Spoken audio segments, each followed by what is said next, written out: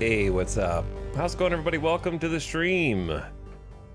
It's Saturday, and the weekend is here at last, and we got some weekend baseball. Back once again, he's addicted.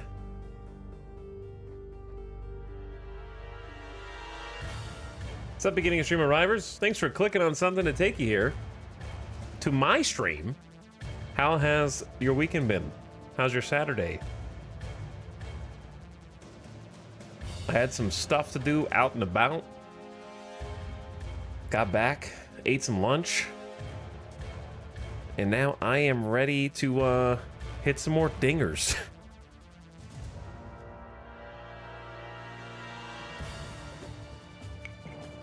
Got some coffee. Somehow I just started the stream and I'm already down to half a cup, so we might need to fix that.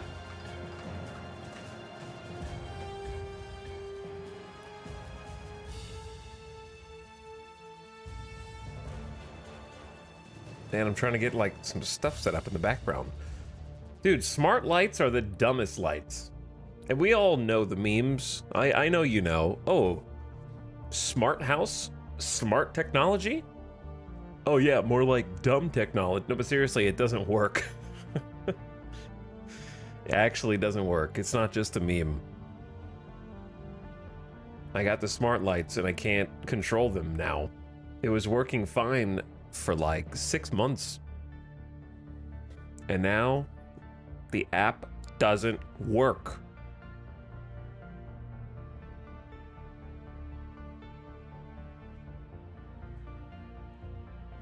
What's up, chatters? Hello, guys, Veninator, Mitch Davis. It's Mr. A Jr. something. I don't know. I did my best. We need some capital letters in there to break up the words. Stornathus, what's up?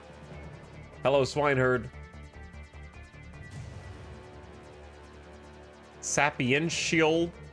You guys have difficult usernames. What's up? Invlux, Nutaruk, Gnome Sang is here. Ottercog, Calandrel, Xanashar. Hello, Flammable Cow. What's up, Nine and Dava? And thanks for the beginning of stream sub, Jinjin, who says, let's go, Vultures. Pumping it. Pumping it. And also, Loopy Guy is excited for baseball today. Thanks for the tier 1 sub. I'm glad you guys have been enjoying it. Cubs versus Sox yesterday was good. Looking forward to the next one in an hour. Yeah, lots of Saturday baseball, like in real life.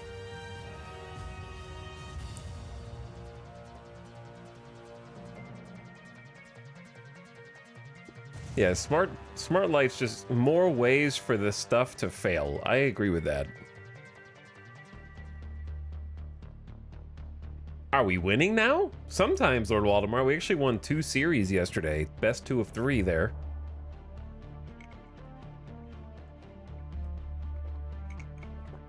And not just any series. We won a 2 out of 3 against the best team in our division in the game. So, hey, who says the Vultures don't have what it takes to go the distance in their first year? If I went to the World Series in my first year as an expansion team, I think chat would accuse me of like manipulating the code behind the scenes or something. You guys would be like, let me check the details on your game settings.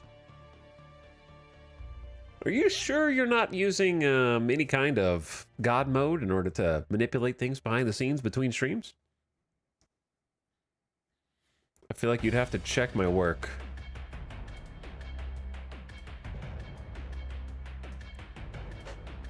Okay, I'm still kind of like getting set up here.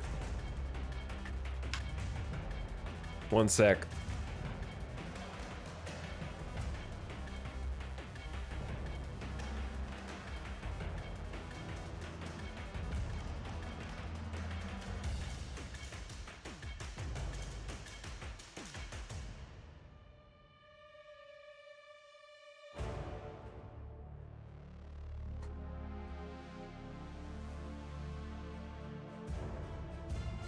Okay, I'll do it myself. This should work. Hello? That's not what I want to be. There we go. Hey guys. I'm here. Take me out to the ball game. I intend to do just that for all of you. What's up, Wanyanners? Wampaloosa, Lashley's back. Hey, guys. Spooky music. Spooky Mass Effect. A Cerberus agent is here. One day I'm going to go back and actually finish the Mass Effect trilogy. I love the first two games. I never actually finished the third game. And I can't go back and play it because Mass Effect is one of those games that people have just stopped making, which is a series.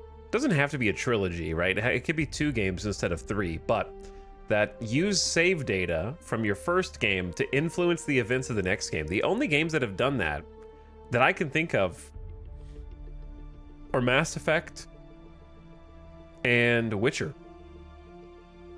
Or at least that have done it well. Are there any other games you guys can think of? Those are the only 2 that I know of that, like, use save game data.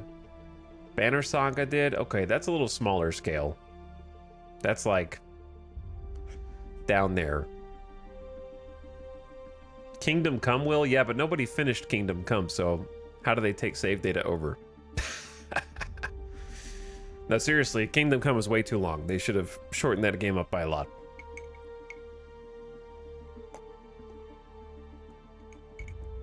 I guess Dragon Age would have too. That's also in the BioWare wheelhouse.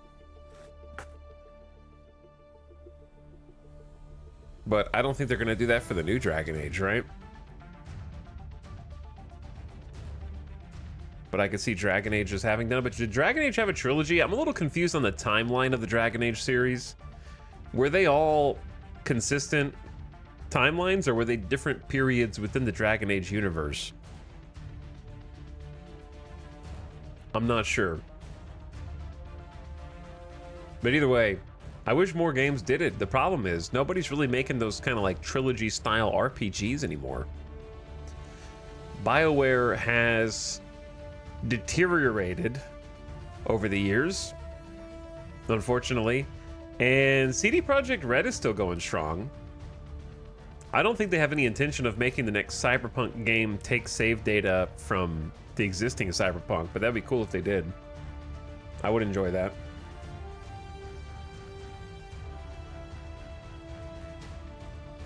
I think 2 through 4 are the same timeline in Dragon Age.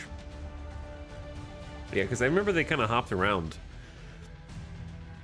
But yeah, I don't think there's any games that are coming out that are like confident enough to be like, yes, we are gonna do at least 2 games in this series, maybe 3. Whereas games like Mass Effect were always going to be more than 1 game, for sure, right? Like Witcher was always going to be more than 1 game. I feel like now everyone's so much more cautious and it's like, well, we'll release 1 and then see how it does. Dude, I can't get the lights to work. There we go. That's going to have to be good enough.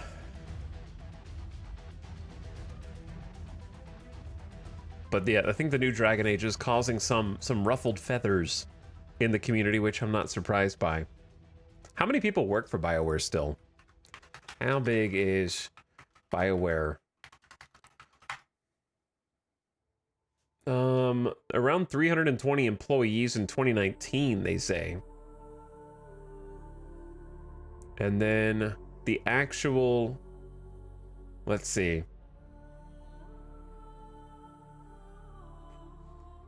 And then they cut 50 positions like a year ago or something like that. There were a lot of firings last year in a bunch of different places. SWTOR got handed off, right, to like some caretakers or something, I believe. I miss SWTOR. I miss MMOs. I've been reminiscing about like MMOs lately and how World of Warcraft used to be. Nostalgia glasses firmly on. In the early days, just wandering around, exploring every nook and cranny.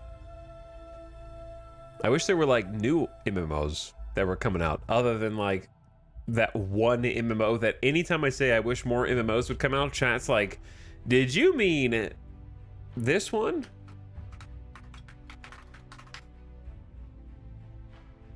Ashes of Creation, I think is what it is. They're always like, have you heard of Ashes of Creation? And that's like pretty much the only one. I think there's one called Throne and Liberty. And then technically, is the Dune Awakening game gonna be an MMO? Technically, dude, I have no idea. That's Funcom, right? I'm not even cautiously optimistic about Dune Awakening. I'm just cautious. I'm not like pessimistic about Dune Awakening because at least Funcom has MMO experience and has made a few that people enjoyed. So maybe I would check that out. I still haven't watched Dune 2. Gonna be like the Conan game? I feel like it will be, but the way that they keep talking about it, I've watched a couple trailers, they make it sound like it's gonna be elevated. I think there's a lot of promises that sound very grandiose.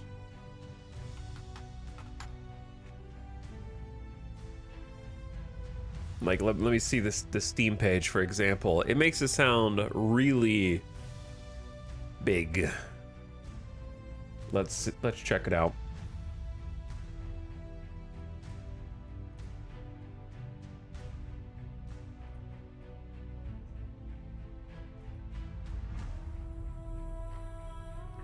Dune Awakening. Rise from survival to dominance on the most dangerous planet. Okay, yeah. Your journey begins. Choose your identity.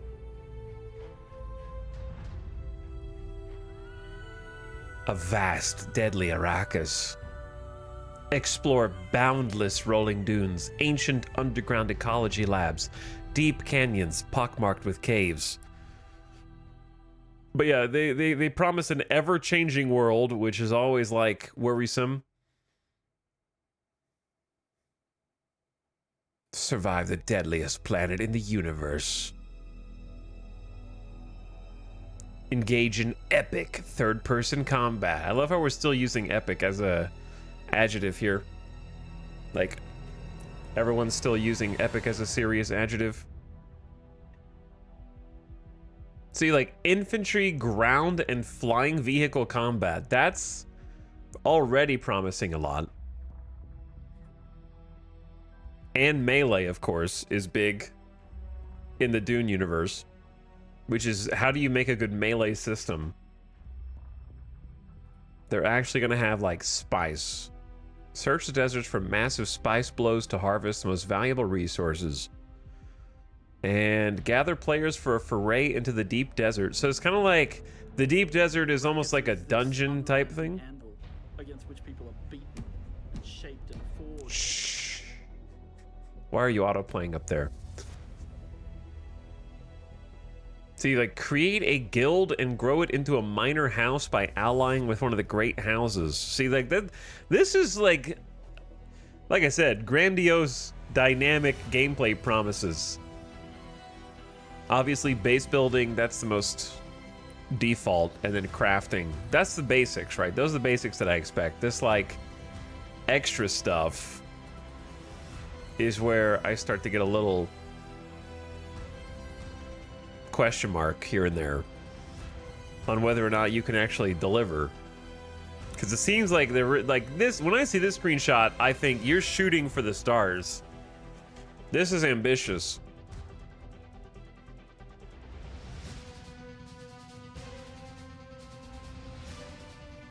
All the there's a lot of vehicles.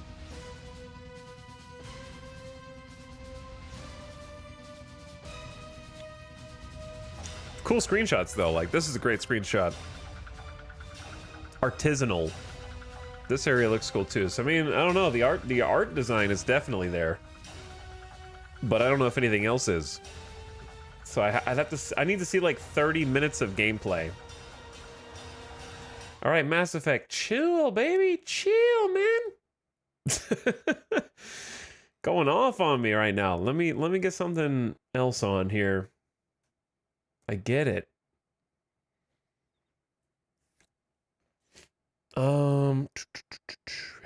Let's do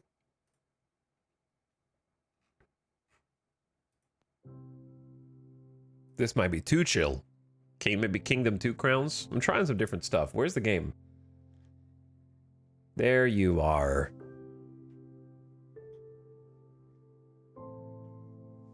There you are. This might be too chill. Might put you to sleep for a nice Saturday nap.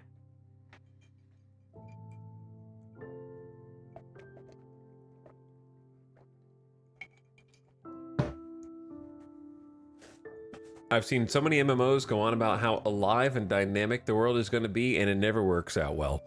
The closest that we got to that, I think, at least for me, was the Arc Age beta. Actually did feel super dynamic and super alive. And then I didn't really play it after launch because it kind of like got worse after beta and became almost a different game experience altogether.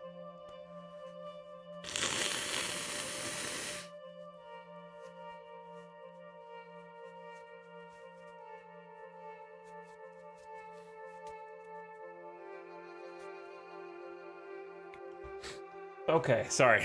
I thought I had muted for blowing my nose. Instead, you get nose noises. My apologies. Anyway, welcome back to the Vultures. I think I pushed the button, but nothing happened. All of my tech is not working today. The beginning of stream allergies are in full force. We are 8-19. 8 wins and 19 losses. We had a good day yesterday. I think we played, I want to say we played 7 games total, and we won 5 of those. Most importantly, we beat the Astros, who are number 1 in our division. Not anymore. Not anymore. Just knocked them down, and the Mariners have taken an early lead. A lot of baseball still left to play. And we have actually tied the Rangers for last in our division now because we are 5 for our last 5. I mean, sorry, 5 for our last 10. So we are 5 wins, 5 losses in our L10 is your last 10 games. So this is kind of like how you can keep track of everyone is how they're trending. So yeah, we caught up to the Rangers, who were on a 5-game skid along with the Athletics. So while the Athletics have lost 5 in a row and Texas has lost 5 in a row, we have quietly won 5 of our last 7. So we're kind of like actually moving up. We're still 10 games back from first, and I don't expect to compete in first or anywhere close to it. But hey, I want to do as good as I can, man. You know, I want to win. I don't want to just tank for an entire year. So today we sort of have to decide how we want to progress, because there's still a ton of baseball if we wanted to do this like the way that we've been doing it, you know, playing like 7-8 games a day. You can do that and we'd get to like 1 2 3 4 5 6 7 8 like there, or we can start simulating more games and just kind of play the ones that seem like pivotal in a game series. Like if we let's say we simmed against hypothetically Minnesota. Maybe we lose 2 and I'm like, I don't want to get swept, so I try playing the 3rd one to see if I can like manage a victory. Or maybe we win 1, lose 1, and then I play the 3rd one to make sure that we maybe we win the series. So I don't know. Because, like, what I want to do, I like playing the games and seeing how they go, but I also don't, I love playing and streaming out of the park right now, but I'm not going to stream it another 15 times to see the end of Season 1. So I'm not really sure what is the best idea.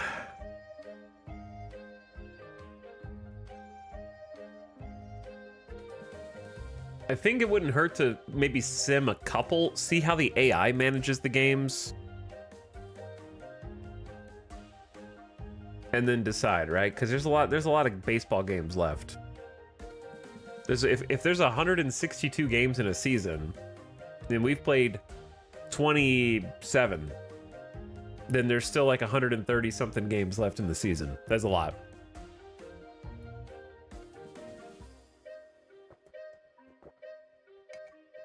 Baseball plays a lot of games. If you're like an American football fan, you couldn't possibly comprehend.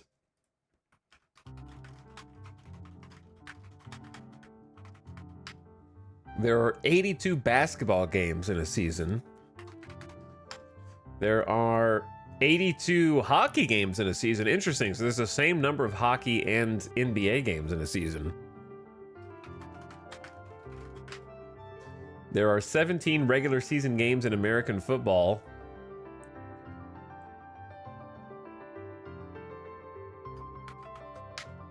And American soccer is 34 matches. Major League Soccer is 34. So I want to say baseball has the most games of any sport. They just play all the time. I mean, you could see the schedule. This is a realistic schedule. We had to play actually, we had to play more than that. They literally played 12 games before a day off. Yep, it's 12 games and then a day off.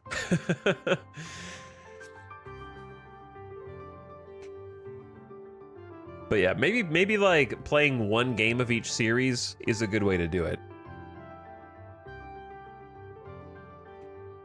But the reason why baseball is so many games is because it is a game of averages and numbers. So you need a statistically significant sample size to determine how a team is actually playing over a long period of time. Because it is so many different moving parts, 5 starting pitchers or more per team, plus all the relievers, plus the people you're sending up and down. And you got to have the numbers. And you got to play the numbers. Okay, let's take a look actually at what's going on. I'm really happy Ian Anderson got the start last game. And we just called him up. He was our first pick in the expansion draft when we were making this team. But I was afraid to kind of like give him the MLB start because he's 26 and that's kind of young to just go straight away. So I wanted to give him a couple of, at least one start in AAA first, just to kind of see how he did. And he actually did the same in both the AAA start and the MLB start. 5 innings of 2-run baseball. So that's pretty good. If he could do that every time, I would actually be okay with that, because that's very good. So we gave him the start yesterday, kind of called him up because I thought that our starting pitching was going to be a little bit more solid and that he was going to be the weakest link, but I was wrong, and we've had an issue with our starting pitching, as you can see from Inoa and Kikuchi with a 9.5 ERA, which he just got really unlucky, and a grand slam got hit off of him in like the 6th inning with 2 outs. So that was crazy. He went 5.5 2/3 innings, so he needed 1 more out, and they hit a grand slam off of him. How does salary work? It's kind of a big question. The short answer is there's a luxury tax, Urban Cake. So your owner budgets a certain amount of money, and if they go above a threshold, it's like 200 and something million for their team salary. There's an escalating amount of tax to prevent people from overspending. Like you start to pay 20% tax, you start to pay 40% tax. So you would basically end up throwing away progressively more money to incentivize you to not keep going. How does it work in game though? Okay, I'm just generally speaking, or like something specific. In game, I have a front office, and I have an owner, and my owner has traits. So this is Steve Peterson. I think he's just a made-up guy for the Vultures, and he is demanding in his patience. He's a penny pincher. He's a hands-off owner, so he doesn't want to be involved in the day-to-day affairs. He's got whatever balanced priority means. He's currently delighted, which that's nice, and he wants to achieve a winning record. And then he decides my budget. And so in this case, the budget is $220 million for 2025, but we have various expenses, in this case totaling 190 mil. So for salaries, however much you're paying your players, you have your actual amount that you're paying this year in the 2025 column, and then your projected amount that you're going to be paying each player in the 2026 column. And that's subject to change. That's why it's italicized, because a lot of these players are going to go to arbitration. So arbitration with the A in parentheses, that is kind of a third party who will objectively determine the value and worth of these players who are up for arbitration. Usually younger players like this guy who's 26 years old, who's only been in Major League service for 3 years. So once they hit 6 years of service, I believe, then they can become free agents. So for like 6 years, you get them contracted with your team. And so based on your salary, you have a total down here that you're paying for salaries, and you can also use money from your budget to extend contracts and negotiate with players before their arbitration or salary comes up, because arbitration is kind of like letting a third party do it, sort of doesn't show faith in your players, right? So if you really love Alexander Canario, you wouldn't wait for the 2030 arbitration. You would try to negotiate something with him before the arbitration date and extend him out. And then you can usually get, if they like you or they're loyal or whatever, then you can negotiate lower than even arbitration.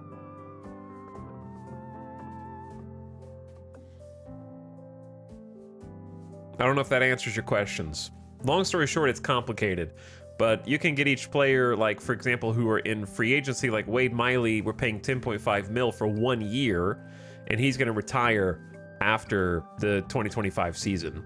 But if we had, like, a younger player who we really liked, like, for example, I didn't negotiate this contract, but I did claim David Fletcher off of waivers from another team who tried to kind of, like, demote him. But long story short, he's on my team now. And he's contracted through 2027. So I'm paying 6.5 this year, 8 mil next year, and then we have a team option in 2027 where if I don't like his performance or I have a different shortstop in mind, I can say we're going to opt out, and then we pay him whatever the buyout is that was agreed to, which is usually like 750,000 to $1 million, to avoid having to pay him 8.5 million and go with somebody else. So it's kind of complicated. There's a lot of options and things that you can do. Like you can have a player option where the player can choose to leave and go to free agency and join somebody else. And yeah, I guess his buyout's 0. But yeah, it tracks all of it, if that's what you were wondering about. Urban Cake. It's all there in the game. But yeah, I've been really happy. Like, our pitching is kind of turning a corner, is what it feels like. I need to see Kikuchi again. Inoue had a troubled start, but went 6. He had a quality start last time he was out. He's 26 years old, almost 27. And if he can keep kind of improving a little bit, we're paying him 2.2 million. We're going to see if he can keep improving. He's going to bring those numbers down.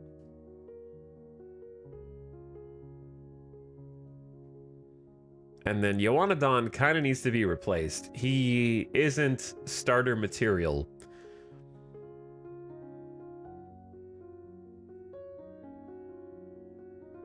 For sure. 4 innings pitched, 2 earned runs, 4 innings pitched, 4 runs, 5 innings, 3 runs, 7 innings, 2. That was his best start. He has potential.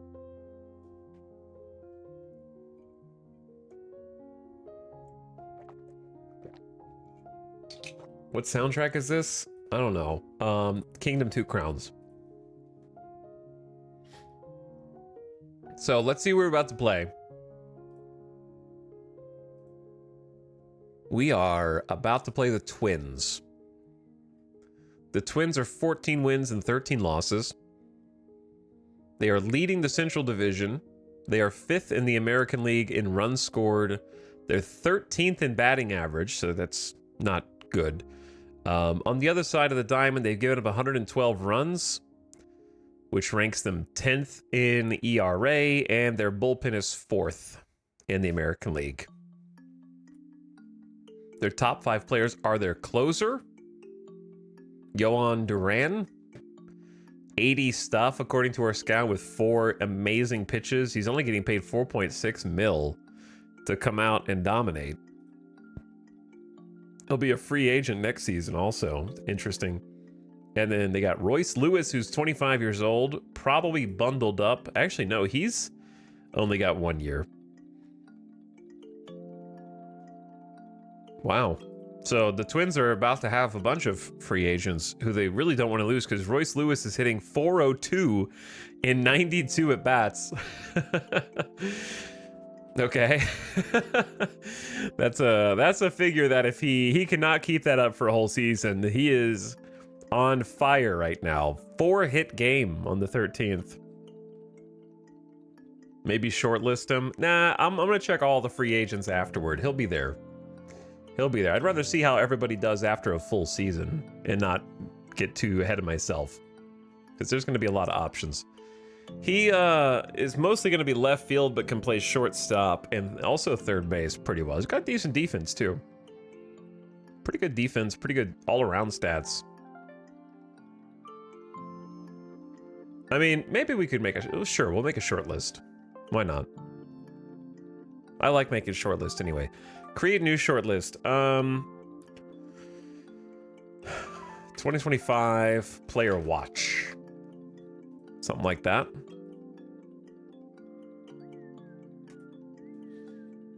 They'd be insane to let him walk. Yeah, they might just give him an extension.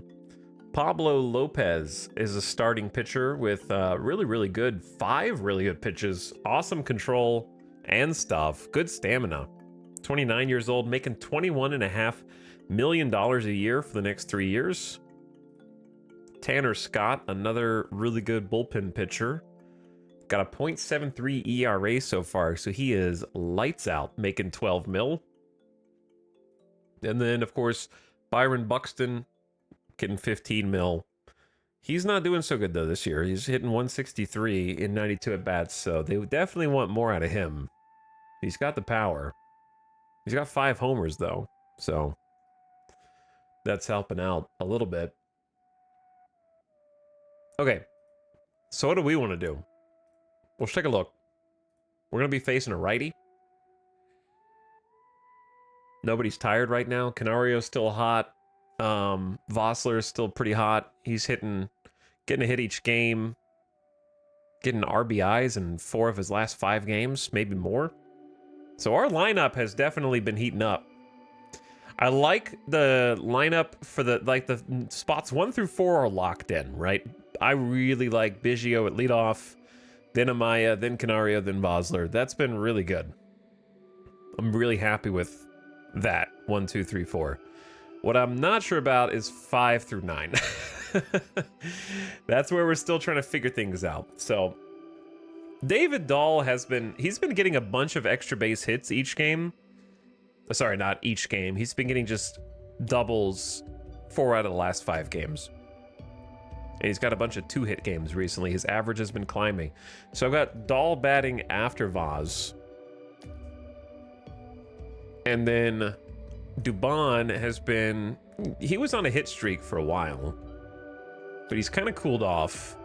Mastrobuoni is hitting even worse, less consistently. Aledmus Diaz is just kind of our fill-in third base right now. He's not my first choice. I think on the team, the players that we're looking to really kind of shore up the team is going to be third base and another great outfielder who's got an offensive capacity. So I think third base and our offense is where we need to make some changes potentially. And then, of course, chat wants a new catcher. I'm just saying, give Caratini some more at-bats, then we decide if we need a new catcher. However, that doesn't mean, if we take a look at our AAA team, that doesn't mean that I'm opposed to getting Yan Gomes up just to see if he can continue his hot streak hitting. I just feel like this is not going to continue. I just feel like he's got 13 hits in 32 at-bats, which is great, but historically he's much lower than that. at 37 years old. Because if I bring him up, I have to find another 780K. I have to keep paying them 780K just to give them a major league contract. So that's the issue, right? Every time I want to let him get some more games, kind of watch him. His nickname is Obion. Weston Wilson is one of our guys that we drafted with the expansion, but I think he left or he got fired, one or the other. Which reminds me, is he locked?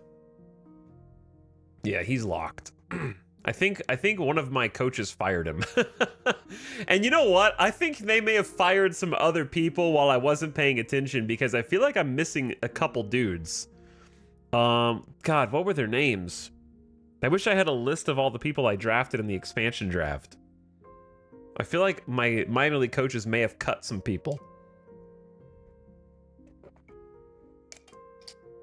I wish I had a list of all... Is there a log of all the people I drafted on the expansion draft somewhere?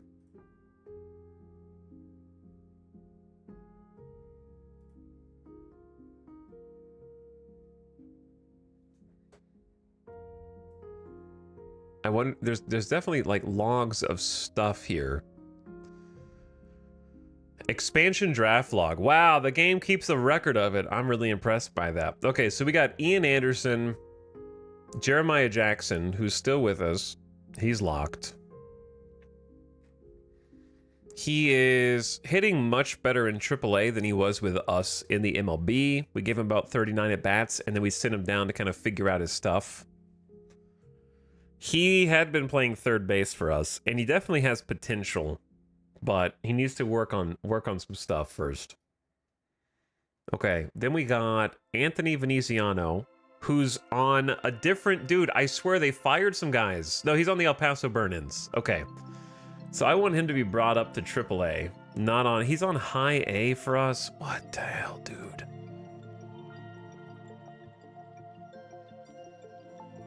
So I want to promote him to AAA Memphis. And then lock his demotion promotion. So you kind of have to do this if you don't let the AI control your minor leagues, you don't have to worry about this. But if you let the AI control your minor leagues, you need to make sure you're locking the players so they can't demote them to high A. Because what's happening is, because we hired a bunch of random free agents, they're colloquially called like quadruple A, right? There's like a phrase that's not a real baseball term, but they're called quadruple A, like Yan Gomes and Yasmani Grandal, who are just old MLB players who are not able to make it on the MLB right now. And so they're blocking spots from the younger players getting like AA and AAA experience. So you kind of run into that issue. Like we got Andrew Kisner, Andrew Hicks, Jake Lamb, Tommy Pham, Jerkson Profar. These are like older dudes who are just kind of like, they're there and they might be able to fill in still. But they're taking spots away from the dudes that I drafted who I actually want to see perform at the at least a AAA level. So we got Cameron Meisner, he's there. Nick Madrigal, he's injured. Christian Pache, he's on the team. Cody Clemens on AAA. Ronel Blanco, Inoa. Lorenzo Cedrola, he's on AA right now. See, that's another guy. Wait, did we let Cedrola? They cut Cedrola? Chat,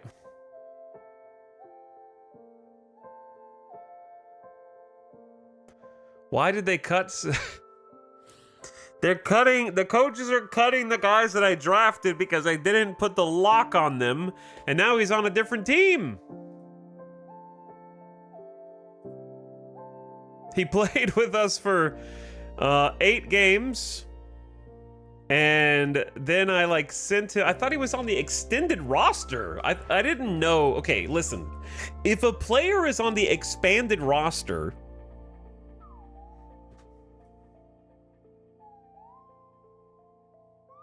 signed an international free agent by the Boston Red Sox, Drafted in the 2024 expansion draft by the Vegas Vultures, round 10, pick 2, 20th overall. Signed a minor league contract. Oh, wait, here we go.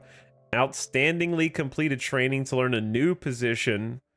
Scout update. Unsuccessfully completed training. Released by the Las Vegas organization. So, okay. How come a player who's on your secondary roster can be released by a minor league coach? If he's on my secondary roster, shouldn't I be the only one who can cut him?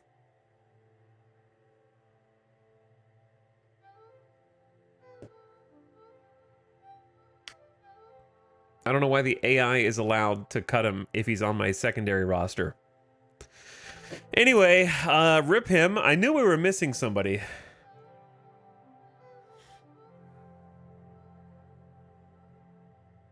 Force a trade to get him back. I mean, I don't even know how good he's going to be, but, like, I can try and trade. But do I have to trade off of my secondary? I guess I can choose one of these guys. Give the Angels some garbage. Who is garbage?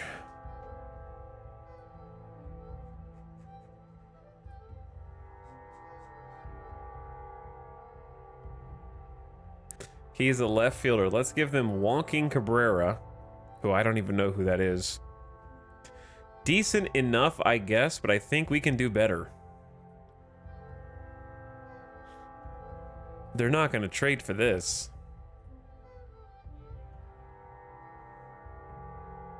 Like, I just hired this dude at random.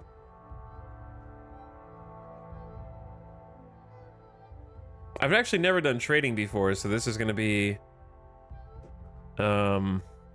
interesting. Nah, I'm not gonna do the commissioner mode. I'm just gonna live and learn. Does this, when he says decent enough, I think we can do better, does that mean he doesn't think we're getting enough? Or does he think we're not giving enough?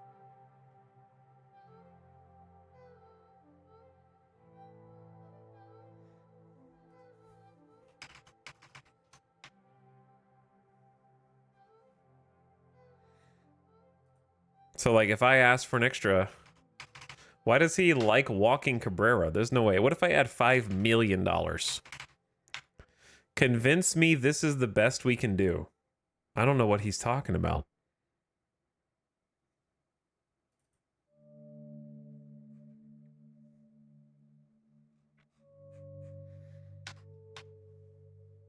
I'm not really sure. I say we just make this trade. It's one left fielder for another. This dude doesn't... Walking Cabrera, maybe it's just because he's 24 and he might just randomly improve. Is that your assistant GM? Yeah, it says assistant GM Joe Roberts. So I assume that's him. Do 50 mil and see what he says. Could do better, could do worse. They might think this offer is an insult. Okay, so what he's saying is complete gibberish. Could do better, could do worse. Just random text that doesn't actually mean anything. 8-ball. He's a magic 8-ball.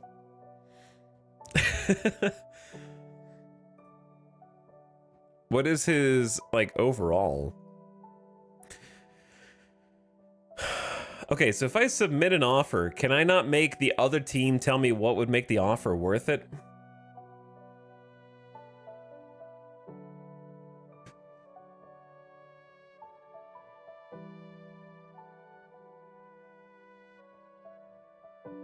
I'm just gonna see what happens. You have submitted the offer. Expect to hear from the GM soon. They should send a counter proposal? Okay. Left is what we give them, right is what they give us. Yeah. Okay, I'm just trying to track down the players that I drafted in the expansion draft because I think the AI has been giving them away. Which is so funny to me. I understand that it's because I chose this. Sign and fire minor league personnel. I understand that I gave that to the AI, but I assumed that if they were on my secondary roster, that they would not be able to be fired by the minor league personnel because they're on my roster. They just happen to be playing AAA whilst on the roster.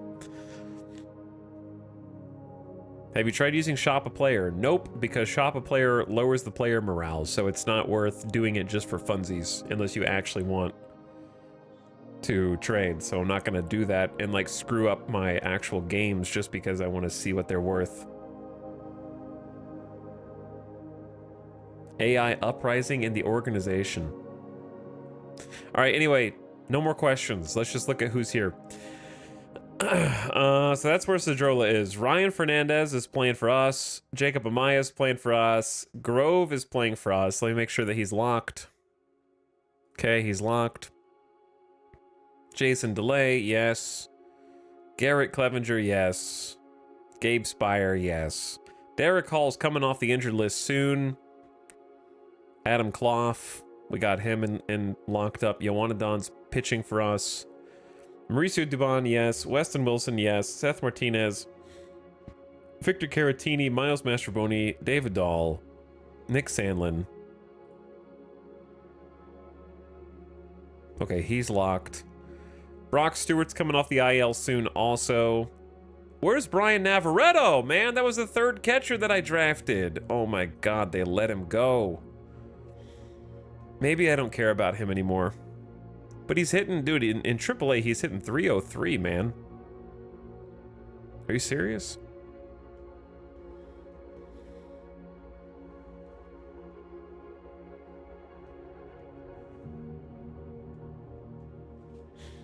Only 33 at-bats, but he was hitting amazing last year, too. Dude, why did you cut this guy? Now he's playing for the Sox. He was in the system and you just let him go. Released by Las Vegas. Yeah, the coaches are doing some odd moves. You're offending me. Your assistant GM has preferences. Yeah, the preferences to Tasty are called dumbass disorder, I think, is the preference. There must be a checkbox for dumbass assistant in there somewhere.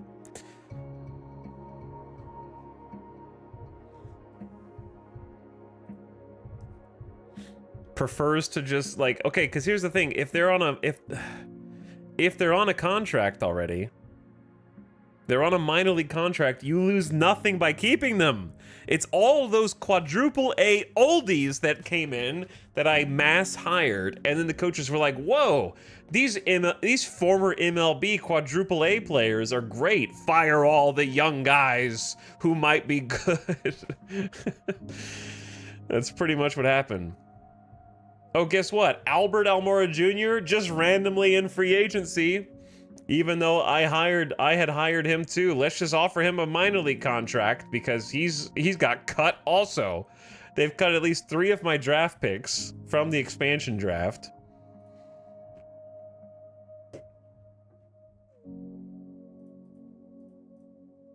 Is there a way to just filter certain players here? Maybe I can trade them like a catcher for a catcher. Do we have, do we have 1, 2, 3, 4, 5, 6, 7 catchers on the AA team? What is going on here? Is this why there needs to be team size limits made in the settings that I didn't do? Because I didn't know it needed to be made? Yeah, I need to have team size limits.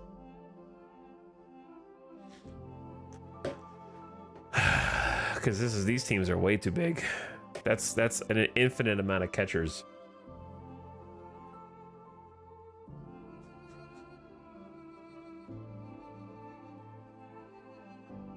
I'm gonna get rid of both of these guys.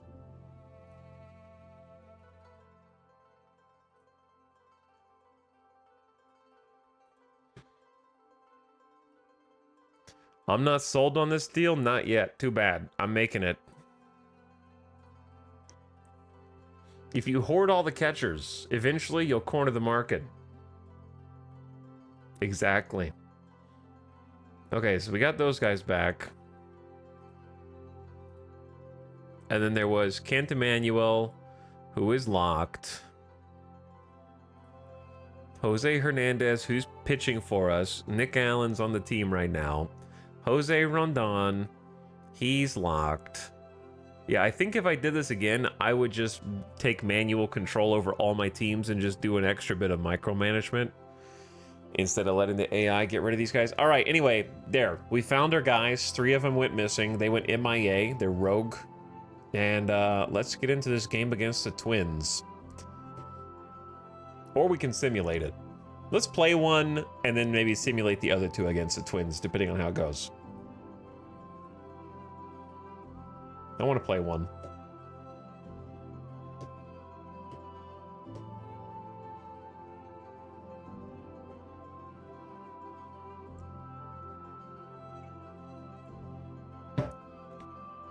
I think I like the lineup against. Let me double check. I think I like my righty lineup. Who's on the bench? Christian Pache, Nick Allen, Cameron Meisner. Meisner's had what, 18 at bats, and he cannot find the ball. .056. Just can't find it. He needs some more playtime in AAA. I'll give him like one more chance. Who's the starter? I think it's Yoanadon, unfortunately. Kind of my least trustworthy guy at the moment, but there's nobody else. I took Blanco out. So I could either pitch Blanco or Yoanadon. On paper, Blanco should be better. On paper. He's got more stuff. He's got more movement. He's got better batting average on the balls put in play. He's got more stuff against lefties. He's got the same stuff against lefties and righties. Movement looks better against right-handers. Home runs are down versus right-handers. Batting average is the same. Control's the same. Stamina.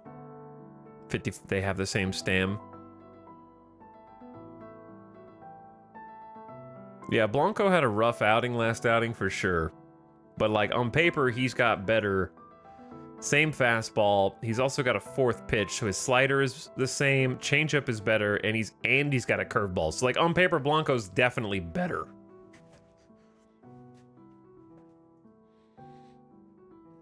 So I think we go with paper here and just send him back out. He's 100% rested.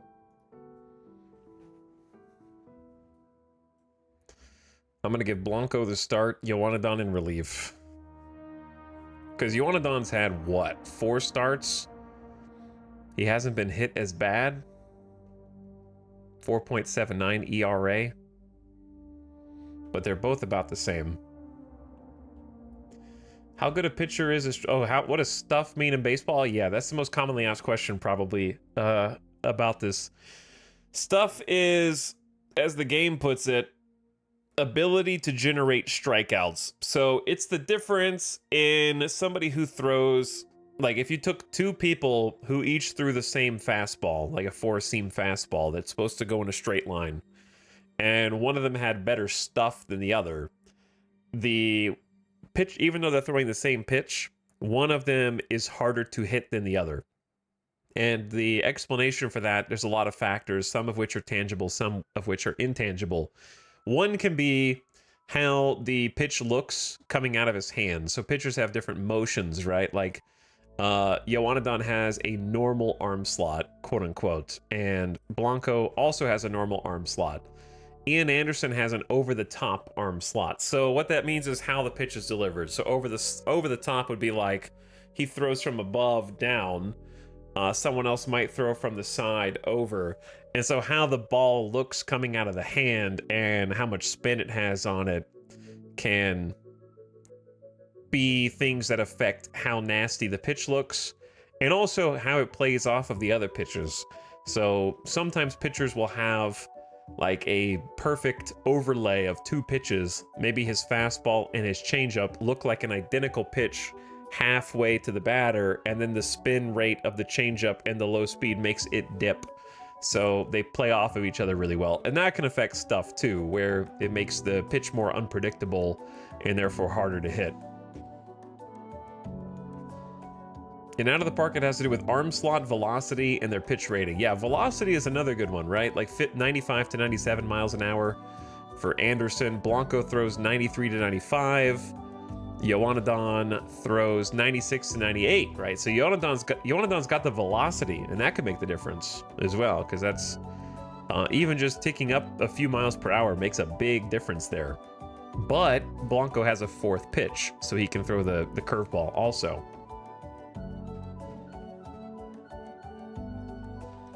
See, if I make a stuff command, you guys are just gonna do it like randomly for fun instead of just what it's there for. What's up, recent subs? Hello, Cliche. Thank you for the 20 months. Welcome back for one more. My favorite game. Thanks for playing it. Thanks for the prime. Aquaric. Dude, what does the Q do there? What that Q doing though?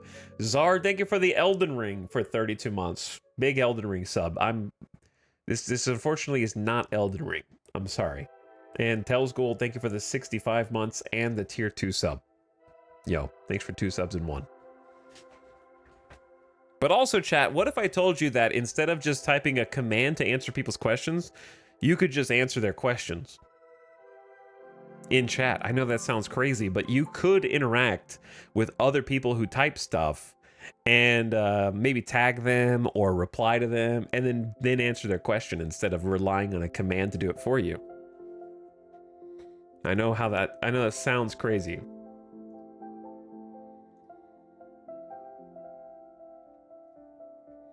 All right, let's send it.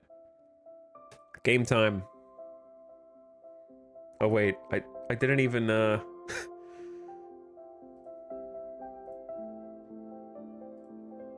didn't let you gamba. Okay, you're only gonna get 2 minutes because I don't want to wait 5 minutes for you to put your channel points. So, will the Vultures win? You have 2 minutes. Lightning time. Go, go, go, go, go.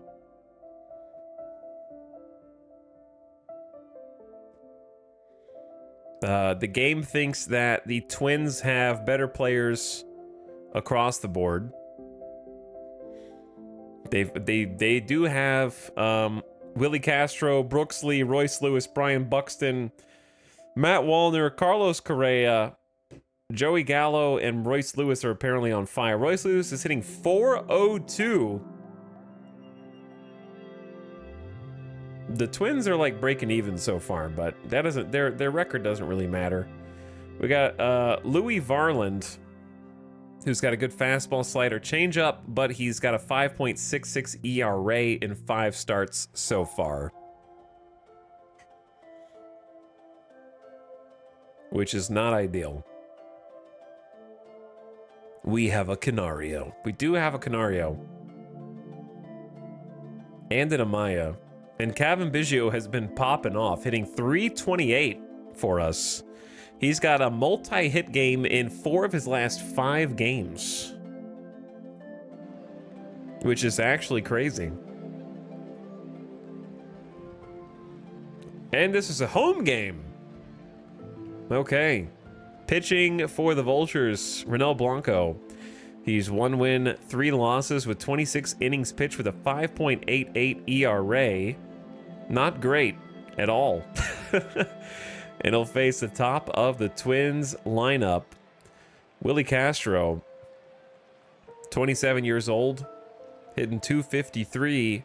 He's got 10 RBIs this season, 23 strikeouts and 91 at-bats, keeps that strikeout rate low. He's fast, and he plays around the infield, second, third, short, and also a little bit of left field. Followed by Brooks Lee, hitting .238 with a .326 on base percentage, so he finds a way to get on base. And then Royce Lewis to try and bring him home is going ham this year. It's going to be a tough out. All right, let's go, gamers. First pitch. Good evening, baseball fans. The Vultures square off against the Twins. We're last place, but we're not going to let that stop us. The wind is blowing out to right. We're all set for baseball. Blanco gets the call. Hitters against are hitting 253.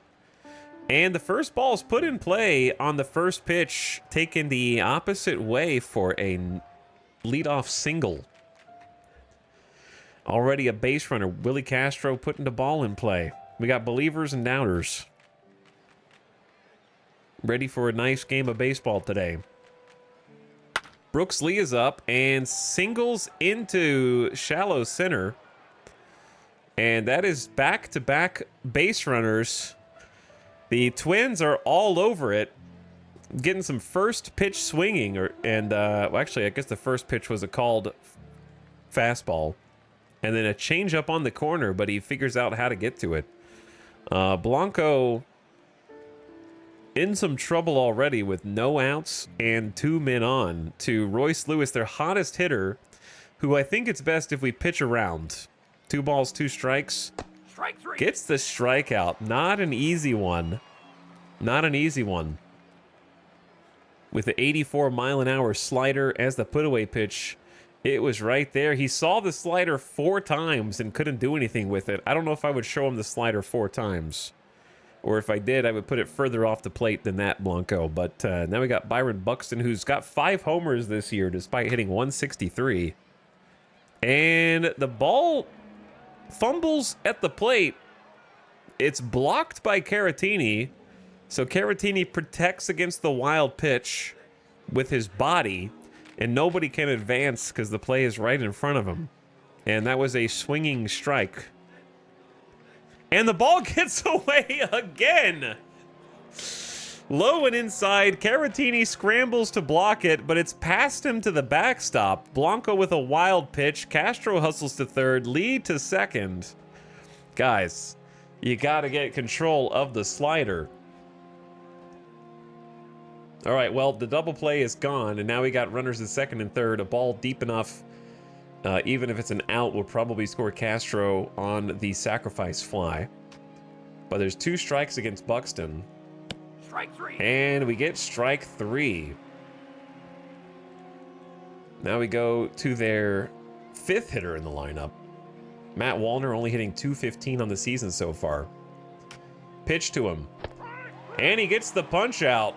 So a little bit of danger, but Blanco keeps his cool and retires the side. That is his 3rd strikeout in the inning with 2 hits. So 3 strikeouts early.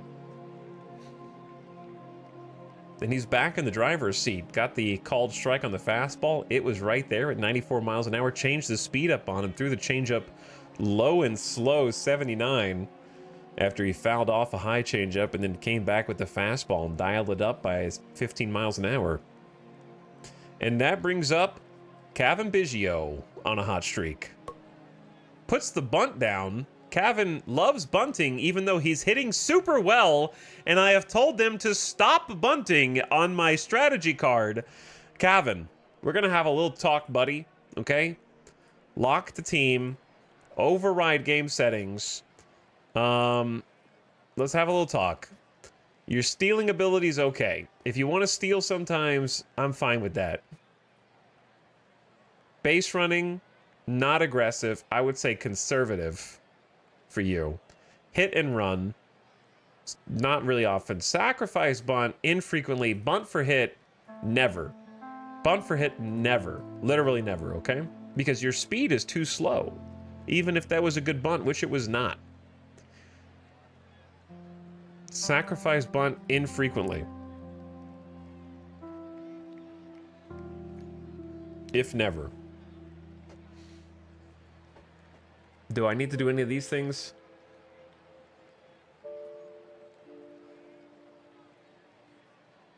Pinch hit for player rarely. Pinch hitter. What is pinch hitter platoon usage? What's the current record? Read the title, Biff. Chat never reads the title. It's right there, bro. What's up, Durf on Turf? Thank you for 35 months. Almost 3 years. Go Vultures. Let's go, Vultures. And Dappa Kappa says, this game is brought to you by the letter E, who's also here for almost 3 years.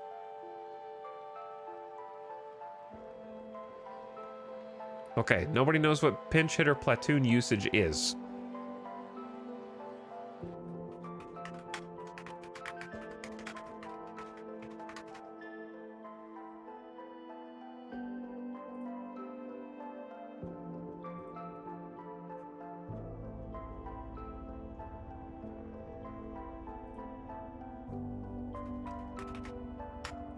The word platoon is not in their guide on the guide page for it. That's when you use 2 or more batters for the pinch hitter position. What is that? I still don't understand, but anyway. I told him to stop doing it. 2 balls, 2 strikes for Amaya.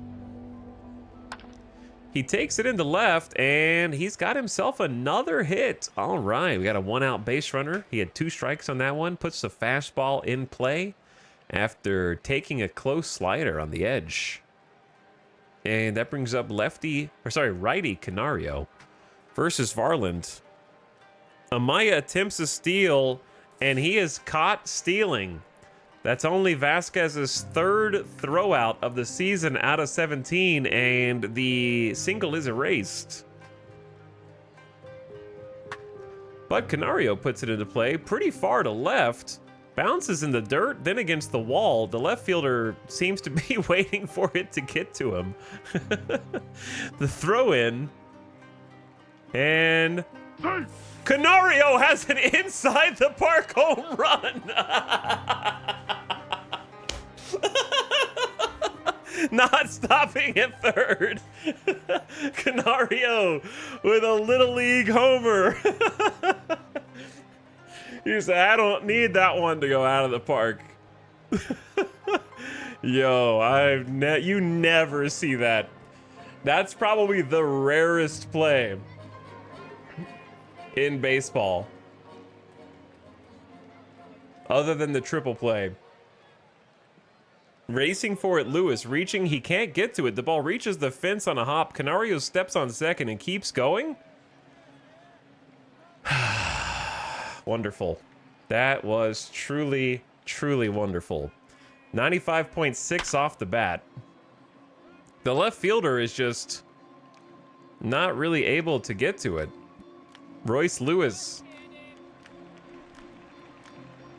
He just decides to like run even though the relay thrower is right there.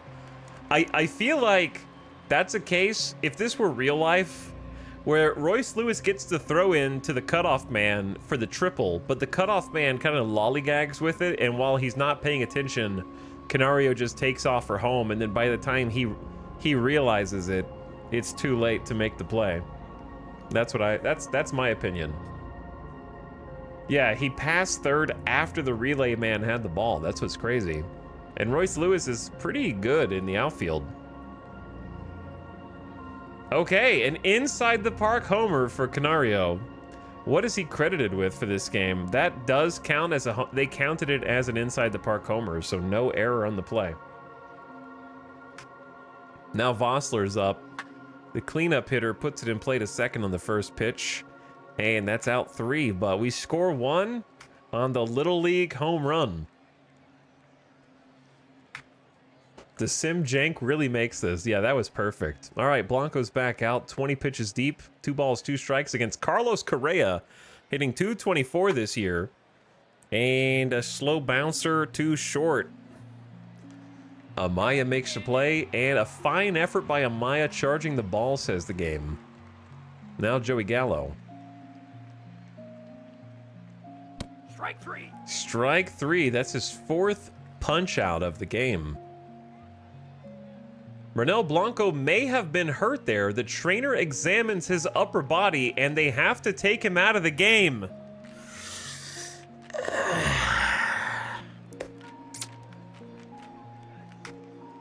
Ronel Blanco was injured. Please make a substitution. Damn, dude, in the second inning? Suddenly we have an emergency bullpen day on the first game of the first game of the series, dude.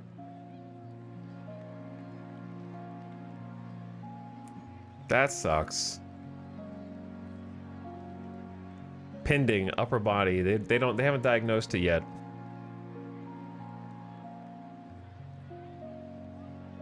Yusei Kikuchi is 100% rested, but he's not supposed to start today. He's supposed to start tomorrow. Maybe if we put Yoanadon in, he was going to start this game, so now we just put Yoanadon in. It should automatically warm up the pitcher, right?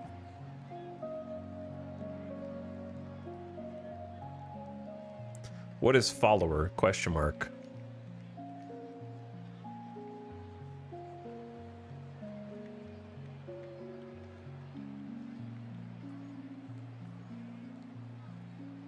I don't know what this is.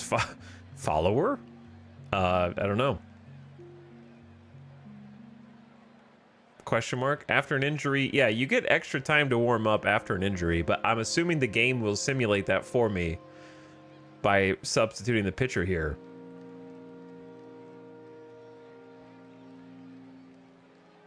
I'm scared to click off the screen.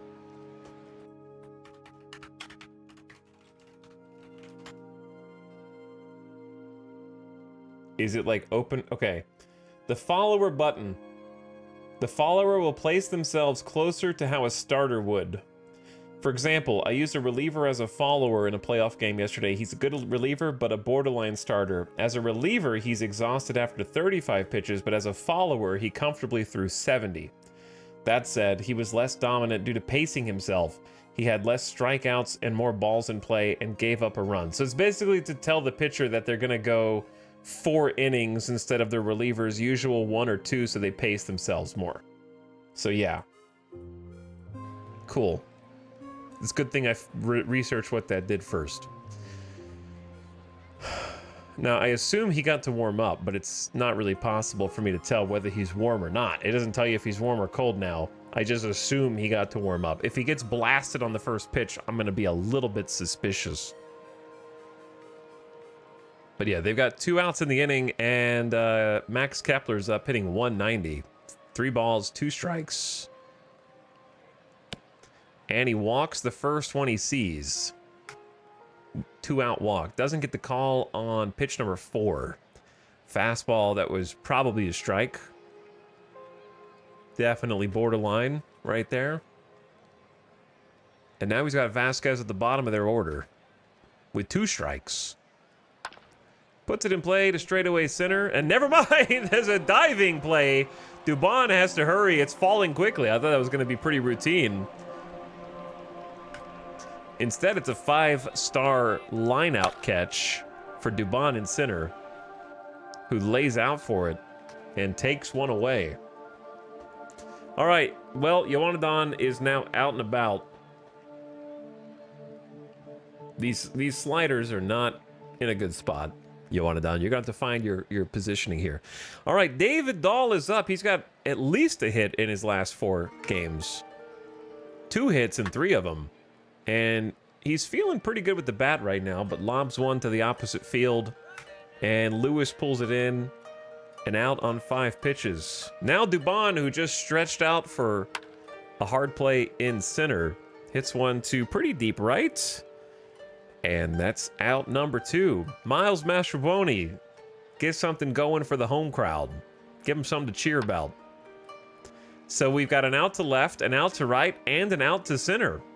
All of the outfielders on the Twins getting a little action today.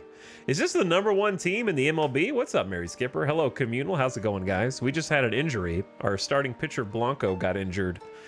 And now we've got the guy who was gonna start, Yoanadon, starting instead to try to carry us through some innings. He's back to the top of the lineup against Willie Castro, who got a leadoff single and puts one up the middle to go 2 for 2.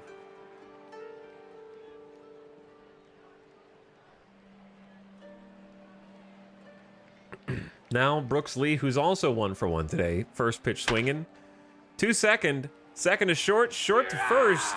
And that's a double play. The 4-6-3 double play. Nicely done, boys. Nicely done. You're out.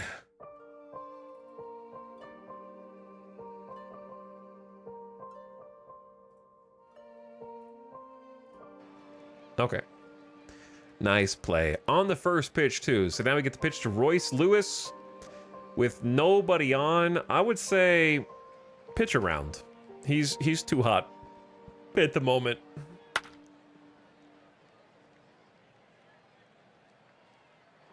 Did you not hear me? I said pitch around Royce Lewis. He's too hot.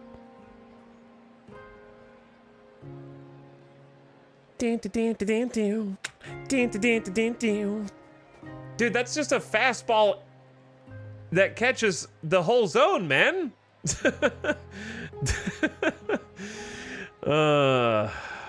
Yeah, just first pitch fastball, 91 miles an hour. I feel like pitch around equals challenge. No, it's supposed to be like, be careful, like pitch, give more balls than strikes. And the game is tied. Royce Lewis continues his streak. That's his 6th home run of the season, 23 RBIs, team leading. And Byron Buxton takes it to right. David Dahl rushes in, has it lunging. Side retired, but the Twins pick up a run on Yoanadon. Pitch around where the batter wants it. Right, yeah, no, that makes more sense. Put it where the batter wants it. All right, Diaz has been playing third for us. He's kind of just filling in, to be honest. He's had a couple good games, but since then, 3 balls a strike, and he makes the fly out to third on a high fastball. Good pitch to hit right there. And that brings up Caratini, 3 balls and a strike, and he takes ball 4 for the walk with a 1-out base runner. Caratini's got his OBP up to 229 now with his 5th walk of the season, and that brings up Kevin Biggio, who should not sacrifice bunt here, but he does strike out instead. 2 outs. To be honest, the ump just gave that at bat away. It's hard to blame Biggio because the second pitch was probably a strike. The third pitch was not a strike.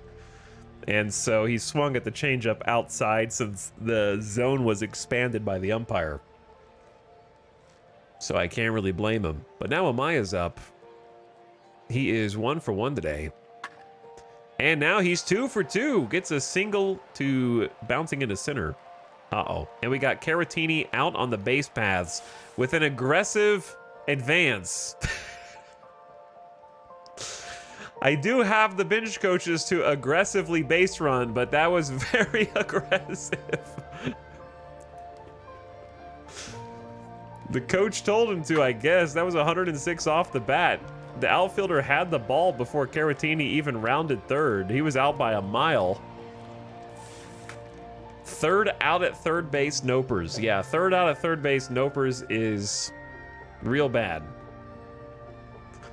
So it looks like we're just kind of shooting ourselves in the foot to start this game off. We got caught stealing. We tried to bunt for a hit to start the game, and we got out on the way to third. That's 3 outs that we've effectively just given them. We've given them 1 whole inning combined. Matt Wallner struck out in his first at bat, and now he puts it in play directly to the third baseman in the shift. Diaz is there on 4 pitches. Pretty good pitches. I think that's more the base coach than the base runner, but it's hard to say because I do have aggressive base running set as a team strategy.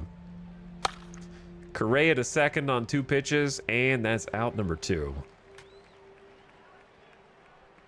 Nice location on this changeup. Good spot for it. And Joey Gallo is up. 2 second. The assist. Biggio's got it with a stretch, and that's it. Nicely done, Yoanadon. Filling in here through 4. Now we got Canario, Vossler, and Dahl. 2 balls and a strike. Canario had an inside the park homer in his last at bat, but he lines out to third this time. Gets a hanging changeup, but can't do anything with it. Jason Vossler watches strike 3 go by. Called strike on the corner, catches the corner. And Baby Doll is 0 for 1 today, but he had a hard hit ball. He puts it into play pretty deep to left center, and that's all the way back through the glass underneath the gasoline advertisement. That is actually David Dahl's first home run of the season. 432 feet. The outfielders just look up and watch it go. 4-3-2. That is a bomb. Deep, 105.6 off the bat. That was no cheap shot. That's a home run anywhere. Off of Louis Varland. There you go, Baby Doll. All right, he's got the potential for power. Like, he's got 60 gap power and 45 power. He just needs to keep hitting well. So now he's got a hit in.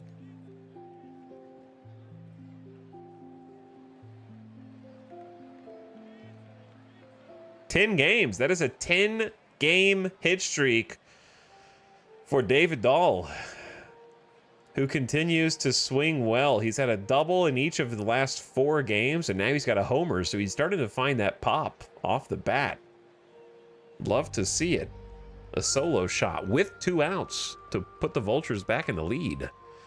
And Mauricio Dubon flew out to right field last time up. Now he puts it to short. Reaches out at first, and that's it. But hey, we take the lead. Everyone in the stands has won free gas for a year. Wow, Craftswell, I don't know if we have the budget for that. I'm not sure we had the budget. Yeah, that was just a nice change-up on the corner, hard to do anything with. We had the bottom of the order for Yowanadon, who's only 23 pitches in. And on the 4th pitch, we got a grounder to short coming in with a throw out by a couple of steps. Easy play for Amaya, it says. 4 straight fastballs. Got the call on strike 1. Now Vasquez, their catcher. Over to first. The assist to the pitcher covering the bag. I think that's an out. Yeah. He's kind of standing away from first base, but he's there. Plants and throws to Adon, who's covering, and Vasquez is out on 1 pitch. Now we got Willie Castro, who is 2 for 2 today, so we're going to say pitch around.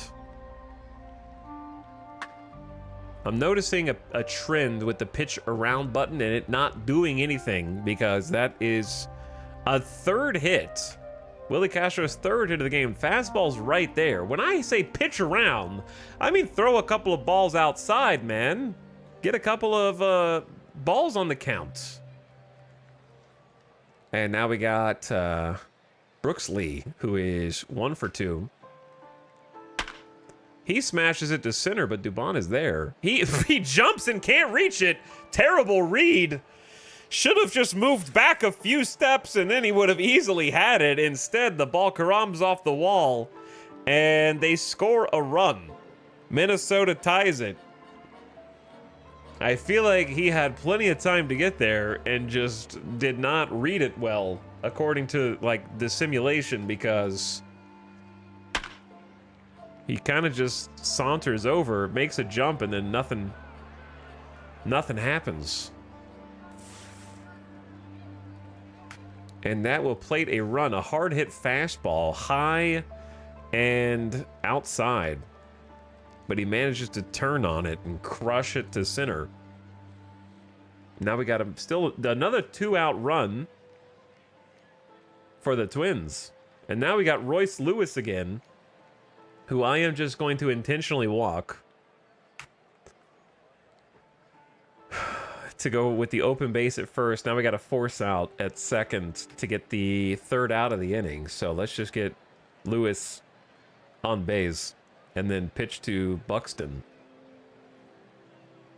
who's hitless, takes it to center. Dubon is there, and that's out number 3. All right, damage is limited.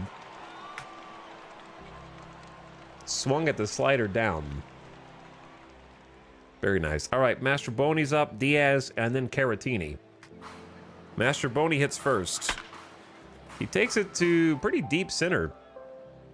But the center fielder is there on the first pitch, and suddenly it's dark outside. All right, Diaz, 0 for 1 today. 2 strikes. Swings and misses. Third strikeout of the game for Varland. He's 68 pitches deep, pitching in the bottom of the 5th right now. Caratini's up with a ball and a strike. He reached on a walk. Now he takes it to pretty deep center as well, but that is out number 3. Okay, let's go, boys. Yowanadon, keep it tied for us. 38 pitches in. I think he's good. So we got Wallner, Correa, and Gallo up. 2 balls, 2 strikes. Strike 3 gets the call on the corner with the slider.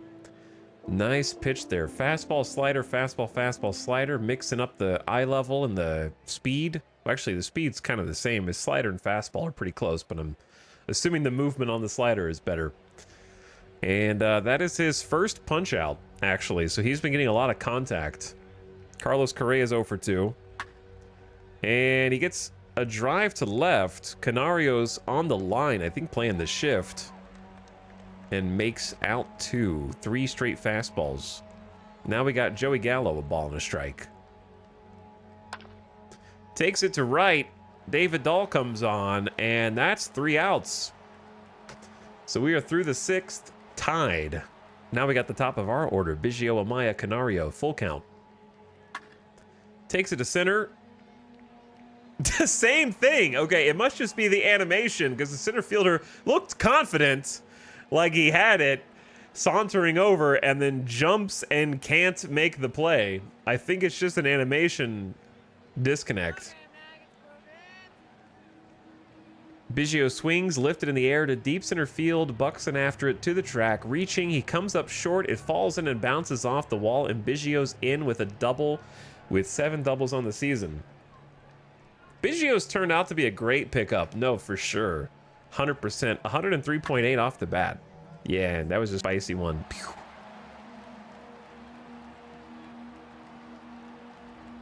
What is your pitch camera set to? Yeah, sure, I'll show you. My pitch camera is set to view, action view camera, or I have dynamic action camera checked, and then pitch camera is center field close.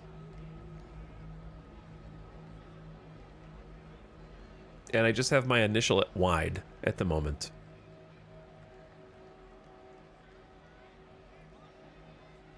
So hopefully that helps. All right. Yeah, Biggio's been a fantastic pickup.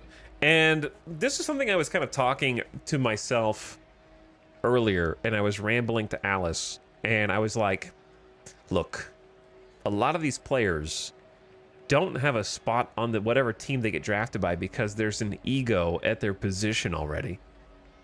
You know what I mean?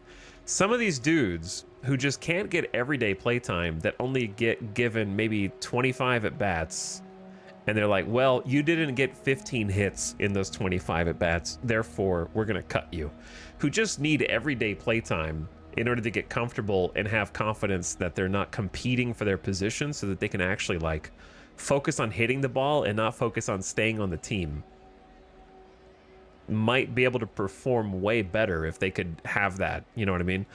Like, in Kevin Biggio's case, with Toronto, he had plenty of playtime. So it's not always the case, right? He had 220 at-bats, 250 at-bats, 257 at-bats, right? So he had playtime, for sure. He had the most plate appearances in the league. He did really good in 2020. But sometimes, like, they just won't bench a guy, even though he's got 200 at-bats and he's hitting under 200, because we're paying him, and if we bench him, then he's going to get even more bad. And it's like, I wish that in real life you could swap people around the lineups without their feelies getting hurt all the time, just to find out where they actually perform. And it feels like sometimes in baseball there's this weird line in the sand between, like, do we want to win or do we want these people getting paid hundreds of millions of dollars not to get slightly upsetty? You know what I mean? There's a lot of teams like that have one of their star prospects sitting on the bench just because their everyday player doesn't want to sit on the bench. And it's like, give him. Why do you have? You've taken your star player away from AAA, so he can't play anymore because he now just has to sit on the bench and watch your other guy play worse in his position. That's what's crazy to me. When they call him up to the MLB and are like, instead of actually playing them, they're like, no, you sit. Now you can't play AAA or MLB. Yeah. You're in the void. You're back here in the void. Anyway, great double from Biggio. Maybe he's finally found his calling, or maybe his bat is going to go ice cold for the rest of the season. I don't know. Like, he could even out and then regress back to this. Which, to be honest, if my first baseman is hitting 248 with a 330 on base percentage and 14 homers, I'm okay with that at this point. Like, that would still be acceptable. That's kind of like baseline for me. Because he's got other features. He takes a lot of walks. And he's also got the leadership, loyalty, the intelligence, the work ethic. He's got the captain personality, so he's making a positive impact on the clubhouse too. And maybe making other people perform above expectations just for the sake of being there. All right, Amaya grounds out down the first base line, but moves Biggio over to third. So a nice at bat anyways. We're in range of a sacrifice fly if Canario can put it deep enough. Canario takes it to kind of shallow center. Not sure if it's deep enough to plate the run. I would send the runner. And they do. All right, Biggio scores one with a nice sacrifice fly. Getting that small ball run here to take the lead. Amaya with a productive at bat. So that's a productive out, right? You got out, but you moved a guy into scoring position for the next guy to come up to hopefully score the run. Good job. And the bases are clear for the Vaz. Slaps it in the left and gets a 2-out single. He's seeing the ball pretty good.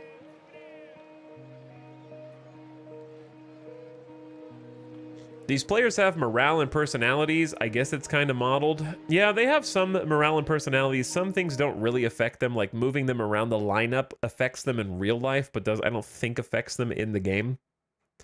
So there's a couple things that maybe they could simulate if they wanted to. But they do know if you're trying to trade them or you're trying to shop them around to trade and they're disappointed with their own personality. Like you can see, you can't really see it on this screen, but you can see their they have like 6 different factors that affect their morale. So one has to assume good morale equals better RNG, like more likely to succeed, right? Bad morale sounds like it would just be more likely to fail. So you don't want them to be like super unhappy. What's up, Smurg? Yeah, baseball's neat. We've won 2 series in a row, and we're going to try to win another one here. And David Dahl's up. He had a homer in his last at-bat. But he strikes out against Daniel Hudson, who they brought in relief to get the punch out there. And Yowanadon comes back out 49 pitches in. We're in the 7th. So I feel like we're going to let Yowanadon pitch, but we're going to get somebody else to start warming up in the bullpen just in case, because he's come out for over 4 innings now. Sometimes players will email you and complain if they aren't where they want to be in the lineup. That's hilarious.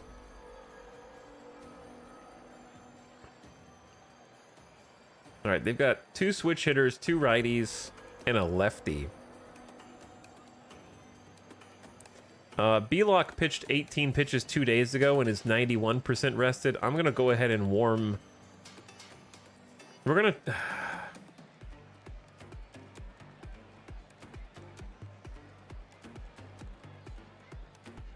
I think I want the righty. I want Seth Martinez, but let's get B-Lock up. We're doing the B-Lock experiment to see. He was a starter for us. We're gonna see if he can be a reliever for us now. So I'm gonna start warming him up while Kepler comes up to bat. 2 balls and a strike. Lazy pop-up on the infield. Who wants it? Third baseman Diaz calls off the shortstop. And Amaya lets him go.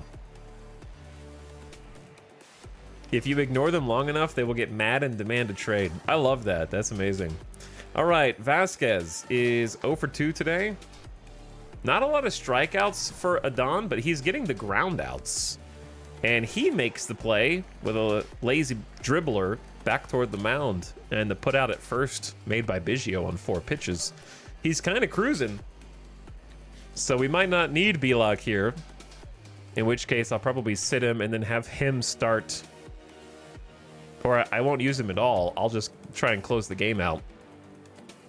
But yeah, we got to get Willie Castro and also Lee out. Then they can be tough. We got 2 strikes on Castro.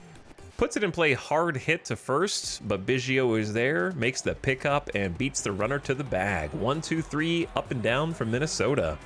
And now, for Take Me Out to the Ball Game. The 7th inning stretch.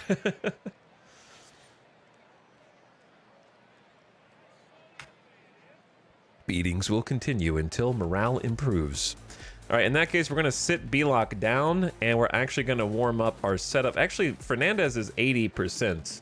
He just threw a few days ago. 80% seems high, but is it really? You know what I mean? Chat, what do you think about a reliever at 80%? That sounds high, but I don't really know. I'd like to get Fernandez and Clevenger to close out the game. They're my main guys. Because Fernandez has the stuff, the control, the really good fastball, slider, screwball, cutter.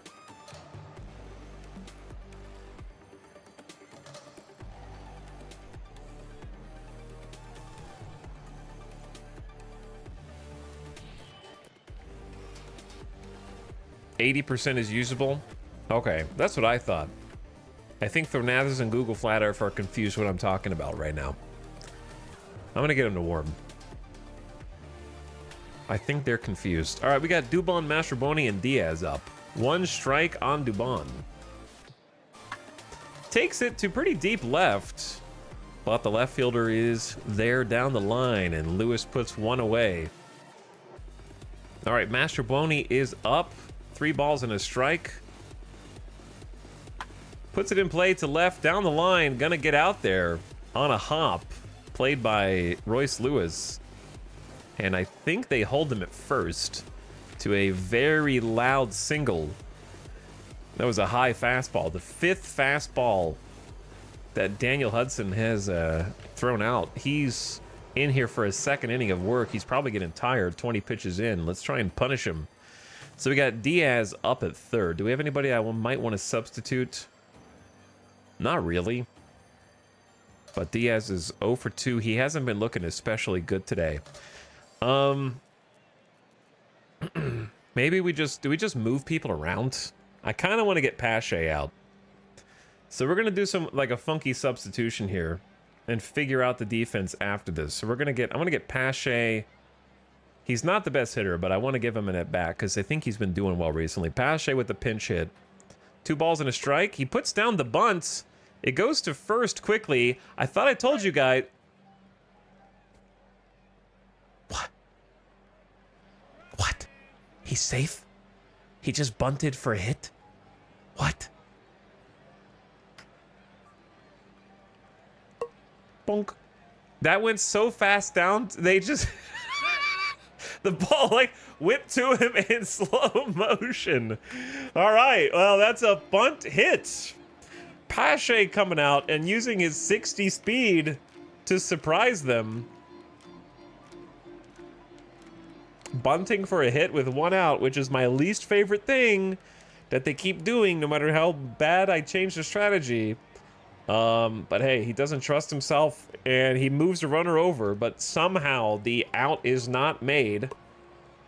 even though the first baseman picks it up cleanly, stares at the pitcher, and then underhands it.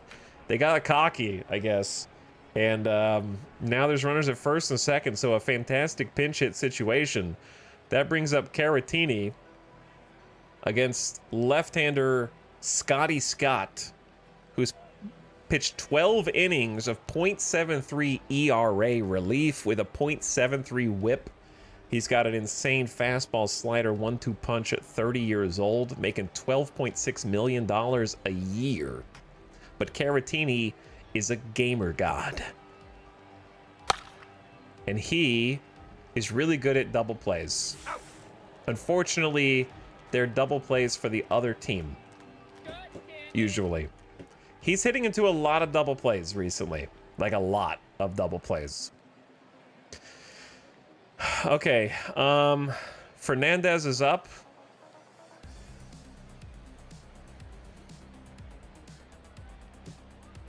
And now we have, I want Pache and Sinner for the defense to try to hold the lead, because he's got amazing center field range, arm, and errors. And then Dubon is going to have to play second, which moves Miles Mastrobuoni to third. I didn't really think this through. Yeah, unfortunately, Miles is going to have to play third. He doesn't play third very well. 45 aptitude. So defense at third. Actually, we might be able to bring... Nah, Nick Allen's not going to change anything here. Okay, well, we'll do our best at third. Defense is lacking at third, but higher in the outfield. So, Ryan Fernandez. I trust you, Ryan Fernandez. He's got no earned runs given up in his last 2 appearances. 3 of his last 4. But he's got to pitch to the heart of the hardest outs here. He's a 26-year-old power arm. Brooks Lee is hitting one pretty deep, but Pache covering gives chase and gets there to grab it for the first out. A 5-star catch. That's what Pache is there for. 104.4 off the bat. I think only Pache makes that play. Probably. Nice defense. Nice defense. All right, now we got Ryan Lewis, Buxton, and Wallner. I'm not a fan of intentionally walking Lewis here, but I'm going to say pitch around him. And if you walk him, you walk him. He scoops it into left pretty deep, but the left fielder Canario is standing under it. And hauls it in for out number 2 on 5 pitches. So he didn't get the call on the first fastball. Didn't get the corner here. The ump is squeezing the zone. And then fouls off a fastball and then hits him with 97. Fernandez is 96 to 98 miles an hour up there. And now Buxton with a ball. He lined out in the 5th. And he chips it over the second baseman for a 2-out single. What is with these 2-out plays, man? And that takes us over to the lefty Wallner. 11 pitches deep. I believe in my guy. 2 balls, 2 strikes. Gets the punch out for strike 3, and the lead is preserved. And now we got the top of the orders, so we're going to start warming up our closer. Garrett Clevenger is 90% rested, and he'll try and come out for the save. We can try and tack on some extra insurance runs, though, here.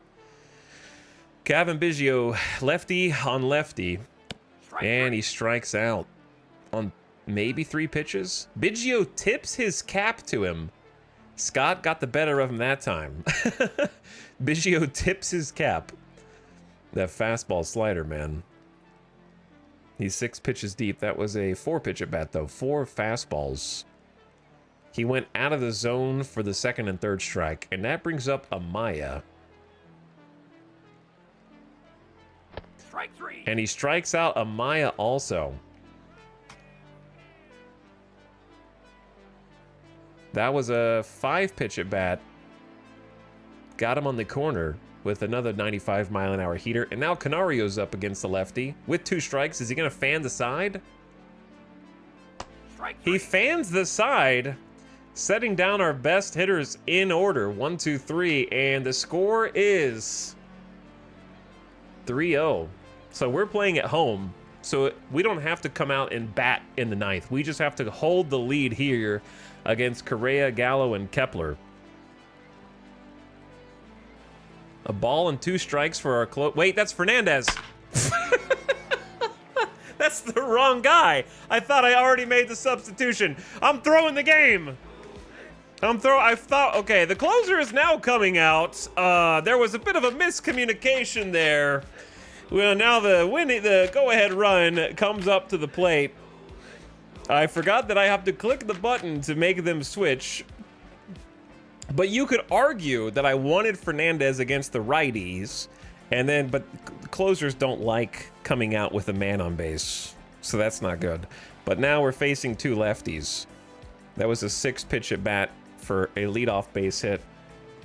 A ball and 2 strikes against Gallo, right? And he gets a strikeout, so now we're a double play away from winning the game. Had a nice pitch mix there.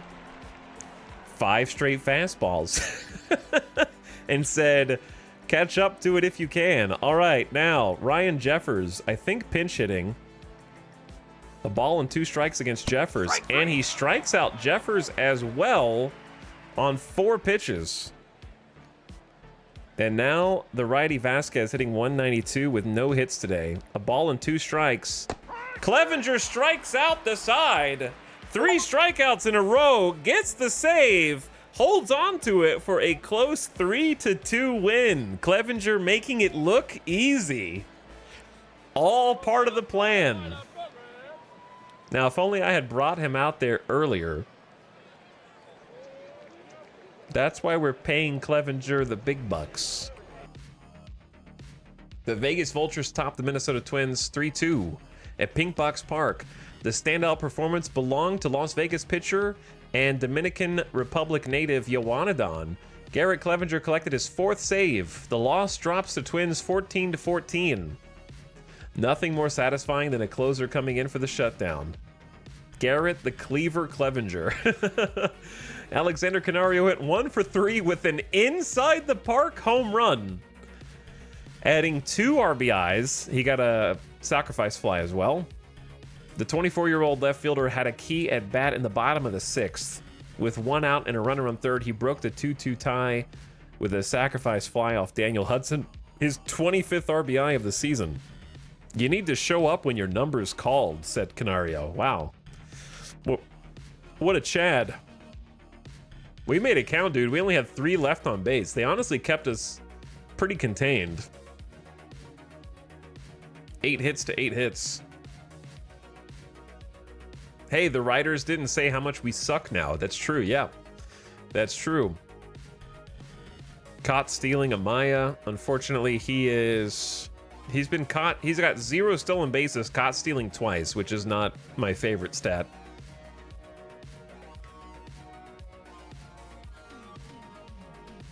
So Biggio came up with a double, I think. 2 strikeouts. Amaya had a 2-hit game, still continues to hit hot. Canario 1 for 3 with the sac fly, very good. Vossler 1 for 3. David Dahl with his first homer of the season, love to see it. Dubon 0 for Mastrobuoni 1 for 3. Diaz 0 for 2. Pache got the bunt hit, which was kind of clutch. I enjoyed that. And then Blanco got taken out of the game with an injury, so we got to see what happens to him. Yoanadon came out for 5.1 innings of 2-run ball, so he did great in extended relief. And then Fernandez and Clevenger combined. Clevenger gets the 1-inning pitch since he got all 3 outs. And Clevenger continues to dominate. He's 10 innings in now. Gets another save. We're only paying him 2.5 mil, which is kind of crazy, but he's 30 years old. Normally he walks more people. His home runs are down though, which is great. What's also nice is when your pitchers get more innings, you can start to check out their splits. So we can go to like Clevenger, or like Clevenger's not a good example because he's just been gaming. But let's take Ioannidon, for example, because he's had more innings pitched, right? 26 innings, so he's got more people. So now we can go to his pitching stats and do his 2025 splits. So you can really get nitty gritty in here and play the stats as much as you want. So right now I can see that he sucks against lefties. He's getting hit 7.84 ERA. His whip is double against lefties than righties. So you can really go in here and crunch the numbers and see that he's giving up more home runs to lefties, he's walking more lefties, but he's also striking out more lefties, and the batting average of lefties is way higher. He hates pitching in the daytime, does he? 5.06 ERA during the day, 4.35 at night. How well does he pitch when there's grass versus turf? As a starter versus a reliever. So you can get all the stats broken down here and really make those decisions. However, like, I know it kind of looks like, oh, I'm gonna throw out Michael Grove. How does he do? Bad. And it can you can just keep it like that, good, bad vibes, or you can go in and like break it down. Like in spring training, for example, he didn't start any games. He was only in relief and he was lights out. Almost looks like Adon should be a righty specialist. Yeah, initially, it kind of looks like he should be a righty specialist so far. How do you see how many batters he's faced? I guess you could just count innings pitched and multiply it.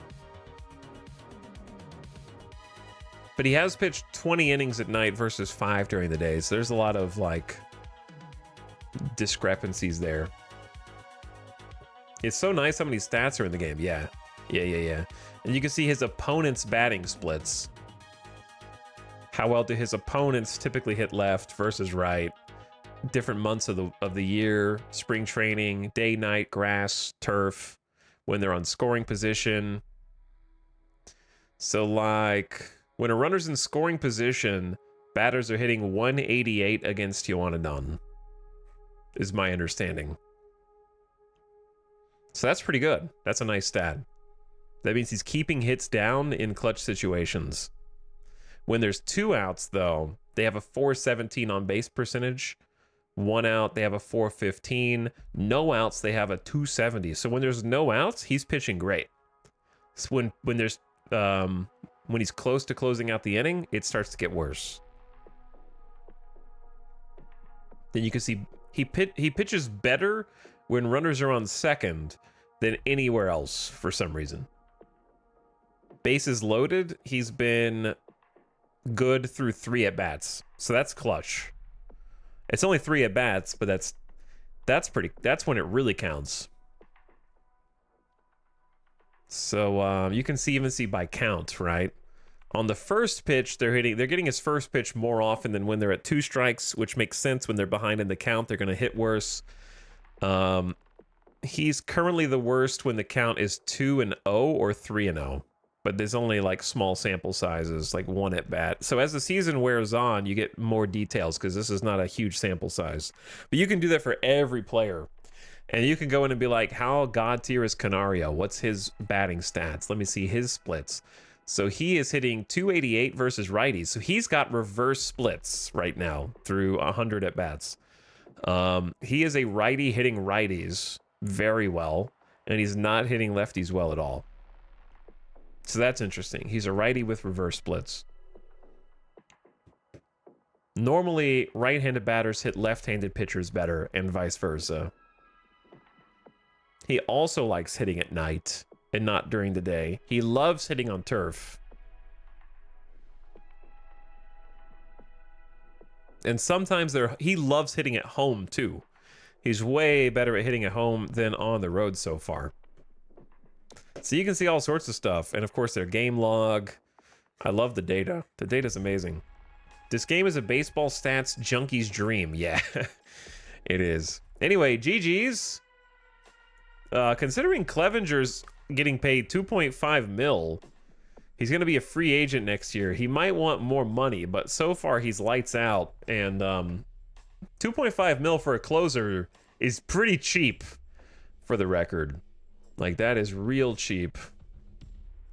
1, 2, 3 struck out the side. Good job, Clevenger. Well done. Let's make sure we save that and pay those believers.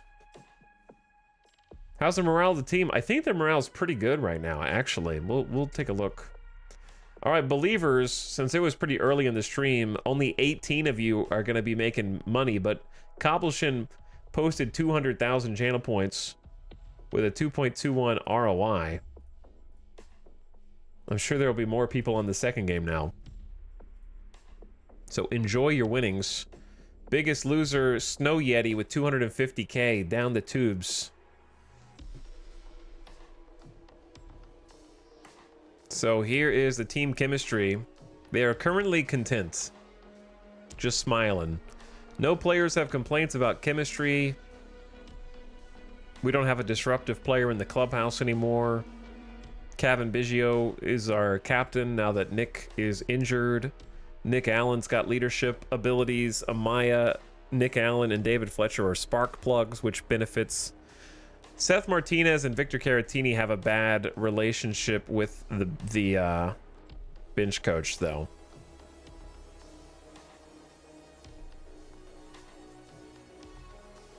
So I'm not really sure how to fix that outside of get rid of them or get rid of the bench coach. And then you can meet the team.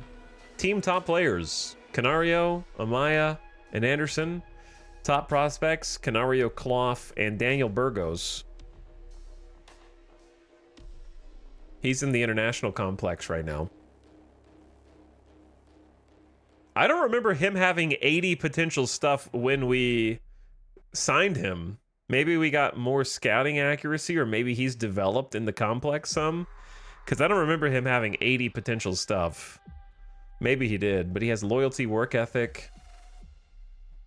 So this could be a future extreme ground ball bullpen closer for us. Or setup man.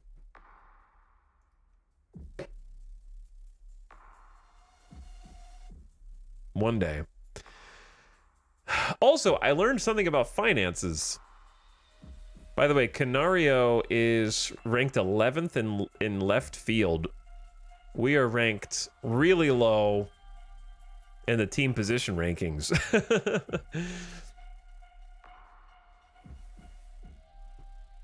I like that we have career team leaders also, and team history is going to start filling in up here. This is a cool, yeah, it's a cool page. Oh yeah, I learned about my finances a little bit more. How do I find that? Front office. So on this page, I was like, wait a second, why is... I watched a video last night that kind of enlightened me on this page. By the way, attendance has gone up now that I've lowered the prices to $18 for ticket prices. So we put on a sale, and we're back up from like 18,000 attendance to over 30,000 attendance. So we're packing more people into the park. It's not quite full yet, so we might even go cheaper. We'll go $17 for tickets, because I'd rather have more people in for $1 cheaper than try and pack the house. Get everybody in there, you know? Let them go to the games. So that's good. We got attendance up. There are season passes. That's the green. So they already bought the season passes at the beginning of the year. So green is the guaranteed. The game simulates everything, dude. It's crazy. All right, but anyway, I figured out where my money went, because I was like, why do I only have 13.4 million? I thought I had more money. It's because I have 44 million for extensions. So this is that's not the only reason. This is actually next year's money that it is reserving from next year's budget to extend the contracts of players. So if we wanted to show confidence in our players, I could go ahead and extend like Canario's contract. I wonder what Canario would even want for that. Before he gets to free agency, you don't have to do this now by any stretch, but like, I'm just curious if you offer him an extension. It's way too early. Let's talk next year. Okay, yeah. He's not going to go back with us, dude. He's using us to inflate his own value. He's going to leave us after this season to try to join one of the good teams. But anyway, I wasn't done. In the front office with the accounting, here's what I figured out. I'm still trying to figure out how the money works in this game. Obviously, we don't know where the 15 million miscellaneous went, but why is it projected? Okay, it's just 2025. I think this is either the charity or the game got confused, or it's a bug, because we read the developer say there's not supposed to be miscellaneous charges normally. So I'm not sure what this 15 mil was. And then I'm curious, cash from owner minus 39 mil. Does that mean the owner has removed $40 million from the budget? Is that what that means? So it was 220 mil, but now it's like 180 because he took 40 out.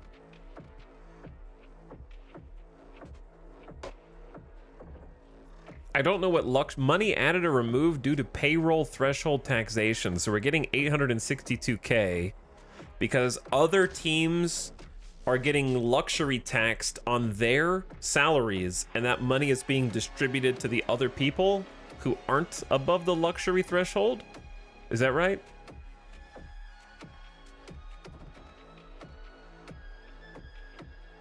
What's up, Maria? How's it going? Oh, I need to update the score. We're 9-19 now.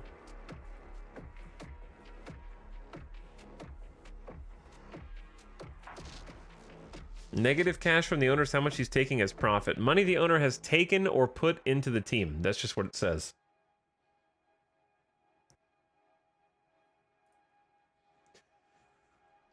But yeah, the money's been the thing I've understood the least. So we made 28 million from season tickets this year. The gate revenue is budgeted at 48 million, but we've only made 2.5 million year to date so far, and we're projected to make 33 million. So we're gonna make less than we wanted, right? We're gonna make 15 million less than we anticipated. Gate share lost. Revenue given via gate share. So this is how much money we pay other teams. There is like, basically because other teams are playing in our park, they get like 20% of the ticket price. So it's minus 6.6 mil projected, giving it to the other teams. And we make money when we play at their park, like 20% of the ticket price. Sort of just like accounts for other teams' fans paying for tickets, I think. And then we have gate share gained, which is just total revenue earned via their gates when we go play at other teams' ball clubs. So we're projected to make 13.4 mil, which is pretty good. Media revenue is revenue from local and national media contracts, which is like them televising our games, I assume. And that's 116 mil. Merchandising is jerseys and team shops. We're projected to make 29 mil so far, 3.7 year to date. So yeah, revenue subtotal is going to be about, we're projecting it to be about 10 mil less than it was budgeted for. Now, here's the part that's important, because player expenses were 65 million budgeted, 65 million projected. And why this is important is because these costs down here, scouting, draft, and player development, aka the development center and whatnot, and international free agency, these are actually locking up funds right now. So if we go to the player development screen, you can see that we've got the development budget, the league development baseline, the draft budget, and the free agency budget. And those are actually removing money from the available funds. So if I had budgeted less in these, we would have more cash available to like sign people in free agency and whatnot. So I'm not really sure how I was supposed to do this, because I didn't have really any idea in my head of what is the right amount of money for different things. And I'm pretty sure that you're able to change these numbers, but I don't know where, or maybe it's too late. Can only be adjusted during the off season or preseason. So I'm pretty sure you used to be able to adjust these all the time. And they might have actually patched this where you cannot adjust them during the season. Because the video I watched yesterday was a PF Holden video, and he was complaining about having the budget for the draft ahead of time, and he liked to have more cash available, not locked up in the draft budget, and he was able to change these numbers at will during the season, and it looks like the devs patched it to where you can't adjust it at all unless it's off season or preseason, but I'm not sure if that's what actually happened or not.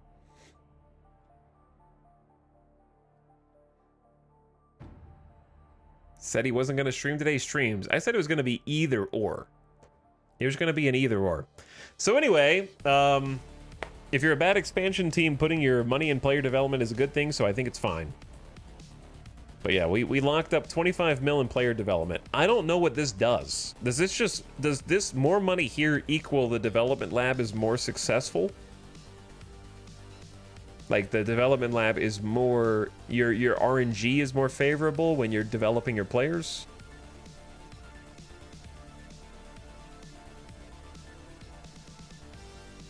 And then for the draft budget, I understand the draft budget,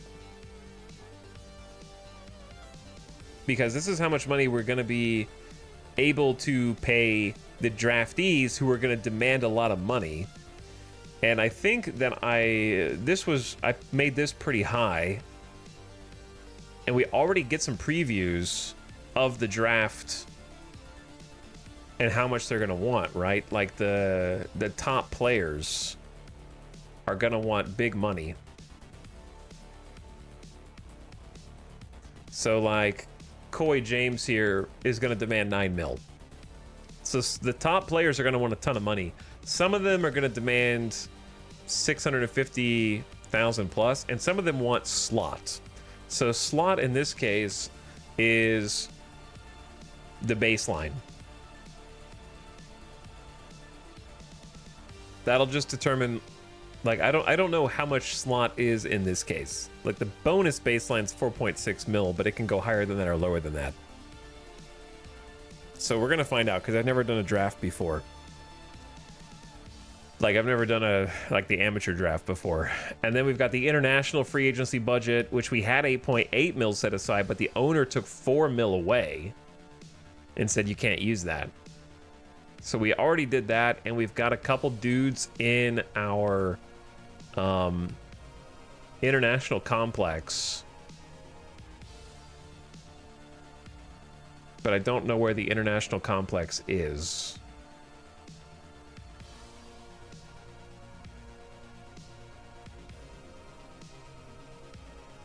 Because these are international market free agents.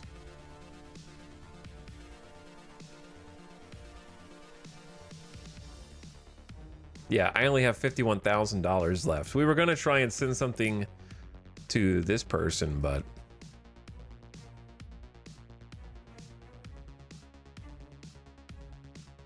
basically, it helps young players reach their potential or possibly become better than expected. Yeah, I want to look up some more information on like what it really does, because it's kind of just a funny number right now for the development number. It's like big number good, I guess. And it's hard to, I wish there was some kind of like a report from your association on how effective that money was that you're investing, because this kind of just sounds like a magic number that you hope does something with no way to like actually see. I think it's under rosters. Yeah. So we got Luis Saldana in the international complex. Did we not get any other players? That was the only one that accepted for 350K. No, there was another guy that had 80, right? Oh yeah, this is just batters. I thought there was a second guy.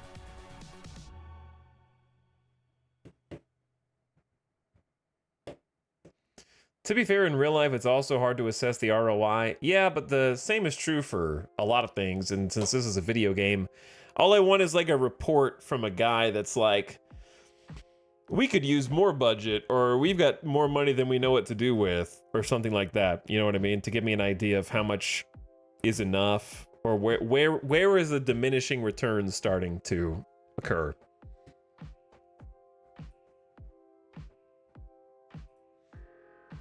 All right, let's finish the day. Maybe we get some mail. You've received a reply to a trade proposal. Oh, I forgot about...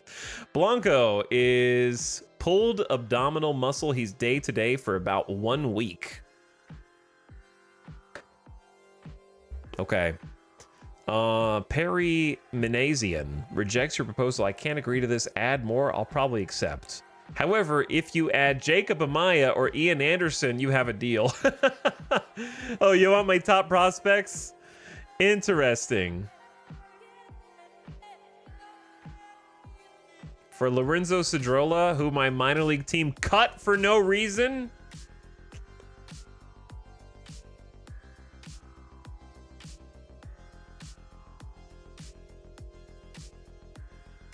What about single A?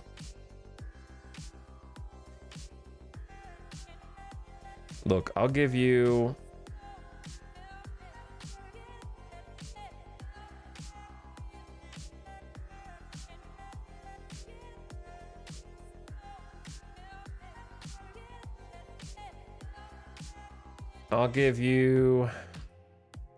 Why is John Valente in all caps?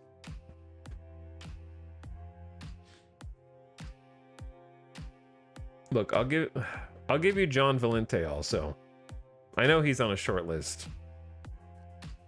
I know. I'm asking why.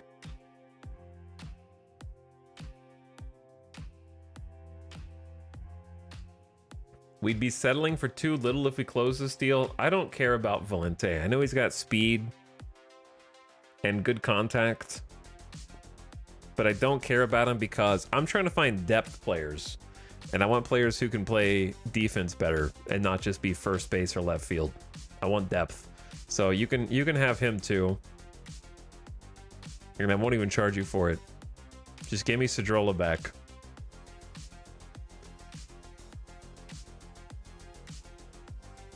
Okay, and then where's the other dude? Where's the other dude? No way. You're on the right track. We need more incentive. They all want Canario. So these are terrible suggestions.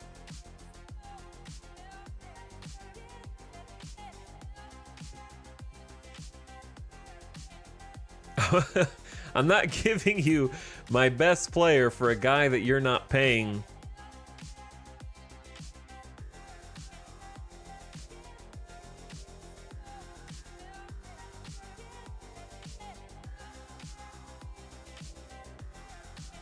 I'll give you Nate Fisher also.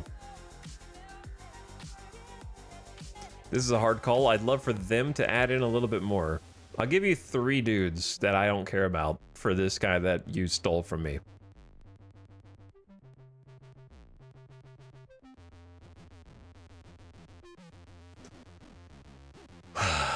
Okay, now what? I want to check the wire.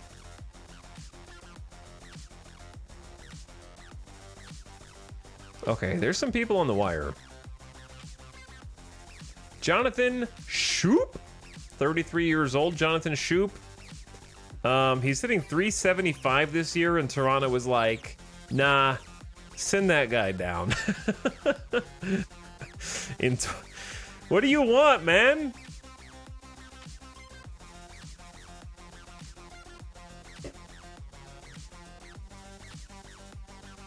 I swear to God, Dirk. All these stupid last name pronunciations. It's Scoop? Then take out the H, man. Just change your name. Don't write it stupid and then tell me that it's wrong, okay? You wrote it stupid.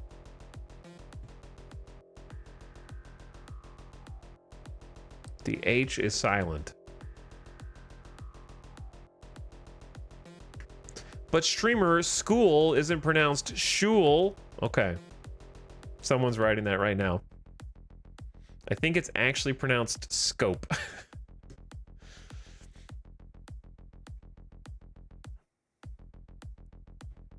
Nah, it's definitely shoop. Longtime Oriole. Not anymore. Detroit, and then AAA, then AAA, and then Toronto, and then free agency. First base, second base. Let me see his like actual stats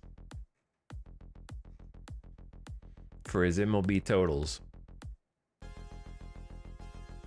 So when he's in the MLB, not so good. He was good.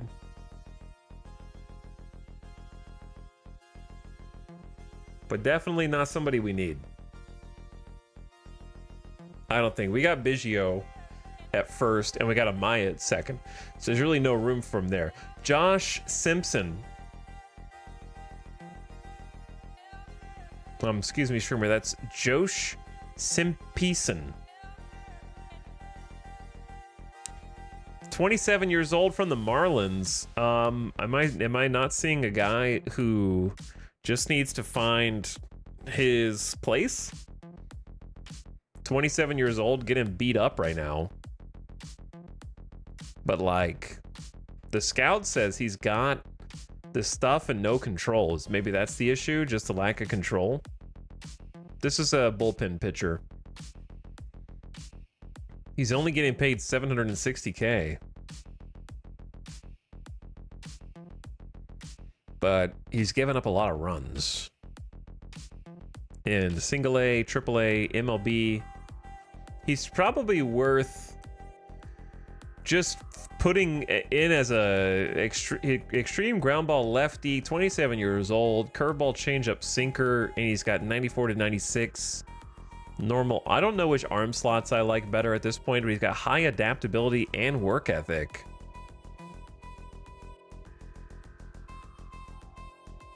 In spring training, okay, there we go. Versus lefty versus righty. So he is throwing left, and he's getting righties out. He actually didn't get through 0.2 innings versus lefties, which is really weird because he throws lefty. This week, in fact, he's given up 2 earned runs, 2 walks, and a K. Curveball sinker is a nasty duo. It is, yeah. That's why I'm looking at him. The problem is I have to pay $760K from a dwindling budget. Just to put him in my farm for now. Let's look at the other guys first. Dude. Wandy. Don't come at me with this, Wandy. 33 years old, 4.2 mil.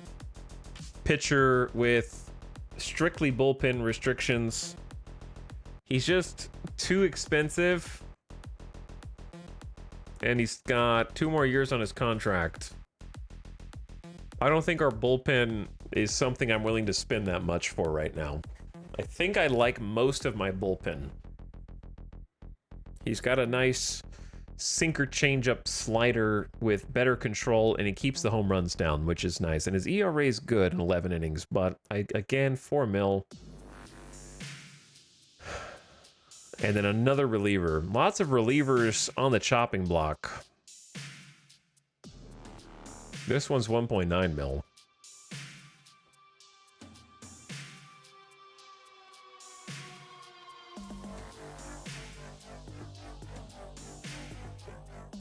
Playing for the Reds. He's doing good with the Reds, so I don't know why they want to cut him.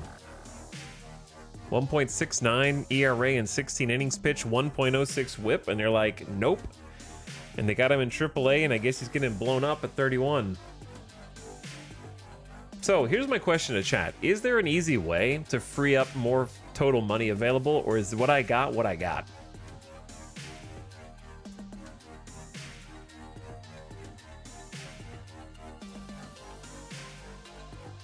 I'm not sure if I can somehow free up any more funds. So the draft is already budgeted for, whether I wanted it to be or not.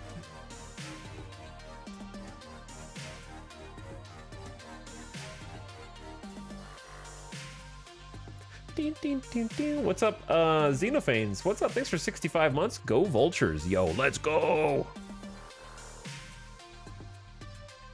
Define team needs. We're looking for a starting pitcher and a catcher right now. I'd say let's start looking for a third base also. Who's at least 21 to 34.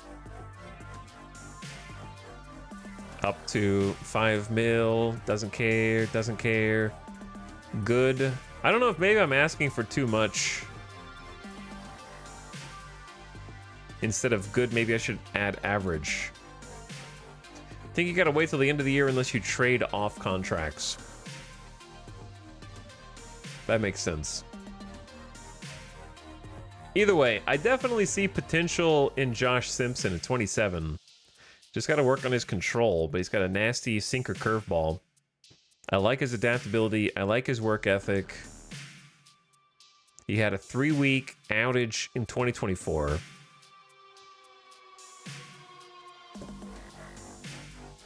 One season contract, clears waivers in 2 days.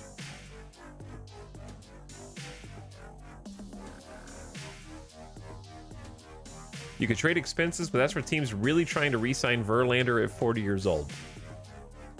Yeah. I don't know. I don't think our bullpen is completely locked in yet. Obviously, we need starters more, but if the dude is just here, then and he's 760K the minimum, then I'm just gonna say let's bite and go for it.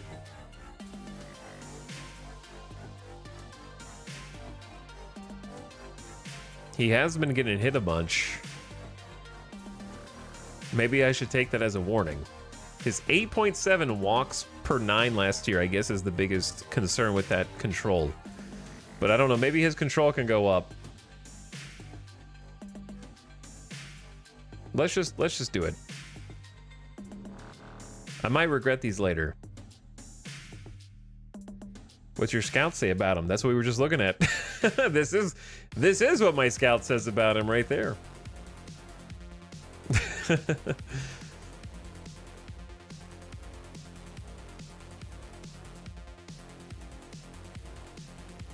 He has a report. To get the report, you have to wait like a week. So he won't be in waivers anymore. 2 over from summary. Does he already have one? He just says he has a curveball, a sinker, a changeup. His stuff can be overwhelming, could probably fill a long man role, but he's not someone you want pitching in a close game.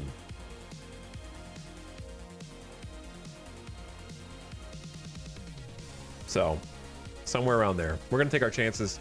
All right, let's check free agency while we're here. Because Joe Jimenez is still here, who wants way too much money. I don't think this has changed at all. I'm sure there's some decent players here.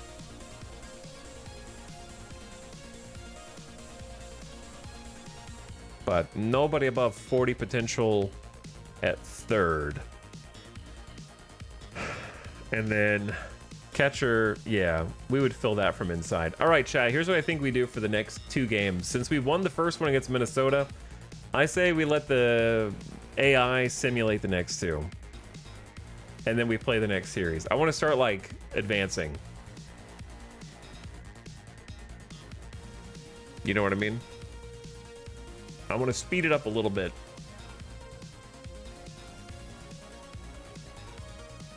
So we got Kikuchi starting next on 100% rest. And in the bullpen, we got Poche, Hernandez, Spire, and Martinez. So there should be plenty of options. We had to burn Fernandez, Clevinger, and Yowanadon in the last game because Blanco got injured. So maybe we put Blanco on the injured list and pull another pitcher. Because Blanco is supposed to be day-to-day minimal 1 week. Dude, the injured list grows. Minimum 1 week. So I'm just going to do we do 15? We probably do 15-day IL there. And when we put him on the injured list, David Fletcher comes back tomorrow. Yeah. That frees up a spot on the roster.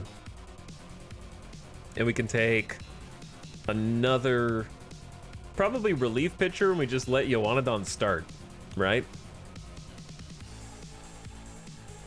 Like, he's already started a couple. He can start.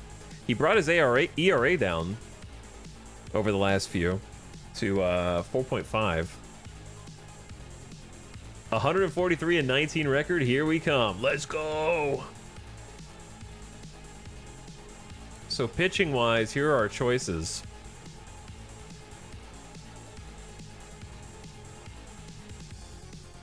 We can just take whoever we want as a reliever. Sandlin and Veneziano are tired. Sandlin's got 4 innings pitched with 0 ERA. We're paying him $2 mil. I guess we could take somebody from the extended secondary roster. Who we got? Michael Grove. Didn't we just send him down?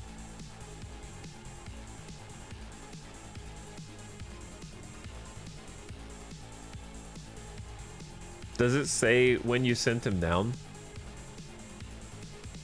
So we got Michael Grove, James Paxton. I don't know why he's on the secondary roster. I don't know why I did that. Kent Emmanuel.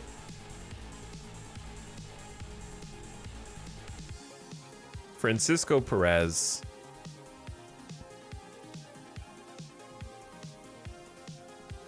Perez is another guy that has like no control.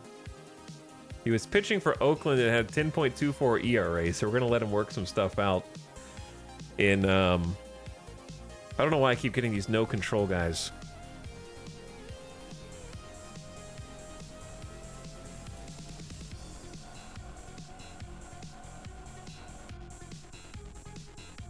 So yeah, I could pull any of them up. Because Perez is already getting paid $760K. You were pretty mad at Grove. Yeah, because Grove gave up 13 earned runs in 18 innings. But to be fair, how much of that was in relief? Let's take a look at his pitching stats. As a starter, he has a 10.8. As a reliever, he has a 4.7. So he's still not doing great.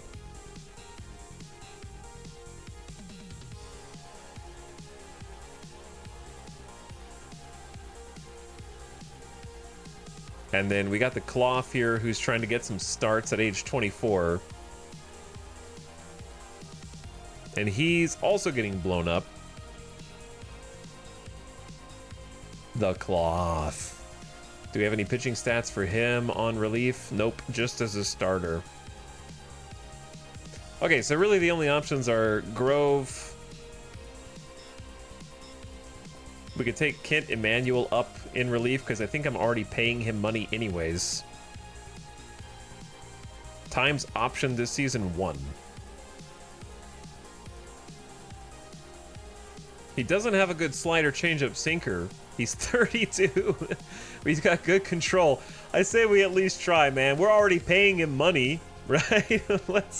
I'm already paying him money. Just bring the man up and let him pitch. It's either that or Francisco Perez, who's also doing bad. Yeah, his whip is not bad. I feel like the problem is he's another lefty, and I feel like we have a lot of lefties. We have we only have 2 righty relievers. We have a lefty-lefty. Lefty-lefty. So it'll be only 2 right-handed relievers is kind of the problem, and he's a lefty.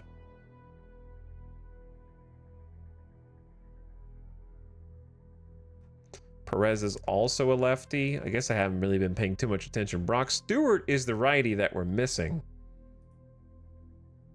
Veneziano's exhausted.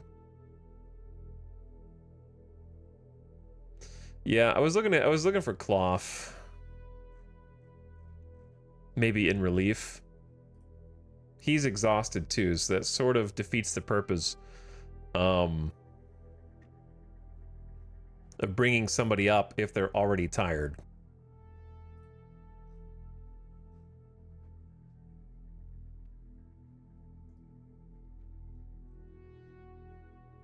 Okay, I don't know.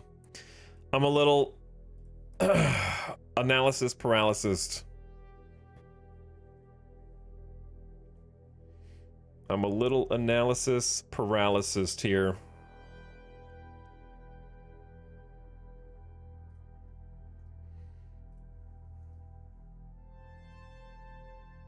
We're already paying Francisco Perez, and he's not doing good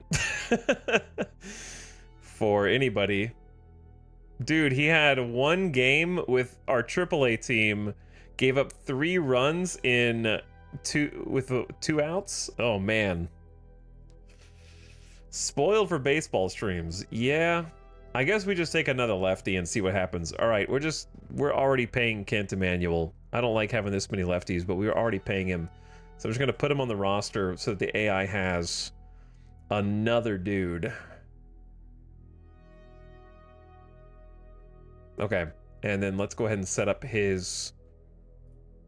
He can do long relief. And then B-Lock can also do long relief. You can also change their usage options to say avoid high leverage for Colin Poche.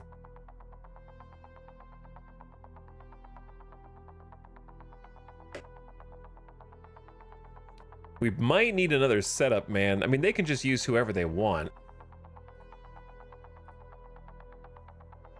Dude. Gabe Spire versus lefties. 0 ERA, 0.69 whip. He has a 4.5 against righties, but his whip is still fantastic. He's just giving up homers to righties. So I need to go in and, like, actually mess with these guys. I don't really have a right-handed specialist, per se. Their splits are so interesting, though. Like, Martinez is getting blown up against lefties. He's done 5 innings against righties, 0 ERA, 1 whip. He's pretty good against both. All right. Playing against right-hander, Joe Ryan of the Twins. Joe Ryan got a 4.35 ERA in 4 starts, 1.26 whip. Chad, I think I'm just going to simulate this one. I'm going to leave the lineup exactly as it is because it's been working, and let the AI sim the next 2 games so we can get to the next series.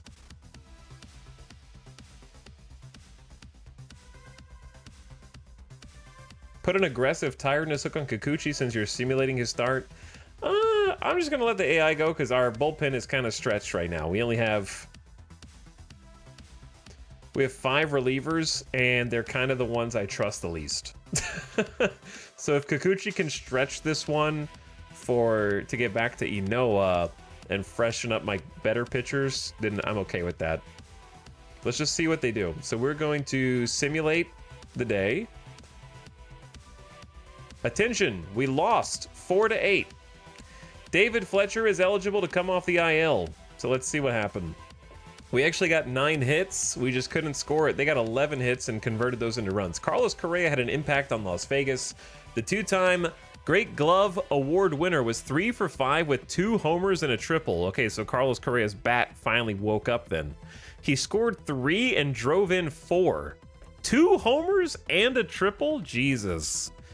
Joe Ryan was the winner. Over 5 innings, he yielded 1 run on 4 hits with no walks and 9 strikeouts. So far, the 2025 season is disappointing for Vegas, 9-20. Correa had a 3-run home run from Minnesota, his 4th of the season, to put the Twins up top 3-0. See-ball, hit ball. When I think too much, that's when I get in trouble, Correa told the Minnesota Observer. So Biggio went 0 for 4, Amaya went 0 for 4. They each had 5 strikeouts between them. Canario was 2 for 4 with a strikeout. Vossler was 2 for 4 with an RBI and 2 strikeouts. David Dahl 1 for 4. Dubon 1 for 3 with an RBI. And then Meisner got a hit and an RBI. There you go, Meisner. Nice pinch hit. And then Allen came in. Oh, I gotta fix my depth charts if I'm gonna let the AI do stuff. It seems like they did okay, though. They put people where they made sense. Master Boney got a hit. Pache did not. And then Diaz and Caratini got a hit. Canario got a double. Dahl got a double. Vosler got a double. Meisner got a double. Left on base 6. Biggio got hit by another pitch. Pache got an outfield assist, and we got Lee out at home. That strong arm actually on defense saved a run. Kikuchi, 5 earned runs in 5.1 innings pitched. That's not good. Jose Hernandez, an earned run in 1.2 and a walk with 2 strikeouts. And then Martinez gave up 2 earned, and then Poche, none. So all pitching was bad. All pitching was bad.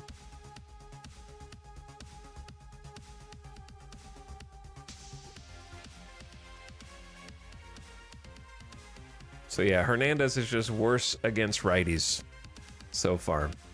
But his whip is better, but his home runs are worse. And then Ryan only gave up 1. We scored 2 off of Griffin Jacks, who they only left in for 1 out.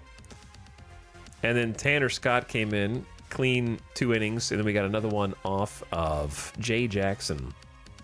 So I mean, we put up 4 runs, which isn't the worst. Player of the game, Carlos Correa, not surprised.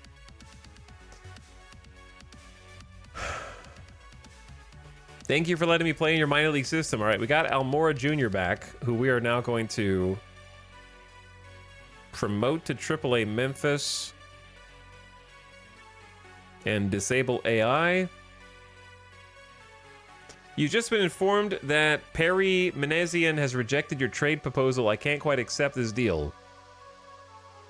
Why did we cut Lorenzo Cedrola? He's got a bruised knee. Anyway, I'm just going to let him go, chat. And if he turns into a gamer god, then he turns into a gamer god, okay?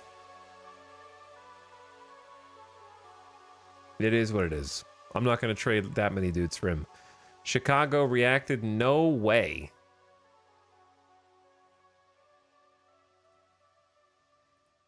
I was trying to get Brian Navarretto back as well. All right, you know what? Forget these guys that we accidentally cut. We didn't need their stinky gloves anyway. Who cares if Navarretto's hitting 308 last year?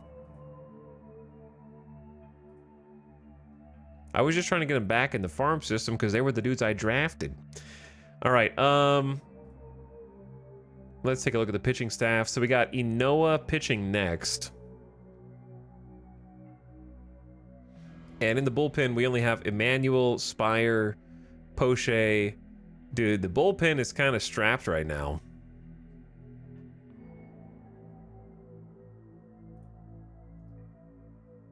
They could probably figure it out, but yeah. We need like an actual nice quality start to give the bullpen some rest. Inoa is starting with 55 Stam against right-hander Bailey Ober, who's got a 3.5 ERA in 25 innings pitched with 5 games started.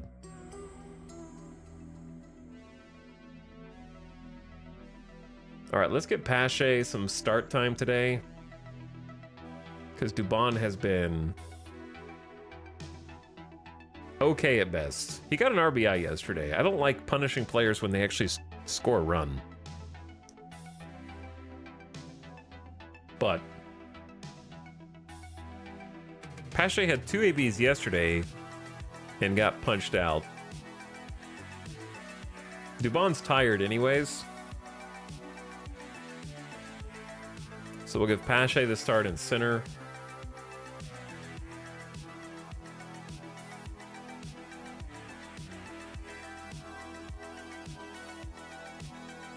And then Caratini had an RBI knock yesterday also. He started the last 5 games in a row, so we're going to give Jason DeLay a start at catcher.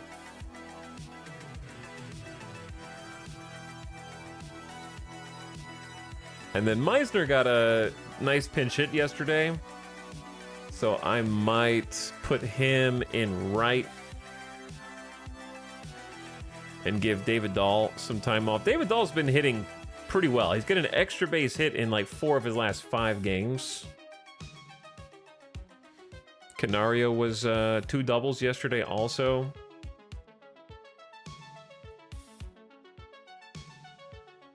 They're all pretty rested. All right, Meisner can just sit. Nick Allen could play some. Amai's 96% rested. Who's at second? Miles is 100% rested. Yo, you know who else is rested? What's up, Raiders? Go team, it's your birthday. Go team, it's your birthday. Go team, it's your birthday. Happy birthday, champ. Statistically speaking, it's somebody's birthday in here. You guys freaking love spreadsheets. Welcome back again. What's up, Chris? Willie's, the Siroth, Nemo, Todd the Wraith, Tarok, Fatarus, John D, Ipiku, and Susan. Hey guys, excellent raid. Welcome back. Thanks for joining us. I hope you guys had some fun with F1 Manager today. I was watching some racing earlier, actually. I'm starting to make my list of future simulation games to play. And so far, because this spreadsheet has opened the gates to all the other simulation games I've been missing out on. So far, I've got Football Manager on the future list and F1 Manager on the future list. The hockey game made by the same devs as whoever made this, which I will find out their developer name now because I should know that their name... Probably like Out of the Park Developments. Yes, it's Out of the Park Developments. I think they made a hockey game, but I don't think the hockey game has like any graphics, if I'm not mistaken. So that's kind of lower on the list. And then maybe like a college football manager, but I don't really watch college football, so I have no idea. But those are like toward the bottom. But yeah, Football Manager and F1 Manager are on the list now. I'm sure there's other management games that I need to find out about. But yes, if you're just joining for the raid, this game does actually have graphics, and we do play the games.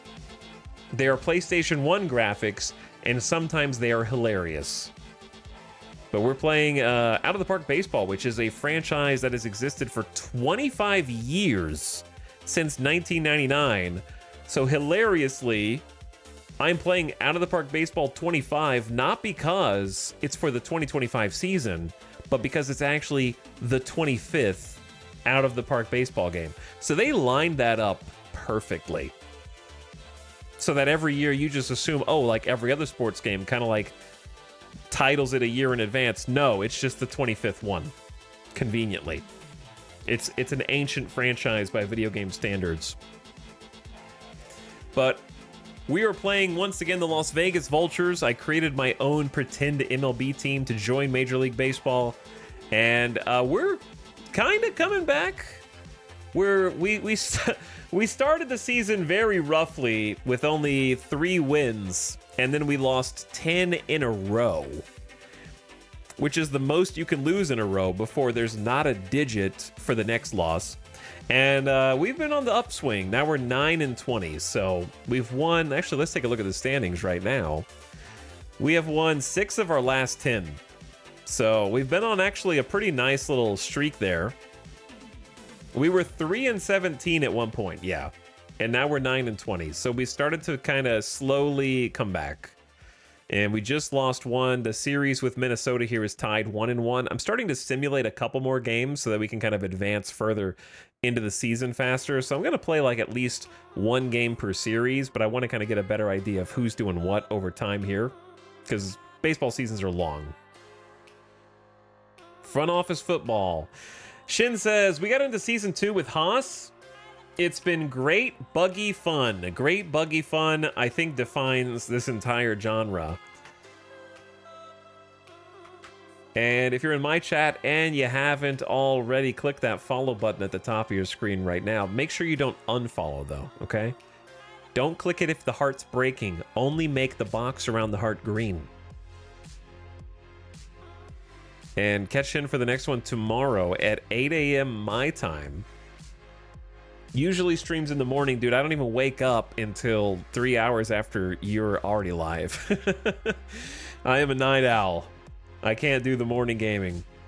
But yeah, give Shin a follow, chat. It's been playing some F1 Manager, another management game that is on my to-do list at some point in the future. That looks really cool.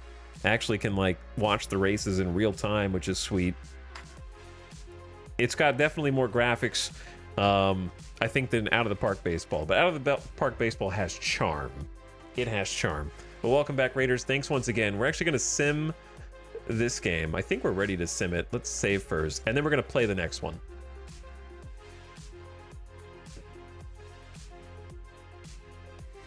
But if you guys have any questions about baseball, you don't really need to know all the details of baseball to be able to enjoy this. I let chat bet on who's going to win and who's going to lose with channel points. And if you do have any questions, there really isn't a question that's too dumb. There's one question that's too dumb, actually. It's, what is our record?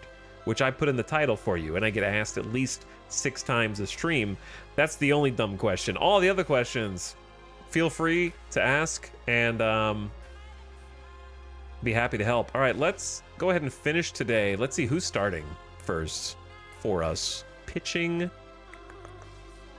We got Inoa pitching. And let's see what he does. The Vegas Vultures have a player on the IL who needs to be activated. All right, I need to activate David Fletcher. He is no longer injured. I need to figure out how to do this, actually. So we can't... Today we won! Hey, there you go. All right, so we simmed that one, and we got a win in the simulation. Very nice. So we won the series. That's our 3rd series in a row. We have... Actually, take a look at our team schedule. We've beaten the Detroit Tigers 2 out of 3. We beat the Houston Astros 2 out of 3, and now we've beaten the Minnesota Twins 2 out of 3. It's our 3rd series win, dude. Nice. In baseball, you play in what's called series. Usually they're 3-game sets. Sometimes they're 4. Sometimes they're 2. But mostly they're 3. They're usually only like 2 or 4 under specific circumstances. I'm trying to see if we have any. These are all 3-game series. Sometimes they just need to squeeze in an extra game somewhere toward the end of the season. There are a lot of baseball games. Yeah, these are all 3. Sometimes it's 2 when it's like National League versus American League, I've noticed. But anyway, awesome. Let's take a look at the stats, and let me read some chat. What's up, Raider Goo? Yes, we're marching through the season. This is my first time playing Out of the Park Baseball. I just started playing a week ago, so I'm still learning everything. What's your favorite part of this sim, Hit People Guy? I think it's just that I really like having complete information and incomplete information in equal measure. So I think my favorite part of the game, I have a lot of favorite parts because I really enjoyed this so far, but I like that you can use as much or as little information as you want to make what you hope are educated decisions that might not matter. But you feel like they do, which I think is very baseball, because you can do your best to play the stats in baseball and still lose, or you can have the worst team that randomly wins, and maybe that's us. But what I mean by that is this. When I look at my players, for example, I can just pick a player. Like right now, my biggest future star is hopefully Alexander Canario, 24 years old, and his actual stats here don't seem that amazing on paper. However, right now, through 119 plate appearances, he is one of the best hitters in the league for runs batted in, hitting 278, that means he hits a little over a quarter of the times that he's up to bat. And he's hit 9 home runs already and 27 runs batted in to score us runs, right? And if we go and look at potentially the league comparison, we should be able to find, I think, some stats here that say that Canario in all of baseball is the 4th best player for runs batted in, and he's on our team, and we just picked him because we thought that he had potential. And our second baseman, Amaya, is tied for 2nd in the entire league for the most doubles hit, right? So we got all these stats here, stats for everything. But what's fascinating to me is these are imperfect stats. These are just what my scout believes Canario stats are. So I have an unreliable narrator. So you have to make your best guess with the information you have based on the personnel you've been hiring and whether you trust them or do you trust the numbers that they've put up in previous years. And on top of that, there are secret numbers going on behind the scenes where players can improve or get worse at random, just like in real baseball, because you'll have a player that dominates for 3 years in a row and suddenly they suck the next year. And that can happen in the game. And likewise, you can have players who suck for 3 years and then have the best year of their entire career, and that'll just also be represented in the game. So I enjoy trying to make perfect choices with imperfect information, and also deciding how much do you want to decide between, like, for example, I can take one of my pitchers. We were looking at this earlier. One of my starting pitchers. Let's take Wade Miley. He's my highest paid player right now, $10.5 million. He's retiring with us this year at 38 years old. I can go in and look at his pitching stats, and I can actually go in and see his splits. And what his splits do is it breaks down all sorts of statistics that may not mean anything, but they might mean something to you. Like, I can see that he's pretty even-keeled against both lefties and righties, right? So he is doing pretty well against left-handers and right-handers, but how good is he on the home advantage? Ooh, sure, he's only played one game at home, but he didn't do so good. But on the road, he's dominant. 3.07 ERA. The lower this number, the lower the amount of runs he's giving up. So that's good. He also seems to pitch better on grass fields instead of fake turf. Probably because he's a ground ball hitter, and baseballs travel further on turf than they do in grass usually. Does he prefer pitching at night versus the day, right? How much of this information do you want to actually use when making decisions? So you have some perfect information from history, and you can even see their entire game log. How well did they do per game? How well are his opponents doing against him when it's raining versus when it's not raining? Actually, I don't know if that's one of the stats. I thought I saw it a second ago, but maybe not.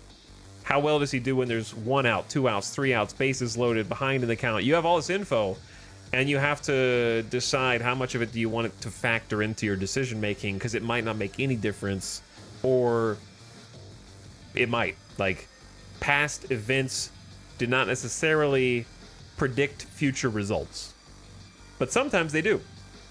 And I think I enjoyed the decision-making process. To answer your question now, after a long side rant, not a rant, but a diatribe, I think I enjoy that every single decision feels important. Moving one player around in your lineup feels like you're making an important decision, and I think that in video games, decision-making and constantly having to make engaging decisions is what makes video games engaging over long term. If you constantly feel like you're making important decisions, then you're constantly engaged. The sooner you feel like your decisions don't matter, the sooner you lose interest in the game. So, I would say it's just the constant, like, chiseling of little pieces off of a block of marble trying to carve out a team, basically.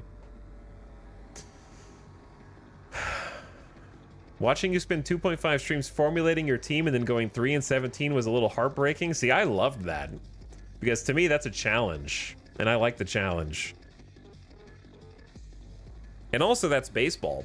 Baseball, you can have a terrible streak and then become the most dominant team in the league. Or the inverse. You can set the record for most wins in the regular season all time and then lose the World Series. And I think that's what makes baseball fun. Is there's no guarantees. And it's not over till it's over. You could be winning for 8.66 innings, 8 2/3 innings, and then lose it on the final out. And you have to, like, it's not over till it's over in baseball, is probably my favorite aspect about it. I think the game captures that very well, because we've had some really exciting conclusions to games, and we've had a bunch of really close extra innings games where we lost 4 games in extra innings in a row, and then we won the next 2, and it's just very exciting, like, back and forth for me. Does the game generate youth players? Yeah, it'll generate fictional players for the amateur draft over time. But anyway, long explanation over. Let me read some chat. But there you go, hit people guy. Yeah, I need to send Fletcher on either a rehab assignment if I don't have space. I think I do have space. 10 wins? Yeah, we got 10 wins now. We're 10 and 20.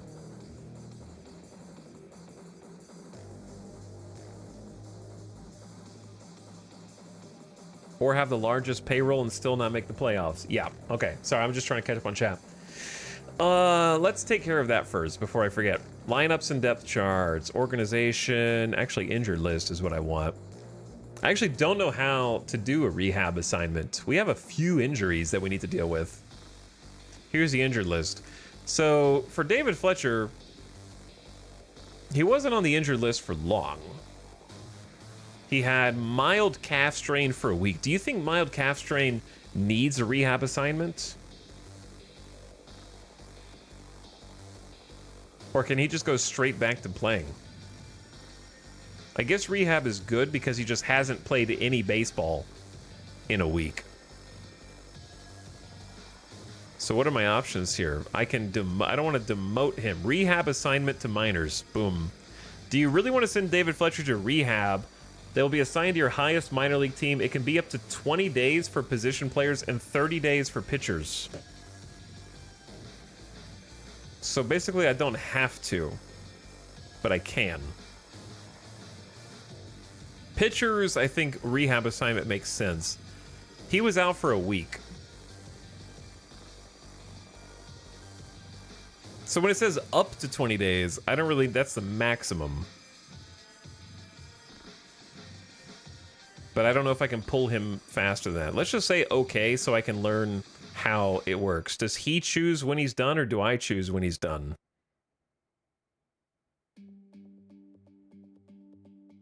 A calf injury getting rehab seems excessive. It does, but I'm doing this more for my learning experience than anything else. You can pull him back at any time. Okay, cool. Yeah, I'll just let him play a couple games. Just to make sure everything's good with him. We're going to have to free up space on the active. Well, actually, we have space on the secondary. We still have 3 spots in the secondary roster, so that shouldn't be a problem. Anyway, we won the series. Let me see how we won. Vultures shortstop Jacob Amaya left his imprint on the team with a 5-2 win over the Twins. Amaya was 3 for 4 with 3 singles for Vegas in the contest. Brandon Belock was the winner in relief. His record is 1-1. The losing pitcher was Bailey Ober.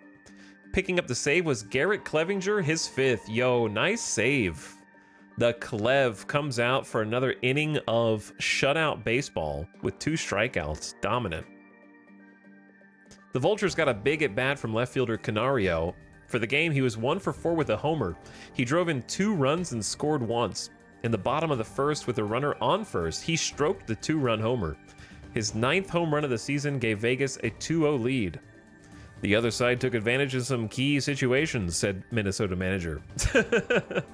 That's funny. Okay, so Biggio went 2 for 4 in the leadoff spot. Amaya went 3 for 4. He's hitting 3. Dude, the top of our order, the top of our lineup is crazy right now. 3 for 4 with an RBI.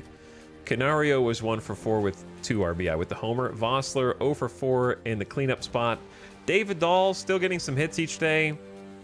Pache, we subbed him in and he got a hit and scored 2. Good for you, Pache. That was a substitution I just made. 0 for 3 Master Buoni, 0 for 3 Diaz. Jason DeLay was 2 for 3. Whoa, the catcher getting hits. Slow down there. I don't know if that's allowed. Not sure if that's legal. Jason DeLay with a stolen base as well? Why did the catcher steal a base? I don't know. Inoa from the pitcher slot made an error, but hey, he went 4 innings of no-run ball with 7 strikeouts. That's really impressive. And they decided to pull him and let Belock go long relief. Belock gave up 2 earned in 3.1 innings. Not the best. Poche came out to close down the 8th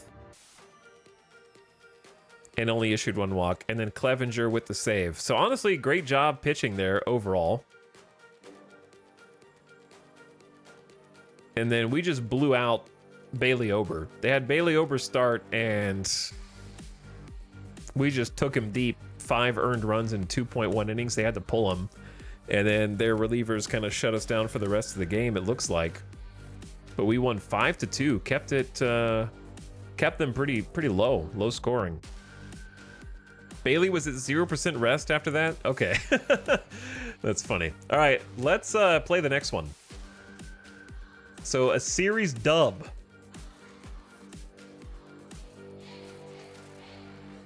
I think I'm gonna leave Jason Delay in. He's 2 for 3. Let's let him get another game in. Chat, we are going to Texas to play the Rangers in our division versus lefty Jake Latz, who's got a 5.4 ERA in the majors so far, which is not good. Higher is worse. 4.5 is kind of your standard. 4.5 is standard. Anything higher than that is worse than standard. I'm gonna let you guys bet on the game. You got 5 minutes to decide whether the Vultures will win or lose with your channel points. Pache got a dinger. Oh, did he get a homer? I didn't see that. For us, we're gonna be pitching. This is a Miley game. I feel like chat's gonna get overconfident, bet believers, and then we're gonna lose. You guys are gonna like convince the universe somehow. Our bullpen is looking a little rough, so we're sort of depending on Miley to get it done here. Oh, I have to finish the day also. Okay, that'll change things. You received a personal message. Josh Simpson claimed on waivers from the Miami Marlins has been approved. They are now part of your organization and is designated for assignment. We got a 3-game series on the road versus the Rangers kicking off today. This is a ballpark that slightly favors hitters, can seat 40,000 fans. They've gone 10-20 so far this year. They're tied with us.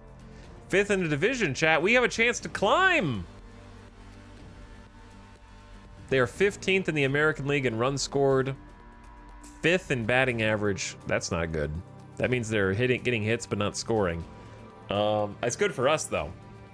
And they're 11th in ERA. So we have Miley versus Latz, Anderson versus Evaldi. That's tough. And Yowanadon versus Christian Javier. Their top 5 players are Wyatt Langford in left. Oh yeah? He's no Canario, is he? Hitting 280, 327 with 2 homers. I bet they wish he was Canario. He's got some crazy power, 23 years old. Jonah Heim playing catcher, 29 years old.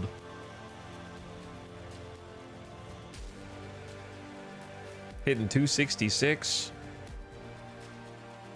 And Christian Javier was an Astro. So, got picked up by the Rangers. The Astros have Rangers catchers, and the Rangers have Astros pitchers, which is kind of funny.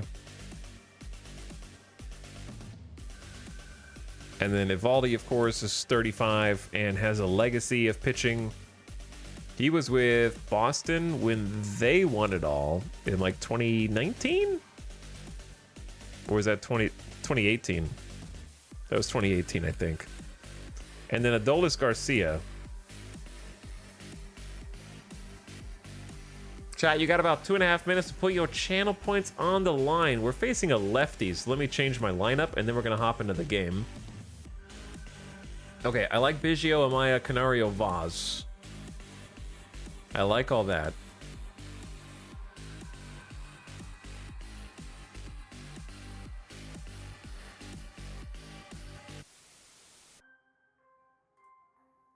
I might get Nick Allen with a start. David Dahl's tired, and Amaya is tired. 84%. He could still play. Maybe we let Amaya play one more because he was 3 for 4 yesterday. So I'm going to leave him in. And then maybe get Nick Allen at short.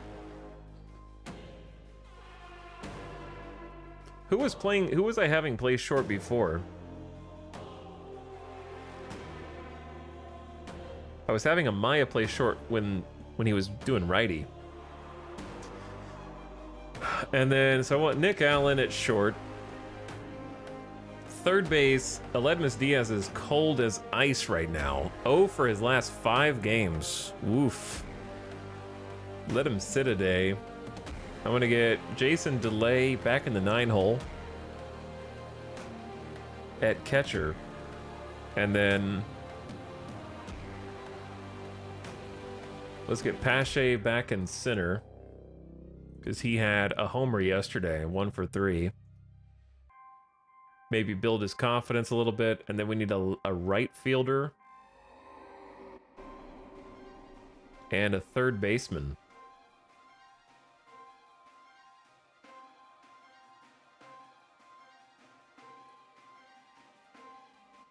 I mean, Diaz is really the only, like, third base we have. Let's get Diaz in, put him last.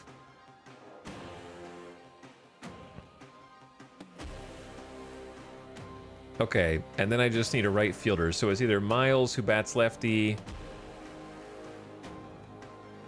or Meisner, who bats lefty. I'm gonna give Meisner some at-bats today.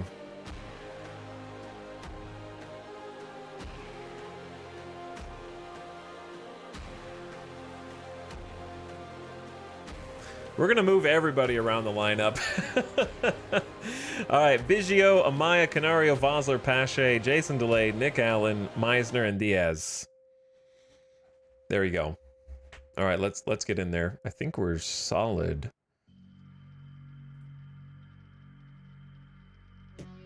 Win a couple games and now chat all of a sudden has love for the Vultures. That's very baseball too. The fair weather fans. For sure. Anyway, here's the game. We have won 3 series in a row so far. Starting pitcher getting baseline pay? Yeah.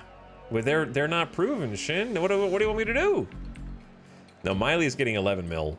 He's getting 10.5. Their pitcher is getting 760K because he is an up-jumped AAA baller from what I can see.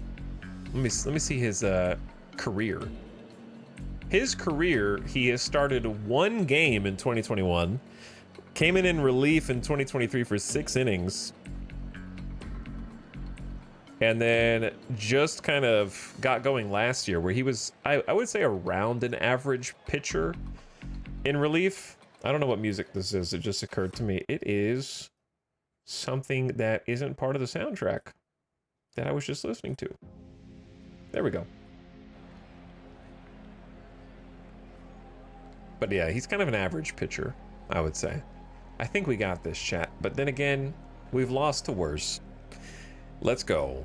Biggio's up. Also, if you just joined from the raid, the way that we play these games, you can actually do pitch by pitch and see the entire game, every pitch of the at-bat. You can also toggle as much of this information on or off as you want if it's too intimidating or you don't need to see certain things.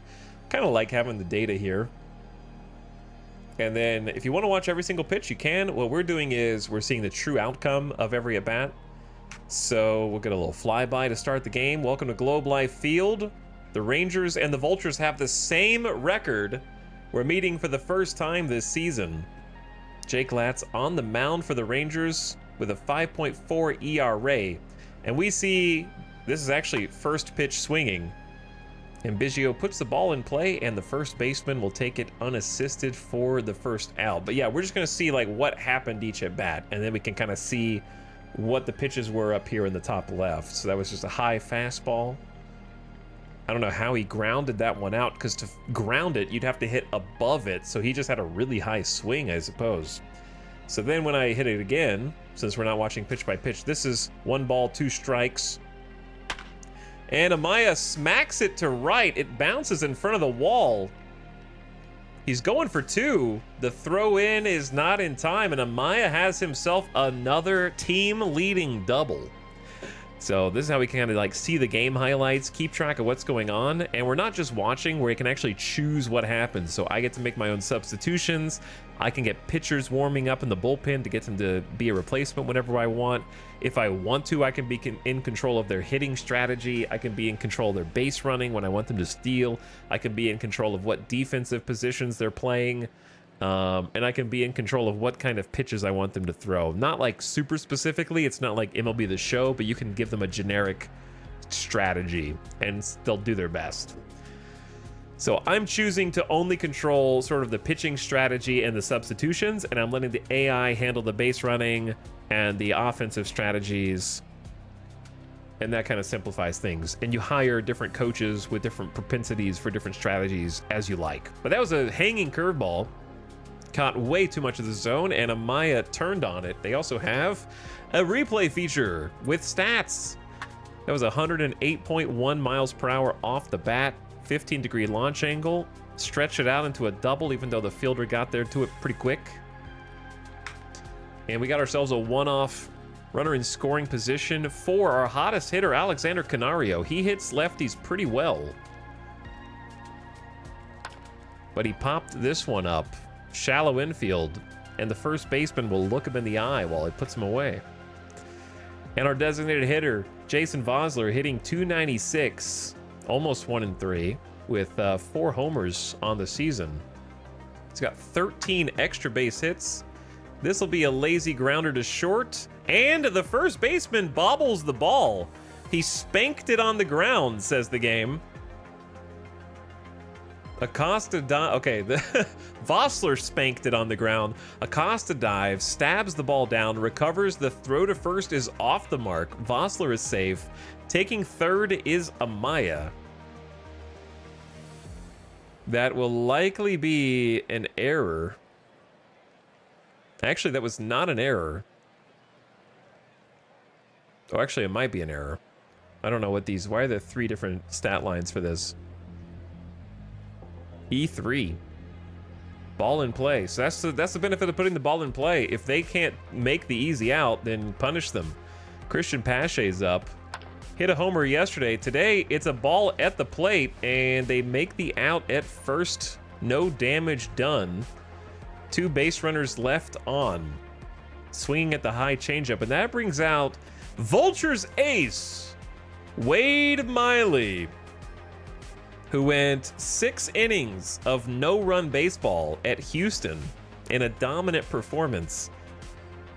Going up against Evan Carter, hitting 209 on the season, but he's hitting 296 in innings 1 through 3. Better at the beginning of the game than the end. The man, the myth, the legend, Wade Miley. Miley with a pop-up to right field on the first pitch, and Evan Carter's out 1. Nathaniel Lowe is hitting 297 in April. He's got over 300 on the season. 2 strikes against him. And that's a strikeout. First of the day, down on a sinker. 3 pitches. Just fooled him. 2 swings at the sinker. Couldn't catch up to it. Wade 10 mil Miley. Miley has 40 stuff. Yeah, he only has 40 stuff, says our scout, but he's got amazing movement and control. So the ball on his probably breaking pitches, like the sinker has some break to it. That's like almost a fastball that has sink. He's kind of a slow pitcher, 90 to 92 miles an hour. His circle change, his cutter, his sinker, and his slider will benefit the most from that movement. And his fastball is probably the one suffering the most from the stuff being low. But he's got really good control and can paint the corners and also keeps the home runs down because of that extreme ground ball pitcher designation. 1-2 to Wyatt Langford, their probably best hitter. And he gets the strikeout on Langford as well. No runs, no hits, no errors. Miley striking out 2. And that'll bring up catcher Jason DeLay, moved up in the order after going 2 for 3 yesterday against this lefty. Give him a little confidence boost, maybe. He pokes it toward the first baseman, who scoops it up. That was pretty hard hit. And they get the out. That was it. Well, it says it's 88 off the bat. The animation made it look like it was a hundo off the bat. Pitcher making the assist. Now Nick Allen playing shortstop today with pretty elite defense. He plays short with a 60 out of 80 aptitude. In baseball, 80 is the maximum. And 20 is the minimum. That's just how scouts have always rated players. So that's why they do that. And in the game, you can actually make it where if you want to see their maximum potential, because you can like manually check a box at the beginning when you're creating your game that says, I want to see their maximum potential. 80 is the highest that they can be rated normally, but the game gives you the opportunity to see what their secret potential is. So players can actually go above 80.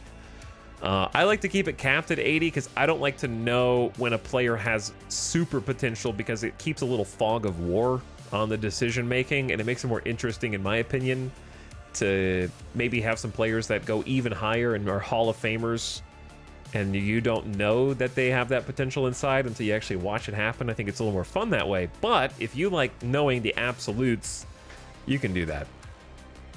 What's up, Calvin? Yeah, we made a expansion team. We did a full expansion draft for Las Vegas, and we put the other team in Mexico City. The Luchadors. My coaches never saw my secret potential. All right, Nick Allen's playing short for us today, while our actual shortstop is on a rehab assignment, and he gets one down for a 1-strike, 2-pitch single. There you go, Nick. But yeah, some players have super potential above 80, and maybe that means some players have potential to be shittier than 20. That might be what it means. All right, we're giving Meisner. He's not technically a rookie because he had 3 at-bats last year in the majors, but like for all intents and that's a waste of a rookie season. So he kind of got screwed on that, but it's his actual rookie season. He's kind of just a fill-in right now, giving some guys a day off. But I'm trying to get him to get some hits like he's been getting in AAA and build some confidence. But for this, he'll just move the runner over. Allen at second for Aledmus Diaz, who's cold as ice. He's still a rookie? How long does he get to say he's a rookie for? But Tampa blew it. And speaking of blowing it, Aledmus Diaz swung at ball 4, way outside the zone, couldn't lay off the changeup, and pops it up to center for out number 3. It should have been an easy take. It's 130 at-bats or 50 innings pitched in the majors. Today I learned.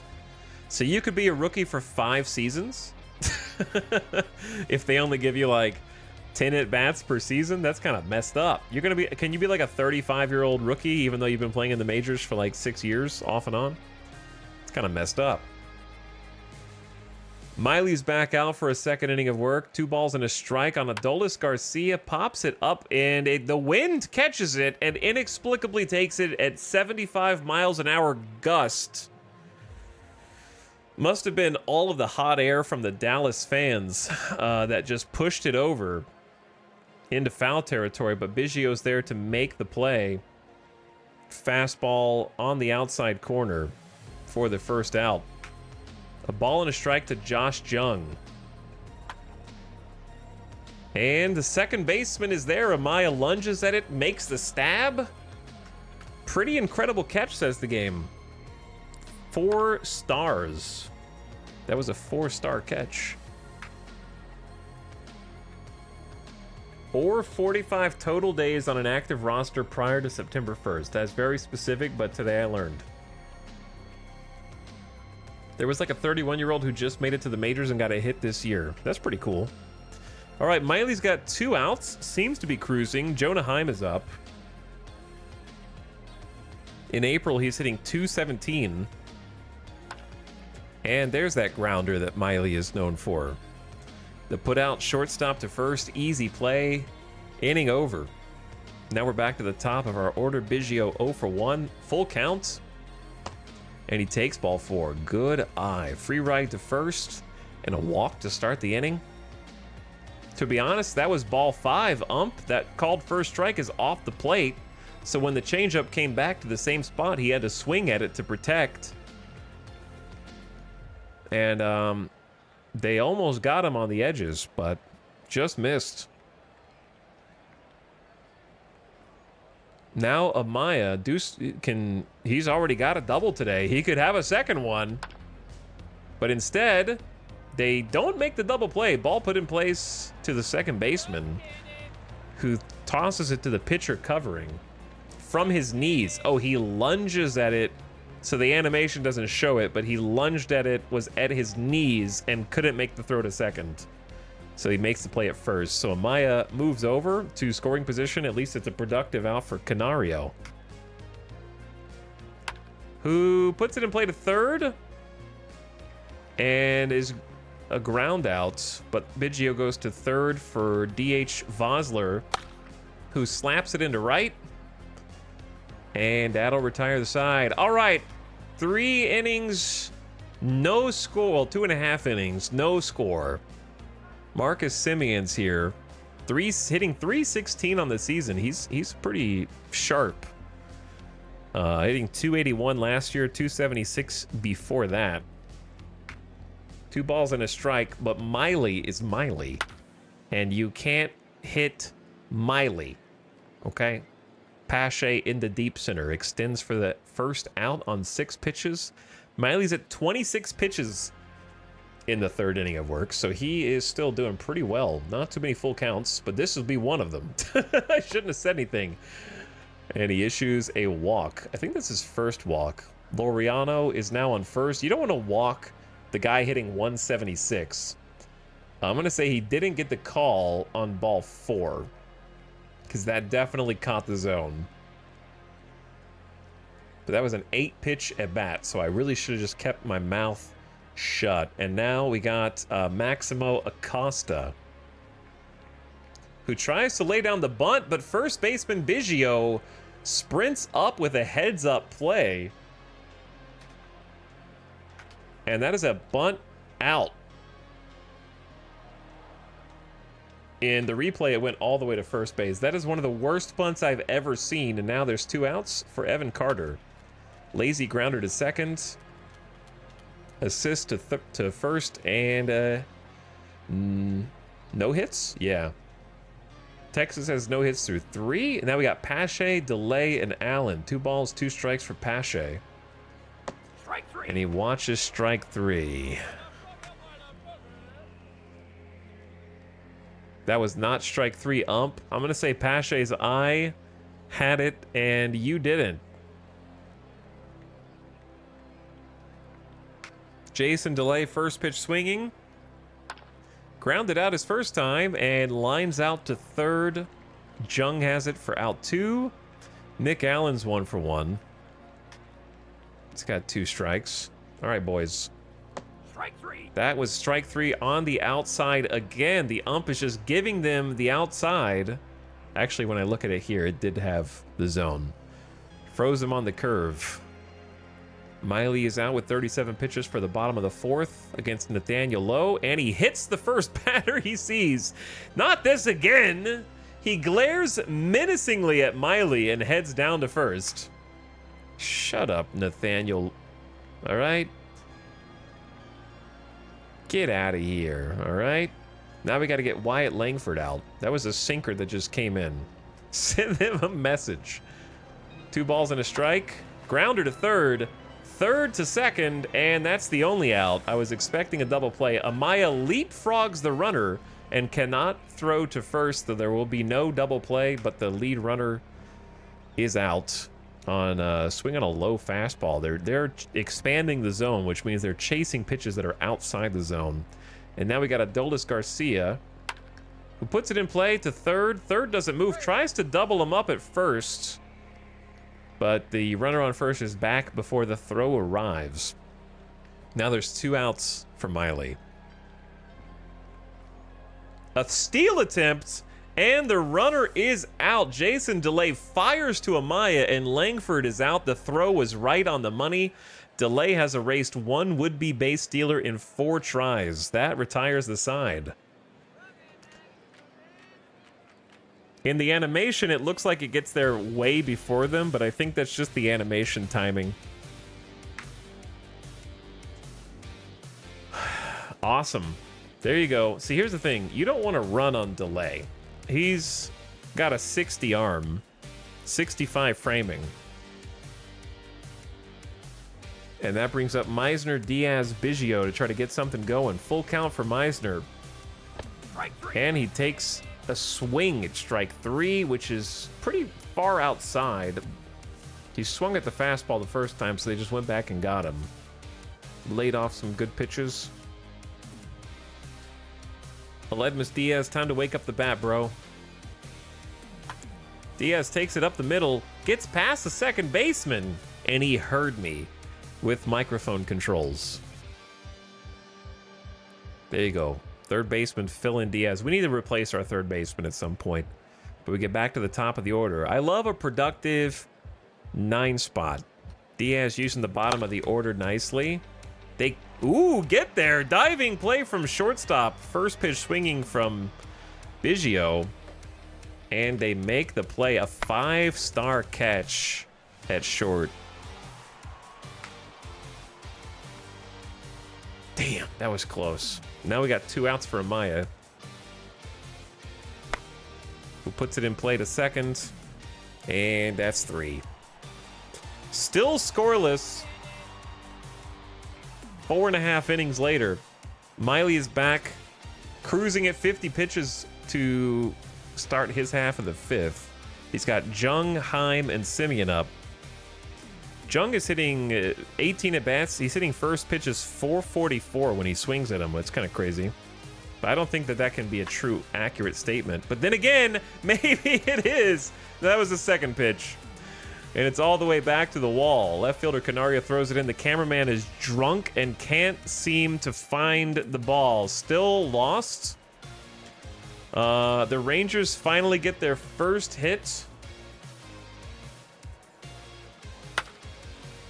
Smacked into the left field wall for a double. The throw misses wide. Canario tried. All right, now we got a no-out runner at second, their first hit of the game. Oh dear, that one's gone. Cranked all the way to left.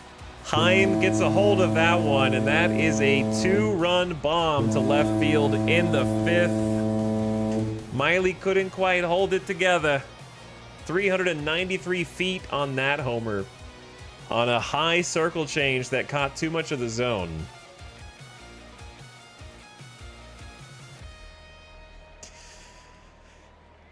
And those weren't even their best hitters. Now we got to get 3 outs on Simeon, Laureano, and Acosta. I think we just leave Miley out there. Up to short, short to first on the first pitch. Look, he's shown a moment of weakness. We might pull him in the 6th, depending on what happens, but I think he needs to try and get through the 5th. And just hold it together. 2 bad pitches, he'll figure it out. 2 strikes on Laureano. He takes it to left field, and that one's gonna hit the wall in the corner. Bouncing around for Canario, who feeds it back in, and that is a 1-out double. They are hitting Miley hard all of a sudden.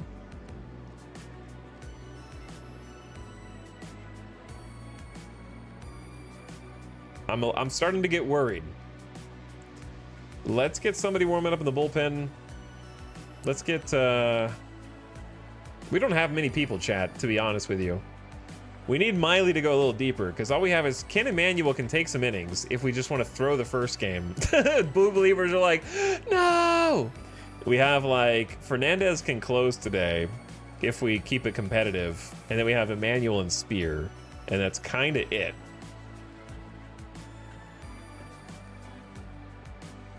Let's get Emmanuel warming up in long relief and then do a mound visit. I have yet to break a sweat, says Miley. Okay. In that case, pitch around Acosta.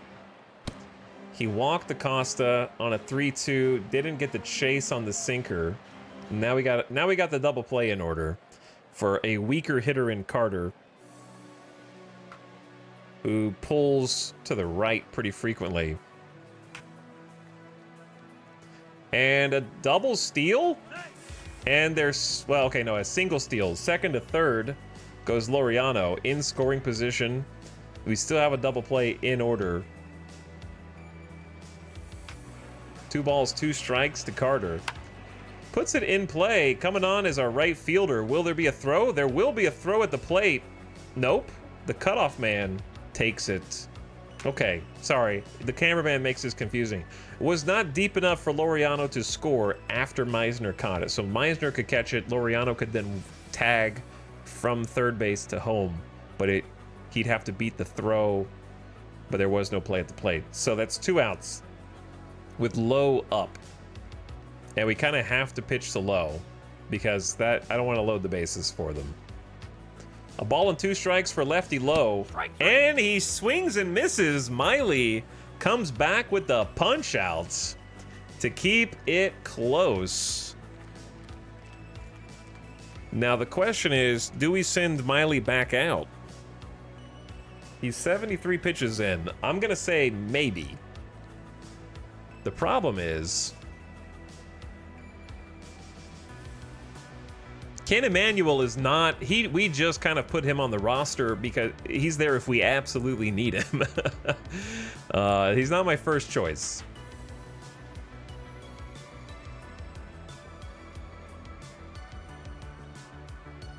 But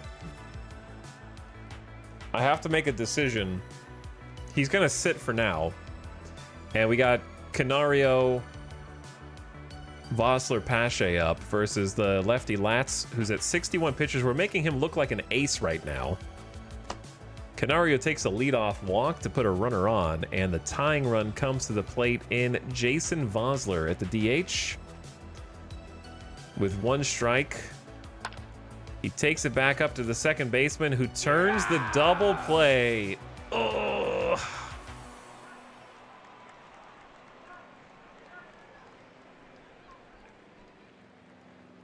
Feels bad, man.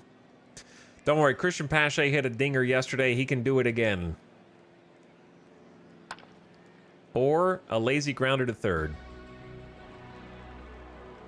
And we are scoreless through 6 against someone who's apparently a god. All right, I'm just going to let Miley pitch because he's pitching to like an easier group. Emmanuel's ready.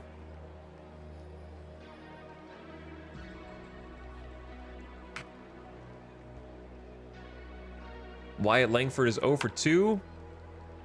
And on the second pitch, we got a grounder to third for out number 1. Now we got Garcia and Jung. I'm going to sit Kent Emmanuel for now. On 1 strike, Garcia smacks it to right, and that looks real deep. That one's gone. The Rangers extend their lead 3-0. Dude, on their worst hitter, man. I don't know what's up with it. He's got 7 homers on the season, so he's hitting dingers, and that's it. It was a fastball inside that he just muscled it the other way somehow. All right. I'm sending in Emmanuel after that one.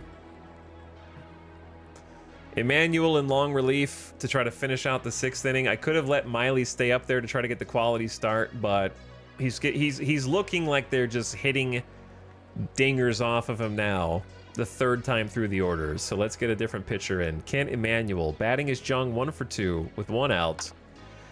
Grounder to short, long throw to first, and that is out number 2. Let me see Emmanuel's stuff. He's got good control, not the best stuff, some movement. He is also an extreme ground baller, but I feel like this is not a good substitution for me because I'm kind of just substituting a worse ground ball pitcher for into the game, and they're going to see the same pitches just from a different person who's also a lefty. So I don't like this. Like Emmanuel's kind of just a worse Miley. But maybe the fact that he's a fresh arm will matter. He is a sidearm pitcher, so he will have a different arm slot. And he also pitches faster, so he's up the velocity, changed the arm slot, and that could be the difference maker. 2 balls, 2 strikes. Puts it in play to right. And that is out number 3. Meisner's back on it. And now the 6th inning through 6, we're still yet to score. on 3 hits. Delay, Allen, and Meisner coming up. Delay 0 for 2 in this one. I'm going to let them go. A ball and 2 strikes. Whoops. No, he puts it in play at least. I thought he was just going to strike out, but, you know, the same outcome. Delay is out number 1. That was a meatball. 92-mile-an-hour fastball right down the middle. Couldn't do anything with it.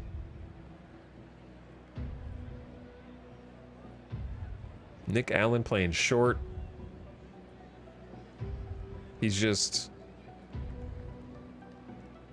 1 for 2 today. All right, let him hit again. He takes it pretty deep to left, but the left fielder's just right there. I honestly thought that had a chance to go further. But yet, it just stalled. And that's 2 outs. And that brings up Meisner in right, who is 0 for 2. I think we need to get something going today, so I'm actually going to get Mauricio Dubon to come in as a pinch hitter, because we need some offense, and Dubon's got more than Meisner right now. Dubon subbing in as a righty, puts it in play to the first baseman on 1 pitch, and that's out number 3. Well, I tried. Okay, now I got to rearrange the outfield. So we're going to move Pache over to right and let Dubon take center. Bottom of the 7th. Emmanuel trying to keep it close. A ball and 2 strikes on Marcus Semien. And a nice strikeout there on 4 pitches. Got him to swing at the sinker on the corner. Dotted up nicely. Facing the bottom of the order against Laureano and Acosta. A strike for Laureano. 1 for 1 today. And he pops it up on the infield. Second baseman Amaya calls off the shortstop, and that's out 2. And now Acosta, he walked last time and lines it to the third baseman, Diaz, who's there. Quick inning for Emmanuel, but now it's the 8th. With only 6 outs left for Vegas to score, we will have the top of the order up after Diaz here. Blatz is still in the game at 77 pitches. We've yet to actually break him open. Strike 3. And Diaz watches strike 3 on 6 pitches. The changeup is right there. You took 3 called strikes in the exact same spot and didn't swing at the curveball or the changeups. Only you swung at him once, bro. Come on, man. They finally subbed out their starter for right-hander Spores. He's got really good stuff, good control, awesome fastball, slider, curveball, but I believe in Kevin Biggio more than your right-hander, okay? He lined out to short in the 5th. He takes this one to pretty deep center field, but right there is a center fielder. Garcia grabs it, and that's 2 outs. Jacob Amaya at second is 1 for 3 today. You let Amaya hit here even if he strikes out. Pops it up to center also. Center fielder staying busy out there. And Vegas is out. They're not out, but they're out. And now we got Emmanuel coming out, I guess, for the bottom of the 8th. Yeah. 2 strikes on Carter. Back to the second baseman. Out number 1. Biggio makes the putout on 5 pitches. I like what I'm seeing with Emmanuel so far, at least. And lefty versus lefty here. The sidearm is doing good. Can Biggio play third base instead of Diaz? Yeah. But my third base is a hole in the lineup right now. I need a new third baseman. I don't have... Yeah, I could finagle something if I needed to. But right now I got Canario, Vossler, and I can sub Pache for a lefty. All right, Emmanuel versus Lowe. A ball and 2 strikes. He's getting him in those 2-strike counts, and they're having to swing. Oh, I can't believe he got that past Biggio for a 1-out single.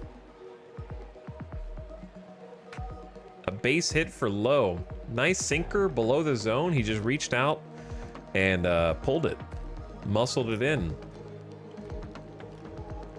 All right, this is where we start warming up Spire just in case.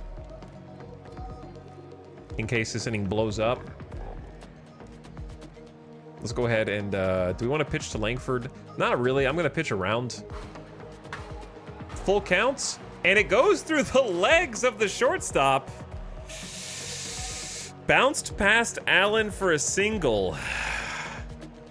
Over to second goes low. Slider that caught too much of the zone. I mean, Allen is as good as it gets in terms of range and shortstop. So we have him in there for his defense. I guess that was just too much. 103 miles per hour. Just too much. Block it with your... Sacrifice your body, man. And that brings up Garcia, who's already hit a homer. We're going to go ahead and visit the mound here. I can still bring it, says Emmanuel.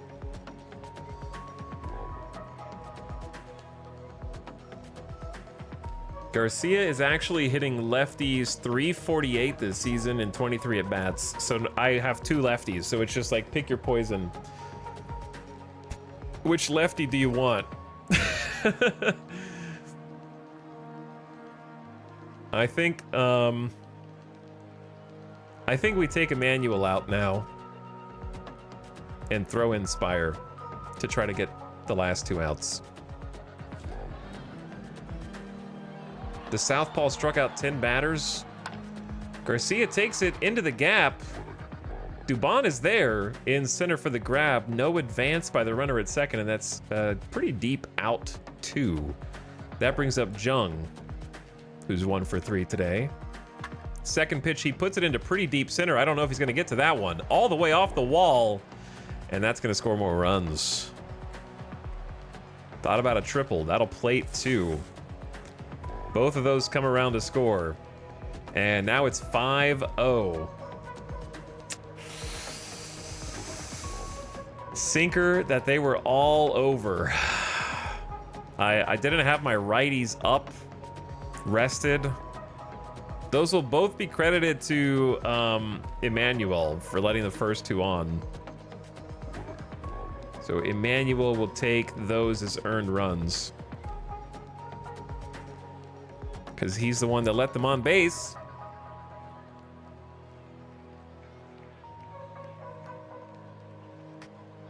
Three balls, 2 strikes for Jonah Heim. Second to first, and the out is made. All right, boys, we got 3 outs to get 5 runs to tie the game. Let's go. Let's go, Canario, the Vaz, the boys. Canario takes one to pretty deep straightaway left, and actually gently hit, says the game. Carter hustles towards it and makes the grab. All right, the Vaz is up. 2 balls and a strike for the Vaz, 0 for 3.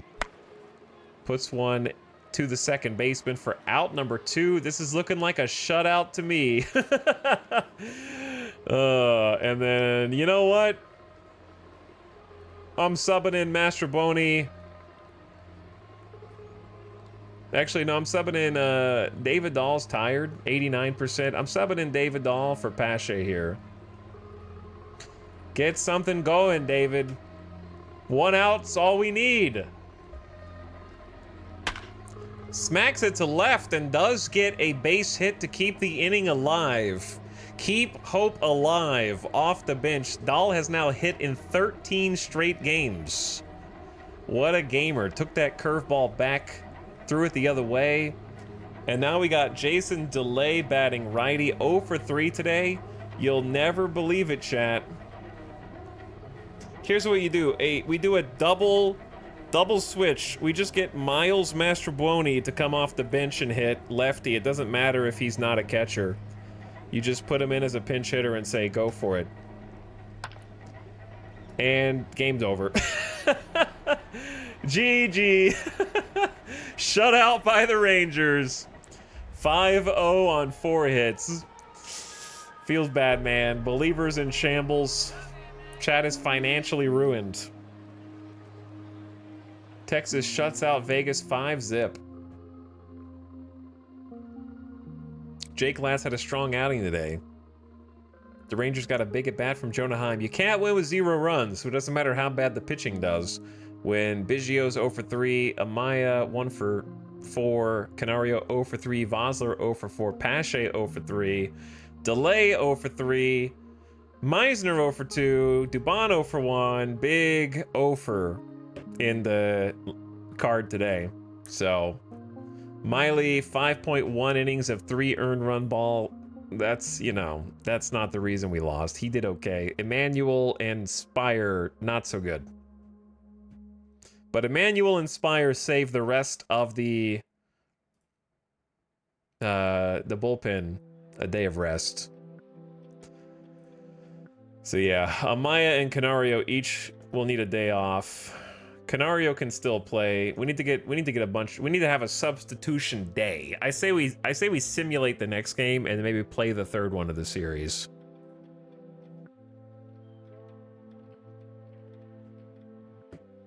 This is what I get for believing. Believers lose 856,000 channel points. There are more believers than doubters, but the believers are betting less. So even though you more of you believed, you're still like super cautious, which is so funny. Goodbye channel points. Believers are poorer. You guys have been feasting yesterday if you've been believing. You guys won 5 for 7 yesterday, and you were 1 for 2 today. Believers, so I don't want to hear it about, we always lose. No, you've won 6 out of the last 9 bets, believers. You just didn't believe during those 6 wins. So you have confirmation bias.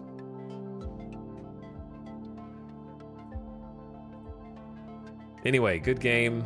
Let's come back and get the next 2. Let's check the waivers. Nick Gordon plays second base. Can technically play third, shortstop, left, and center. So kind of a utility player. Another Marlin. Leadership, adaptability, work ethic, intelligence. Lots of good stealing and bunting. But the bat isn't really there. 479 ABs last season, hitting 221. 238 this year, so he's pretty much on par for expectations. So he's there for like a 1.7 million kind of decent defender utility player. Lou Trevino from the Luchadors put on waivers 1.2 million. Extreme ground ball. I think if I could do something differently, I would have kept track of how many different types of pitchers I had with different arsenals. I think I have too many ground ball pitchers. I didn't really contemplate that too hard. But anyway, I don't think we want yet another reliever unless they're like really, really good. Ty Adcock. 2-pitch pitcher with kind of a mediocre slider. Good fastball, fantastic control. Has done decently considering the 2-pitch arsenal. But I don't think that's what we're looking for. Okay, who we playing next? Nathan Evaldi. He's got a 6.59 ERA so far. Who's pitching for us? Ian Anderson is coming out. He had a good start last time. 5 innings, 2 runs given up. But he's still finding his footing. And Evaldi is a righty, so let's give some of our guys a day off. Like Diaz. Amaya really needs a day off. Unfortunately, Amaya and Canario need a day off. Maybe we just keep Canario in the lineup so we don't lose all of our offense at the same time.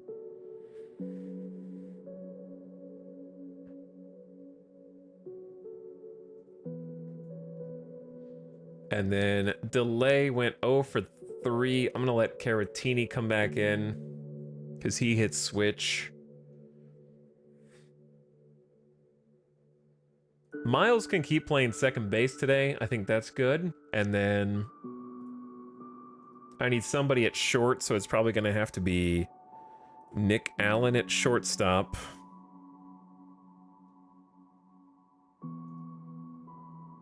And then who is... So we got first...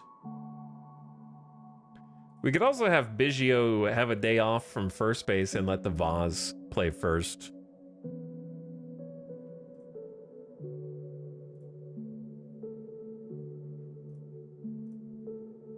Defensively, they're pretty similar, but Kevin Biggio is a better defender. I think we just leave it the way it is. I'd rather have the defense at first for now. And Vaz can give him a day off when he needs it, because he's 98% right now. All right, so we have first, second, short. We don't have a third baseman. And the only people that can play third... Oh, yeah, no, it's Miles, Cavan, or Vosler. Oh, dear. So technically, Cavan has more potential at third, so we're going to make some weird changes here. We're going to send Cavan Biggio over to third base. This is not going to be our best defensive day. Vosler will fill in at first, and then we have a DH open for whoever we want, which I'm going to let Meisner DH to try to get some practice, because he's technically got the power. He just needs to put the ball in play.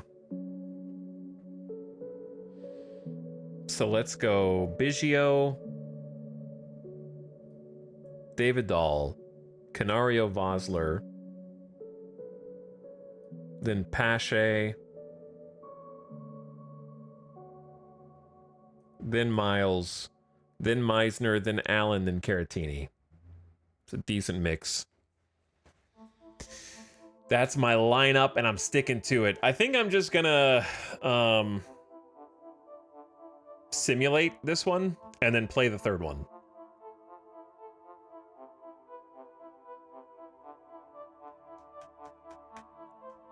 Or do I want to go out and see Ian? What do you think, chat?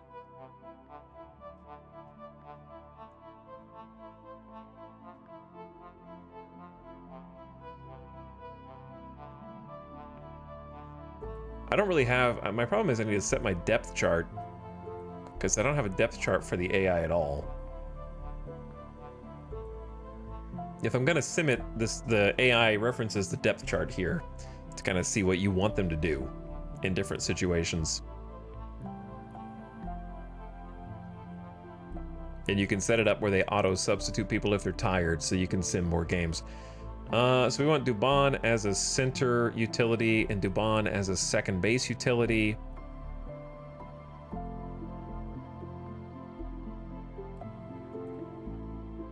In right field, we want Dahl, Meisner, Pache.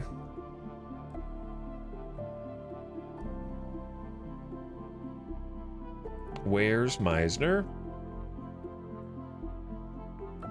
And then in center, we want Pache, Dahl, Dubon. In no particular order. And then in left, we want Dahl, Canario, Meisner.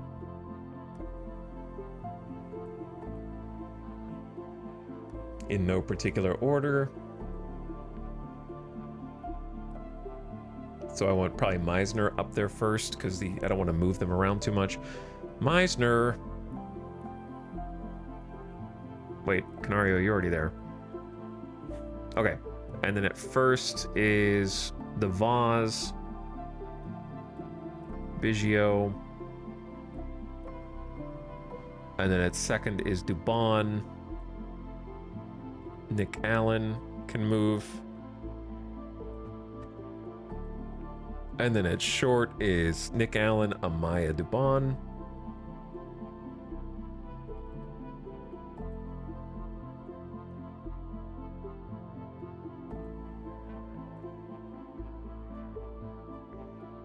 Wait, did it say Dubon can play? Yeah, Dubon can play short. I keep forgetting that, actually.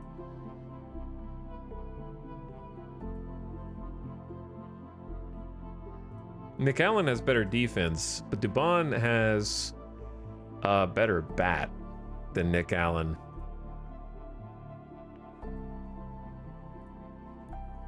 So maybe we actually start Dubon there.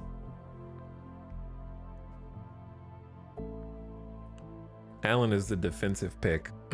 Okay. And then at third, we don't really have anybody. Diaz, if you absolutely have to. Caratini, Jason DeLay.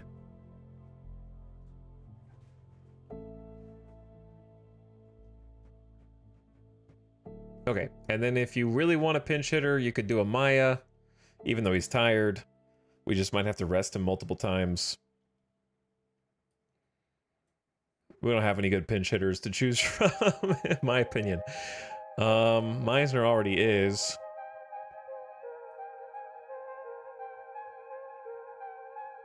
And then Nick Allen if you absolutely have to. All right, there we go. And that's just versus righties.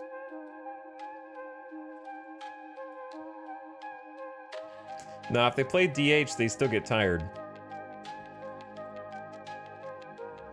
So I don't want both. I don't want all my offense to take a break at the same time. We just sacrifice a game. I want to still have a fighting chance. So I'm doing it this way. Let's go. All right, simulate today. Boom. Win at Texas 6-0. That's right. I take your shutout, and I answer with a shutout with 1 extra point. You beat me 5-0. I beat you 6-0. Nicely done, boys. So we had 8 hits. They had 5. We scored 6 runs, 1 in the first, 4 in the 8th. So they got blown open in the 8th, and then 1 in the 9th. Chat, you guys ask a lot of questions. What are we listening to? Citizen Sleeper. How does scouting prospects work? Your scout automatically scouts a bunch of people, and the more he scouts them, the more he believes that he is correct in accuracy.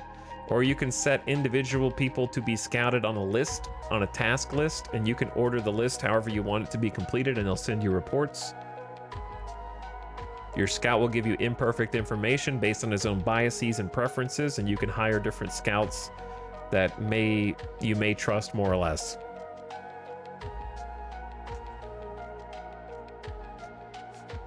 Yo, GG's, boys. All right, well, we can like maybe play the third one, or we can just sim the third one. I would play the third one if we lost this one. Let's put it like that. I want to break up. I don't want to lose every series. Biggio 0 for 3 with 2 walks. Okay, I like the 2 walks. David Dahl in the 2 spot, 1 for 4 with a walk and came around to score twice, but he struck out 3 times. I don't love that. Vosler getting a hit. Canario came in to pinch hit and got a hit with 4 RBIs. Yeah, I'm going to say Canario pinch hit a grand slam. I'm going to say Canario pinch hit a grand slam. I should have read the thing. The Las Vegas Vultures picked up a win at Globe Life Field, defeating the Texas Rangers 6-0. Starting pitcher Ian Anderson was an essential part of his team's success. I love that. The Rangers, now 11-21, continue their inauspicious start. Anderson made it look easy. He scattered 4 hits over 7.1 innings, racking up 8 strikeouts. The right-hander upped his season record to 2-0. My gosh almighty! Ian was tremendous, said Las Vegas manager Etal Midas. My gosh almighty! Ian was tremendous. How did they know you said that? But seriously, though, Ian Anderson is 26 years old. He was our first pick in the expansion draft. I was worried that he wasn't gonna be, like, ready for the majors. He only pitched 2 games started for Atlanta in 2024, where he did well, and then the rest of 2025 he only pitched. Well, that's this year. 2025 is this year. We let him pitch 1 game with AAA Memphis Pork Shoulders, our AAA affiliate, and he kept his 5 innings of 2-run ball, and he just came out here and shut out the Rangers after they shut us out. So I mean, like, that's amazing. 7 1/3 innings, no runs. That's a good sign.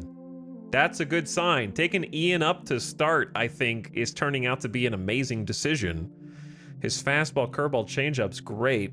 He's got pretty good stuff, movement and control, and keeps the home runs down. The control's okay. 45 is kind of like my acceptable limit. Yeah, he had Tommy John surgery in 2024. Torn UCL, March 5th. Food poisoning in 2025 for 2 days. Yeah, so he just came back from Tommy John surgery. I don't know how he made that fast of a recovery, because it was in March, and then he came back to pitch for Atlanta before the season was over? Isn't that Way too short. We had the same conversation when we were drafting him. But anyway, Ian Anderson, right now, he's got this stuff. So that's very exciting. Let's see if he can keep it. And then B-Lock came out to finish the game. 1.2 innings pitched, no earned runs. Love it. Needs to get that ERA down from his starts. I'm kind of using him in relief now. Player of the game, Ian Anderson, easily. Grand slam for Canario. Home run. 8th inning off of A. Morjan? I don't know. 26-year-old reliever. He had a 22 ERA last year in 5 innings. I feel like that's a good guy to get a 4-run homer off of. I can't believe we got our first grand slam and I wasn't there to see it. However, if we watched the game, the grand slam would not have happened because butterfly effect. You know what I mean? So I would have made a different decision somewhere because he was pinch hit, right? I probably would have let Vosler continue to bat, but the AI was like, nope, put in Canario with the bases loaded, pinch hit, which is a great decision that I agree with. And then they double subbed Diaz to come in for defense. That's pretty smart. I like this play. That's a good play. Jason DeLay, 2 for 3 at catcher. So he got some more hits. I put him in against the lefty. Dubon 1 for 4. Caratini 1 for 4. Both my catchers. Caratini was DHing. Meisner 0 for 4 still. Meisner, might be time for him to go back down soon. He is 2 for 25, but chat does not hate him like they hate Caratini, even though Meisner has a .08 batting average. Food poisoning in the arm. Look, you got to be careful when you got the venom. You know, venom sometimes just eats through the hand. Pache 0 for 4. Mastrobuoni 1 for 3 and a walk. So the bottom of the order did okay. Middle of the order, not so good. And then Adolis Garcia was 4 for 4. The only person that could hit on their team, apparently. He was 4 of their 5 hits. Fantastic game.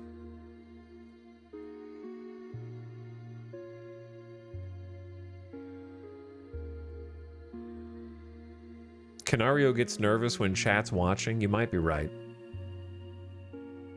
You don't actually have to check the waiver wires every day, but it's like opening a booster pack.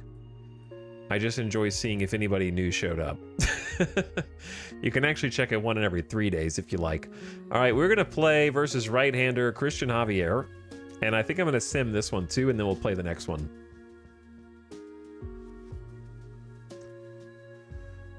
Versus a righty.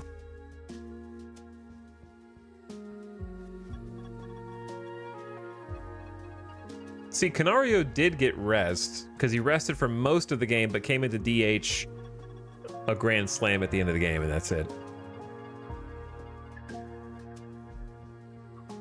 So who was hot yesterday? Delay. Delay's the only person with a multi-hit game. Everyone else just, like, did normal. So I think versus righties, we can probably keep David Dahl in the order somewhere, but let's kind of like move this around. Hold on. Slow down. Miles was 1 for 3 yesterday, but his average is just down there. So I would much rather have Amaya at second, batting second. Canario, Vosler. Pache is not doing good. I know we like him.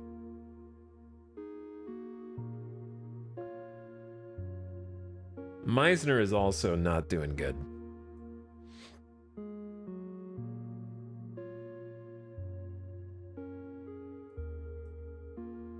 I'm going to do Vosler, Dubon, Dahl. The infield's taken care of. We need center field and left field.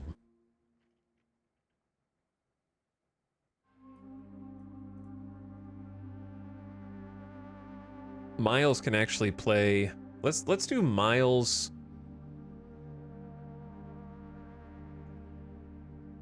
Canario's in love. We need center field and DH, right? Center field and DH.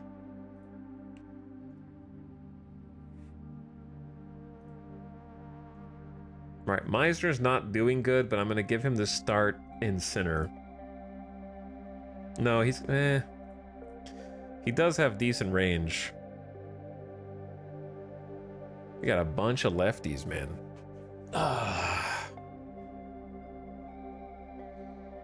And then Miles cannot really play right field. So he's in. We got David Dahl in right field. What? I'm just missing the DH. I don't like Miles Mastrobuoni as the DH. But I don't really have a DH.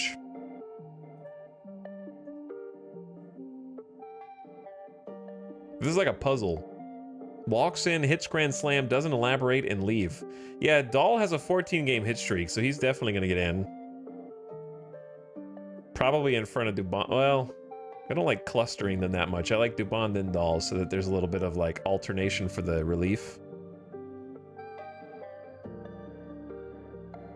What if Caratini hits DH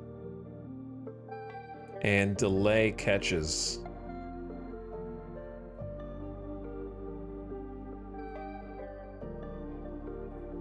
Delay has caught the last 3 games in a row, though.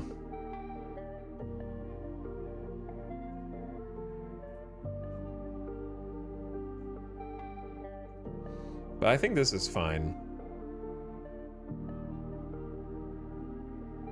The bottom of the order is a dead zone. I kind of wanted to get Miles in just to play the matchups. I just don't know where to put him.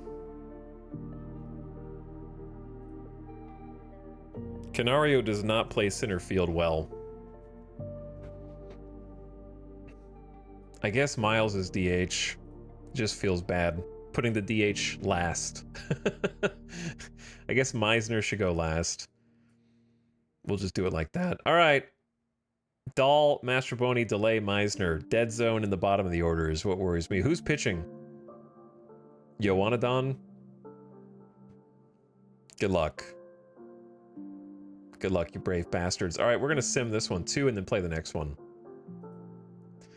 Loss at Texas? No way. 0-7 and Ken Emanuel was diagnosed with a sprained ankle.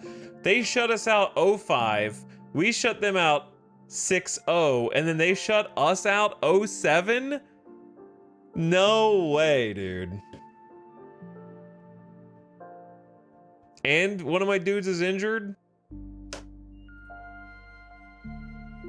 Unable to play, sprained ankle, out. He gave up 1 earned run on 4.1 innings pitched. Why did he have to pitch so much? All right, so we lose the series to Texas, and that takes us to 11 and 22. I need to keep updating the record.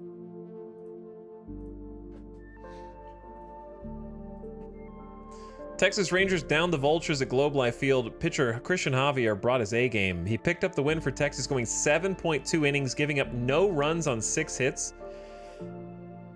Josh Jung had a big 2-run double for the Rangers in the bottom of the 3rd inning. With Texas leading 2-0 and the bases loaded, he got a fastball from Yoanadon and swatted a double to right center. So they scored 6 in the 3rd? Dear God.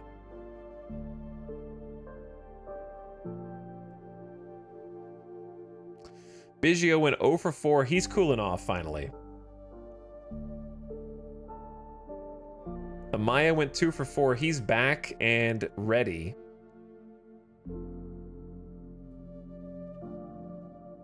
David Dahl got a double. So yeah, Amaya got 2 singles. Canario was 1 for 3 and a walk. Vossler was 1 for 4. Dubon 0 for. David Dahl 1 for 4. Mastrobuoni 2 for 4 in the DH. Good. 2 singles. I mean, that's not homers, but Jason Delay 0 for. Meisner 0 for. All right, we send Meisner down. We gotta. He's Dude, he's 2 for 28, man. His 212 OBP is not good enough. He's just a hole. And Ioannidon's responsible for 4 earned and 2.2. Yeah, he's not a starter. He's just the starter. And then Kent Emmanuel came out with 1 earned and 4.1 and got injured. And then Jose Hernandez closed it out for 16 pitches. So we just got shut out by dominant pitching then. 98 pitches. Yeah, I need to get Fletcher back in the lineup, and I honestly just keep forgetting. So yeah, let's do that. We need to make some rearrangements, and then we take on New York. So we're playing, I assume, the Mets? No, the Yankees.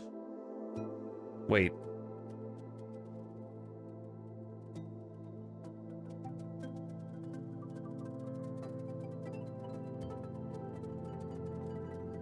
Has Marcus Stroman always been a Yankee? He was a Chicago Cub in 2021. Yeah, he was a Met. Okay, that's why I got confused, because I remember him being on the Mets, and I guess he just I never paid attention to him going to the Cubs, and then the Yankees this year.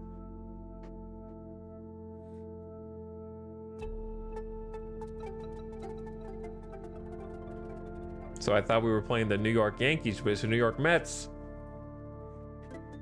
So let's get ready for a series against the Yankees. Away, I think.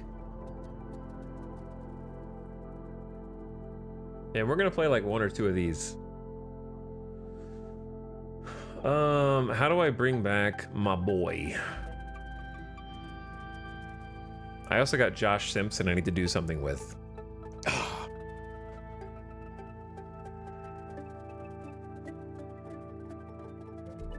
Here's the injured list. So I need to bring Fletcher back. So I need to make space on the active roster to bring Fletcher back. No, he's on a rehab assignment. So he's got 3 games started in AAA now, and he has not got a hit in 11 ABs.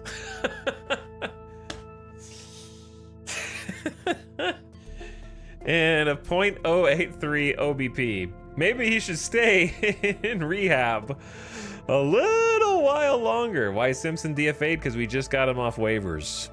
We haven't figured out what to do with him yet.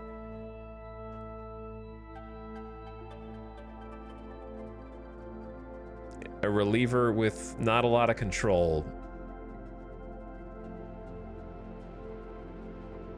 I feel like I need to organize my roster, chat, but I'm also a little intimidated. So here's what we're gonna do. I'm gonna go to the standings. I haven't taken a break in 4 hours, and I'd like to clear my brain so I can make these roster moves. And then take the series against the Yankees with a clear brain. And then we're gonna play, I'm gonna let you guys gamba. You have to guess whether we're gonna beat the Yankees or not versus Eric. Dude, FEDDE.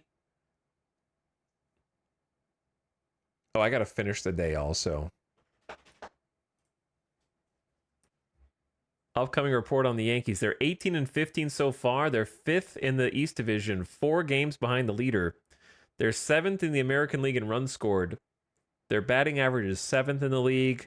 They've given up 123 runs, which is second. Is second in this case mean the most runs or the least runs given up? And their starters compiling an ERA of 3.55, which ranks second. Their bullpen is 6th. So they don't give up many runs. We got Kikuchi, Inoue, and Miley. They've got Snell. Oh my God. And of course, they got Aaron Judge, who's got 9 homers, hitting .302 this season. I'm sorry, that's no Canario. Is it? Jordan Montgomery. Gumby. Pitcher with a 3.63 ERA. Blake Snell, Garrett Cole, and Clay Holmes. Well, luckily, we don't have to face Garrett Cole, but he's not doing good in 2025 anyway. Thought this looked fun. Ended up going on an 8-game losing streak, and it is fun. That's right, Uncle Vivi. That is right. Now you understand. Anyway, chat, you can look at the standings. I'm going to let you look at your channel points. You got 10 minutes to bet whether we win the next game. We're going to play this one out. And I will BRB. Thanks for watching. Thanks for hanging out. Hope you're having a nice Saturday. And also thanks Lashley for the tier 3 36-monther. Thanks for 5 subs in 1 and happy 3 years. What's up, Lashley? Laughing Bear says, nice, for 69 months. Yo, nice. Knight757, thank you for the 56 and the tier 1 drop. Last Hazard, appreciate 25 monthers. The TC, my hometown team, they are not the best. And Xenophanes, thank you for 65 months. Much appreciated, dude. Also, War of the Worlds gifted a sub. War of the Worlds gifted a sub to Paranoia. And I saw Durf on Turf say, go Vultures. Yo, thanks, guys. Hobby RB, thanks for watching again.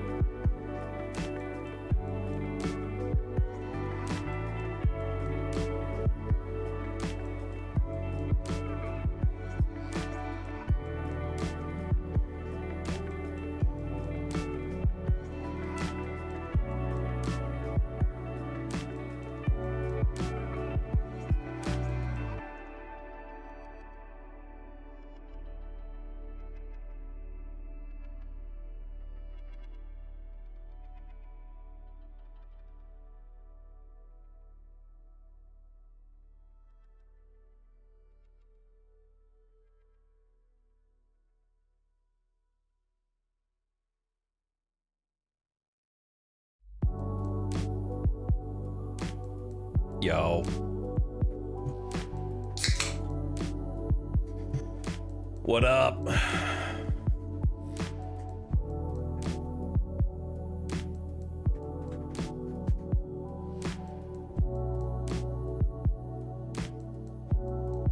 Give me 1 minute.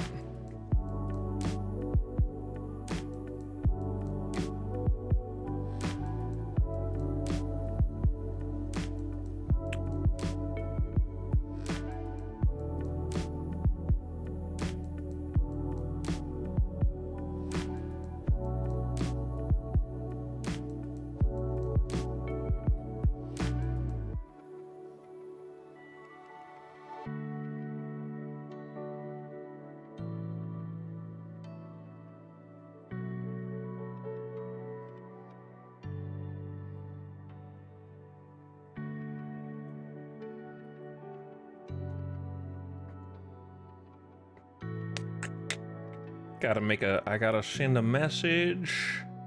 Luchadors are trash.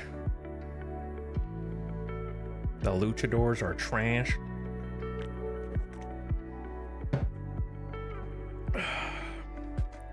Mexico City has a message for you. Oh, they are. They're actually, they're worse than us.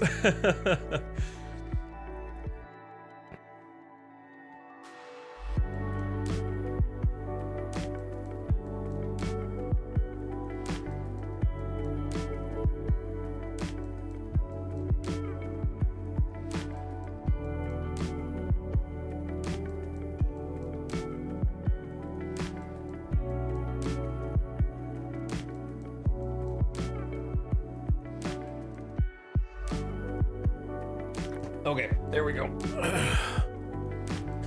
Had to do that before I forgot. Boop.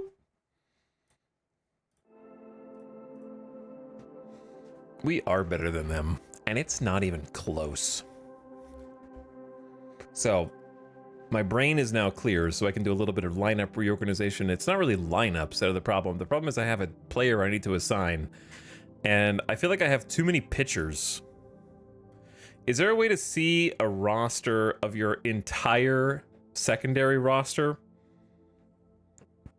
And not just, I feel like this only shows me my primary roster.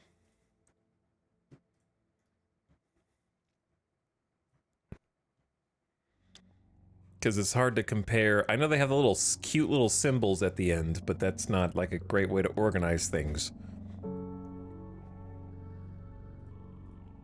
So we've on the like total secondary upper left 26-man roster drop down. What?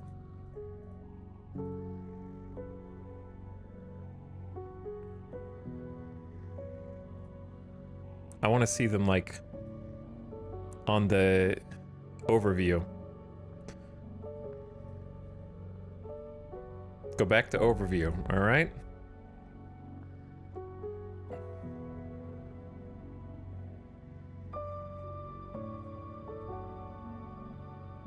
What am I looking for? I see it. Are you pointing at your screen, QT? I hope you're pointing. I saw it. Don't you better not be telling me this because it's literally right here. You goobers. This is the 40-man roster. I don't need it to show on 2 displays. Mirrored. Never mind, I did not see it. Yeah, I want to be able to see their actual, like, full list on, a chart like this. Move the webcam. Okay, now what? Like this for the rest of the stream? How does this help? Does this make the stream more entertaining?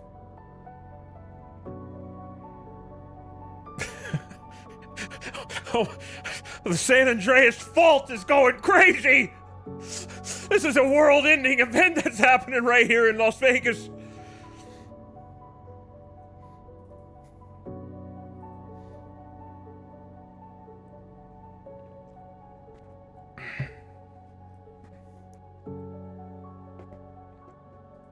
Okay, I'm just gonna do it the way that I think you're supposed to do it. I have 1, 2, 3, 4, 5, 6, 7, 8, 9, 10 starting pitchers on the secondary roster. 5 of them are on the pork shoulders. That feels like a high number. Some of them are just starting pitchers for AAA who might be relievers in the MLB, if that makes sense. And then we have 1, 2, 3, 4, 5, 6, 7, 8, 9, 10, 11 reliever pitchers. So that's 21 people on the roster are pitchers. I don't know if that's a lot or normal. I need a third catcher on the secondary because I had a third catcher and then my minor league team released them.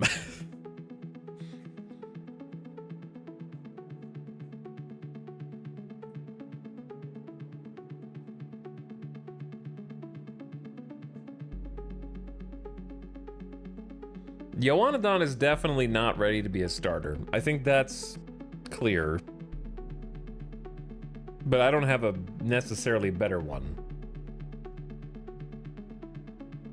Yeah, I have 3 open spaces left for the secondary. I could try taking the catcher off of my AAA team.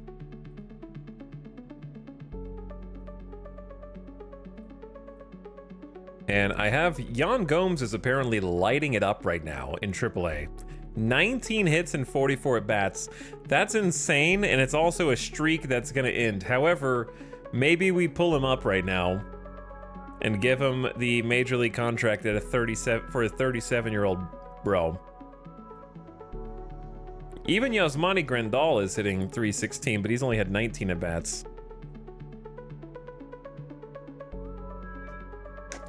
Yan Gomes about to have a career year.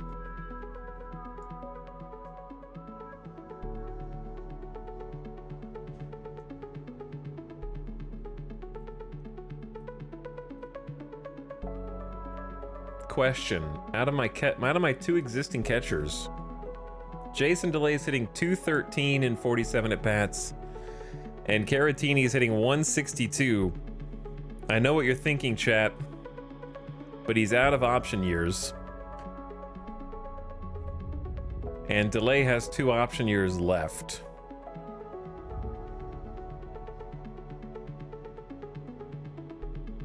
I'm thinking we bring in Yan Gomes. Jason DeLay can be sent down. He's still gonna be on the secondary roster. Like he's gonna stay on the secondary.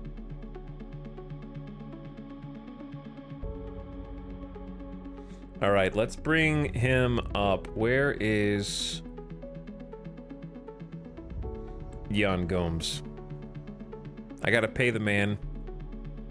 So that automatically converts it to a new contract. No, it's still a minor league contract until he gets put on the active.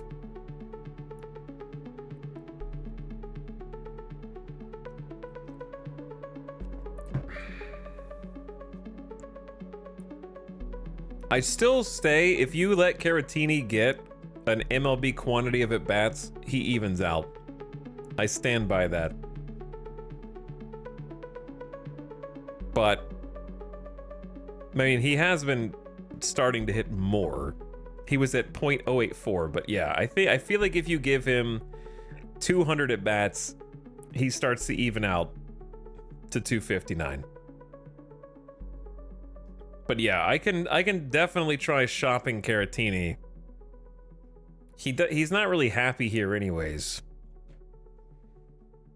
You gave Dahl a chance and he came around. Yeah, I don't know if he came around, but he's definitely doing better now.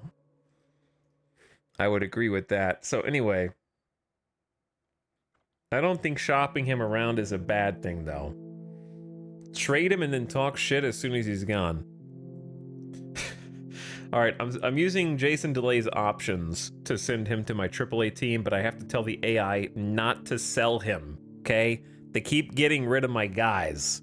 Maybe I know I should just take manual control of it myself, but the rest of this is just too confusing for my first ever game. And then Jan Gomes is going to the active roster. We're now paying him $760K, so we have like 11 million to play with still.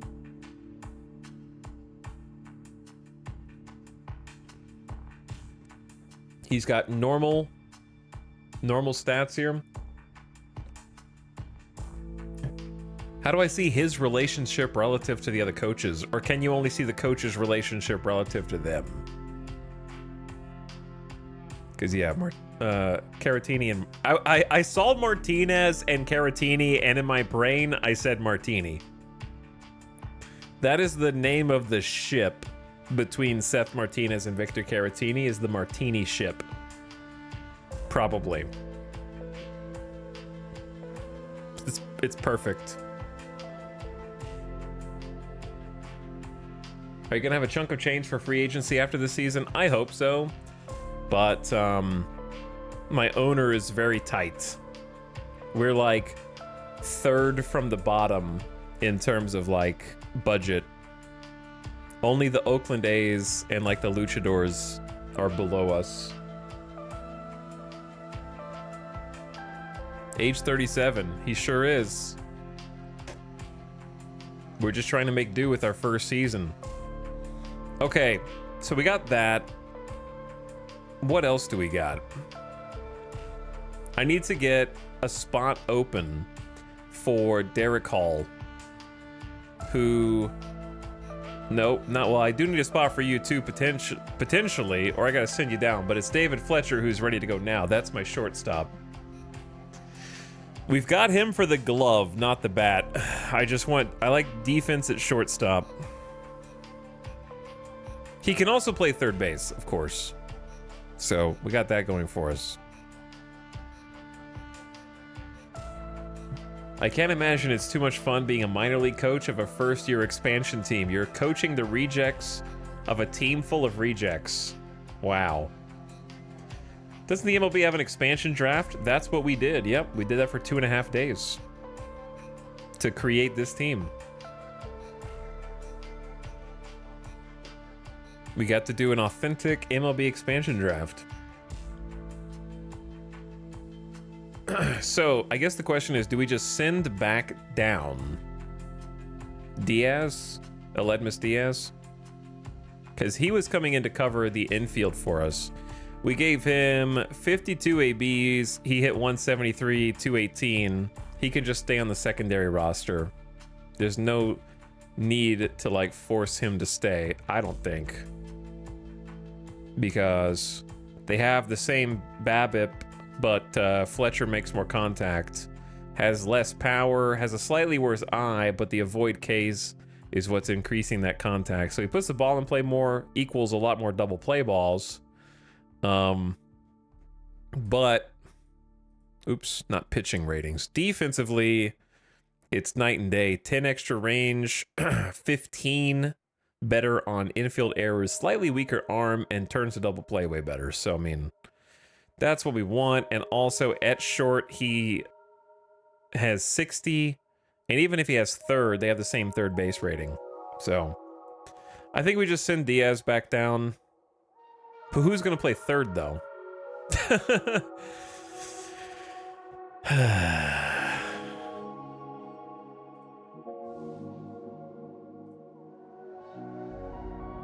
Like, I guess you can have Kevin Biggio or Miles Mastrobuoni play third poorly. That's what sucks. Right now I have Nick Allen at short. Maybe we need to send Nick Allen down. Because he was there for his glove also. So they kind of have the exact same overlap, except David Fletcher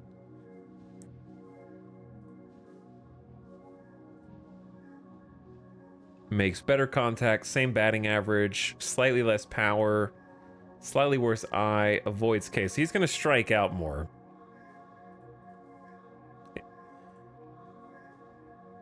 So it's possible that Nick Allen is just a better version of David Fletcher, hitting-wise. defensively, they're pretty similar as well. If we liked, Nick could be taught how to play third. They can't play third yet. They have to be taught to play third. Nick Allen has a potential to learn third, but he doesn't know it yet. Whereas Fletcher already has a little bit. He's got 55. I don't like having Fletcher and Nick Allen in the lineup every day. I've got 2 dead spots in the lineup at short and third. What my dream is, I want first base to produce, which Biggio has been. I want second base to produce, which Amaya has been. I want third base to produce, nobody has been. And I just want shortstop to be a glove. So the problem is I need a bat at third, in my opinion, that has okay defense. And right now I've got good defense with a bad bat. And so my short and third would both be good glove, bad offense. Because like Fletcher versus Diaz on offense, Diaz is going to win.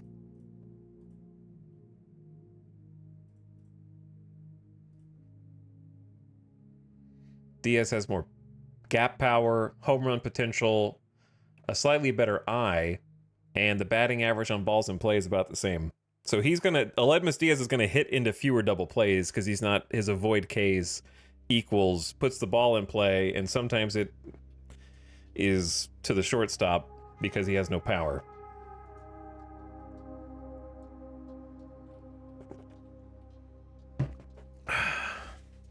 Anyway, what I'm gonna do is send down Nick Allen for now, because he's only 26. He hasn't played any AAA ball this year. Just give him some reps, give him some daily starts, let him get some practice. He has time to develop still. Let him play with the coaches. He doesn't need to be in the MLB right now.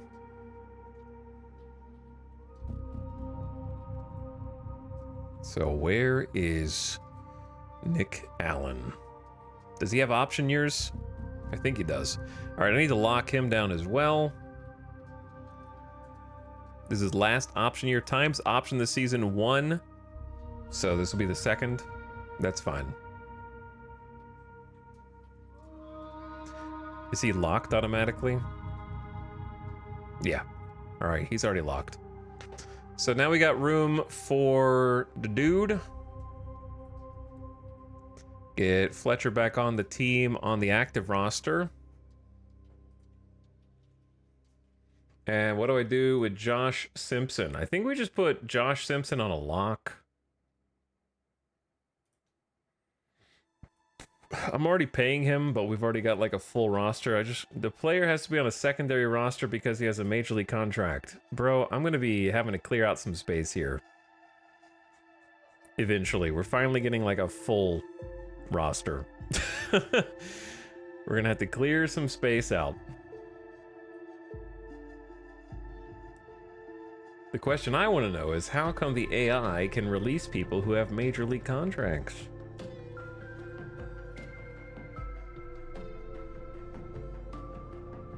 All right, Josh has no control. We're just going to test him out. Disable AI promotion, demotion. All right, anyway, I'm ready. Who we playing? A right-hander? Let's get the lineup set.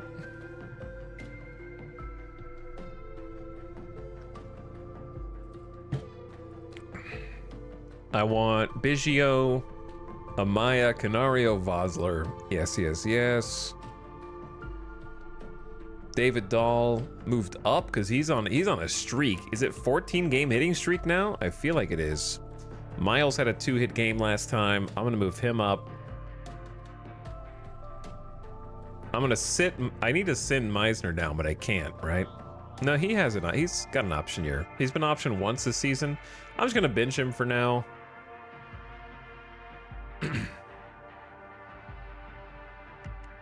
because he's definitely the worst player. I'm gonna give Jan Gomes a start next. I know, chat, what you're thinking, but Caratini's gonna get this one. Because I like to play the matchups and he can bat lefty against the righty. And then we can just swap out Jan Gomes later in the game. And then let's get David Fletcher back in at short instead of Dubon.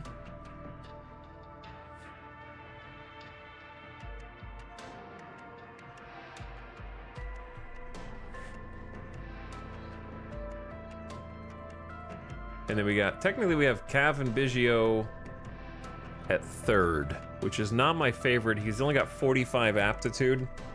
I like to have higher aptitude because his, or at least have his defensive range compensate.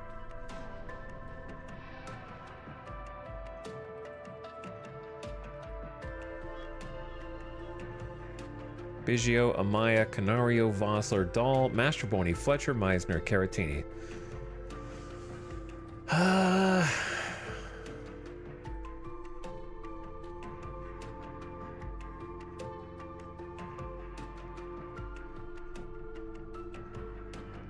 Because Mastroboni only plays 45 aptitude at third also, but he could learn how to be better.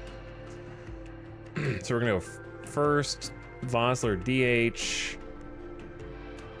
Miles is gonna suck at third. Actually, no, we can have Miles play second. Yeah, that works. Yeah. Amaya can play short. And then David Fletcher can play third. Because Fletcher's got 55. That kind of evens out. That like brings our infield to average. No one's playing where they're best, but it brings up the hot corner in third. And then I want Meisner to probably... I'm going to give him one more chance. This is his last chance.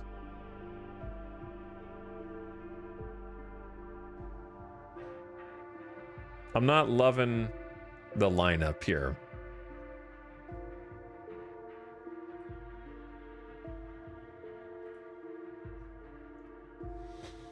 Okay, but when do I? When do I? Who's pitching? Kikuchi, he needs a good start. Let's see what happens. Actually, I just saw this. This guy needs to go sit. There's red on my pitcher screen again. What's wrong with you? Do we even know?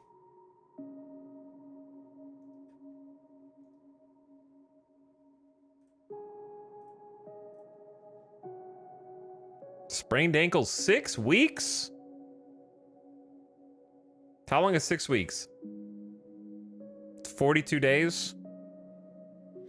I guess you can just put him on the 15-day and then just keep upping it.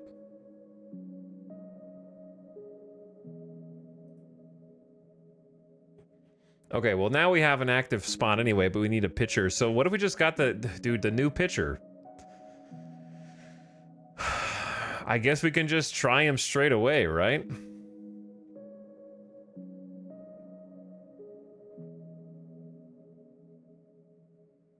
It was Francisco Perez.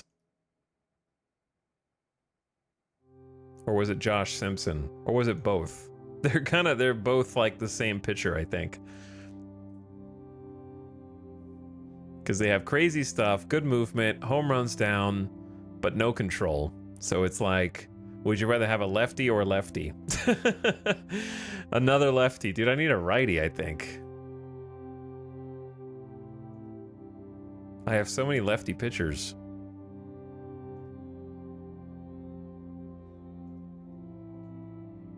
Let me see if we go to like the roster and do pitchers.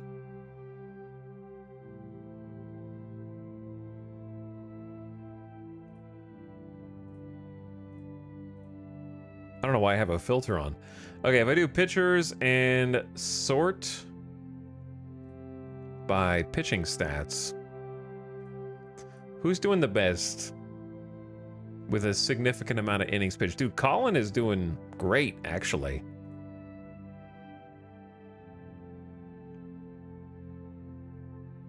But then I have to activate his contract. He's got 2 games started, 1.25 ERA. Let's let him get a few more. So the guys who are doing the worst are down here, ERA-wise. Who's got the best whip? Also Colin. The Cloth has great whip. He is very tired right now, though. He's trying to start. Anthony Veneziano's only pitched 1 inning. He also throws... I wanted him to get some starts. But I will let them do whatever they want. They got Nick Sandlin at... Oh, dude, we can bring Nick Sandlin back in. He's got 5 innings pitched, hasn't given up a run. I said I was never going to trust him again, but I'm paying him $2 million. All right, yeah, I think we got to take Sandlin for sure. That's the one that just makes the most sense. All right, where is he on this list? Boom. All right, let's play. Depth charts. Oh. This doesn't matter right now because I'm just going to change all this later.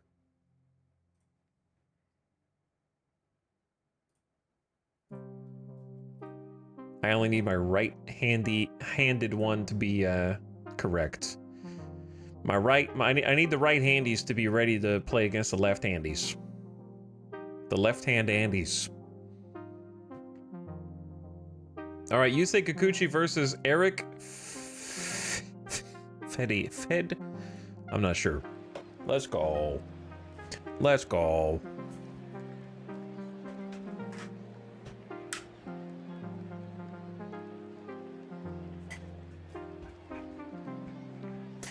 All right, we're home. Kikuchi is up. He needs a good start, chat, but we're going to say let's give him 5 innings. Let's keep him to 5.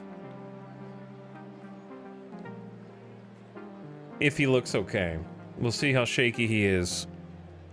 First time up against the Yankees.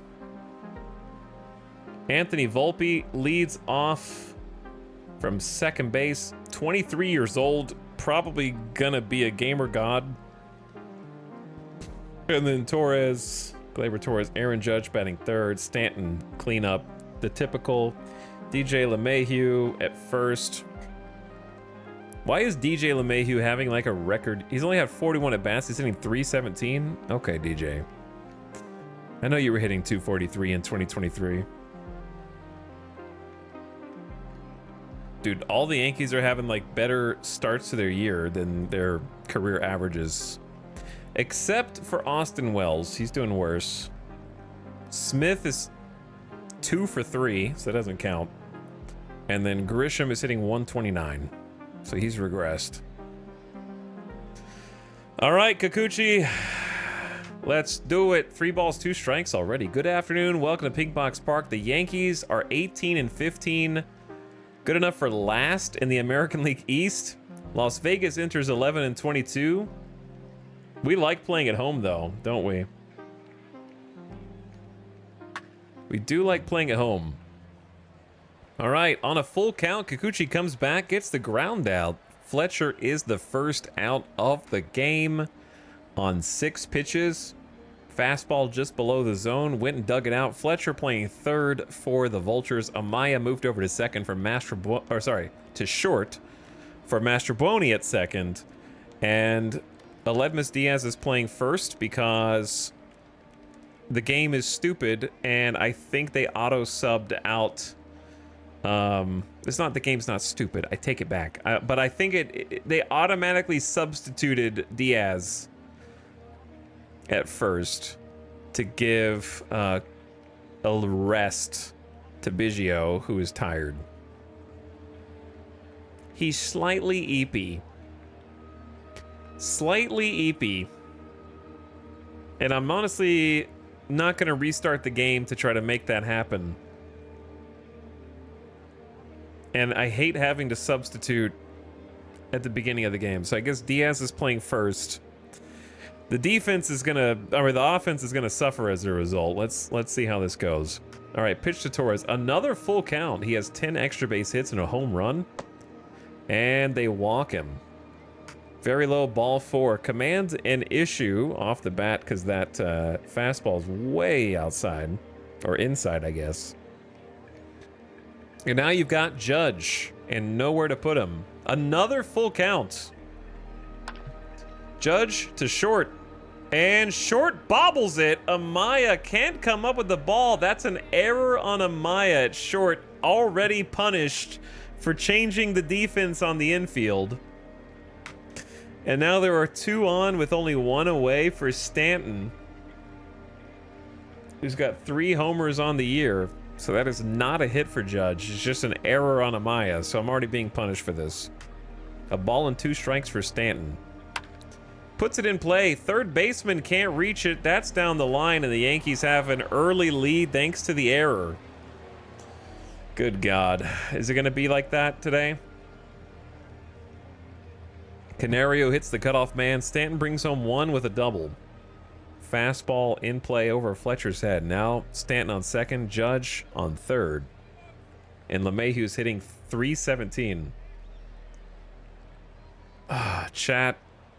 I went all offense, and I'm already if Fletcher was there, Fletcher makes that play for sure. Should have focused on the defense. Someone remind me, does that run count as earned? Nope. Actually, yes, it does. Interesting. I would have said nope, but game says yes, because I'm wrong. 3 balls, and they walk DJ LeMahieu to load the bases. Kikuchi's 27 pitches in, already in trouble. Hayward hitting .281 with a .389 on base percentage. We're going to have to pitch to contact here. He did not get the call on the second ball. Puts the ball in play to first. First to second, and they only get 1 out. Diaz fields it cleanly. Sends it to Amaya. They get 1 out. Judge scores. Stanton goes to third. And that brings up Austin Wells. Runners at the corners with 2 outs. Another full count. Strike 3. And he gets the punch out to stifle the damage. But Kikuchi having to throw 39 pitches to get through the first inning. So today's going to be a bullpen day. He's already tired. We do have a full bullpen. But yeah, that is not ideal. He only has one of those 2 runs is credited, the other one is not. Today is going to be, I think, a Seth Martinez Poche day. I think we need to try and get Kikuchi out there for 1 more inning, and then we switch it to the bullpen. What? I forgot. Why do I have Mastroboni batting leadoff? I guess because they sat Biggio. I don't know what's going on, dude. I don't know what. Wait, what? Am I? Oh, Aledmus Diaz is down here at first. Okay, I couldn't find him. 2 balls and 2 strikes. Miles Mastroboni has the speed. He does, yeah. And maybe that matters sometimes, but it doesn't matter this time. Back to the pitcher for out number 1 on 5 pitches, and that brings up Amaya, who is a hot hitter right now with .316 batting average. Puts it in play to shallow center on 2 pitches, out number 2. You guys are going to have to extend your at-bats to give Kikuchi a rest, man. 2 balls and 2 strikes for Canario. You got to show Judge how it's done. Don't let him come in here to your house, Canario. Okay? And that's it. We're through 8 pitches. I'm glad that at least you took some pitches. Maybe that gave Kikuchi some time to rest, okay? Sinker, sinker, sinker, sinker, sinker, slider, changeup, cutter. Could not get him out. But put the cutter in play, all working him low in the zone. All right, Kikuchi, we got to get the bottom of the lineup out early. Save those pitches. That is a quick out to third. Playing the shift over is Fletcher, and takes a slow line drive. I don't know, is that a possibility? What would you call that? It was a 73-mile-an-hour line out. I feel like a line drive should be faster than that. That didn't seem that fast, but there you go. All right, Kikuchi to Grisham batting in the bottom of the order, hitting 129 with a homer. Smacks it to pretty deep center field, but we're there for the catch. Meisner tracks it down and hauls it in on 2 pitches. All right, Kikuchi might actually be able to go 3 at this rate if he doesn't struggle here with the top of the order. A ball and a strike to Volpe. And he grounds out a second time. There you go. There you go. Limit the damage to 2. It could have been way worse in the first inning. Could have been way worse. Vosler, Dahl, Meisner. 3 lefties against the right-handed pitcher. Maybe he can find a way to get on base here. Smack to third, but the long throw will get our boy Vosler out, not Canario. I'm struggling with my words here. That was a 4-pitch out. We're going to need a little more than that. David Dahl has like a 14-hit streak right now. And he's got another one. Continues his streak of hot hitting with a 1-out base runner. 16-game hit streak. What a gamer. And one of those was a pinch hit, so we only had 1 at bat a few games ago. He had an extra base hit in the loss against Texas yesterday. So he is finding his bat now. And he's starting to line up with our expectations when we picked him from the expansion draft. All right, Meisner, a hole in the lineup, but for how much longer? Okay, at least 1 more at bat. All right, this is Meisner's last game. If he gets a hit, he gets to stay. If he doesn't get a hit, he has to leave. If he gets a single, he has to leave. If he gets an extra base hit, he can stay. Those are the rules. Swung at the sinker. All right, Caratini. You know things are dire when Caratini's batting third from the bottom in the lineup. He puts it in play to second, and they make the final out. Okay, I don't know what music's playing right now. XO1, I don't know, it just went to that. Let's get something else.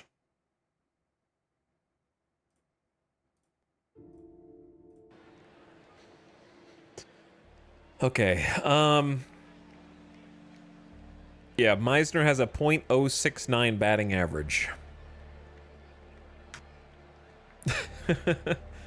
Torres first pitch swinging over to short. The out at first is made. Suddenly, Kikuchi went from full count to hanging slider for an out. I don't know. He's getting away with some bad pitches, but he's got Judge up. We're going to say pitch around. Okay, he somehow takes the bat to the ball and pokes it into right field. I don't know how much you actually pitched around there. We're going to find out. Well, I mean, the changeup was low. He just went out and dug it out also on the first pitch. And now we got Stanton. 2 balls, 2 strikes. Popped up to shallow center. Meisner puts that one away. 2 outs. That was a 9 pitch at bat on the changeup. High and inside. He fouled off 4 pitches to stay in the at bat. 1-1 to DJ LeMahieu, who shoots it to third. Great play by Fletcher. He had to hurry over there. 1 star, says the game. I disagree. Okay, I said that was a 4-star play with the backhanded glove. And Kikuchi's through 3, having given up 2 runs. He's finally kind of settled in. And now we got Diaz, Fletcher, and Mastrobuoni up. A lazy pop-up, and it's still flying. No one really understands the physics in Yankee Stadium.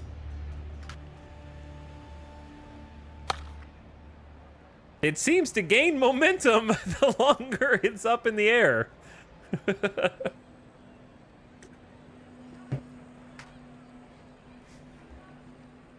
caught foul. Swinging at 3 pitches well out of the zone there for Diaz, so I don't like what I see there. And now David Fletcher, first time back with the Vultures since going on the injured list. After pulling a leg muscle or something, he pops it up to the left fielder. And Judge reels it in, playing left today. Hayward playing right. Doesn't Judge normally play right? Or am I crazy?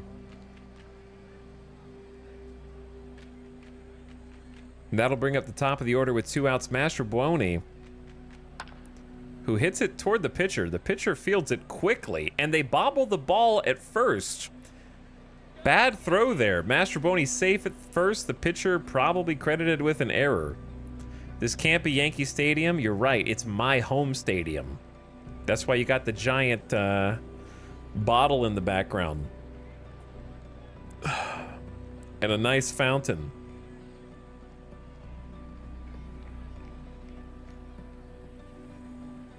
Judge plays center, does he? Thought he might have used to play right.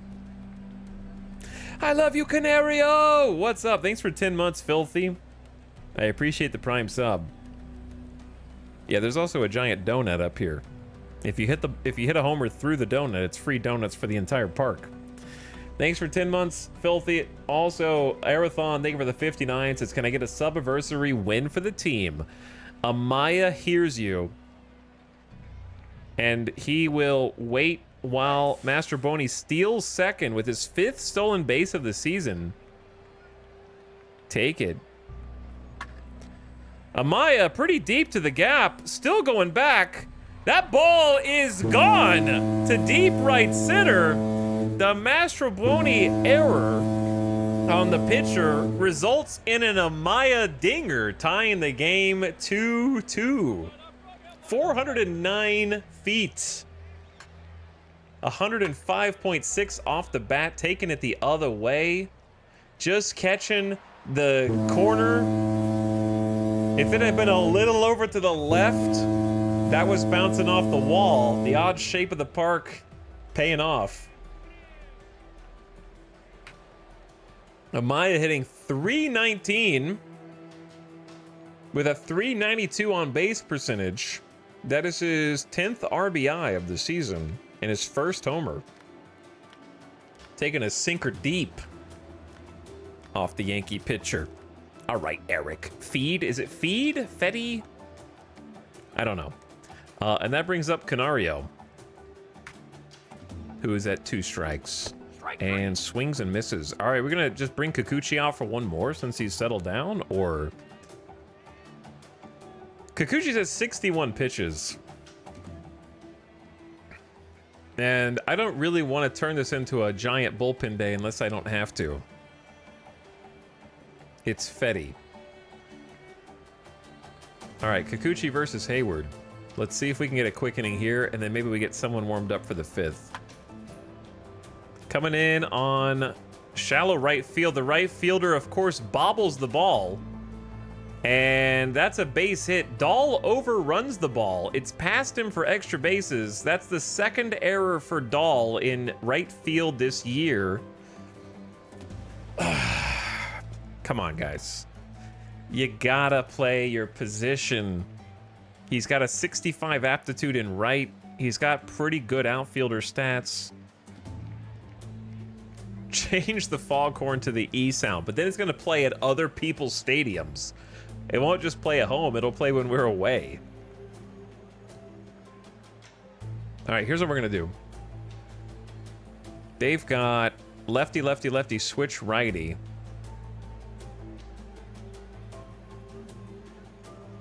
Poche, who hasn't pitched in the longest? Fernandez. Spire. Poche is pretty warm. I say we get Poche to warm up. And then let's go do a mound visit. I'm perfectly fine. Let me pitch. Poche warming up. All right. Pitch to Wells. Gets the strikeout on Wells. Bringing up Kevin Smith, who's got a career 331 at bats, 169 hitter. Definitely pitch to Kevin Smith. Kevin Smith to shallow left. Canario's got it for out number 2. The runner holds at second. Poche is ready if I want him. But I'm gonna let Kikuchi face Grisham. Oh, dude, there's a bunch of righties coming up.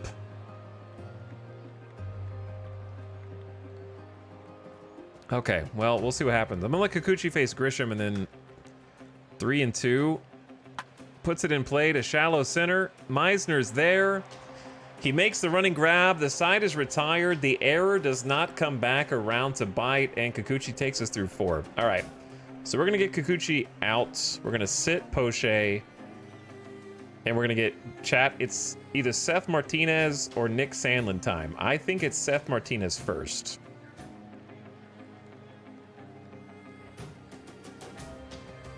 Martinez is a neutral pitcher, 91 to 93. He's got a fastball, slider, changeup, cutter. Kikuchi's only given up 3 hits in 4 innings. Yes, but he's getting hit hard, in my opinion.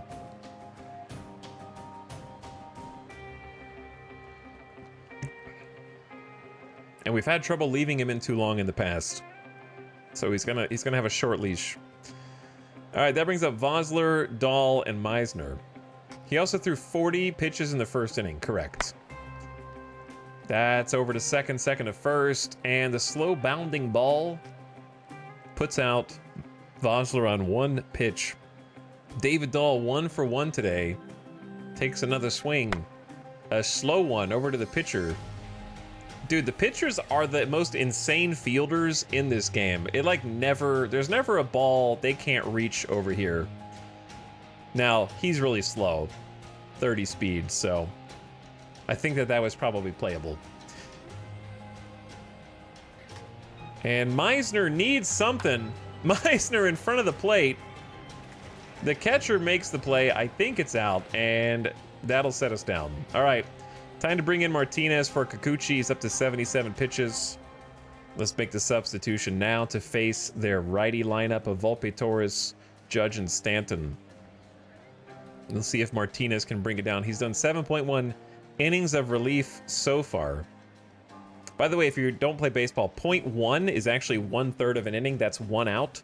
So 7.2 is 7 innings and 2 outs. And 0.3 would just be 8. So there is no 0.4, 0.5, 0.6. So it's not 20% or 30%. It's how many outs they got toward the next inning. All right, we got to pitch to him. A ball and 2 strikes for Seth Martinez. Yeah, Meisner's about to go he's going to become barbecue. Struck him out with the changeup. Nice job setting down Volpe with the changeup. Swung over. Fouled off a changeup high and then swung over a changeup still in the zone. Martinez versus Torres. A ball and 2 strikes. Puts it in play, but the shortstop comes on. Amaya grabs it for the 2nd out on 5 pitches. Martinez versus Judge, full count. And he issues a walk. Ball 4, loses him with the fastball. Now up comes Stanton. 3 balls, 2 strikes. Strike 3, he watches. Strike 3. And doesn't take the bat off of his shoulder. Still tied 2-2. I didn't see how tired Martinez was.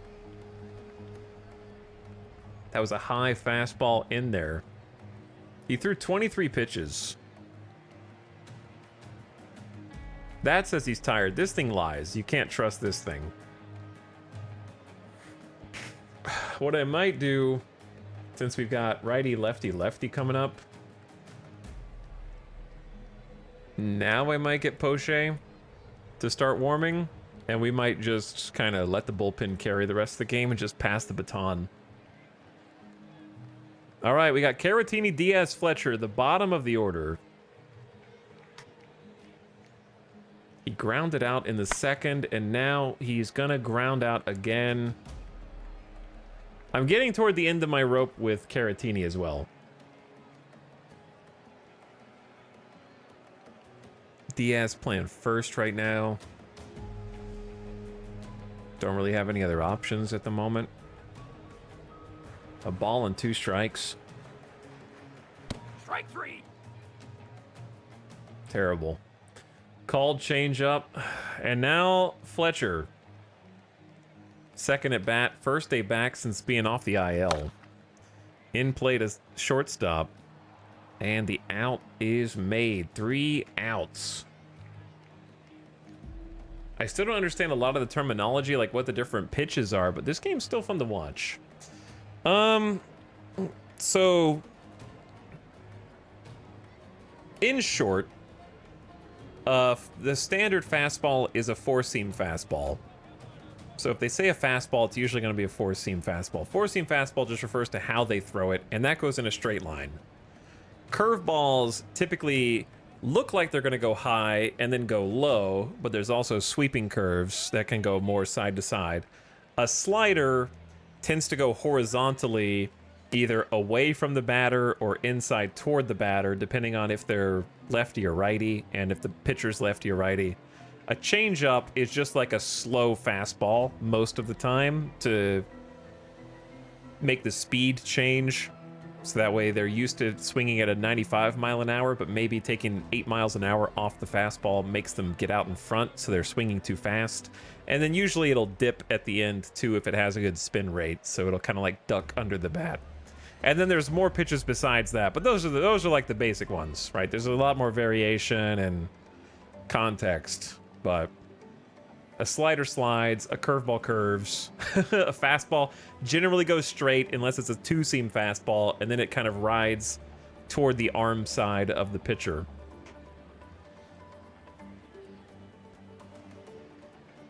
And a sinker is like a fastball that likes to dip at the end. Yeah. So there's variations. Oh boy, the Yankees are visiting. Great time for ticket sales. What's up, Sim? It is a great time for ticket sales, but it's not a good time for our bats or our pitchers. So we're going to see if we can... Maybe, do we try and get LeMahieu out with Martinez? I think so. Let's let Martinez do the righty matchup here and pitch to LeMahieu. Hitless in this ball game. Sharply hit to right, almost a great play, and now they're just going to stand there and watch the ball, but it's okay. LeMahieu respects the attempt and does not advance while the ball sits between the second baseman and the right fielder. That's the 3rd error for Dahl. Wow, they gave him an error on the sliding catch? That seems really harsh to me for a 4-star play resulting in an error. That's his 2nd error of the game. I'm confused how a 4-star missed catch turned into an error there. It just says he's on the run and he flubs it. It looks like it just hit him in the chest.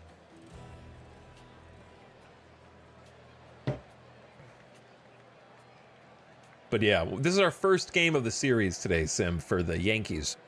We managed to beat the Twins 2 out of 3 games.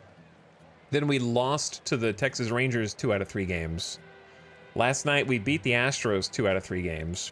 We actually won 3 series in a row, which is crazy. So we started to turn things around a little bit. And now we're on the first game of the series with the Yankees. So I'm going to get Poche to face the lefties. They have 2 lefties and a righty. So Poche in here, in relief, with a fastball, a good slider, and a splitter. He's got really good stuff and decent control versus Hernandez, who's they just signed as a free agent, hitting .296 in 54 at-bats. That's really good. And we're going to pitch to him now. Colin Poche on the mound. Hitters have a 928 OPS against him, but guess what? You can't have 928 OPS if I hit you on the first pitch. I didn't tell him to do that. He just threw a slider and immediately moved LeMahieu up to second. Not what you want to see when you take a guy out to pitch against... I went with the lefty pitcher, and they substituted Hernandez to play the matchup. And now we can maybe try and get Wells out, the catcher. A ball and 2 strikes. Pops it up to shallow right center field. No advance by the runner on second to try to move to third after the catch was made. And now we got righty Smith. 2 men on, 1 out. The double play is still possible. 2 strikes on Kevin Smith. He gets punched out, rung up for strike 3. Caratini did a good job of framing that pitch. The ump may have been influenced by him. Poche gets the fastball called on the corner. Lovely. And now we got a pinch hitter, CJ Crone, hitting 134 in 67 at bats. Pitch to him for sure. Puts it in play to third. And the play is made to first. No damage done on the base paths. We are through 6 defensively. And that'll bring up Mastroboni in the top of the order to try to get our offense stirring. Nice. All right, he's only 13 pitches in, but he's about to have to face a bunch of righties. So, Chad, I'm thinking about the future of this game. Are we just going to use every arm in the bullpen just a little bit? 13 pitches isn't much, but I feel like whenever I stretch Poche out for extra innings, he usually scares me. I think we just want to tap into everybody and just keep passing the baton. We just brought Sandlin back up from AAA, where he had 5 games, 5 innings pitched of no-run ball. So I'm hoping that he got his head straight. And we're going to put Sandlin up with his 65 stuff. Good batting average down, says the scout. Keeps the opponent's batting average down, I should say. He's got an amazing slider and sinker that they play together nicely and mixes in the changeup. I say we get Sandlin another chance at redemption, so I'm going to get him warming up in the bullpen. He's going to start cold. He'll be good by the time we're up. All right, they've still got their righty out there. I'm going to let Mastroboni take a swing. Strike 3. Or watch strike 3. Called on the corner. Gets the call with the sinker. And Amaya's back. He has a homer in this game. He's the only reason we're tied right now. And he's got 2 strikes. Strike 3. And he strikes out. Now Canario may be our hottest hitter. 2 balls, no strikes. Puts it in play, gonna find some grass, and that'll keep the inning alive. A base hit for Canario. That was a sinker that caught way too much of the plate. And now we got a nice lefty matchup. Vosler is 0 for 2 today. A ball and a strike. He grounded out to the second baseman last time up, and he slaps it into right. That'll find some grass. Running first to third is Canario, and he's in there safe. Runners on the corners with 2 outs for David Dahl, who has been hot lately. He's got a hit in his last 16 games.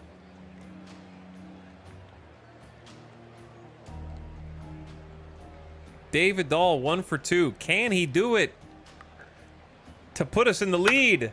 He takes it into center field, shallow. That'll bring the runner from third home and advance the runner on first up to second. The Vultures take the lead for the first time in the game. Let's go, baby doll, with the 2-hit game. Now Meisner. Meisner, you could be the hero, dude. I don't have anybody to pinch hit you for, is the problem. You're in center field. I could just bring up Dubon, but he's ice cold too. You guys are all ice cold. Just let Meisner swing, dude. Strike 3. Oh my God, he's out. He's out. I am gonna send him to the minor leagues, and I'm never gonna bring him out.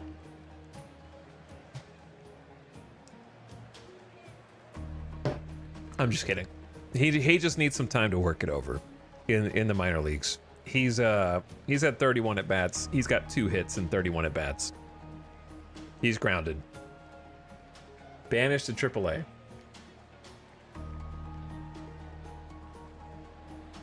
Yeah, sometimes Sim, you can get away with having a bunch of pitchers pitch somewhere between 10 to 15 pitches, I've noticed, and they're good for a second day of work of like maybe 10 pitches, 15 pitches before they really need to have like a full day or two.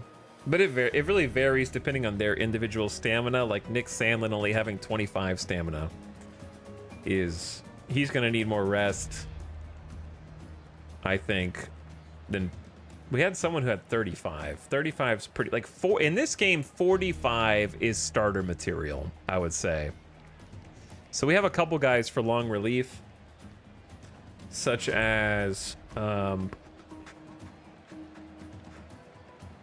okay, Brandon Belock is long relief. He's not supposed to be rated at a starting pitcher. He's got like 55 stamina. And the game actually lets you say when you want someone to be a follower, which there's a checkbox here when you want them to be a follower, and it'll tell them to pace themselves so that they don't think that they're in there for 1 to 2 innings. And if you click the follower button, that'll tell them, hey, you're going in for 4 innings of work, up to 4 innings. And they'll kind of like actually pace themselves so they won't throw as hard. So the game actually like lets you manage that, which is pretty cool. So we did that for the first time last game. Be sure to click that follow button, chat. Exactly. I'm going to take Sandlin out, or sorry, put Sandlin in and give him a chance against the top of the order. I think he's got great stuff, awesome slider sinker. He just needs to prove it to himself. We're putting him in here to maintain the lead. A ball and 2 strikes against the top of the Yankees order. Strike 3. And he gets the strikeout. Nicely done. Volpe sits down. Torres is 0 for 2 today. And a ball and a strike on him. Takes it to short, where Amaya is playing. I've kind of sacrificed some defense on the infield today to try to get more offense. Maybe now that we've taken the lead, I should reorganize that next inning, but maybe once we go on offense, we kind of organize that and then try and just go into protect mode. I think would be a good idea for us.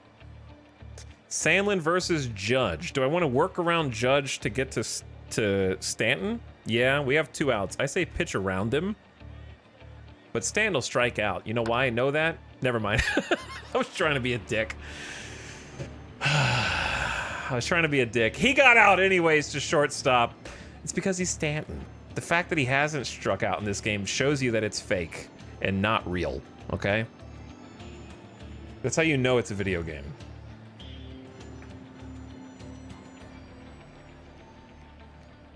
So, Caratini is up to bat. We got 3 quick outs. Sandlin did his job, and that'll carry us to the 8th and the 9th.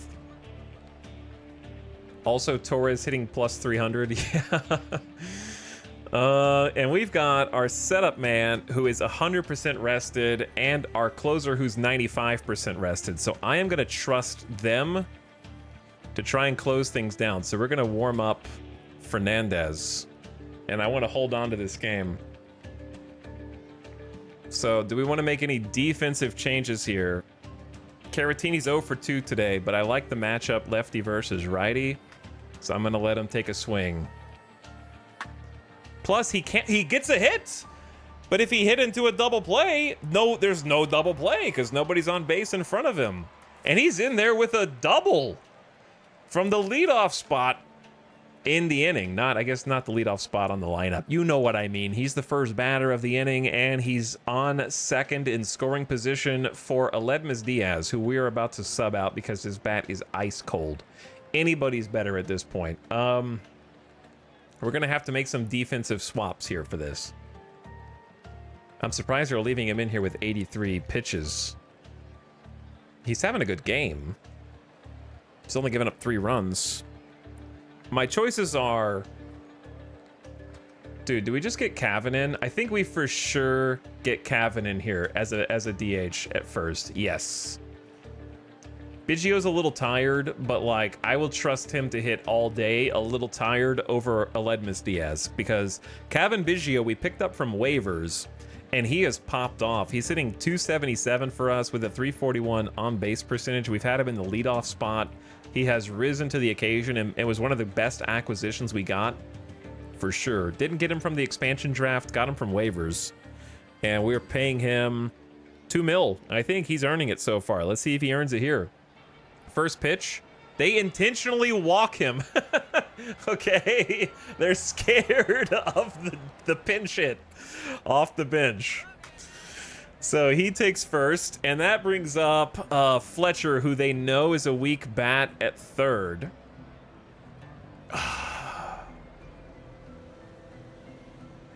I need to make... we got to get Fletcher out for sure. But he's... no, we don't. He's defense. No, Fletcher stays. Even if he strikes out here, the worst he can do is double play and get us 2 outs. But we keep him in for the defense to hold the lead. He tries to lay down the bunt, but the game got confused. He missed the bunt. That you're not... I have pitch by pitch off. It's not supposed to show me missed bunt. It's only supposed to show me when things happen, so that's kind of weird. He lays down another bunt. They get the out at third. Terrible bunt from Fletcher. Tried to sacrifice to get the runners to advance. Good reaction from the infield defense. And we trade outs to go back to Mastrobuoni, who I think is probably the best person for the job here because he's batting lefty 0 for 3. I say he's due. 2 strikes. He puts it in play sharply to short, and they only get 1 out. Unable to turn the double play.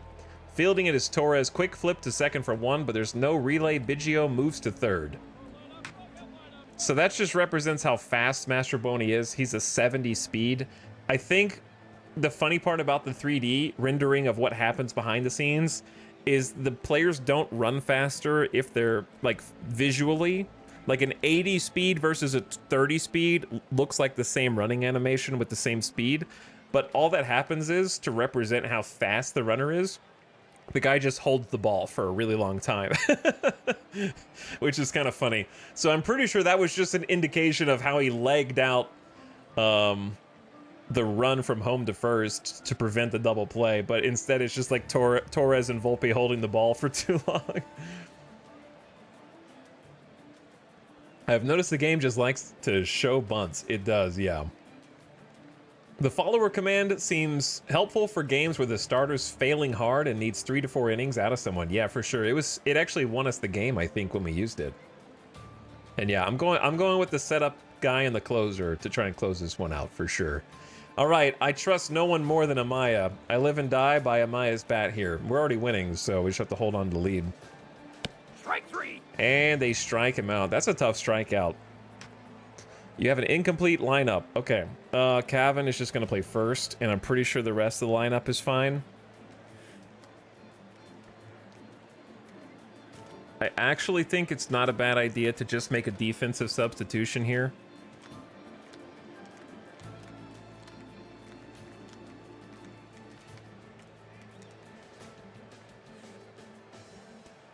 I'm trying to think of what is the best play, because Jacob Amaya is the best at second. No one can play third is the problem. So my choices are have a weak spot at third, or bring down the average of the third, short, and second positions. Those are my 2 options. I can bring down the overall average, but raise the position at third up a little bit. Or we can have a really strong defense at second base and shortstop. I could also maybe get...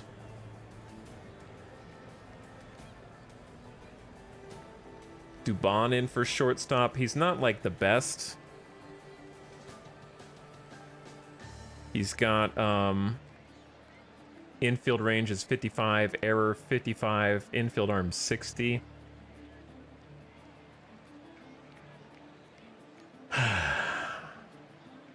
Or Mastrobuoni just keeps playing kind of like a mid second base. How often does third make plays? Infield? Pretty frequently. It's called the hot corner for a reason. Especially if there's a righty batting. Lots of pulled baseballs to your side. Lots of grounders make a strong play to first. So pretty frequently.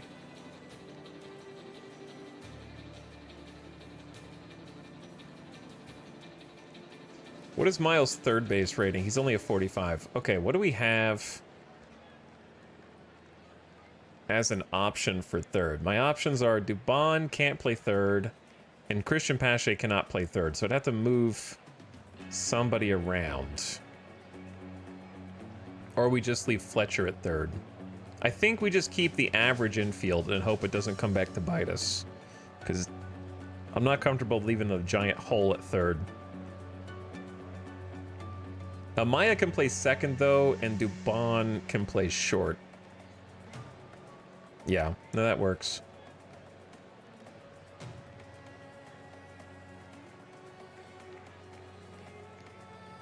Because we're making a defensive change here because Canario's batting next, so it's unlikely Dubon has to bat again in this one. And then we also want to get Fernandez in. Yeah. Get the setup man in to face Stanton, LeMahieu, and Hernandez. He's got the stuff, he's got the control, he's got the amazing fastball, slider, and cutter, and he mixes in a screwball sometimes. Come on, Hernandez. 2 balls, 2 strikes. He's getting 11.57 Ks per 9. That's a lot of strikeouts, and he gets another punch out. On 5 pitches, gets the swinging strike, climbed the ladder on him.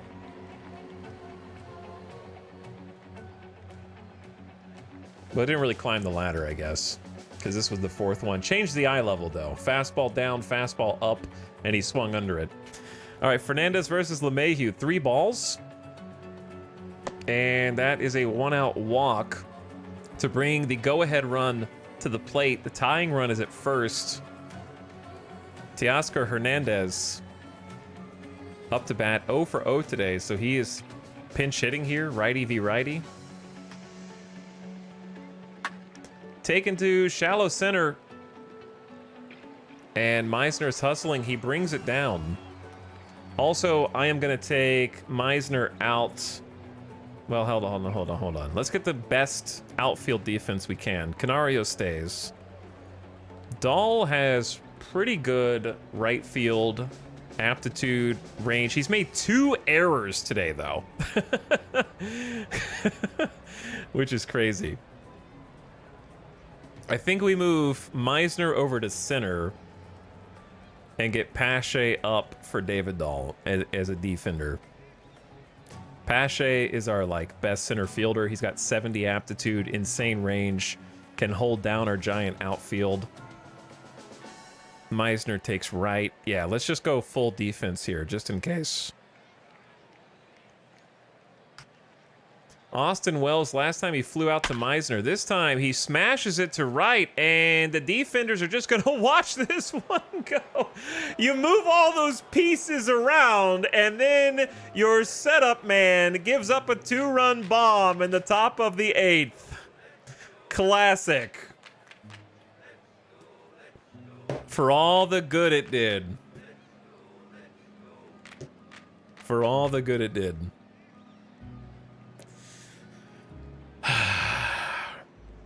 Those are the first runs that Fernandez has given up since April 12th, almost 2 weeks ago.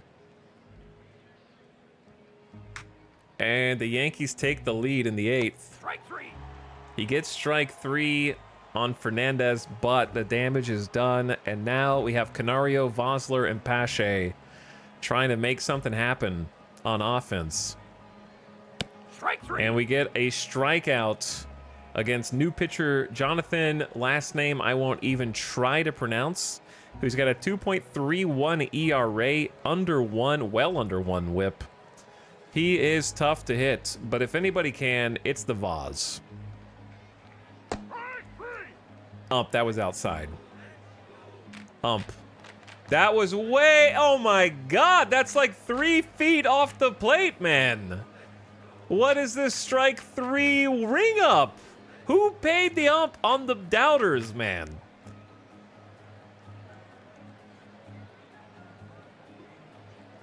Jesus. All right, and now the worst of those 3 bats, Pache with 3 balls and a strike, hitting 163 this year with a homer. Puts one in play to third. The out is made, and the Vultures will have 3. I didn't warm anybody up. I was so distracted, I didn't warm anybody up. Okay, let's get... Hold on, we're just gonna make Fernandez go out and stretch a little bit. Probably Spire here. Warm up Spire. I'm gonna go do a mound visit after the first AB. 2 strikes on Oswald Peraza. Look, chat, I'm just playing matchups. On 3 straight pitches, okay? We're gonna go have a talk. He says, I'm good. All right, that just bought some time for Spire to continue warming up. And now we got Fernandez for 1 more with 2 strikes. Gets the punch out. Fernandez is now just going to stretch this into a 2-inning appearance versus Torres, who's 0 for 3 today. Full count on Torres. Hitless so far. And he punches out the side. 3 strikeouts after giving up 2 runs. Let's pick him up, chat. Let's pick him up. I need Meisner to be the hero. There's no one else. Meisner with 2 hits in the entire season so far and 31 at-bats. Leading off in the 9th, then Caratini, then Biggio. I guess I could sub in for Gomes. And we could just try and walk it off, but then we're going to be in trouble in right field. Yan Gomes is coming in as a pinch hitter from AAA. 37-year-old in relief from Sao Paulo, Brazil. Has been hitting .432 in AAA and 44 at-bats. He has a hot bat. Let's I don't care about the matchup at this point. They're bringing in Gill. Oh my god, 75 out of 80 stuff, the 80 fastball, the 80 slider with only 760 Ks, 26 years old. They just got like an amazing prospect and they're just going to go to he pitched 40 pitches 4 days ago. Maybe he's sleepy. 2 balls, a strike for Yan Gomes. Puts it in play to short, and it goes through the shortstop's legs. In the 9th inning, Yan Gomes comes in off the bench cold and scores a base hit to lead us off. Now the double play machine, Victor Caratini, could be the hero. He could be the hero, or he could be the devil. He smacks it deep to right field, but someone's there. Damn it! Right on the warning track. I wanted it to go. I wanted it to go. I wanted the walk-off. Now I got nobody to pinch run. I got no one to pinch run. Clutchatini, dude. Look at this. 108.8 exit velo. It just needed a little more elevation. The launch angle was too low.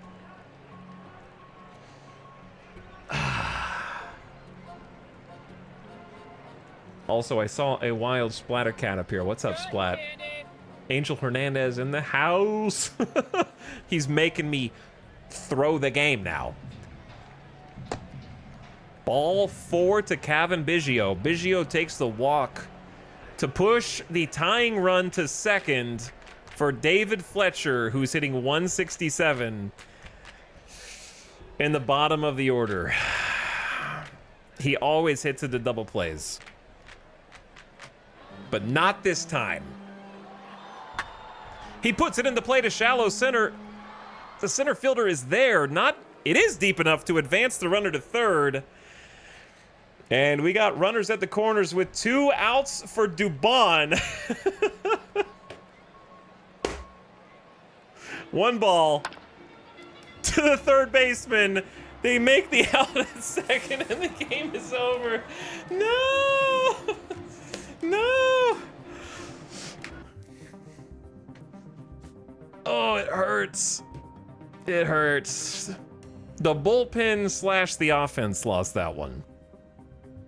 The bullpen, I mean, okay, the bullpen didn't lose it because they were the only thing keeping it close the entire time, but I guess you hand the baton off to one guy who's not got it. New York parlayed a decent outing from starter Eric Feddy into a solid win over the Vultures. The final score was 4-3. The triumph puts them 19-15 for the season. We out-hit them. We just couldn't score. They got the homers. Send Meisner back to T-ball. Yeah, he's going back to T-ball. For sure.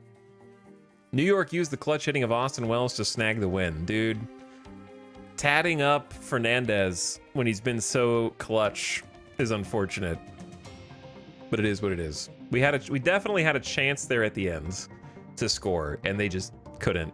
Fletcher hitting in the 9-hole for a reason. Yeah, Gomes came out and showed off the bat. He did. That was a nice pinch hit call from chat. GG's. Kikuchi, with the error, gave up 2, but the earned run, only 1 earned run in 4. So I'm like, I'm happy with this. Martinez, good job. Poche, good job. Sandlin came back from AAA, good job. We just got outdone, man. 1 earned run from Fetty. They had or Feedy, I don't know what his name is, dude. They have some errors. Yeah, he had the error. So really, he was just dominant. GG's. Finish the day and pay the doubters their money, man. 63% of the points on doubters, 1.5 mil, feasting on 907k believer points, 200 of which, 200,000 from Cliche, 42069. The biggest winner today, Thornathus, 250k on doubters. Sports betting is legal in this chat.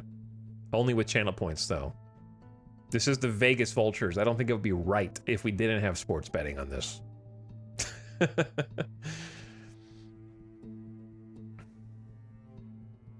Nobody beats the Yanks. It's a 3-game series, Shin, okay? 3-game series. Remember that. We're coming back.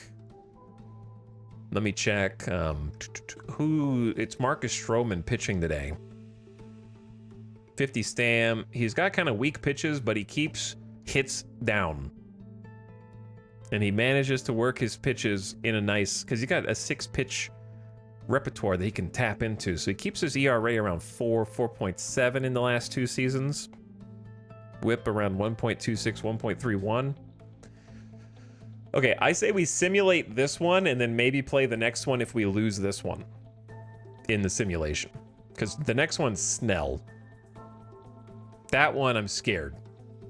Snell got drafted by the Yankees. Not drafted, sorry. He got picked up as a free agent for $29 million, up to 33 to 33 to 29 to 29. Snell's the last one. Stroman is next. Yes, that's what I said. Chatter, who's not listening but is still typing anyways. How are you 11 and 23 in April? Because I'm good. That's how. This is the season, intensive purposes. This is the regular season.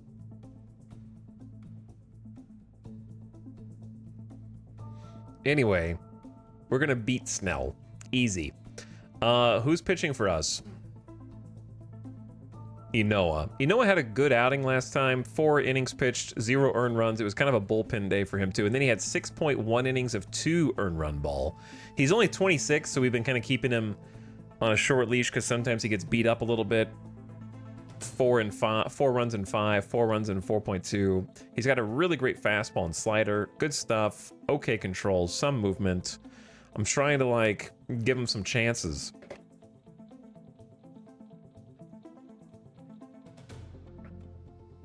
So, in the bullpen, we've got our closer, Spire, Poche can go back out there, Hernandez can go back out there, and then Belock is not really a starting pitcher, he's a reliever for us in long relief. He's tappable if you absolutely have to. Martinez is 72% after yesterday. Fernandez is pretty tired because he pitched like 2 innings. So we really got like 1, 2, 3. We got 4 relievers. I like that this game really teaches you about how managing the bullpen works, and it shows you like how difficult it is in real life you have to have so many people who are good, and I think that's true just in baseball in general. You got to have so many starting pitchers who are good, so many relievers who are good. You got to have so many position players. You got to have utility players who can give them a day off, fill in, and it's like constantly trying to plug the gaps, which is fun. So if we're going against a righty, we can simulate this one, and we'll check the waiver wire after this. So I want Kevin Biggio to get the start. Vosler is tired. 87%. We need to beat them, though. Okay, so let's do never substitute these guys unless I tell you to. But you can set up the AI so it'll automatically do substitutions if you want to simulate more games and not have to manage it at all.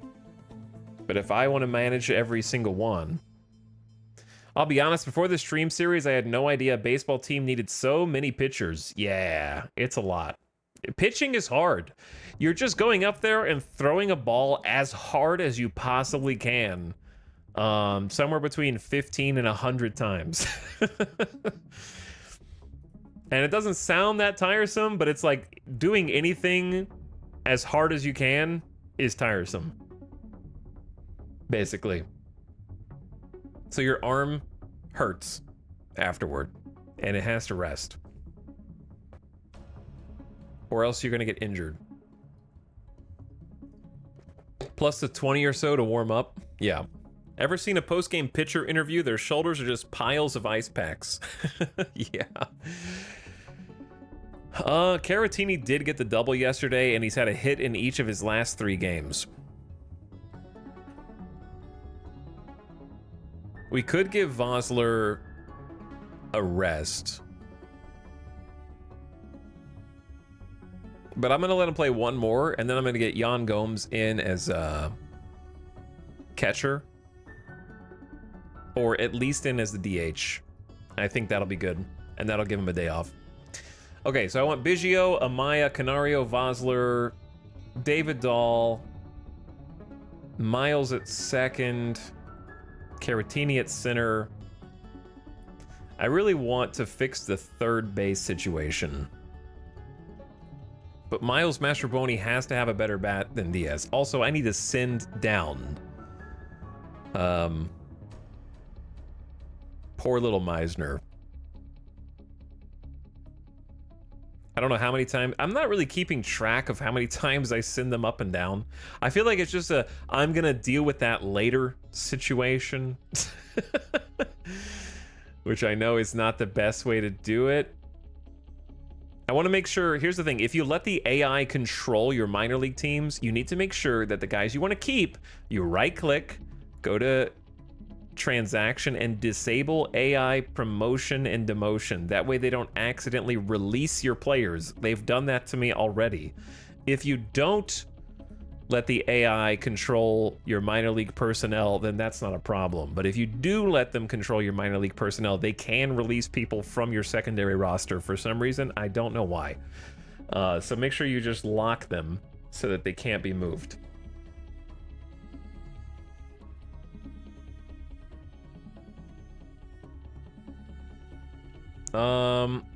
So we need another potential kind of like outfield cover, or we could try and pick somebody up on the infield if we're okay.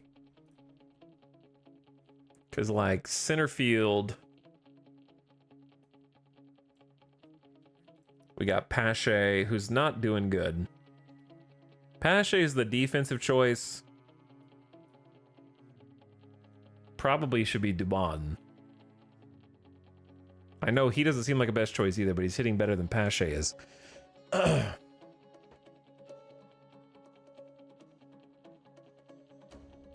Okay, we need the outfield guy. You know who I liked? How do I find my stats? Batting stats 1. There we go. For AAA team. Of course, Jeremiah Jackson has got 22 hits and 70 at-bats. Now that he's not playing with us, When he's playing with us, hitting 154. When he's playing with AAA, hitting 314. I've optioned him once this season. He plays second, third, and a little bit of shortstop as a righty. We had Jose Rondon as a shortstop too. He was hitting .091 with us, but only 22 at bats. Now he's hitting 308 with AAA. Yasmani Grandal has only had 24 at bats, and he's hitting 292 as a catcher. Albert Almora Jr. only has 14 at bats. He's hitting 286 as a center fielder. Was it Tony Kemp that we wanted to potentially get? He doesn't really cover anything except left field, though.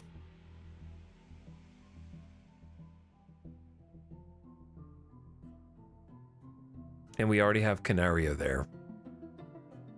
We need, like, right field and center field. Cody Clemens is getting some at-bats now. He's doing a little better. He, in the same number of at-bats, he's hitting 273 instead of 200. And then we got Jonathan Daza.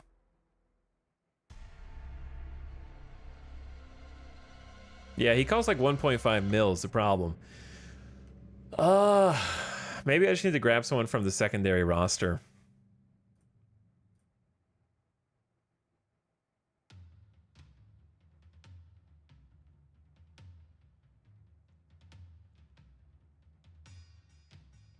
So we got nobody. we kind of got nobody.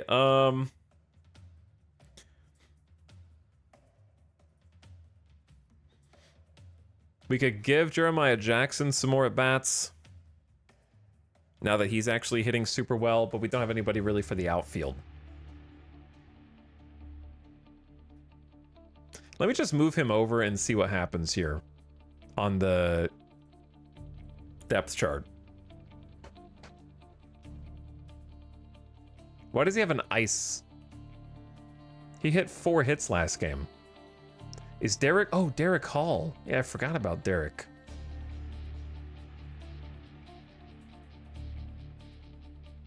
He's got 1 day left on the IL. He is a DH. So, not really sure how that's going to go. We got a lot of people injured. So if we got Jeremiah Jackson at third, do we need Aledmus Diaz?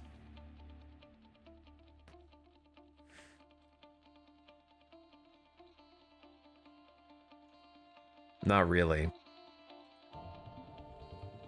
He's out of option years. Oh dear. Okay, I say we just work with this, and we're going to end up with some bad outfield coverage, potentially. But I'm just going to say, let's just go with it. So we can get this simulated. So Biggio, Amaya, Canario, the Vaz, David Dahl. Yeah, the only people sitting on the bench are Jackson, who we can get in at third.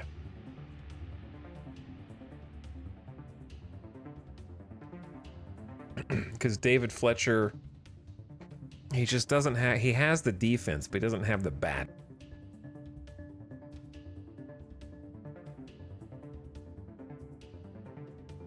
And then Fletcher can be...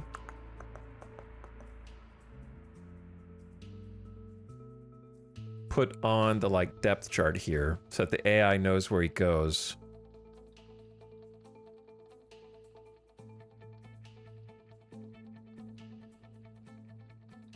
Okay, then left field. Do we have anybody for left field?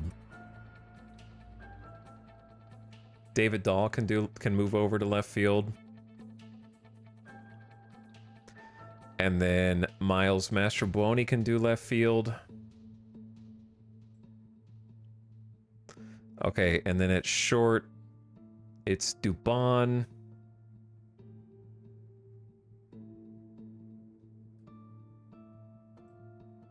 Okay, and then at first, It's Biggio, then Vaz. So Vaz is tired this one. Who can we can have Jan Gomes DH instead of the Vaz this time to give him a rest. And I think that's fine.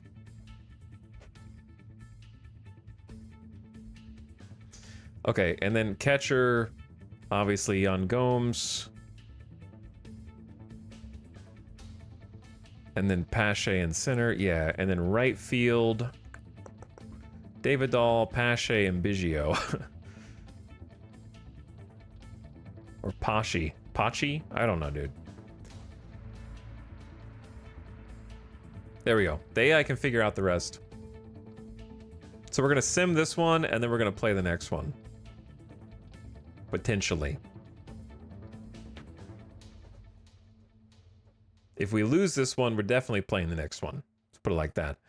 Inoa is pitching. We've got all their roles designated. They want me to put someone in against left-handers.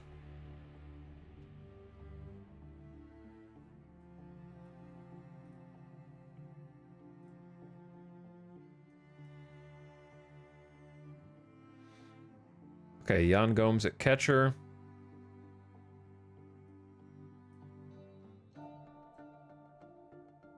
Who am I missing? First, second, short, third, catcher, left. I need a right fielder. David Dahl. Why is David Dahl playing shortstop? You goober?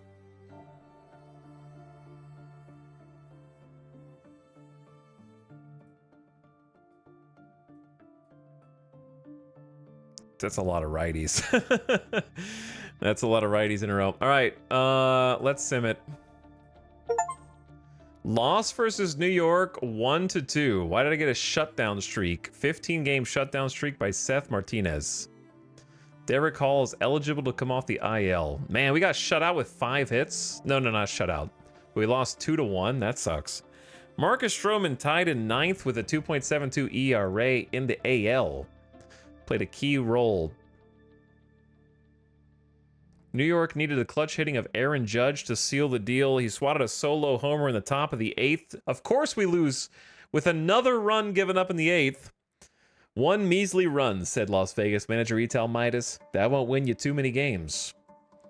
Biggio 0 for 3, Amaya 0 for 4, Canario 1 for 4, Vosler 1 for 4, Dahl 1 for 4, Mastroboni and Pache 0 for 3, Caratini 0 for 3, Dubon 1 for 3, has the only RBI of the game, and Jackson 1 for 3. So at least Jackson got a hit.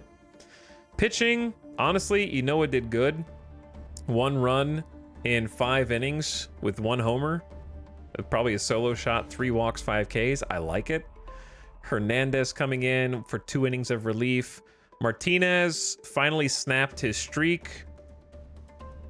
I don't know why it gave me an achievement. That's not even a streak.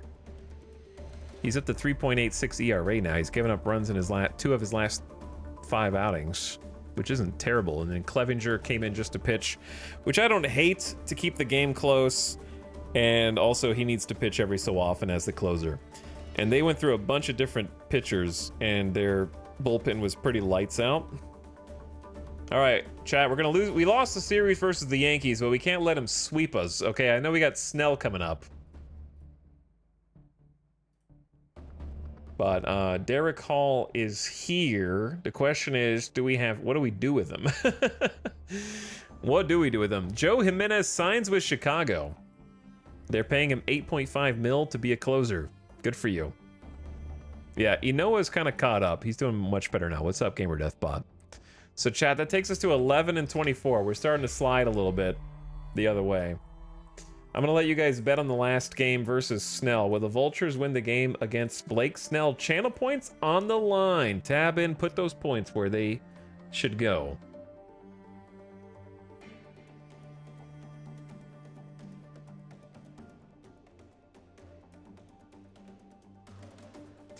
What do I do with Derek Hall? We don't need 2 DHs.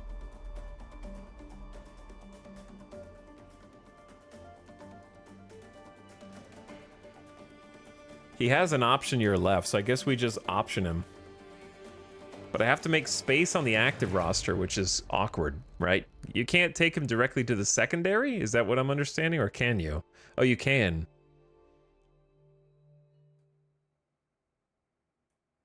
All right, well, the secondary's full now.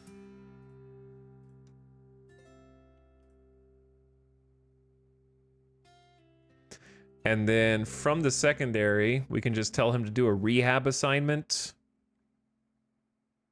On transaction, rehab assignment to the minors. He'll be a maximum of 20 days for position players and 30 for pitchers. So, there we go. I want to lock him too so that the AI can't do anything. Now, I should just take full control of the minor leagues, honestly, but it is what it is. Let him get some at-bats. For the first time in the season, he hasn't even gotten to do anything this season at all.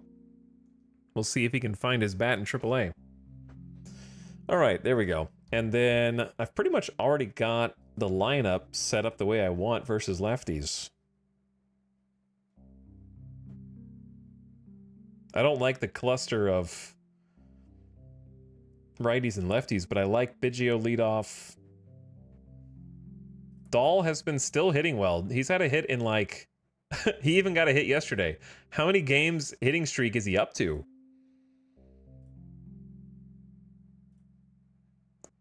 One, 2, 3, 4, 5, 6, 7, 8, 9, 10, 11, 12, 13, 14, 15, 16, 17. 17 game hit streak. It's pretty good, man. He's bringing the average up. He's up to 270 now. He's seeing the ball well. I got him pretty high, batting 5th after Vosler. Jan Gomes is fresh here. So Vosler is still tired. So I think we need him to take a day off. Actually, he could just continue to play today, slightly tired. And then he has a full day of rest tomorrow. Who we playing? Yankees and Blake Snell. Yeah, nasty. But it is a Miley day, so we get Miley versus Snell. So that's going to be fun. Our ace versus their ace, who's getting paid 3 times as much as our ace. Our ace did give up 3 earned last time on 5 1/3 innings. But he's rocking a 3.95 ERA so far this season. It's good for us. Oh, and then we've got Fernandez 83%, Clevenger's 90% rested, Poche 95, Belock is 100% rested for long relief in case of emergencies. Interesting. We win these easy. Well, then put your channel points on the line, Rayleigh Joe. You got points, right?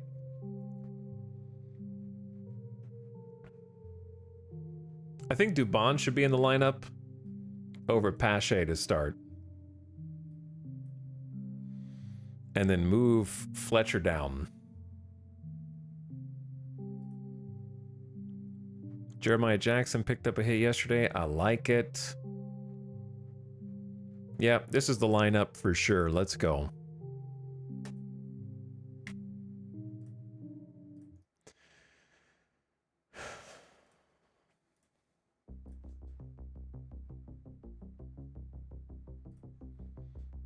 Put me in, I'll turn us around.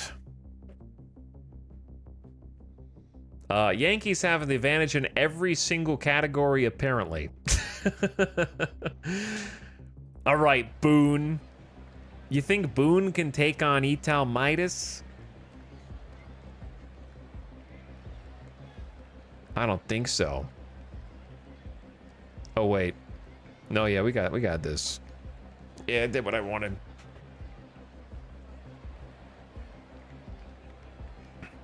The Yankees have already beaten us twice, but nobody sweeps us in our own house. Maybe. All right, your channel points are forfeit. The game begins. Good afternoon. Welcome back to Pink Box Park.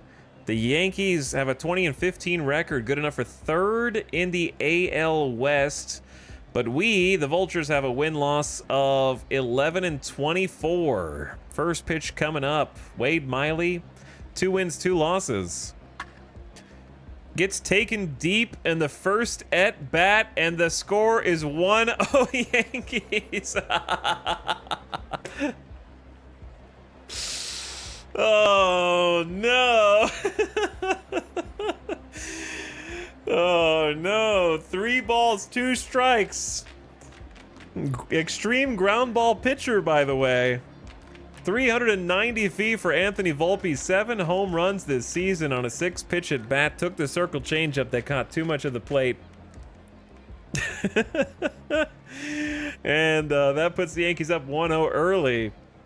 Now up comes Torres, who in the first 3 innings is hitting .377. A grounder to shortstop. And Fletcher gets in front of it to throw over to first. We got Fletcher playing shortstop where he belongs, so we're going to take advantage of that good shortstop defender. And we got Jackson playing third. He's got a 50, which isn't the best aptitude, but it's good enough. And then he doesn't make many errors. He could use some more range, but he can turn the double play. At least that's what our scout says. That way we've got a Maya at second where I want him, because he's got a really good second base aptitude and good defensive stats. So our defense should be better now with Jackson up. Let's see if Jackson's bat can get lit up. Aaron Judge, 4th in home runs with 10. There's the old Judge strikeout. An old-fashioned fastball gets him for strike 3, swinging through it on the outside corner. And now Stanton 2-2. He puts it in play pretty deep to center, still going back on it, and that one's off the top of the wall. In a lot of parks, that is a home run. But in Pink Box Park, it is a loud double after Dubon catches up to it. That one almost went out of here. Miley getting hit hard by the Yankees early off the top of the wall and into the void. Good job, cameraman. Almost got him at second. That's center field is 412 feet in my park. We designed our own park. That's why it looks kind of funky back there. I want it to have some character, though I might have done it differently if I could go back into it again. All right, now Jansen. Miley's still trying to get out of the first with 2 outs and a runner on second. Strike 3. He gets the strikeout. Rung up. The Yankees pick up a run on 2 hits, no errors. Miley taking 23 pitches to get through the first. And now the starting lineup for your Las Vegas Vultures. Kevin Biggio at first, hitting .267. His bat has cooled off a little bit of late, but he runs the count full. Blake Snell racked up 47 strikeouts this season. He's 5th in the AL, and he gets another one on a 3-2 pitch with a fastball on the outside. And now Amaya, maybe the hottest hitter in the Vultures lineup, despite Canario's little fireball. Amaya scoots it to first base, and LeMahieu takes it for the out on 2 pitches. Alexander Canario could bring us back to tied in a single swing, but instead, he will add a K to Snell and his card right now, his scorecard. I paid a buttload of money for Snell in my save. He's a beast, throwing a low 2 ERAs. Yeah, well, I am going to raise his ERA today. Just wait. Miley's back up against Jason Hayward. And he walks the first batter that he sees. Hayward has walked 18 times this season. Miley's always one ground ball away from a double play, though. I'm going to say he didn't get the call on that fastball that definitely caught the corner there. And on 1 ball, smacked to third, hot shot. No time to get it to second, but we'll take the out at first. Nice defense there by Jackson on a ball hit. 105 off the bat. That was a 4-star play by Jeremiah Jackson.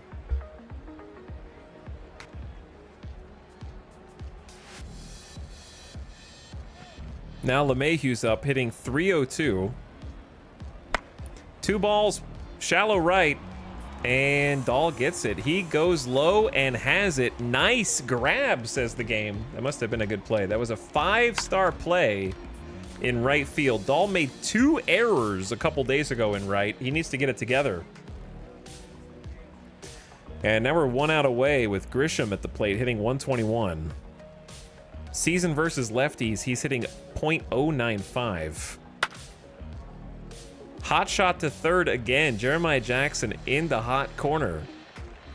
Picks up Miley there on a couple nice plays.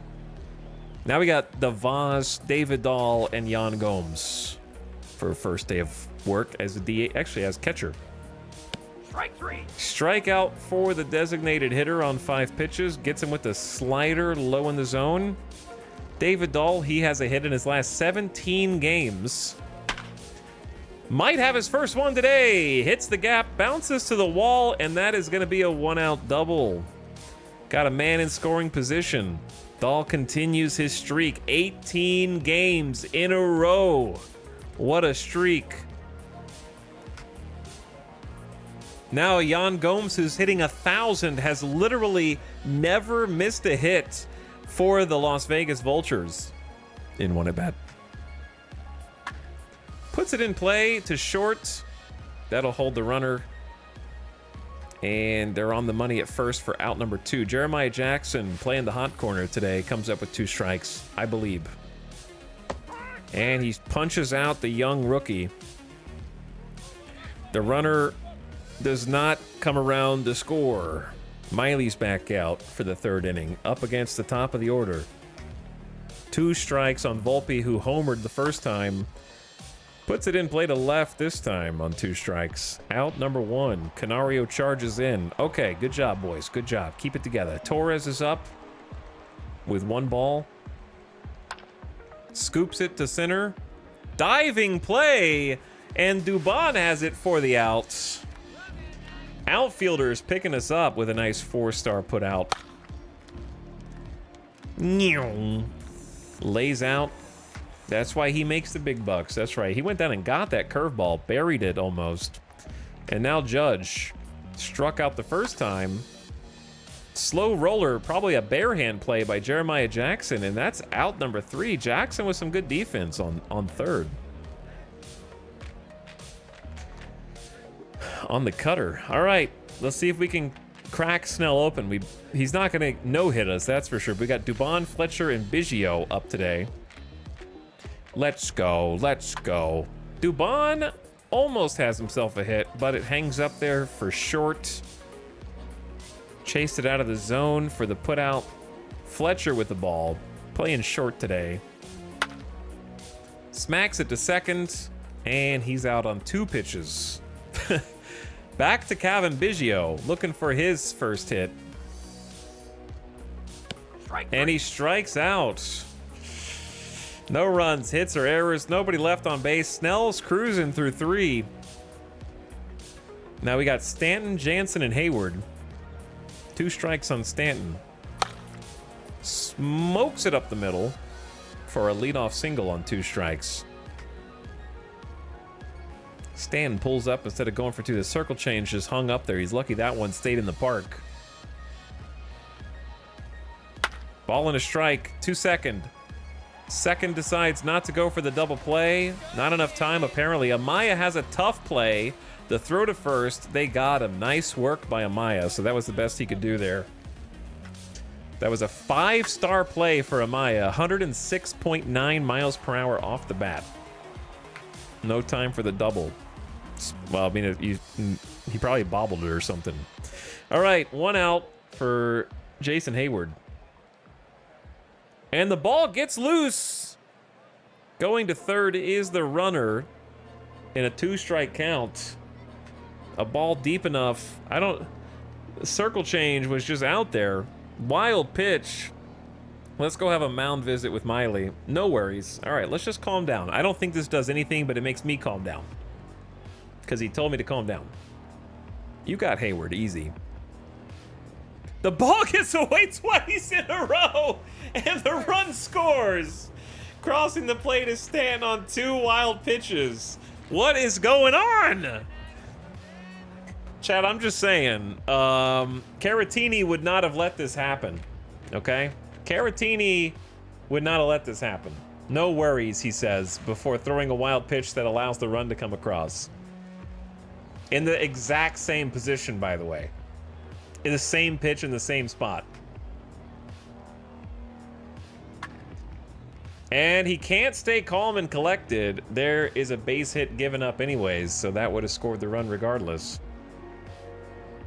Do other teams' pitchers do wild pitches? I've seen them do it once or twice. The problem is extreme ground ball pitchers try to throw the ball low. In those cases, it was 2 circle changes, like up. But normally ground ball pitchers tend to do it the most because the curveballs and the changeups are buried low, sometimes in the dirt. So you have to be really good at blocking in order to try to counter that. So if you're a fly ball pitcher, you probably have fewer wild pitches statistically because you're bouncing fewer of them.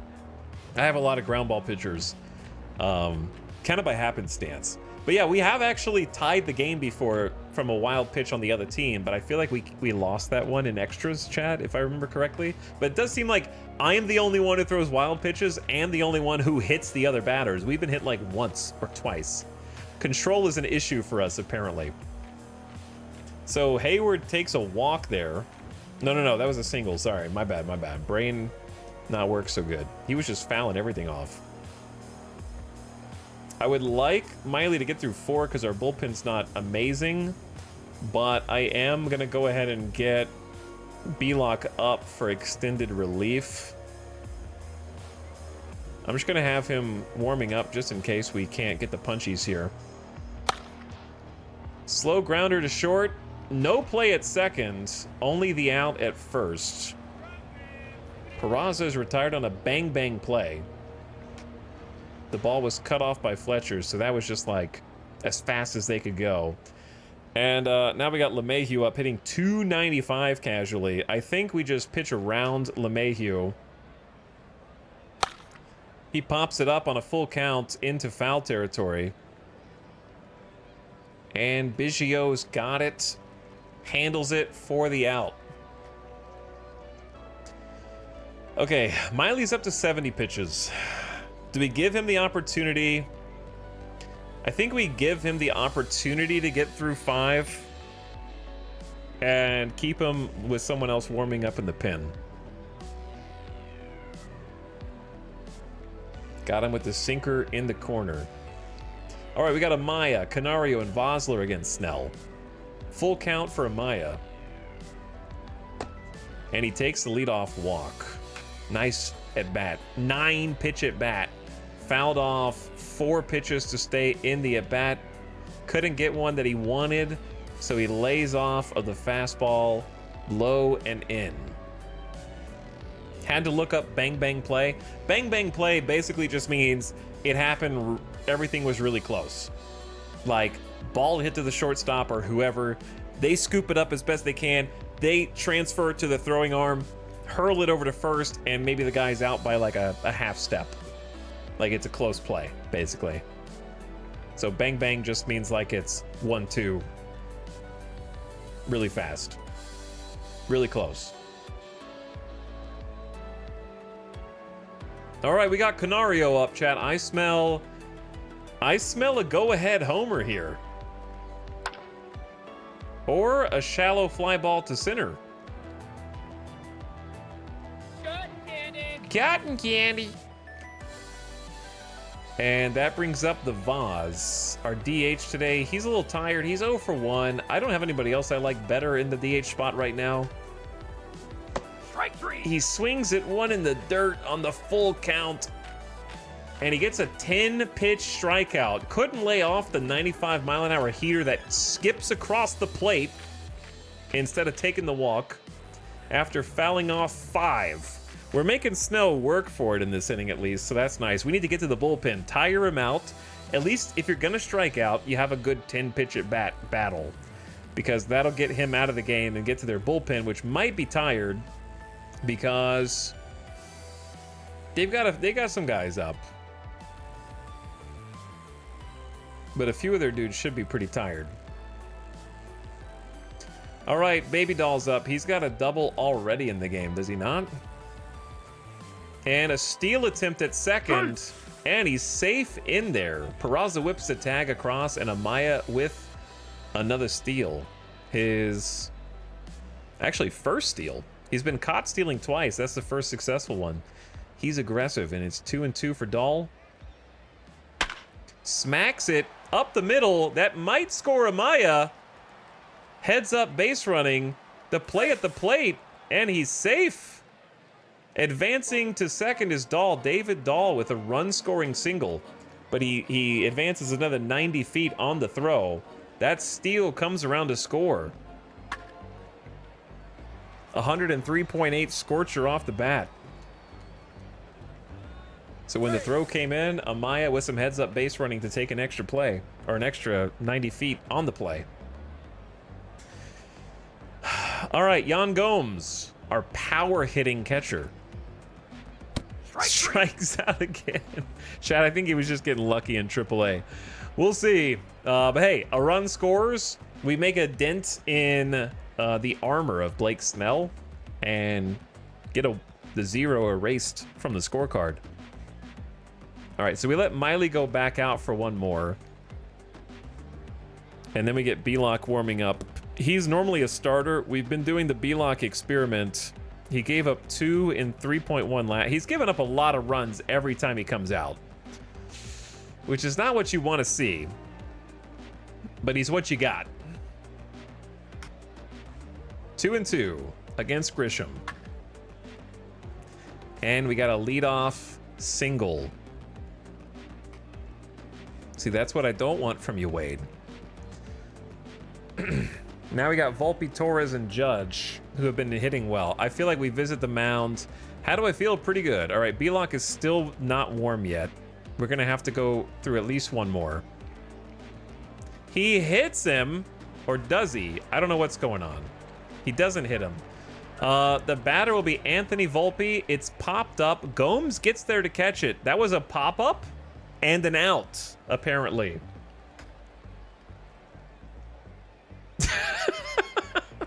I'm not sure. That was apparently a pop-up and an out, I'm told, by the broadcast.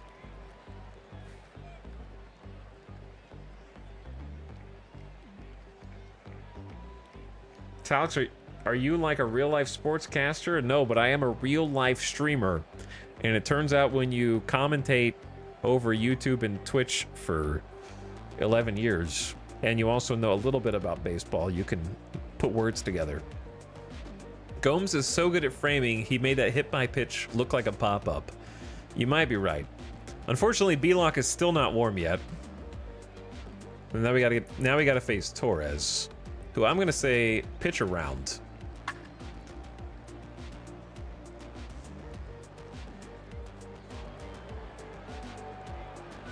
Miley, what the hell do you think pitch around means?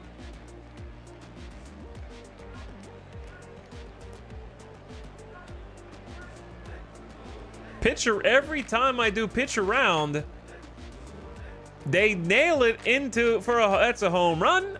It's now 4-1 Yankees.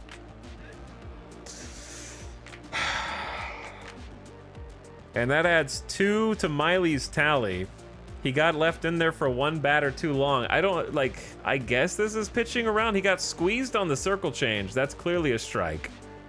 And then the sinker is just at the bottom of the zone. Yeah, it's not the worst pitch, but pitch around should be even further around the edges. Now I got to bring in B-Lock. Miley's record is stained. I guess I should have just had B-Lock come in for the 5th. I was hoping Miley could make it through 5. Brandon B-Lock is up. Fastball, slider, sinker, curveball, and circle change against Judge. Puts it in play to third, and we bobble it at third. Jackson drops it. He has an error on the game. Chat, this is a 65 out of 80 infield error guy, by the way. Now we got to get Stanton out. Full count. He reached 4th with a single. In play to short, short to second, second to first, and Brandon Belock gets the double play behind him.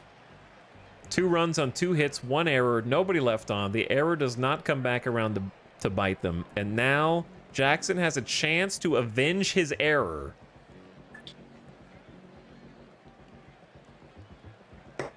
But will strike out instead.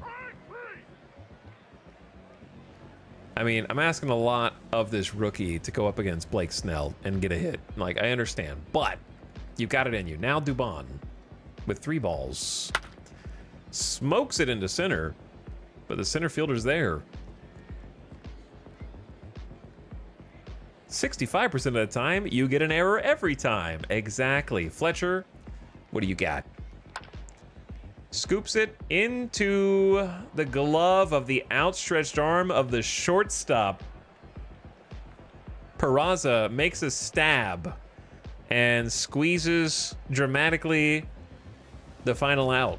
All right, Belock versus Jansen, top of the 6th. Maybe we start to make some changes here soon offensively, dude. I don't know if it's going to matter. Belock gives up a leadoff single on the first pitch. A slider that's on the corner. Not a bad pitch.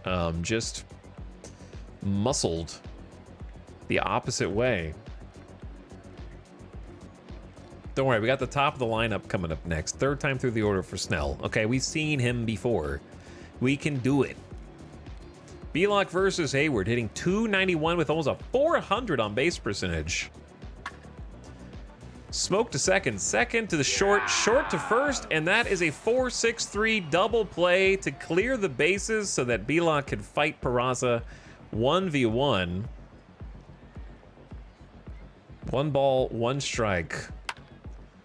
Slow one, back to the pitcher. Pitcher gets it to first, but not in time. He's safe, an infield hit. Puts the speedy, I guess, 50 out of 80 Peraza on first. Now he faces DJ LeMahieu, who's hitting .289 this season. I'm not clicking pitch around because it's cursed, but then again, so is any other pitch that I throw. Dubon picks it up off the wall in deep center field. The relay throw in. Not sure what's going on. The runner slides in safely. The Yankees add to their lead. It is now 5-1. I'm honestly not sure how he got to that curveball. These aren't the worst pitches in the world. DJ LeMahieu, batting righty, somehow turns on a curveball real low and inside at 70 miles an hour in the first curve of the at-bat. It's 5-1 Yankees. And now you just got to eat innings, Belock. You just got to keep throwing and Belock gives up another one. All right, the Belock experiment, not the best experiment, chat. Not the best experiment. I need him to just throw pitches now because he's too far gone. 2nd earned run of the inning. Wait, he's only got...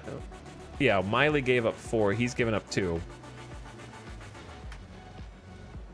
Anthony Volpe strolls to the plate. He's 1 for 3. He scoops it into center. They're hitting Belock hard. We're going to have to bring somebody else out just because they're hitting him real hard.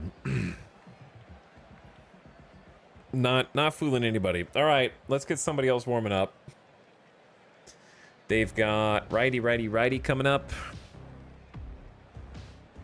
I don't really want Fernandez to come out. Poche. Let's just get Spire to get some work. Because we got to get through 3 more innings. Snell comes back out, 81 pitches deep at the top, or the bottom of the 6th. Biggio, Amaya, and Canario could at least maybe get him out of the inning and get him replaced. But instead, Biggio strikes out on 3 pitches, swings on 2 outside the zone. The curveball has just absolutely fooled him. Amaya's 0 for 1 with a walk. Pops it up to right. And on 4 pitches, 2 away. Also chases outside the zone. Busts him inside and That's what creates the pop-up. Canario can put us on the board, though. He chooses not to. He's actually a doubter. 3 up, 3 down for Vegas. Top of the order set down in order. Woof. All right, B-Lock. Coming out for Spire. Let's get this over with. Spire versus Torres.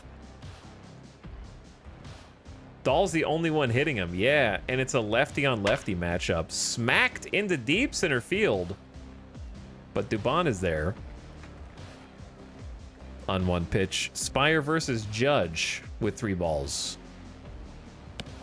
He walks Judge, a 1-out base runner. Doesn't get the call on the corner there. Versus Stanton, swing and a miss.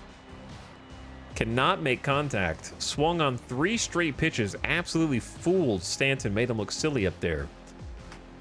Jansen, the count runs full. Between the gap, first and second, and Dahl will come on, choosing not to throw for the runner advancing first to third. On also 7 pitches, and now we've got the lefty Hayward. This should be a better matchup for Spire. And he gets strike 3. All right, out number 3. Manages to keep the game close. We're only down by 5, chat. We're only down by 5, at risk of getting swept.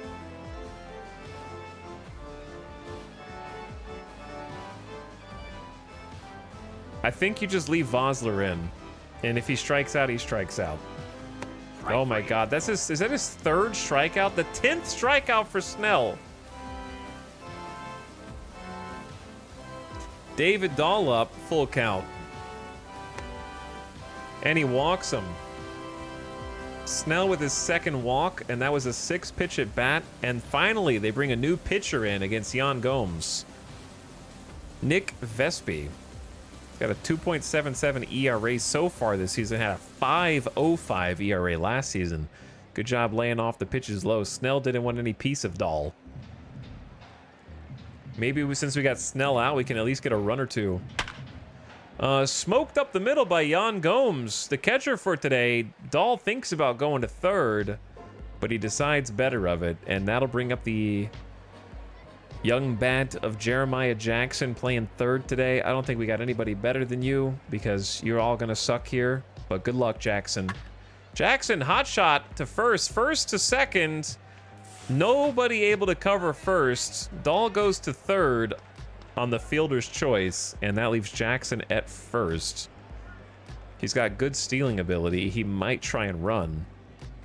Dubon works the count full and smokes it into the gap and right. That'll hit the wall and bounce around a little bit to put the Vultures sort of back on the board here. They're chasing it into the void. It seems to have gone in the cheese hole that the mice use in back center field, escaping the ballpark briefly.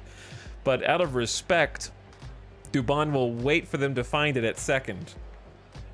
Scoring Jackson and Dahl, I think, right?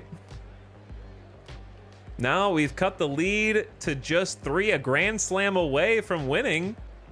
It's easy, man. And Dubon picks out a 2 RBI double on 8 pitches against the lefty. Took 3 balls and then 2 called strikes and then fouled off 2 more curves and saw 5 straight. Whoa, 1, 2, 3, 4, 5, 6, 7, 7 straight curveballs. Finally found the hanging curve he could handle and put it out.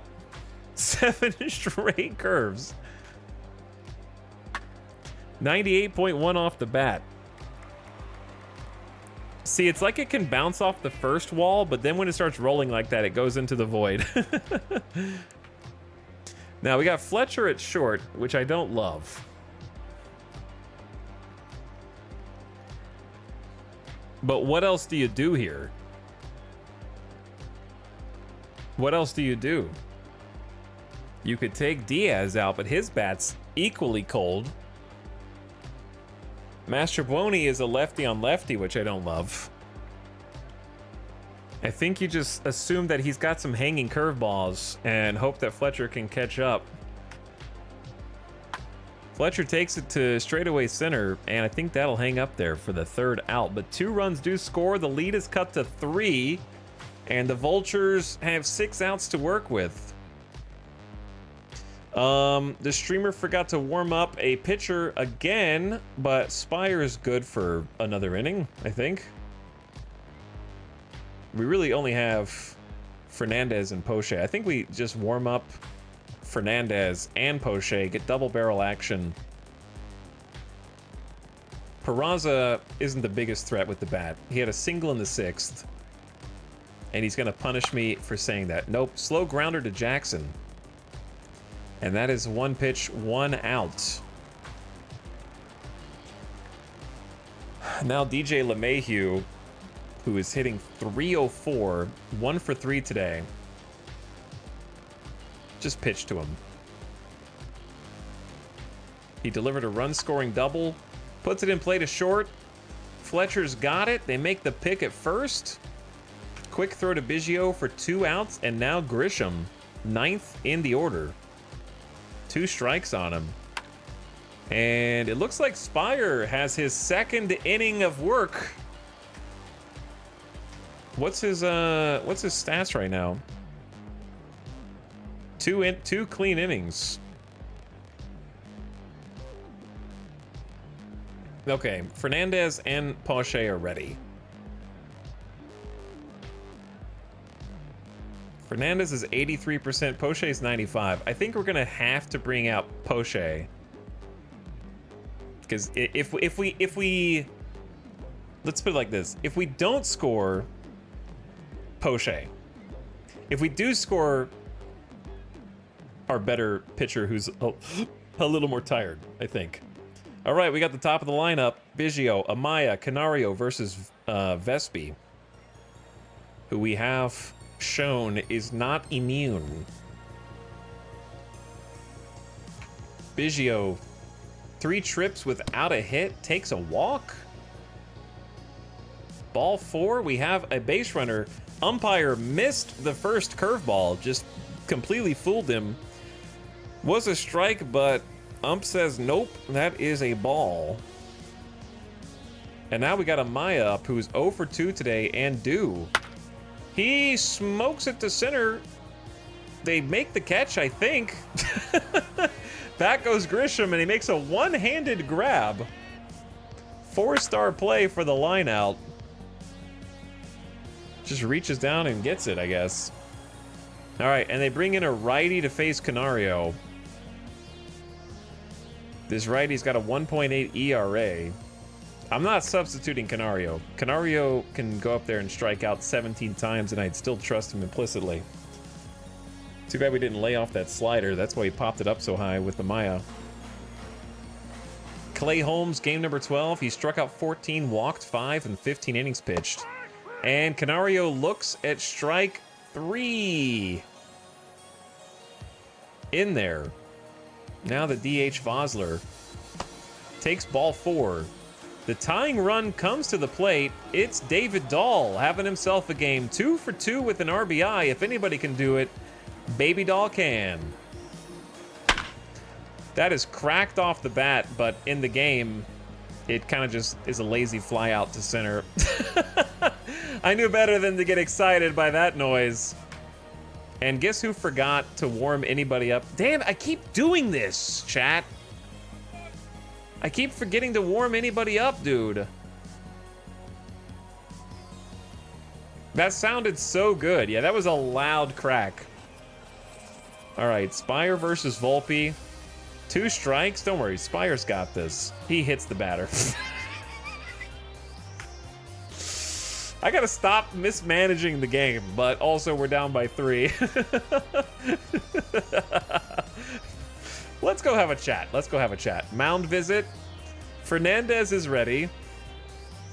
Poche is still warming up. I don't really want to burn Fernandez.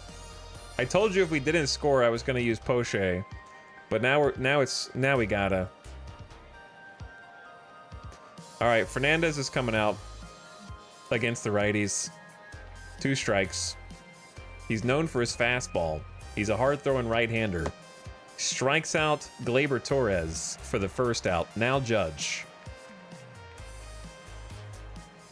A ball and nothing. Good play at short. Reaches up and spears it out of the sky for the second out. Good job, Fletcher. And shot pretty well to right. Still going back. And that's a 2-run homer to put the Yankees out of reach. Home run number 4 for Stanton. The Yankees up their lead. It's 8-3. It doesn't matter who you throw out there, dude. Into the void.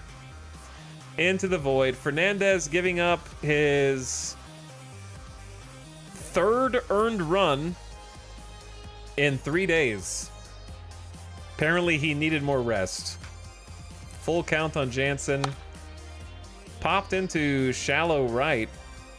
Biggio gives chase, and now we need a miracle.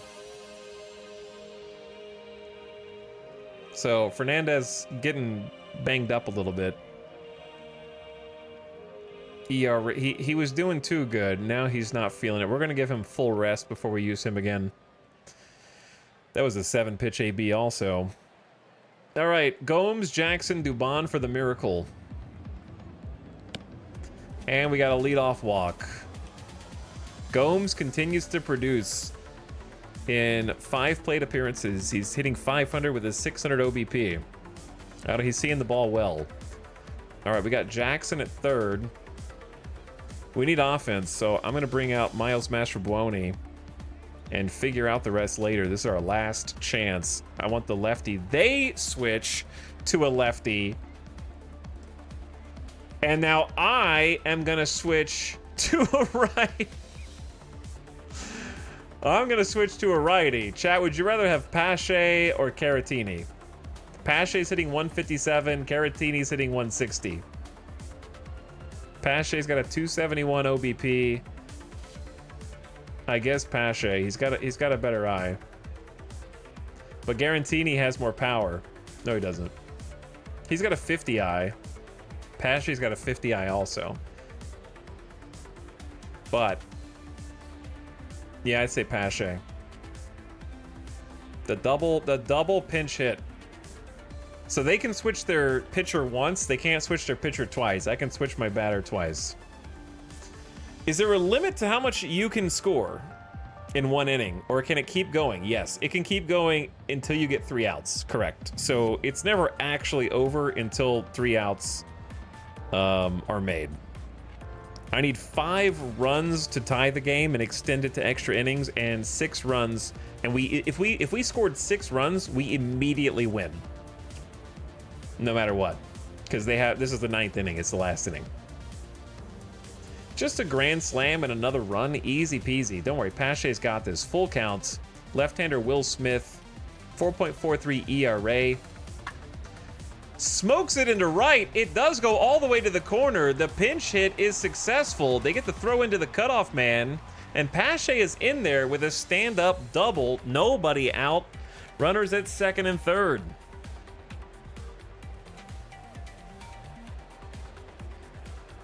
That brings up Dubon, who's 1 for 3 today with 2 RBIs. He's seeing the ball okay. Nice fastball taken the other way by Pache. Rally caps on. Let's go, boys. 3 balls for Dubon. He holds up his swing, a half swing. No swing, says the umpire. That is ball 4, and the bases are juiced for David Fletcher, who's possibly the worst hitter on the team. Chat, I'm just saying, of all the people, I feel like Fletcher is going to hit into a double play. But then again, so is Caratini. It's Fletcher, Caratini, or Diaz. Those are our choices. And they're all equally likely to hit into a double play.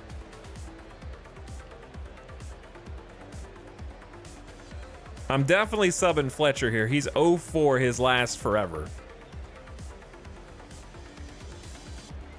I wish you could just tell him not to swing. I think you go with the vet here. Caratini, pinch hitting. He hits better righty than he hits lefty. He's got 2 strikes. He puts it in play in left. And it gets down! He's got a hit in the 9th! Everybody advances a base. The score is 8-4. The Yankees still in front. Cotton candy. Cotton candy. We are one grand slam away from tying it. They put in right-hander Hoffman, who's getting paid $15.6 million to close out this game. The dream is alive. We're back to the top of the order. The bottom of the order has given us a chance. Now it's up to the heroes, Biggio, Amaya, and Canario, to get it done. But it's going to be tough against Hoffman, who's got a mean fastball, slider, curveball, and splitter, and he's 95% rested. But we're making them hurt the bullpen quite a bit. A strike on Biggio. Biggio puts it into the gap. That's going all the way back to the wall. That should score at least 2. The throwback into the cutoff man, and Hope stays alive. He's in there with a double. And we plate 2. No outs in the inning. Program, Nuggets, program. Hot dogs, you got hot dogs. And that brings up Jacob Amaya, who is 0-3. The double play is not in order. Runners on second and third. The tying run is at second base. And we've got Amaya, Canario, and Vossler with nobody out. 2 strikes on Amaya. And they get the punch out for out number 1. He goes down swinging on 4 pitches. They get him chasing outside of the zone. Hoffman's pissed. Come on, boys. I'm giving you a chance. Canario's got a ball. And it's going deep to left field. That's a walk-off home run. The upset. The comeback. Canario is the hero. His team is waiting at home plate to celebrate. They've got the ice bucket. They've got the popcorn. They got the peanuts. They've got everything. They're throwing it on. The coach is celebrating out there. They actually did it. The comeback. Holy moly. That's what the Achievo was. That's baseball, baby. That's baseball.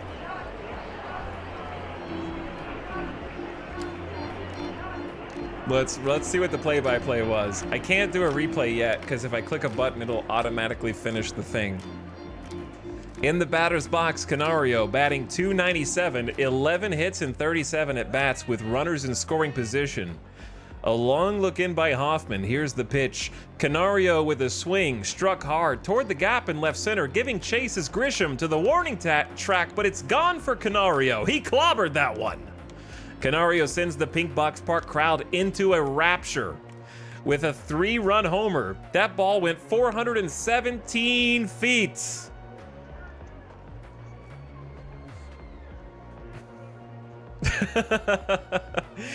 Oh, that's so good, dude. That's the highlight of the whole season so far. Easily. I'm glad we got to see that one and actually like manage it ourselves. Definitely saving the replay of that one.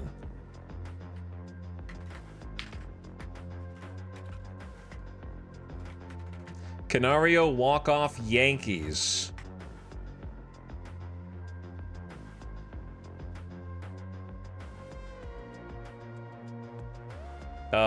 What does that bring our record to? 12-24. Saving that replay. We might be able to like watch the replay. Yo, that was crazy, man. Every day is a good day when the Yankees lose. Well, we only had one good day, unfortunately, Splat, because they won the other 2. But we beat Snell. Who started that run? We can go back and watch it for sure. I'll have to figure out how to find it. Yo, the Believers! Believers!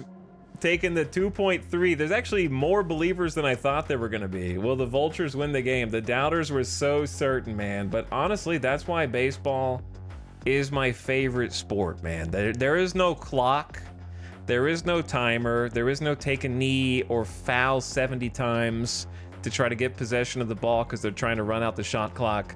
There's just you in the batter's box versus them pitching on the mound, and they throw their best out, and you do your best, and immovable object meets an unstoppable force.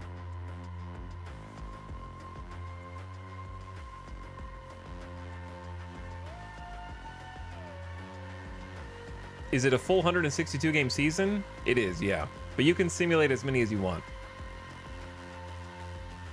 Get the job done. The Vultures grabbed a 9-8 win at Pink Box Park, overcoming a fine effort from New York pitcher Blake Snell. I told you, we just had to get Snell out. Snell went 6.1 innings and allowed 2 runs. Yeah, that's a good start. Las Vegas pitcher Ryan Fernandez earned the win, hiking his record to 1-2. Jeff Hoffman suffered the loss. With the win, the Vultures are 12-24. Las Vegas got a jolt from Alexander Canario. The left fielder ripped a 3-run homer in the bottom of the 9th to win the game. It was his only hit in 5 at-bats, but it brought the house down. Feels good to get the job done, Canario said after the game. That was a great game, Sim. It really was, dude. Yo, that's the one. That's the highlight of the whole season, dude. For sure. They had 12 hits, and we ended up with 8 hits. And we also had an error. 6 runs in the 9th is actually insane. Those pinch hitters, though, dude. Garantini. 1 hit with the RBI to make sure that the game stayed alive. And then Biggio with the RBI double. Amaya struck out. He had a rough game, but then Canario, the top of the order came in clutch, Biggio and Canario, to help take us to victory. And of course, David Dahl tattooing the ball a couple times to give us the early lead. And then Yan Gomes flexing the 1-for-3 with a walk. Because he took the walk to get on base, right? And then Pache came up with a clutch hit. Yeah. Both pinch hitters. So pinch hitters obviously statistically don't work, right? Because if your guy is hitting 300, then he's only going to get a hit less than 1 in 3 times. But when the pinch hits do work, when that 1 in 3 does happen, and it all lines up, it's beautiful. Because I promise you, pinch hitting for Jackson there was the right move. Like Pache coming in, and then Caratini for Fletcher was also. Oh, sometimes you just gotta trust. You gotta trust. Miley saved from getting the loss. 4 earned runs, 4.1 innings. Belock gave up 2. Spire gave up 2. Fernandez gave up 1. Oh, God. And somehow the bats pick him up. All right, how do I go and see that replay, dude?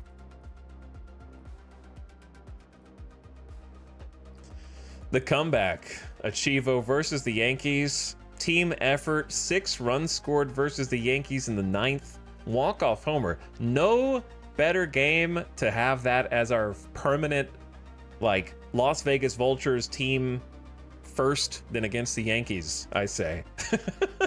I don't think I'd pick a different team to walk off with 6 runs in the 9th. I'll make sure to save that one.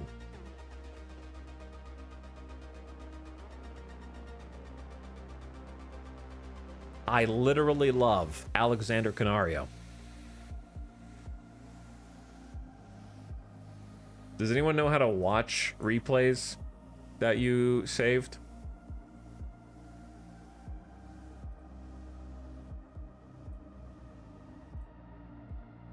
I think it's been saving highlights anyways.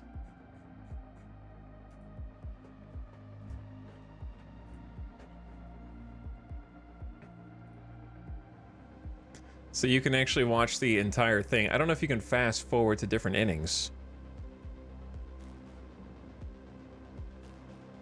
But yeah, you can. You don't have to pause between at bats either. You can just let the games go fast.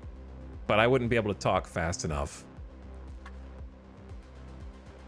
So, dude, it started off so somber with that leadoff homer.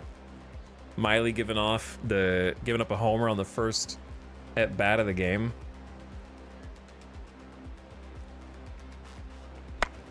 Okay, let's see if there's a way to Since it is a replay, I wonder if you can skip.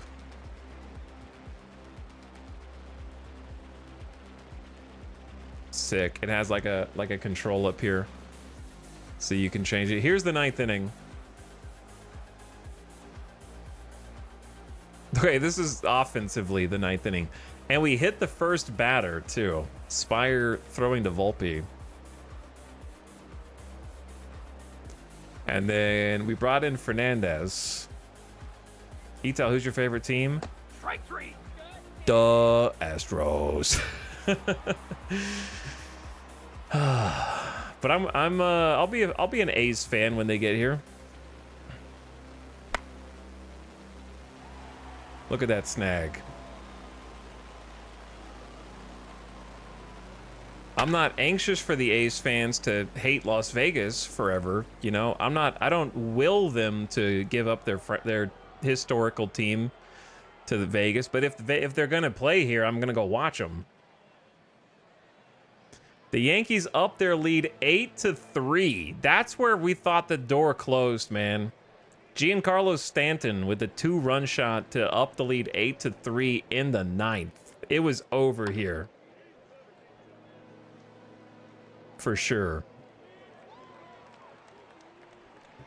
I'm going to sub just to unsub for liking the Astros. Okay, well, that means you're either number 1 a Rangers fan, number 2 a Yankees fan, or number 3 a Mariners fan. So I've pretty much narrowed down your team.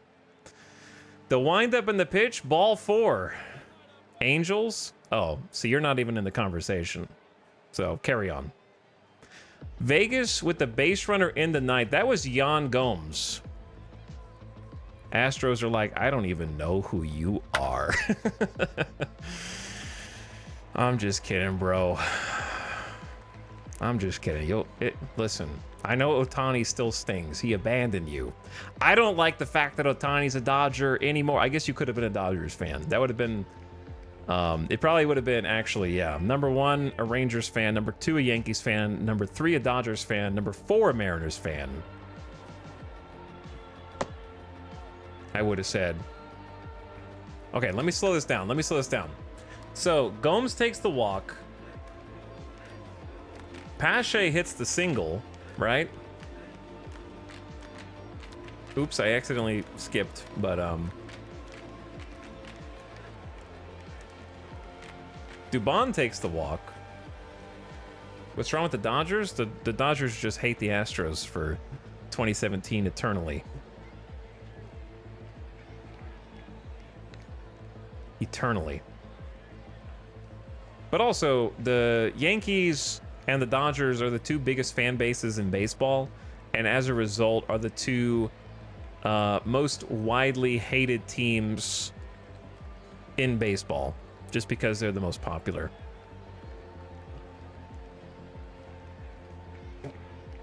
And then the Astros would be like 2nd or 3rd there. I think the Yankees would still be like 1st overall, then either the Astros or Dodgers.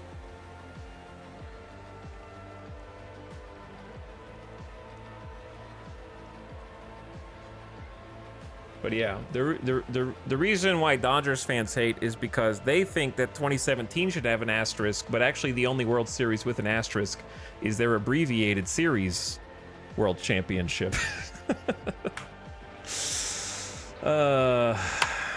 Look at this. Caratini putting points on the board. Clutch.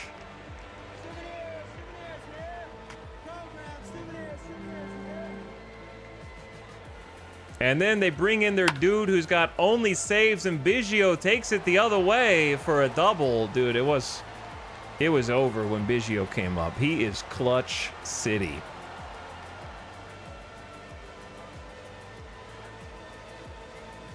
Biggio at 2nd. That scored 2. That's when chat was like, I don't know if I should be hopeful here. And then Amaya came up and struck out. And that was the first out, because we did all this. It was 8-6 at this point with only 1 out. And then, of course, Canario with the clutch. Clutch in his veins. On the second pitch, almost into the drink. Oh, it's beautiful. Oh, it's beautiful.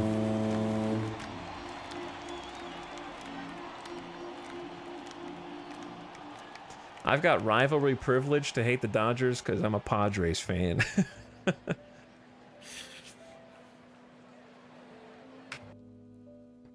The only rivalry team that Astros fans hate is the Rangers. Mariners hate the Astros and Angels hate the Astros, but Astros don't hate the Mariners or the Angels. It's a one-way hatred.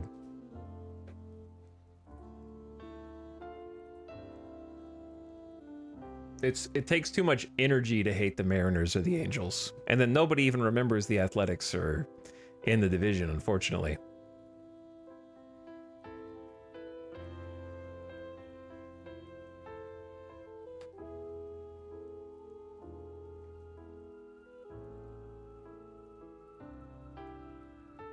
The Mets fans hate the Mets fans.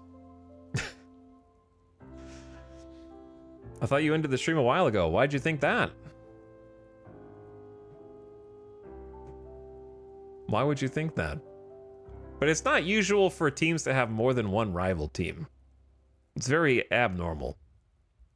I feel like the Yankees are in a similar situation where they maybe have two rivals, I would say, of which the Astros are definitely one. But everybody hates the Yankees, but the Yankees are just like living rent-free, yeah. I would say that. I feel like most teams have one or two rivalries at most. A rivalry requires hatred to go both ways. You can't just hate one way and then call it a rivalry. Right, it requires like cooperation. Yo, fantastic game there, guys. That was the best game, period.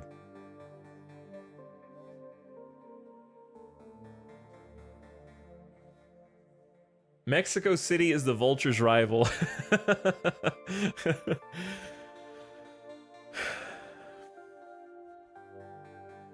I'm sure the divisional hate for the Astros will deepen eventually. No, the division does hate the Astros. But what I'm saying is rivalries require two-way hatred. The AL West definitely all hates the Astros. I don't know if the A's really care that much. They're probably too preoccupied trying to break even. But you can't have a rivalry with a one-way hatred.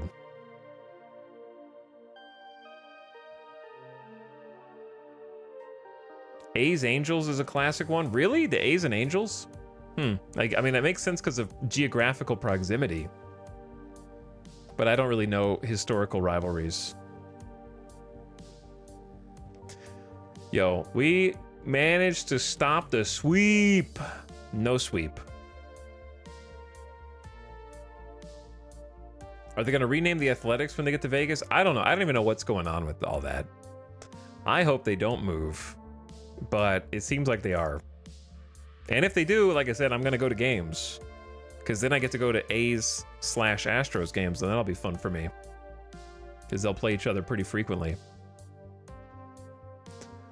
But I don't know where they're even going to build the stadium, dude. Like, there's nowhere to build it.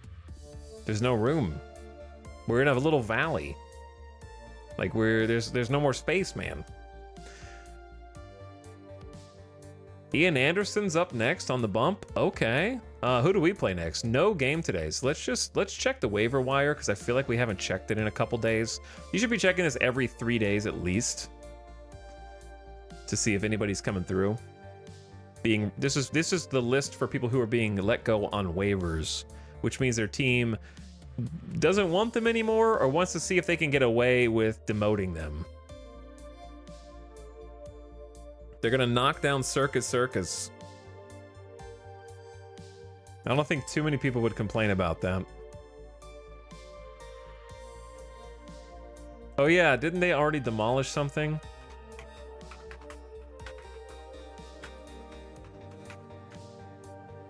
The Trop, yeah. I think it was the Trop was to be demolished. The Trop will shut its doors for good. And that was... It closed in...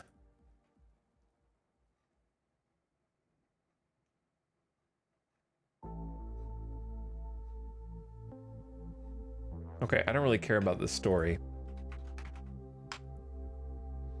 Scheduled to close April 2nd, so I guess it closed April 2nd.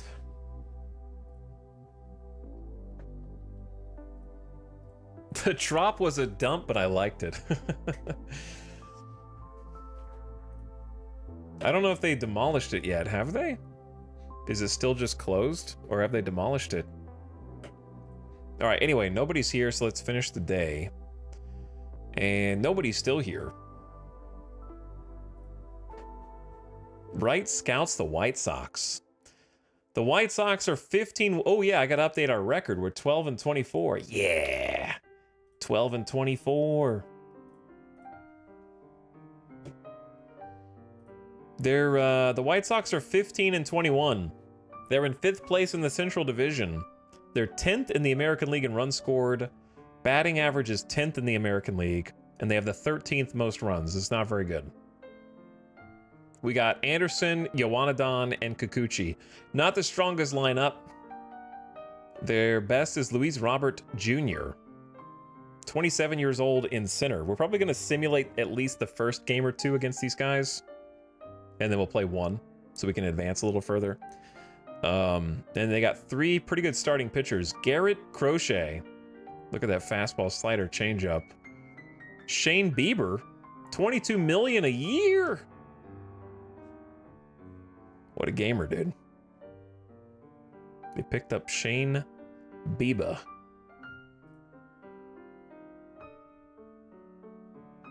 He's been injured. Signed a 7-year contract December 2024 for $159 million in the game. What division are we in? The AL West. And so far I have beat the Astros 2 out of 3 games and lost to the Rangers 2 out of 3 games. And I don't remember...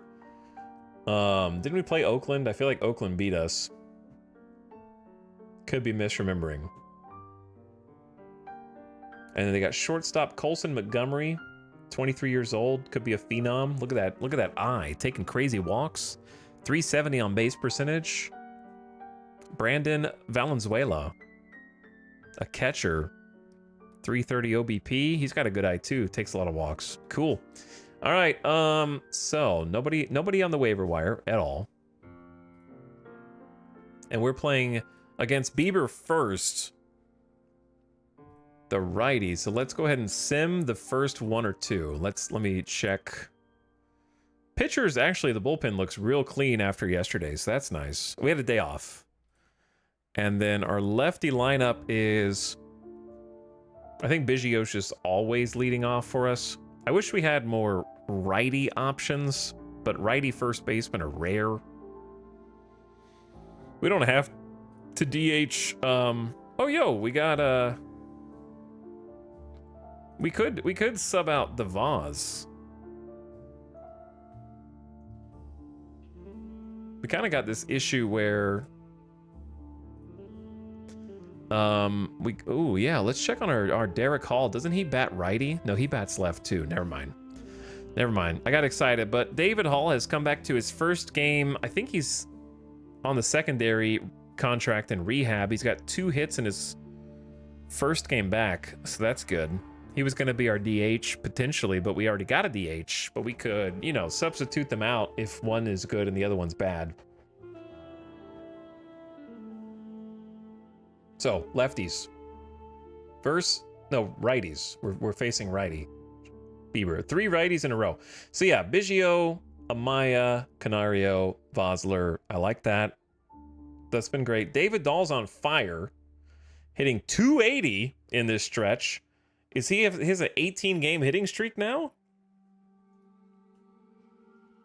I don't want to move him up. I kind of just like him where he's at. And then I want to get Fletcher back in the lineup for defense.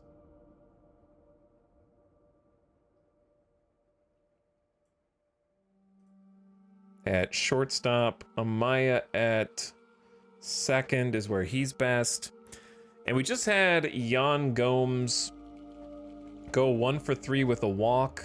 And Caratini with the clutch RBIs. I'm going to let Caratini catch this one because he's rested.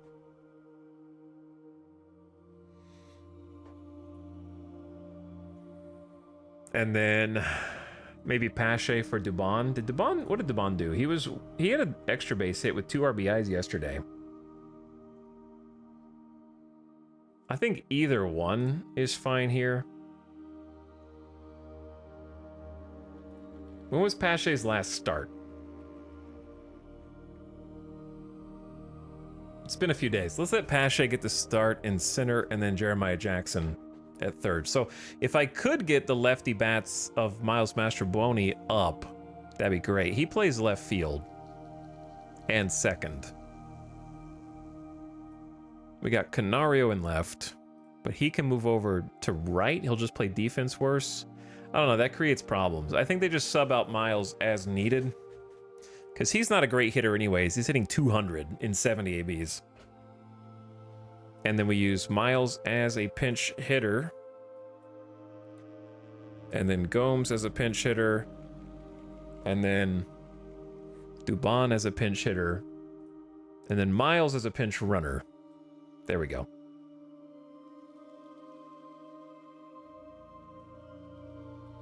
Dubon as a backup short. And then center field. Dubon as a backup center field as well. All right, there we go. Boom, boom. Let's go ahead and sim this one. And then sim the next one. And then we'll play the third. I would actually love if you could change the prices of stuff inside the stadium, like hot dogs. Can we name the hot dog the Doll Dog? Get Doll Dogs on Dollar Dog Night, Dollar Dogs on Doll Dogs.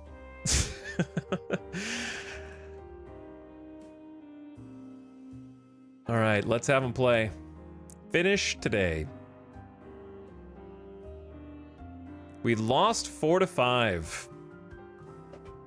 And we scored in the 9th, but it wasn't enough. 10 hits to 11 hits. The Chicago White Sox scored a tight 5-4 win against the Vegas Vultures. Chicago pitcher Shane Bieber held his own.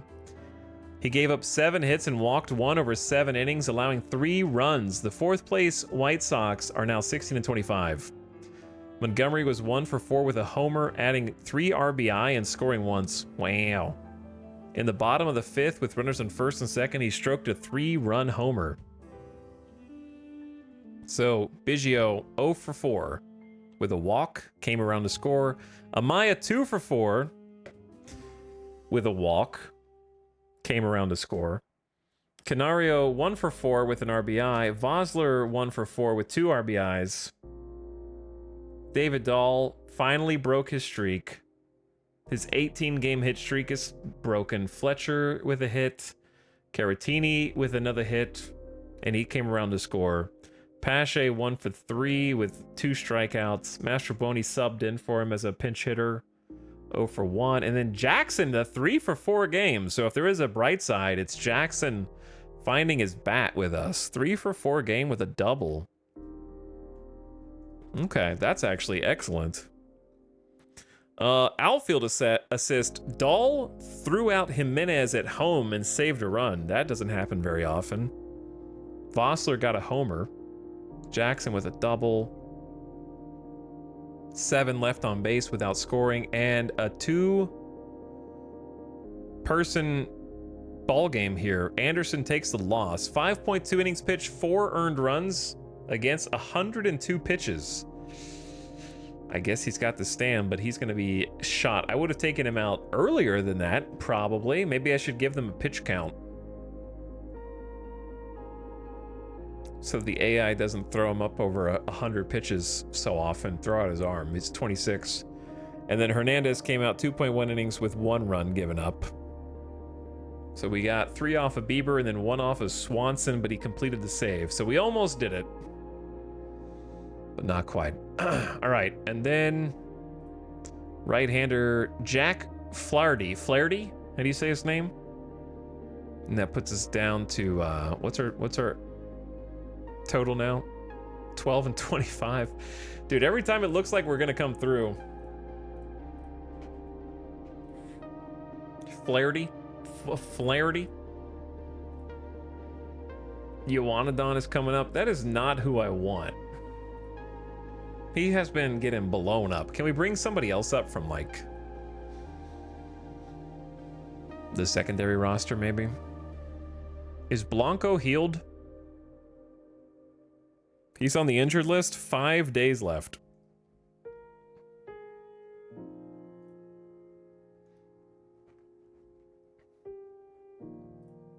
The Clough is exhausted. How's the Clough doing? 4.23 ERA. He just had 5 innings of... Wait, what? He pitched 9 shutout innings in AAA? The Clough? What? 9 shutout innings against the Oklahoma City OKs. That's the name of the made-up team we gave to Mexico City. They got clothed. A complete game shutout. He got the CGSO. That brought the ERA down, but he's given up more runs between. That's crazy. Paxton is tired. What's his ERA? 4.21. Oops. Belock is 94% rested. I could give Belock the start instead of Inoa. Inoa and Belock kind of, or not Inoa, Ioannidon and Belock kind of work together in relief.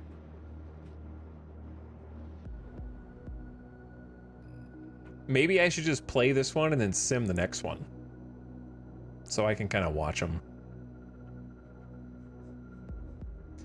That might not be a bad idea. Okay. So, lineups. Nobody's tired.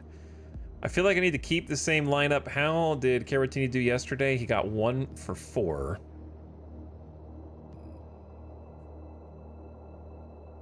Diaz hasn't had a start in like 5 days, but I really don't want to give him a start unless I have to. And then Miles got 1 pinch hit, but hasn't had a start in a few days. Pache was 1 for 3. All right, I think I'm going to throw the same lineup, definition of insanity style, and play this one. Chat, you guys can put channel points on the line. Will we win this game against the Sox?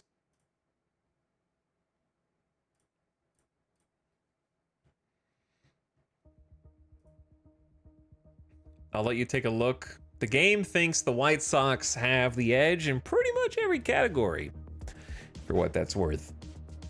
I am going to take a BRB, and then we're going to play this one, sim the next one, and another series will be complete.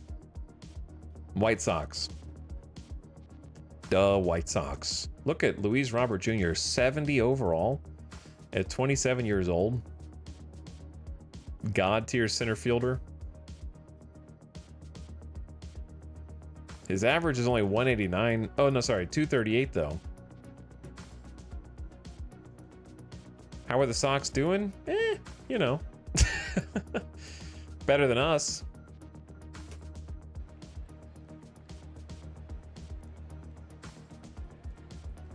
Chad, I haven't stood up in 3 hours. I'm gonna take a BRB real quick, okay? Take the dog outside, get some water. I need to stay hydrated. The Caratini redemption arc is on? I think so. Thanks so much for watching. Hope you guys are having a fantastic, hope you're having a fantastic Saturday night. I'll be back after I take the dog out and get a snack. I'll be right back. Channel points, tab in, put those channel points on Blue Believers or Pink Doubters. I'll BRB.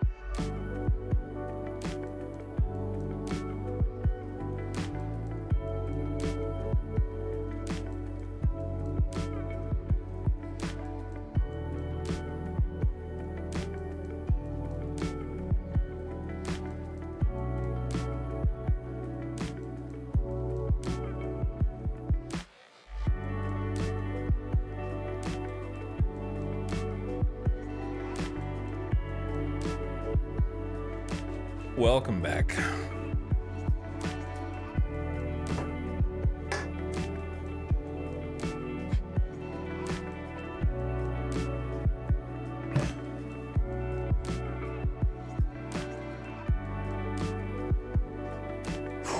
Let's do this.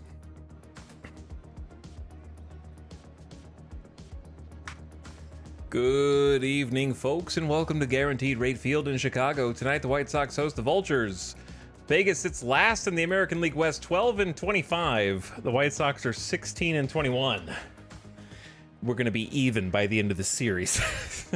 Almost. And Biggio takes it into right. Finds some grass. Line drive to right, and just like that, the Vultures have a base runner. On the first pitch, hey, bada.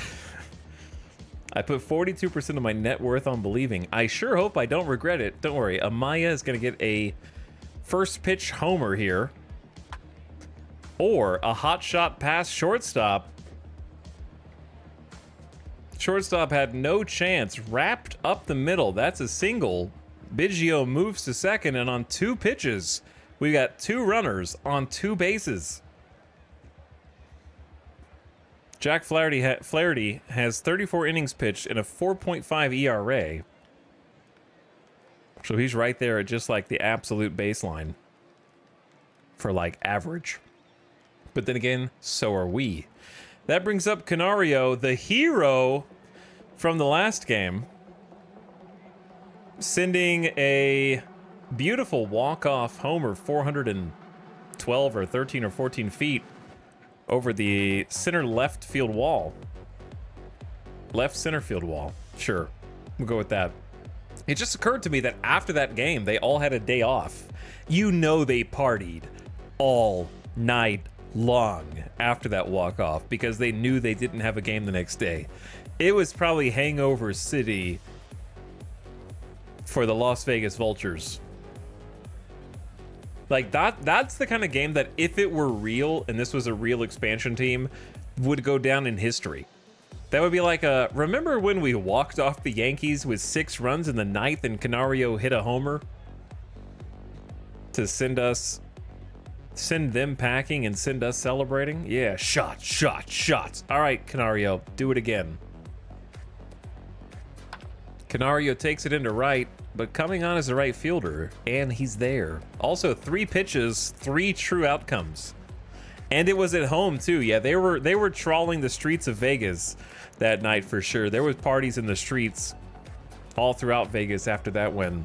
That would have been like something that haunted the Yankees for a while, I think. Like, that's bad. 6 runs in the 9th with a walk-off homer to seal it. So it wasn't even like a little bitty single that got in to score the final run. No, it was 6 runs with a walk-off 3-run homer. They should have intentionally walked Canario there, probably. But I don't know. All right, the Vaz is up. 2 balls.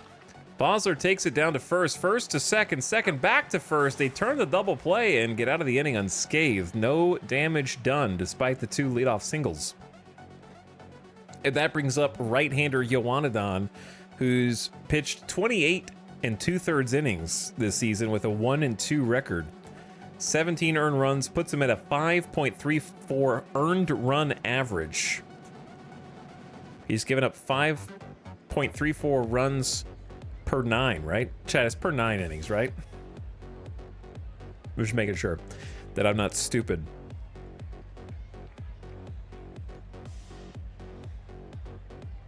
Anyway, he hasn't done very good. He hasn't been doing pretty good. So we got him on kind of a short leash today, but we'll see. He sometimes shows flashes of brilliance. Mark Mathias will hit first against Adon with a 189 batting average and strikes out on 3 pitches. 3 nasty sliders that he couldn't catch up to. Now Fletcher, who is hitting much better at 310. He smokes one in the left, but the left fielder is there. It's on a line blistered to Canario for a loud out 2 on a changeup real low. He golfed it out of there. Now, Luis Robert Jr., their star center fielder, popped up at the plate. It was in on the hands. And the second baseman, Amaya, calls off Biggio, and that's 3 quick outs. David Dahl is up. He just lost his 18-game hitting streak. And he takes strike 3. I feel like the game got quieter somehow. On 5 pitches, Cutter was in there. Easy call by the home plate umpire. David Fletcher bats next, hitting 158. And he loops one into right with a hit. He's aboard with a single.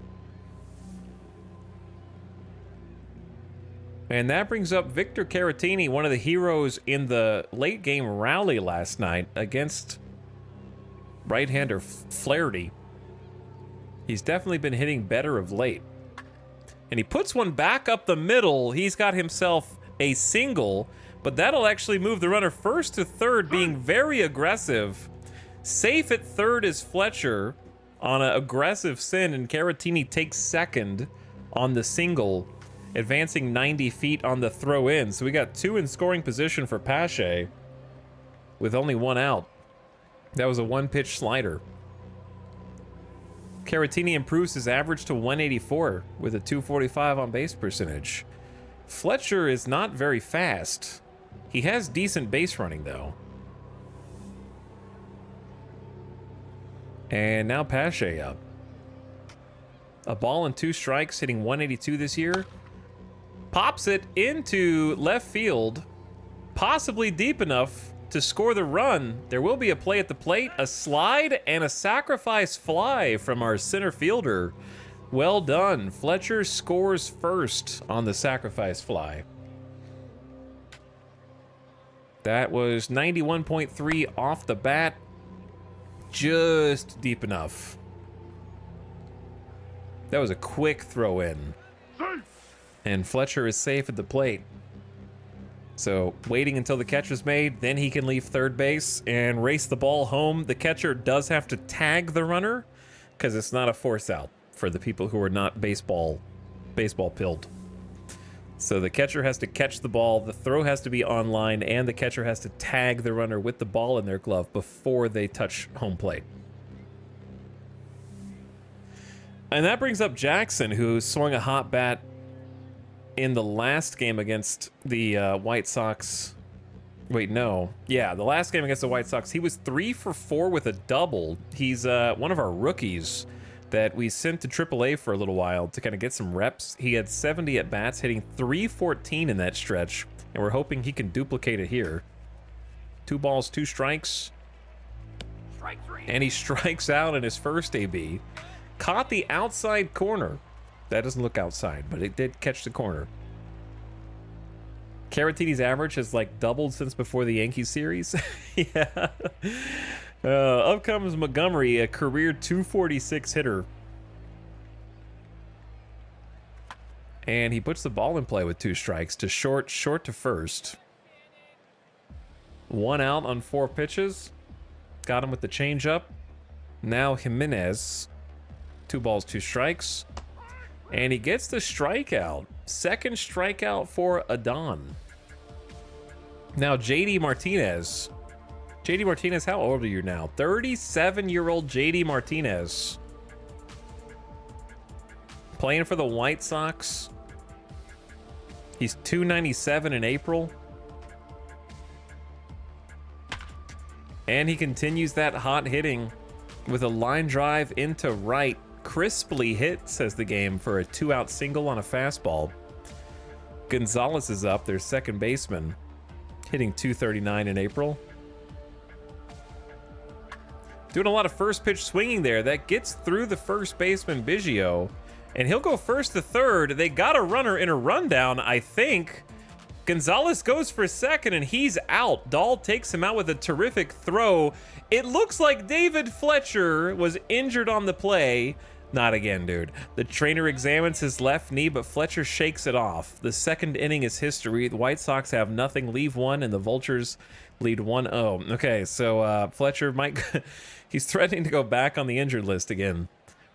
What was that? That was bad base running is what that was. Because the runner went around from second to third, and they caught the other guy trying to advance at the same time and caught him in a rundown. Glass knees Fletcher. Glass legs Fletcher. All right, we're back to the top of the order in the third. We got 4 hits in the game so far, and Kevin Biggio with 2 strikes Strike 3. takes a strikeout. He's kind of cool. His bat has cooled off. He's definitely still come up in some clutch situations, but yeah, he was a 300 hitter. Now he's down to 260. Probably more where you expect him to settle. But I think Amaya is going to be a future star. Pokes one to the first baseman. The put away assist to the pitcher covering first is out number 2.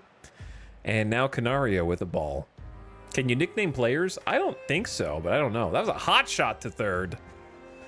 The third baseman, Matthias, makes it look easy. That was 103 scorched off the bat. Scoops it up, and it was hit right at him. I don't know if you can nickname your own players. You can definitely create players if you make a fantasy league. Visual Warlock, thanks for 72 months, by the way. Hoo boy. 6 years. Yo, 6 years is a long time. Thanks for the 6-year sub, Warlock. Good evening. Wapalooza says, hold me back. I'm gonna pog. Thanks for 21 months. Sub, Wapalooza. Sorry, I missed you earlier. Turgaron says, fire that guy. I don't know what that guy did, but thanks for the 16 months. Appreciate the year plus 4. What's up, Turgaron? Casey Filthy says, I love you, Canario! Your love was justified, Filthy. And Arathon wants a sub-anniversary win for the team. I think you got one. That Yankees walk-off is probably the highlight of the whole series so far. But thanks for the subs, everybody. All right, Adon's up again for the bottom of the third. Smoke to short. Hard hit ground ball past the mound, cleanly fielded by Fletcher. That's what we pay you the big bucks for. That was 106.9 off the bat. Smoked. Probably the hardest hit ball of the game, if not the last like 5 games. That's why we pay you for the 65 infield range, the 60 shortstop aptitude. That's what he's there for. All right, bottom of the order, Valenzuela against Adon, 2 strikes. And popped up on the infield. Adon threw 3, scoreless. 2 hit. Actually, no, that was the second out. I thought that was the third out for some reason. Back to Matthias. Excuse me. And that's popped up. Center fielder gets there. Pache on the run. Dahl converges. Pache calls him off. He makes the catch. Now he's through 3 scoreless. I would say that changeup, that hanging changeup, is scary. I don't like the control that I'm seeing there. All right, Vosler, Dahl, Fletcher up to bat. 3 balls for Vosler. And a strike. And he's out. Grounder, shortstop to the first baseman. On 5 pitches. Corner fastball. Now David Dahl trying to start a new hitting streak. And he pokes it into left field for a 1-out single. David Dahl continues to hit well, hitting .274. He has been on a roll, quietly rising the ranks of the good hitters of the team and earning that $760,000 paycheck. Probably hitting better than he's supposed to based on that. But nobody gave him a chance from AAA. He's been a AAA player all this time. No, he's not. He played for Colorado. They just locked him away in AAA from 2021 to 2024, basically. He only got 24 games in 2020. The Phillies called him up this year? Nice. Yeah, he didn't do so good for Texas, I guess, in 2021. I can see why they sent him down, but in 2019, 2016 to 2019, he had a phenomenal year. Dude, how did he go 2016 with Colorado hitting 315, and then they bench him in 2017, or did he get an injury? I don't think you take a 315 hitter and take him out for an entire year.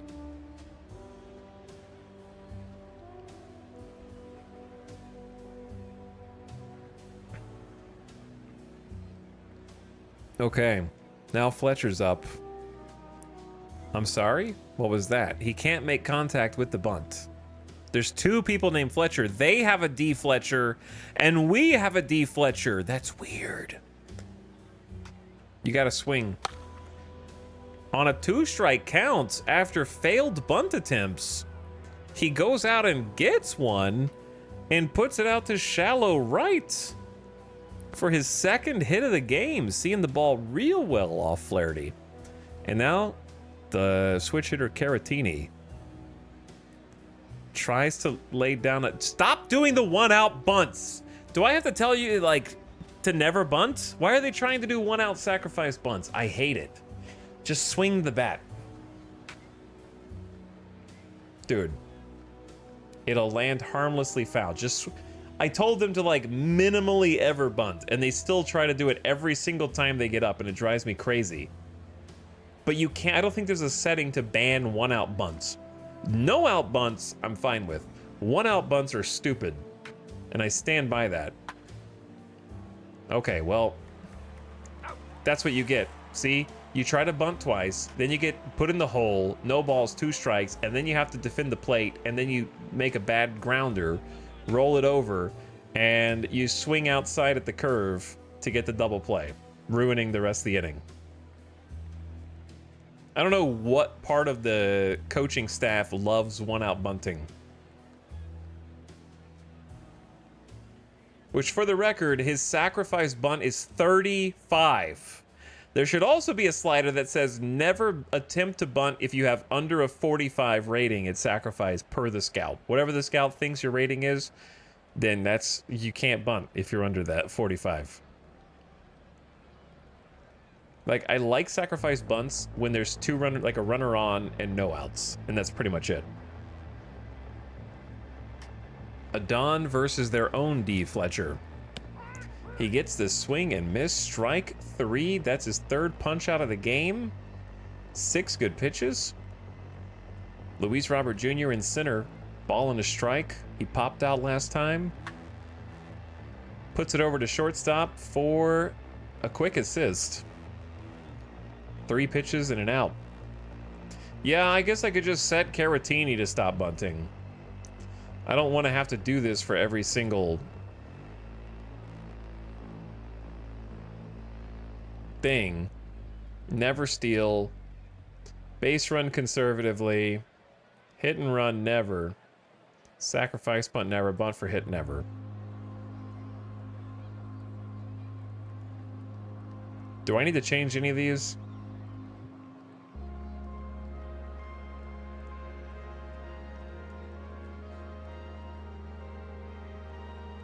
I still don't know what pinch hit platoon usage means. Okay, anyway, that'll fix it for him at least. 2 outs, Adon versus Montgomery. In play to first, and that's an out unassisted. All right, Adon is cruising. He had a little trouble in the first. 3 up, 3 down, though. Now we got Pache, Jackson, Biggio. Flaherty's up to 47 pitches. 2-2. Strike 3. Sacrifice fly the first time, strike out this time on 5. Got the corner. Jackson's up. First swing, first ball in play, and that'll not fall for a hit. Shallow left field, Jimenez reels it in. Kevin Biggio up with 1 ball. Pokes one with a tough play, but he makes it. Routine grounder, actually, says the game. That looked like a tough play to me. Looked like a bare hand. That was a real quick inning. And Adon on 3 pitches, making the assist with the first baseman to put out Jimenez. Now up comes Martinez. 1 for 1 today. Full count. Strike Swings and misses. That is his 4th strikeout. On 8 pitches, comes back and gets him with an 89-mile-an-hour fastball. See, I think if you're throwing 97 and you throw 89, that's a changeup.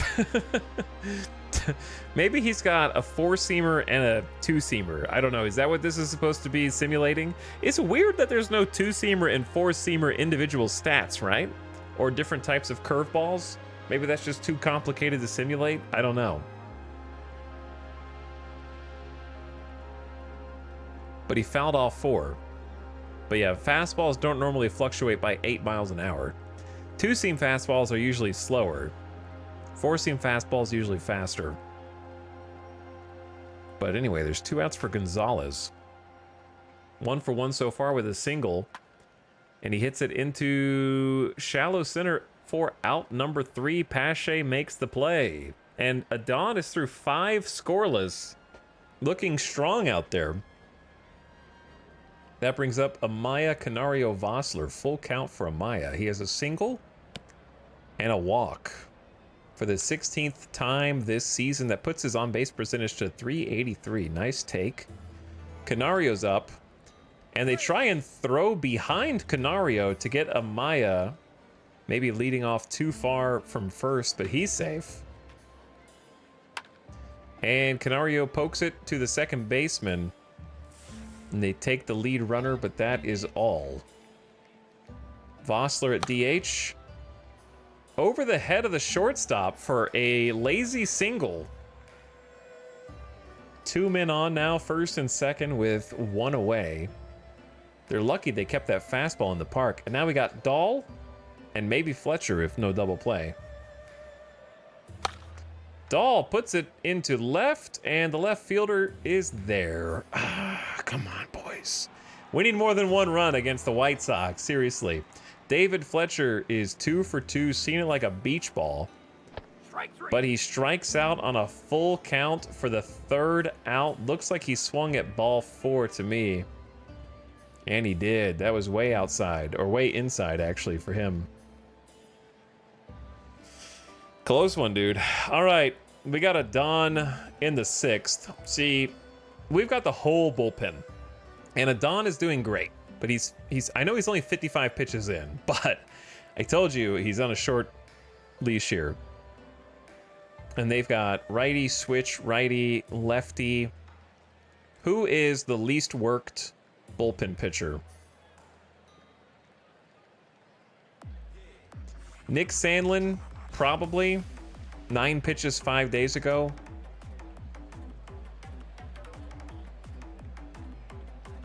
I say we get Sandlin warming up just to kind of give some relief to Adon if he blows up in the 6th inning. A ball and a strike to Brian Ramos. Hitless in the game. Over to third, third to first, out number 1. Jackson makes the play low in the dirt, dug out by Biggio, and he's out on 3 pitches. Valenzuela, the catcher, pokes it in the left, and that'll be a shallow base hit for a 1-out base runner. Canario runs hard, but he won't get there. Now 1 on for Matthias, top of the order, hitting 186. To the second baseman, to short, to first, and that's the double play. Amaya flips it, and the 4-6-3 is complete. Inning over. We can set Sandlin down because Adon has gone through 6 scoreless. Somehow, the best outing of his career as a Vulture, I think. And now we got Caratini, Pache, Jackson, bottom of the order due up. To pretty deep right, but the right fielder glides across the turf and somehow comes up with the ball, robbing Caratini on a 5-star play. Pretty sure the game just doesn't like Caratini because that looked like a hit in my book. Maybe they're playing the shift on him. I don't know. Pache with 2 strikes. Got an offer. Strike 3. Takes the swing and the miss. I don't really feel like doing any substitutions here because I like my defense. I like Jackson at third, and he's been hitting well recently. He puts it into play, and that's another right field out, gliding over.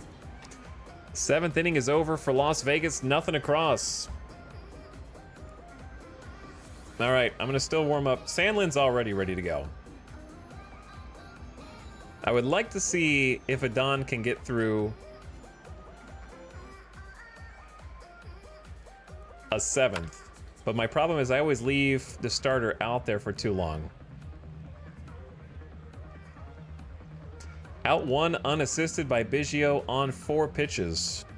Adon's only 67 pitches in, facing the heart of the order. 2 balls, 2 strikes. In play, second baseman Amaya has it for out number 2 on 5 pitches. And now Montgomery, the lefty, been to the plate 2 times with no hit. To Biggio. Biggio makes the play, and that is 7 shutout innings of work from Yoanadon. All right, we're going to sit Sandlin. Fernandez has been giving up too many runs lately.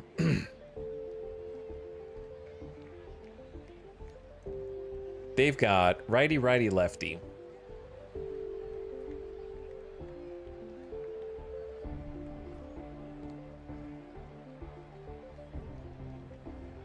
Only 74 through 7. I say let him start the 8th. We'll see. We'll see. I'd rather him just have a good quality start and then see some new pitchers, like 3 times through the lineup. All right, Biggio, Amaya, Canario, our leadoff boys. And Biggio goes to shallow right field. That right fielder is got a magnet in his glove because he puts out another one. Flaherty's putting out a good game too at 85 pitches, and he's in the 8th. We need Amaya to kind of open it up here. But he strikes out again. 7 Ks for Flaherty, and up comes Canario. And he puts it in play next to the pitcher's mound, which, in my book, never results in a base hit. It's either an out, or it's a,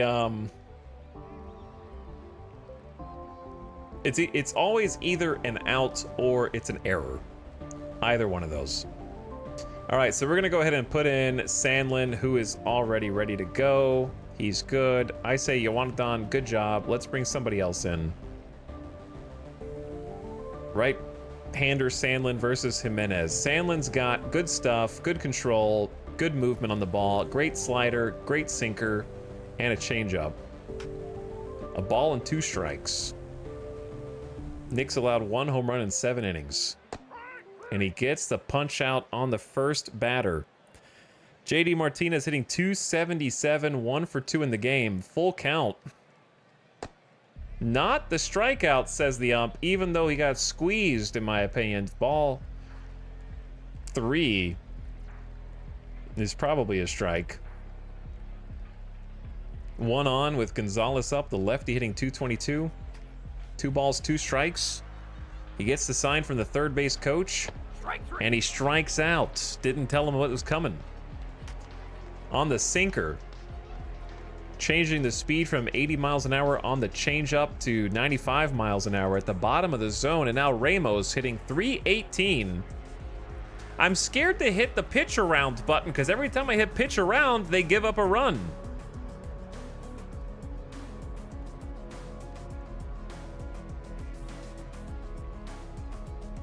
Just pitch to him. 1 and 2. And a grounder over to the shortstop, and they put him away. That is 3 outs. Sandlin does the job as a setup man, and they bring in a man of their own, Velasquez, who's got a 1.93 earned run average over 14 innings pitched. So he's pretty good. But you know who's better? Vosler and David Dahl. Oh wait, I need to warm up Clevenger. Strike 3. Oops. Hold on. Don't worry. I got this. Okay, there we go. David Dahl is gonna put it in play. He on the first pitch. I'm gonna need you guys to take a little longer so the closer can warm up. All right. Fletcher has had 2 for 3 today. He's been doing good. I'm gonna keep the good shortstop in and try to just play defense. into straightaway center. We got a problem called streamer forgot to make his closer warm up early enough. So hopefully a mound visit will be enough time. All right, yeah, I feel good. I really do. I'm sure you do feel good, but I'm going to go ahead and bring out our closer and let Garrett Clevenger go for the save. He's ready. 80 stuff, says my my scout. Amazing fastball and slider, and he's got the curveball sinker when he wants it.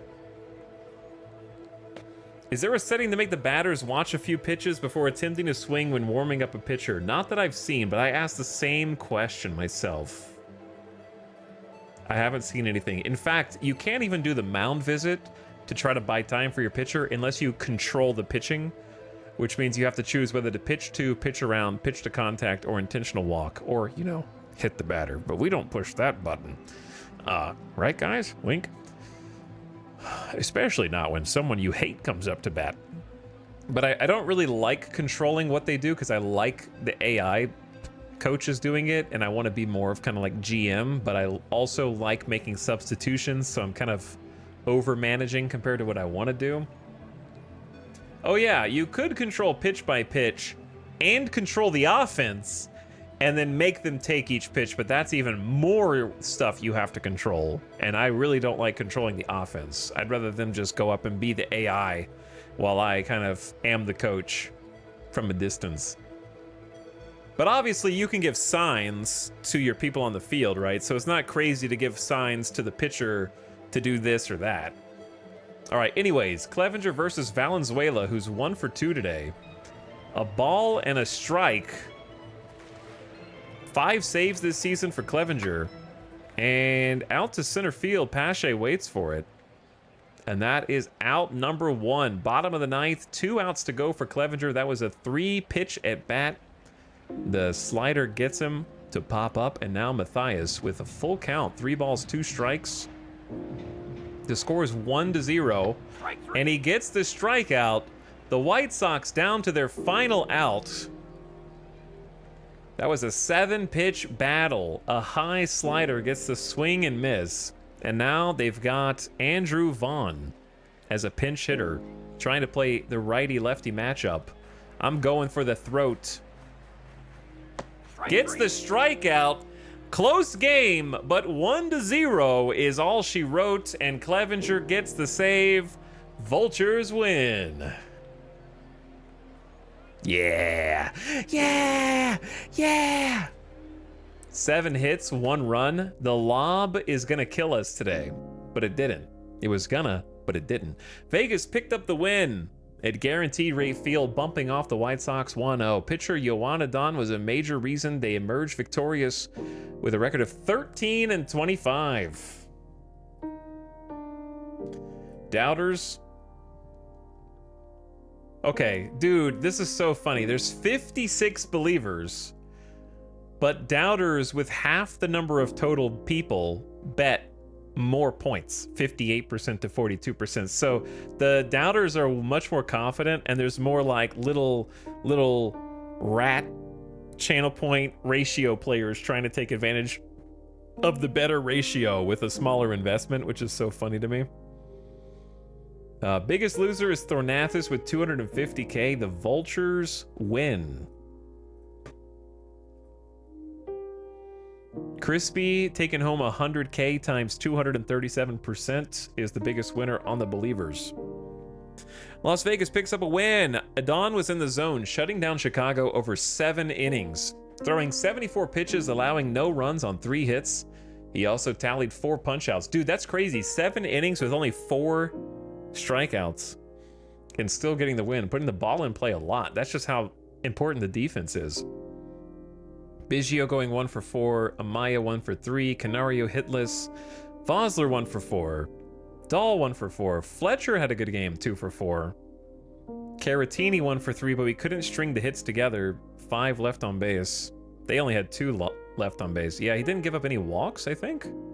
Yeah, no walks. That's dominance. Full control. Brings that ERA way down. Honestly, great outing.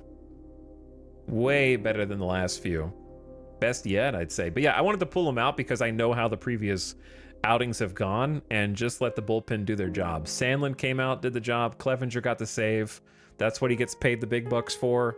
In my case, big bucks are 2.5 mil. Oh, that's funny. And gets the shutout. That Sandlin Clevenger combo should be great. Yeah, I think so. Sandlin got blown up for us early on. He's kind of settling down now. Hit scoreless in his last 5 outings, but yeah, he got kind of shredded early. Gave up 5 earned in some clutch situations. So I'm kind of like, took him down to get some practice in AAA, give him 5 innings of pitching, and then brought him back up, and he's been much better since. Versus the Yankees and the White Sox in the last 2. And then Clevenger's just been solid. Like, honestly, yeah. I think he's 5 for 5 in save opportunities. So that was a good pickup from the expansion draft.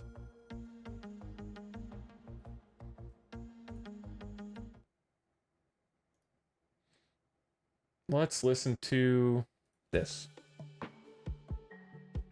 Now he's 6 for 6 in saves, though, right? Player of the game, Yoanadon. That's right.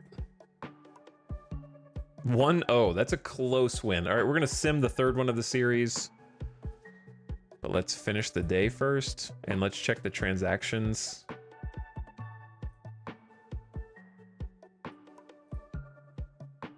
.66 ERA. What a god. Yeah. Clevenger's been really good. You just need to get in more save opportunities, lol. We have to be winning to have a save opportunity. You're not wrong. Who's in the waiver wire? Billy McKinney, left field for the Pittsburgh Pirates. Playing left field and right field. He's hitting 375 in 8 at-bats, and the Pirates are like, nah, we don't need that at 30 years old. We don't need that.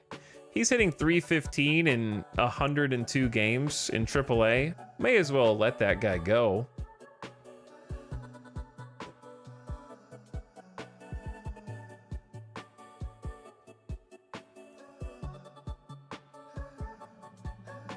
Now, granted, in 2023, not so good. Do you have any money left? I do, but like I feel like I'm grasping at straws here. Cause like my scout doesn't think he's particularly adept at anything. He doesn't have great. He has serviceable defense, good base running. His ratings aren't there, but his stats are. So I think we let this pass. What are you looking for? I'm looking for a good 3rd baseman with a bat. Yes. Maybe a catcher. A starting. I think in this order, it's going to be starting pitcher, 3rd baseman, catcher. OSA says he's even worse, but better in the field. Canario's our starting left fielder every day. And we got David Dahl in right, so kind of okay with this. Zach McKinstry at 2nd base. Kind of a utility player. Crazy speed. Getting 1.7 mil from the Detroit Tigers. Hitting 250 in the first 60 ABs. Kind of a 250, 240 hitter. Not like the worst utility. Decent defense. Decent kind of all around. But I don't really need this. We have a couple utility players already that are around this level. He's just faster than them with more steals. He might be a little better hitter than Mastrobuoni, but like Mastrobuoni has contact, BABIP, less power, better eye, and avoids Ks more. They both bat lefty also. His contact versus right is even more pronounced. 60 versus 50, 60 versus 50. Less power, but then way better eye. We need to give Mastrobuoni some more playtime against righties and see if he evens his stuff out. And then defensively, they kind of have the same range, close to the same error, same arm, same double play. Same second base, third base, short, better left field. Yeah, he's basically the same player we already have. We have a slightly better version of him, I think, and we're paying him less than 1.7 mils. So I'm gonna let that fly. We need to give Master Boney a start, I think.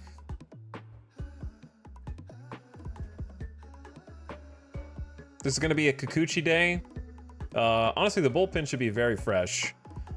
And we got B-Lock in there for extended relief if something goes bad. So, Sandlin, what are you? Let me see your splits. Versus right, dude, maybe we just make you a righty specialist because you have a 1.08 ERA versus righties, 7.71 against lefties. Whip is way lower, home runs are down.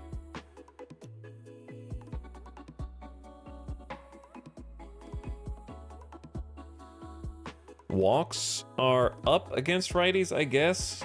Strikeouts are up against lefties, so that's a little confusing, but your ERA plus is 447, and BABIP is also 208.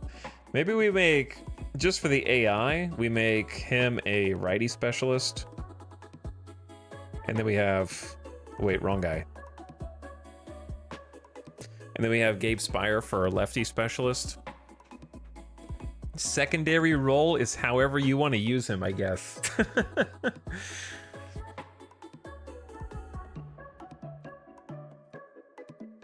I would say B-Lock should avoid high leverage. That makes sense. All right, let's get a lineup and we're gonna sim this one. Chicago versus Canning. Getting 1.1 mil, 4 good pitches. Got a 3.99 ERA, and this will decide the series. So, Miles, who are you gonna come in and play for?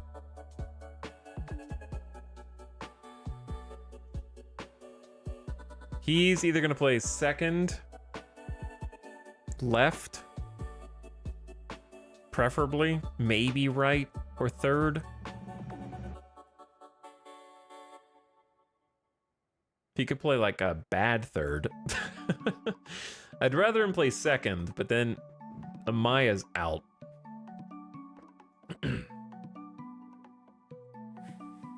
Or we make the defense worse. Those are the options. Also, Fletcher's getting some hits recently. Who do I sub for Miles? We could just get Canario to play right field, and then we could get David Dahl to play center. He's just not gonna. We're not gonna have as good defense in center. And then Pache sit for a day.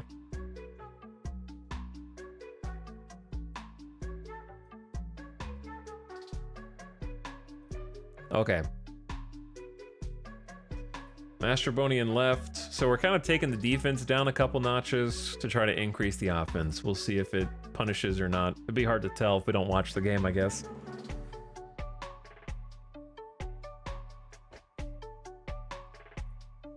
Caratini's got a hit in each of his last 3 games.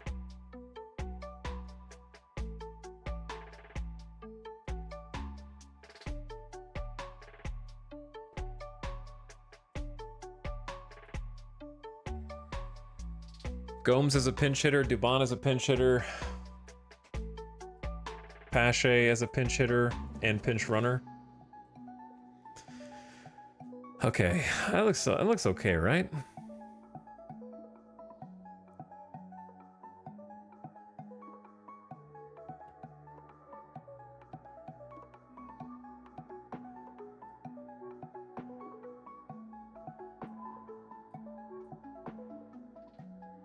And then Pache can also play right.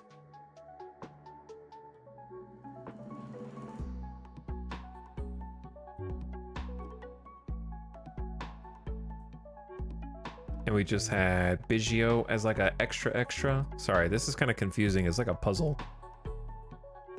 All right, hopefully we don't need a utility too, but I'm sure the AI is smart enough to figure it out. All right, sim it. Finish the day, and the next month, is it finally May? I want to see, May 11th is All-Star voting begins. Dude, are we gonna have any All-Stars? Brock Stewart's eligible. We lost 1-8. Oof. Kind of glad we didn't watch this one, but maybe I would have managed it differently. With Luis Robert Jr. leading the charge. I mean, it's hard to manage the bats. 10 hits, 1 run. Are you kidding? 10 left on base. Oh my God. With Luis Robert Jr. leading the charge, the White Sox defeat the Vultures 8-1. Robert Jr. belted 2 homers while scoring 3 and driving in 4 for the White Sox. Griffin Canning was the winning pitcher. Over 5.2 innings, he allowed a run on 7 hits with a walk and 7 strikeouts. The last place Vultures are now 13-26. We're losing all of our series now, chat. I enjoyed the win streak. Now we're winning 1 every 3. With 2 outs and the bases loaded, he broke a 1-1 tie with a run-scoring walk-off of Yusei Kikuchi. Wait, what?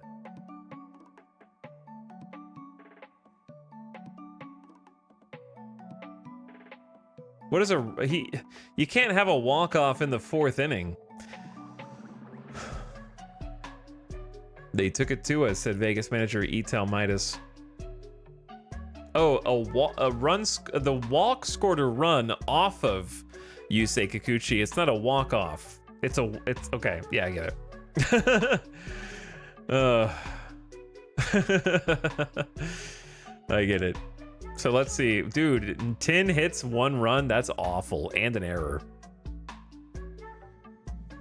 Biggio 1 for 3 with his strikeout. Amaya 1 for 4 with his strikeout. Can't string any hits together. Canario 0 for 3 with a walk. Vosler 1 for 4. Dahl 1 for 3 with an RBI. Pache 0 for 1. Why would you pinch hit Pache? Okay, whatever.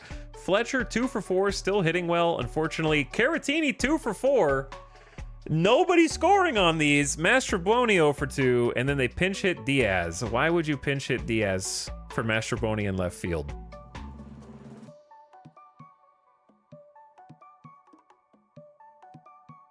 But he got 2 hits, so I guess it worked. Does that say lob 20? Okay, so on this screen, this is like potentially overlapping, right? So the same 4 that Montgomery left on base could be the ones Ramos also left, and these could be the same 4 people.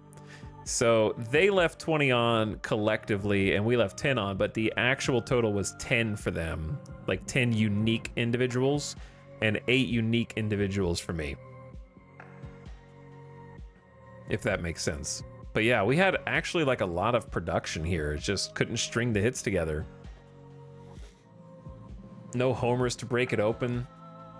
3 strikeouts for Jackson is not good. Oh, Dahl hit a homer? You're right, Dahl hit a homer. Very nice, baby doll. For them, it was just like 3-hit game, 3-hit game, 2-hit game, so they were just stringing these together. 4 RBIs here. Pitching-wise, Kikuchi went 4.2 with 2 earned runs. I didn't see the game, so I don't know if it was a good time to bring in Belock, but my suspicion is that Kikuchi got into trouble and Belock came in, gave up the hits that led to those earned runs to Kikuchi. That'd be my guess. Sandlin, for 0.2 innings, gave up 2 runs. That's the Sandlin I know. Martinez couldn't get an out and gave up 3 earned. And then Poche came out and gave up 1. So everybody went bad. Everybody went bad.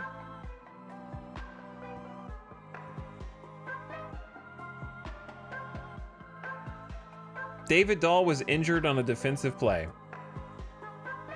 Day-to-day. Injury proneness, fragile. Unfortunate.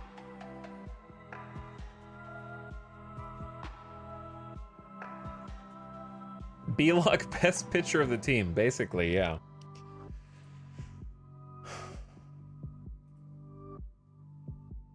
All right, the Orioles, 25-14, so they're good. They have the 2nd most runs scored in the American League, 7th best batting average. ERA is 4th best. We have Inoa and Miley and Anderson. Their worst pitchers up first. Dean Kramer. Dean something. Bradish is next. 2.66 ERA with 8 starts. Crazy. And then Burns. Corbin Burns. Get him 25 mil. 25 million. Kyle Bradish getting 2.6 million and Felix Batista getting 1 mil as a closer. Okay, well, first things first, let's fix the injured list. He's, did it say day to day? Thumb contusion. So we don't have to put him on the injured list.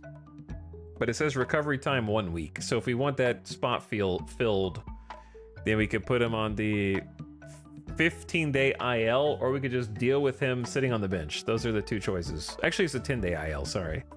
So maybe we just go ahead and put him on the 10-day so we have an extra spot. Brock Stewart is ready to come back. But I don't have room for him. He is a left, is a right, he throws righty. I think maybe we send, do we send Sandlin back down? I feel like he kind of covers the same area, but has done better than Sandlin.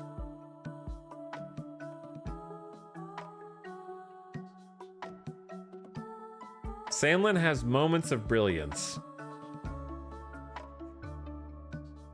So does Martinez. Dude, where the hell is he? There he is.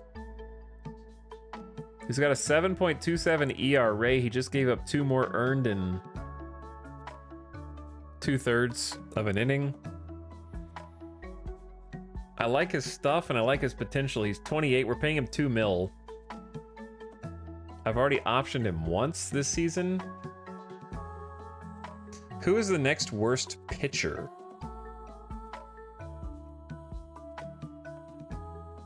Seth Martinez has been given up a lot.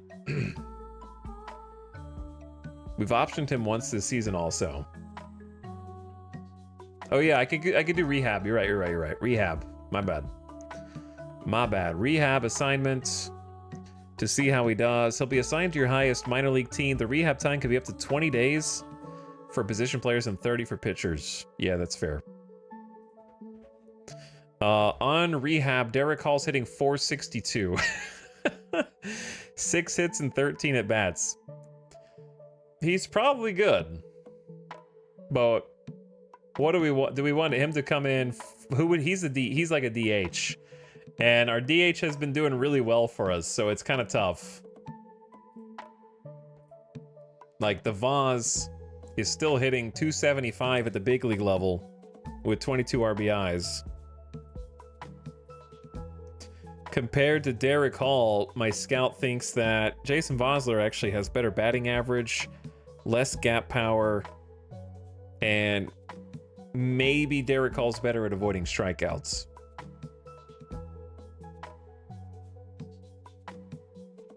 But it's pretty even against righties. Pretty even against lefties, too.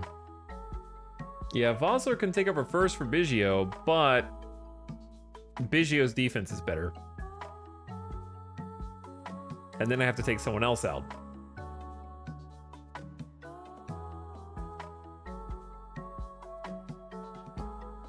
And Biggio everyone can play second base. He can play right field. Kinda. Good enough. He's got okay outfield range. Kind of a weak arm. No throws to third.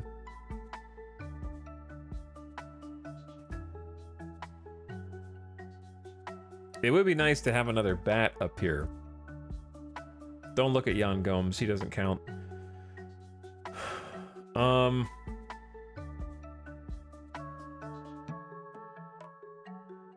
Fletcher is just there for the glove at shortstop. Dubon is not an everyday starter. Diaz is at third, and he's also not very good. Pache's there for the defense also. So the problem is, who do you get rid of? And I think Mastroboni needs more at-bats, because I think he has potential. I know he's already had 73.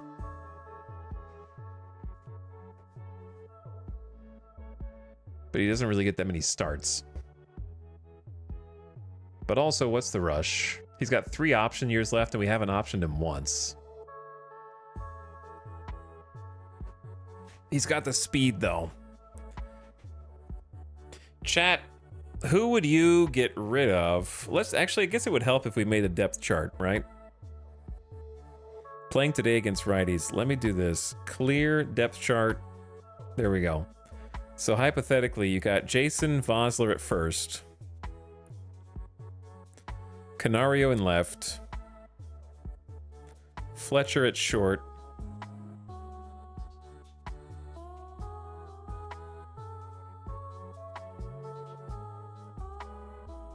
Okay, then you've got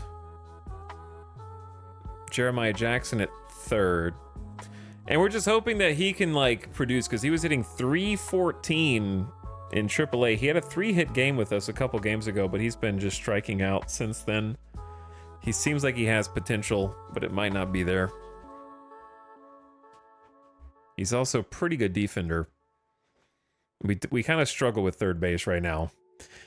Okay, at second, it's usually a Maya with the bat and the glove. He's kind of got both. And then that means in the DH is the DH himself.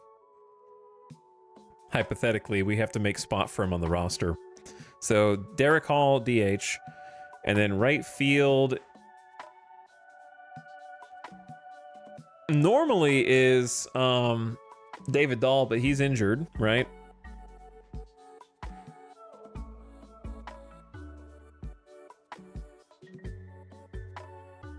So we have Christian Pache, Biggio, and Canario. So we have Biggio in right.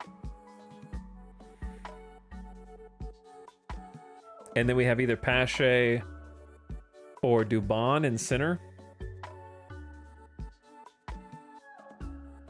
And batting-wise, they're both kind of bad. But Dubon is definitely better at hitting than Pache. But Pache has the defense in center. Dubon's got okay range also in center, so I would say Dubon. I miss a game and Dahl gets hurt. Yeah, he got hurt in the one we just simmed. So probably Dubon out there. And then catcher, we've got Caratini is hitting. He's on a streak right now. 2-1-1-1. How many games has he started? 30, 29, 28. I don't like taking guys off of the lineup when they're on a streak. Jan Gomes backing him up. Pache backing up center. Diaz backing up third and also first.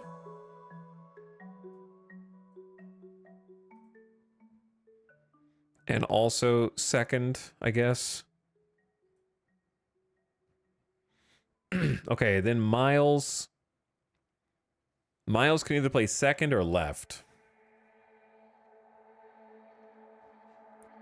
So what we could do is just sit Fletcher to try, because the offense only scoring 1 run. I think we just drop Fletcher for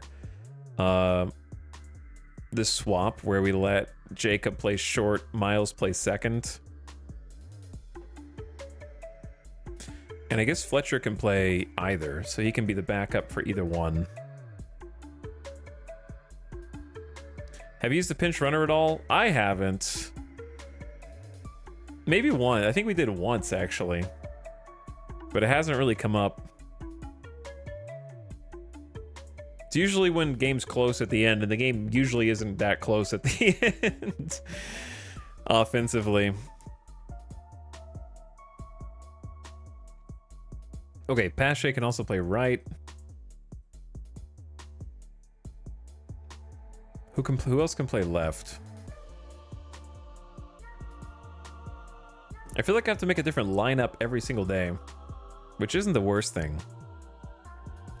Canario, Mastrobuoni, and I guess Pache.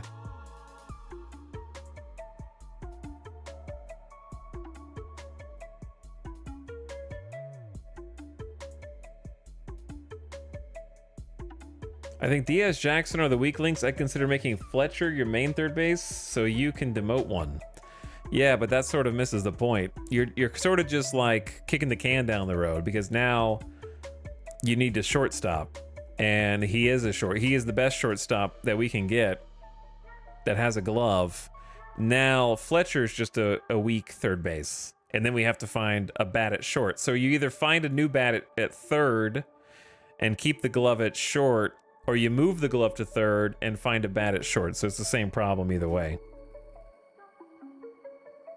in my opinion.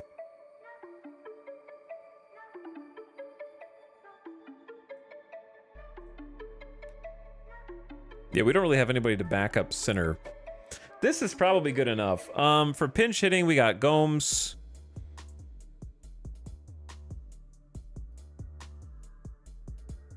Pache is definitely the defensive choice for center and right. And then I guess that's fine either way. All right, pinch hitting, we got Gomes.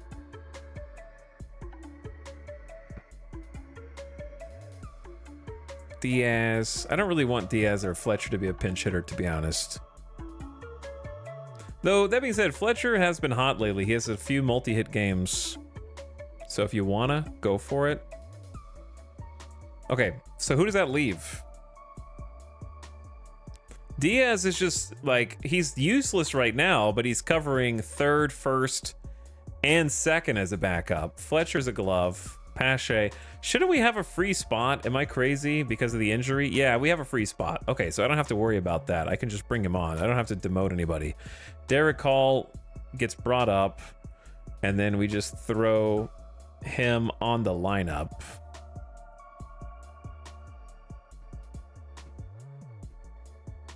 And then if we need to, Vosler can be the utility DH and Diaz can play first or something. That makes sense. All right. So we should be good to sim the next one.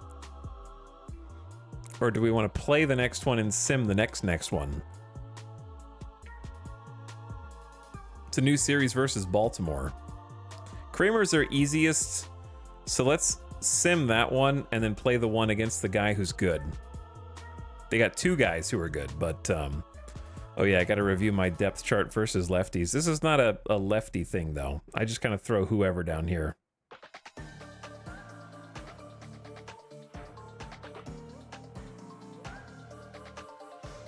Okay. Oh yeah, I didn't actually move the lineup around because I Canario's batting first here.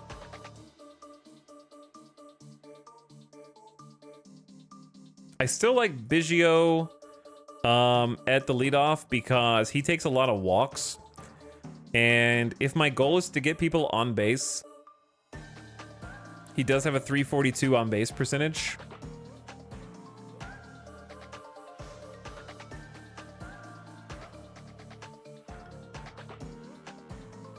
The only person who has a higher OBP is Amaya and Vosler, who are right behind him, who have better batting averages. So I like that because Amaya is a double hitting machine. He has a team leading 12 doubles. Isn't getting on base pretty much the whole point of the leadoff? Yeah, that's why he's there. That's what I'm saying. I want the leadoff man to get on, and Kevin Biggio gets on base, and he goes on crazy streaks also. And then Amaya's a double machine. Canario can hit the dingers. Vosler's been doing pretty good in cleanup. He's been hitting 275. Derek Hall is kind of untested in the MLB this year. He was hitting really good with the AAA team, but we're going to keep him here for now. And then I like Gomes here because he's been hitting well. Jackson's been striking out, so probably do Dubon, then Jackson, then Fletcher.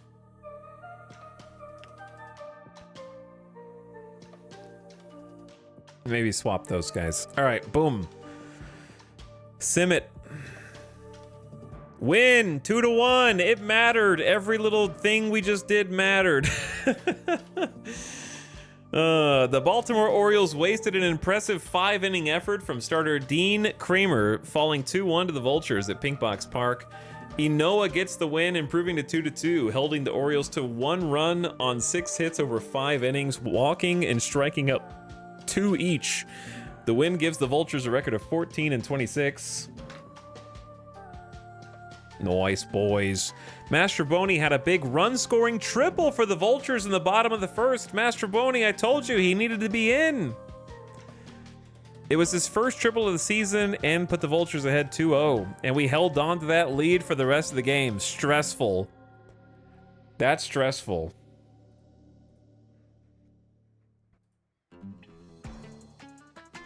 And Master Boney attributed the win to making big pitches in big moments. So he gives the credit to the pitchers, not to himself. Selfless. 2-1, dude. Close one. Master Boney had a triple. Yo, Jackson had a homer. There he is. There he is. Got a homer against Baltimore. That's what I'm talking about, baby. Second homer of the season. Biggio, 0 for 4. Amaya, 0 for 4. The bats are cooling off collectively. Is Jeremiah Jackson batting? Did they change the lineup? Or was this not the lineup?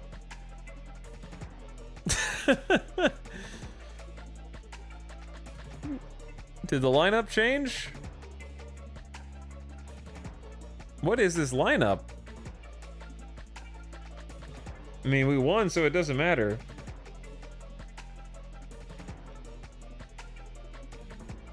Does the AI get to change the lineup? I have no idea. Dubon was 2 for 3. Master Boney was 2 for 3 with an RBI. 1 for 4 Jackson with a homer. Caratini was 1 for 3. 3 left on base though, but he's hitting 198 now. Inoa went 5 innings of 1-run baseball. And then Jose Hernandez came out for 2 scoreless with 1 hit. Ryan Fernandez as a setup, and Clevenger closed it just like we drew it up, boys. 7 saves on the season. 2 runs in the first is impossible if Jackson homered in the 9th slot, so they must have moved him. Oh. But yeah, you can't move him in the order though. So I'm really confused by this order. Either way, GG's. Are we not allowed to manually play all the games? Yeah, you're allowed to, Titan App. It's just a 162 game season, so I started out playing all the games, and I was actually watching every single pitch, and then I started playing the highlights, so I was just seeing every at-bat's result, and now I'm kind of playing 1 out of every 3, so that I can get through more series, since it's such a big season. But yeah, you can play out every one. You can actually manage as detailed as you want or as hands-off as you want. The game lets you pick how much you want to delegate. So I'm kind of like simulating 1 and then, or simulating 2 playing 1 right now to kind of get a better idea of our actual record. 14-26 for the boys. All right, we're going to play the next one though. Let's play the next one. So it's going to be against Burns. No, Bradish. He's got the slider, changeup, sinker, cutter. He's a righty with a 2.66 ERA. If you want to control the lineup, you have to set them each game, go to the start of the game, then sim. See, here's the thing, Giro. This is the first time the lineup's changed in 80 hours. So I hear what you're saying, but I feel like you don't have to do that. Because I'm pretty sure you can just go, if you really want to be specific, you go to lineups, you go daily lineups, and it says lineup choice, use normal lineups or use dailies. And you can set them per day if you want to, but otherwise it should use your normal lineups, which are these.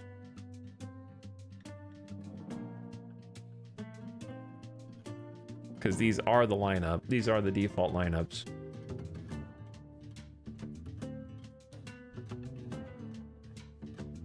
But yeah, that's the first time anything's changed at all. Because if you have it set to use normal lineups, then it won't change anything, which is how it's worked so far.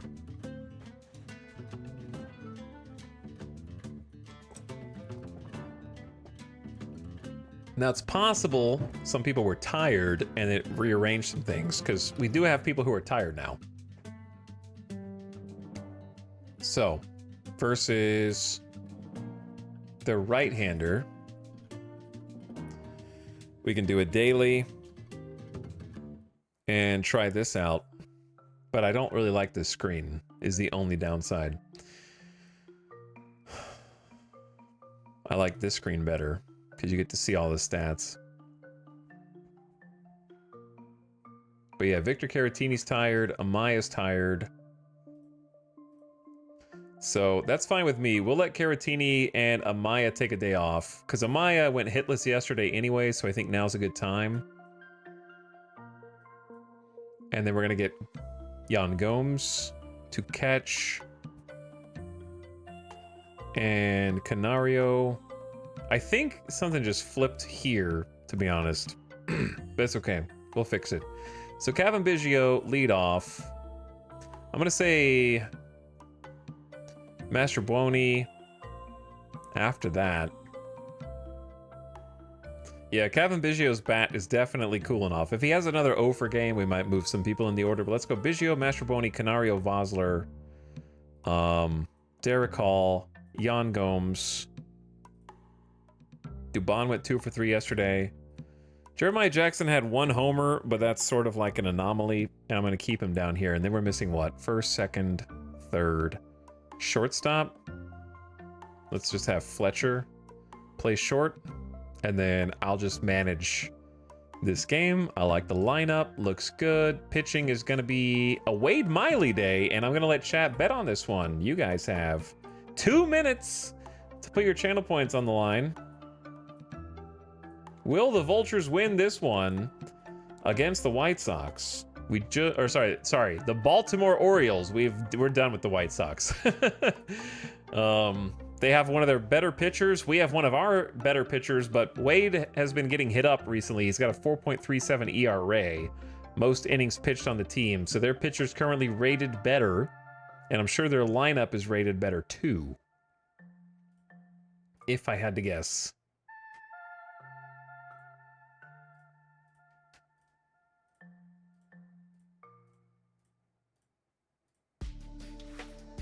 It would be cool if you could save lineups and then load them under specific circumstances, like the Amaya's tired lineup and just load that one in or something. That'd be cool. All right, let's load in here. Chat, you got 1 minute left to put channel points on the line. The game thinks all my players except Canario suck. But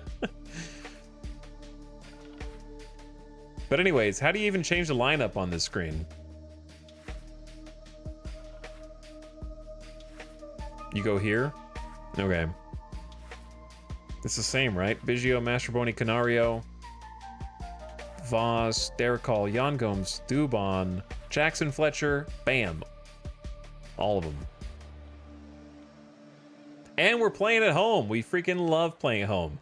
How did adding a new team mess with a league division? What's up, Drew? Also, I saw your comment earlier where you said, I'm fairly new here, but I find it cool you can transition from Star Citizen to an intense baseball sim. A lot of fun up in here. Yeah, my thing is I just play games I like, and I've stopped playing games just for content creator statistics. I found that when I try and just play things, like there's plenty of stuff I could play that I think chat would like, and that'd be cool. But when it doesn't scratch my brain, I am bored and I get sleepy, and then I want to stop streaming after 6 hours, and then I want to stream 3 days, 4 days a week tops, and I want to take way more time off. When I'm actually playing something I'm into and enjoy, and I don't really care too much about like numbers or whatever, then I'm way more into it.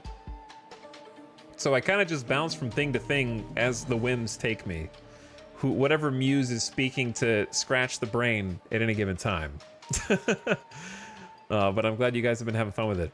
Either way, Drew, adding 2 new teams to answer your question, they have an expansion draft is what it's called. So the teams are called expansion teams, and they have rules in the MLB and historical precedent for how the drafts are run. So you put the 2 teams in, one in the American League, one in the National League, and then you draft players from all the other existing teams. Each team gets to protect 25 players of their choice, and anyone they don't protect is fair game, and I can draft them and inherit their contracts. So me and the Mexico City Luchadors, who I created, did that.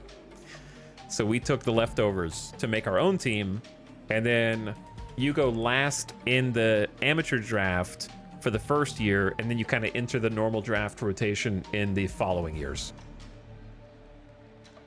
Lisa, I'm glad you've been having fun with the streams, dude. Danian says, baseball sim arc totally made me forget about Star Citizen.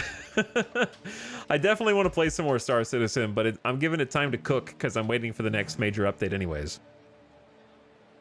It's the difference between damn, it's only been 2 hours, and damn, how has it already been 6 hours? That's absolutely right. That's how my brain works. That's how ADHD brain works for sure.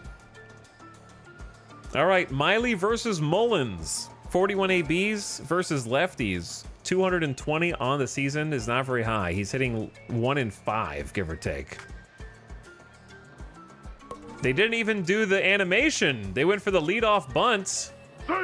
And it works. They didn't even do the welcome to Pink Box Park animation. Like the bunt canceled it. That's hilarious.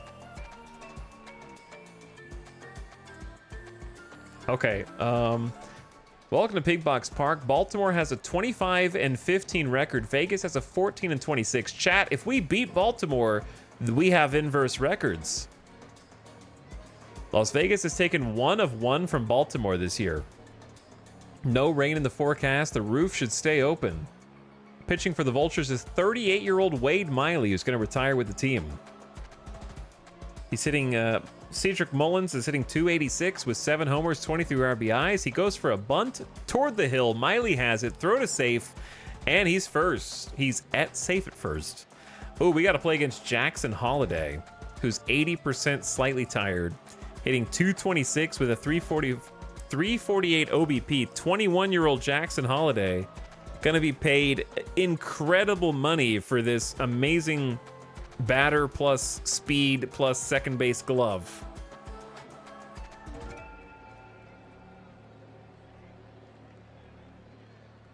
But yeah, that's absolutely the difference, Kiso, for sure. 2 balls and 2 strikes to Jackson Holiday. Strike him out.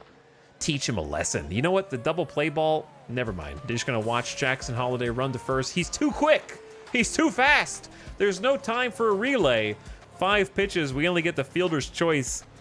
Which basically means the fielder chooses. They could have thrown to first and gotten Holiday out, but they chose to throw to second to get the runner from first to second out. That's what a fielder's choice means. So we get the runner who was ahead of Holiday out. 2 strikes on Ryan Mountcastle. He puts it in play to second. Second to short. Short to first. There's the double play. Extreme ground baller Miley with a nice clean inning to bring up the home team. Biggio, Mastrobuoni, and Canario up to bat first. Trying a little different lineup while Amaya takes a day off. And they've got Kyle Bradish with a 2.66 ERA. Got 5 wins. And he strikes out Biggio on a called strike outside, in my opinion, but the umpire said that caught the edge. I disagree. And that brings up Mastrobuoni hitting lefty. Puts it in play to short on 3 pitches. Out number 1. Mastrobuoni's fast, but he's not that fast. And now Canario, 2-1. Smacks it between short and third. He's 3rd in home runs with 11 in the AL. Can you challenge calls in this? I don't think so. I don't think so. Takes a hanging slider and pulls it between the gap in the infield. Now we got a 2-out runner for Vosler, hitting 271. And there's a steal attempt. Canario got a great jump. First stolen base from Canario this season, the small ball move. Canario's got 60 stealing ability. He just doesn't use it that often. He's hiding that. Look at this. Look at this, like, multiple facet depth offensive player that we got in Canario. Vosler 1-2 back against the wall here. And he strikes out. So the steal doesn't matter, but it does hopefully sting the ego of the catcher who fails to throw him out. And there are Mayo, Hayes, and Cowser hitting 267, 202, and 211 respectively against Miley. But he's got 8 homers. Kobe Mayo. Kobe Mayo. That's a great name, by the way. Gets him with the circle change. Inside and tight. Hayes bats it to the first baseman, who runs over to the bag. Vossler digs it out, playing first today, while Biggio plays in right field. And we have a new DH, Derek Hall, the dude whose initials are literally DH. He comes to bat next once we get back up to the plate. But before we do, a little looper from Cowser into shallow right field. Can you prohibit certain players from stealing? Kinda, yeah. You can, like... I've set them to be aggressive, so you can set the team strategy. You can set the team strategy for everything, whether you want them to play the shift, whether you want them to change depth in the outfield, whether you want them to steal aggressively, base run aggressively, bunt aggressively, all that stuff. But you can go into individual players' strategy page up here, and then you can override the team strategy and tell them to never steal if you want. But if you also have to hire your base running coaches. So your base running coaches will have different propensities and different aggressive or not aggressive, I think. All right, we got Miley versus Norby. Connor Norby hitting 212, a ball, no strikes. Takes it to second, and they'll take the easy out at first. Scooped up by Mastrobuoni playing second today. And that brings up, for the first time this season, Derek Hall, DH himself. Wait, no, he did. Wait, he had 2 ABs with us. Oh, that was in the simulated game yesterday. So technically not his first appearance, but his first stream appearance with the Vultures. He went 0 for 2 yesterday. We have not seen him because he got injured at the beginning of the season for like, how long did he get injured for? Like 30 days? And I didn't know that if you put someone on the 60-day injured list, you can't take them off early. So I locked him in 60-day IL hell, and he sat there wallowing for like 23 days while he waited to come back and play, just sitting there staring at the wall. My bad, Derek Hall. But now you're starting for the Vultures, and you're popping up to the pitcher. He did have some rehab assignment games before this and was doing very well in AAA, so we'll see. Now to the plate with 1 out. Jan Gomes catching today for the good guys. Strike 3. And he strikes out. The ancient catcher. Looks like Caratini up there, am I right? Now Dubon, 2-1. Hitting 228 right now. In a pretty good stretch. Pretty far back to right. Shy of the warning track. And Hayes makes out 3. Top of the third, Miley versus the bottom of the order, Basallo, Alcantara, and then back to Mullins. 2-2. Basallo with a homer and 3 RBIs. Smacks it to second, out number 1. On 7 pitches. Good pitches, dotting the zone. The cutter maybe caught too much of the zone, but Miley's finding the edge pretty nicely right now. Seems in control. Alcantara is a switch hitter. Deep right field. Also just shy of the warning track, and Biggio makes the grab. 2 outs. Now back to the top of the order. Cedric Mullins is on fire. I'm going to try pitching around again, and if he gives up a homer, I'm going to be pissed. Oh my god, it's the first pitch. Hard hit to second, a scorcher. But Mastrobuoni has it and makes the play. Man, that was a fast hit ball. That was a 105.6 off the bat. That's a grounder. Nice out. Only a 1-star difficulty, though, says the game. Now, our own Jackson, Jeremiah Jackson, with a full count. Jackson Holiday's got nothing on Jeremiah Jackson. Deep in the gap, bouncing to the wall, rattling around. They're still trying to get it back in. And Jeremiah Jackson's in there with a double off the full count swing. Cotton candy. That was an 11-pitch battle that Jeremiah Jackson wins. You'd love to see it. Fouling off at least 5 pitches. Laying off 3 on the outside. Not tempted by the changeup. Fouled off the sinker that was center cut. And then found a slider he could handle. Running the pitch count for Bradishup in the process. And, he went down to AAA, found something, and now he's digging it back out because he's got a hit in his last 2 games. He's got a double. He's got a homer last game. Let's go, baby. All right, Fletcher, on the other hand, I don't know, but let's see. Fletcher's been hitting hot recent, though. slaps it into the gap. The same place that Jeremiah Jackson hit it, and it's still rolling around in the void back there. The center fielder just watches and laughs as the right fielder does his job.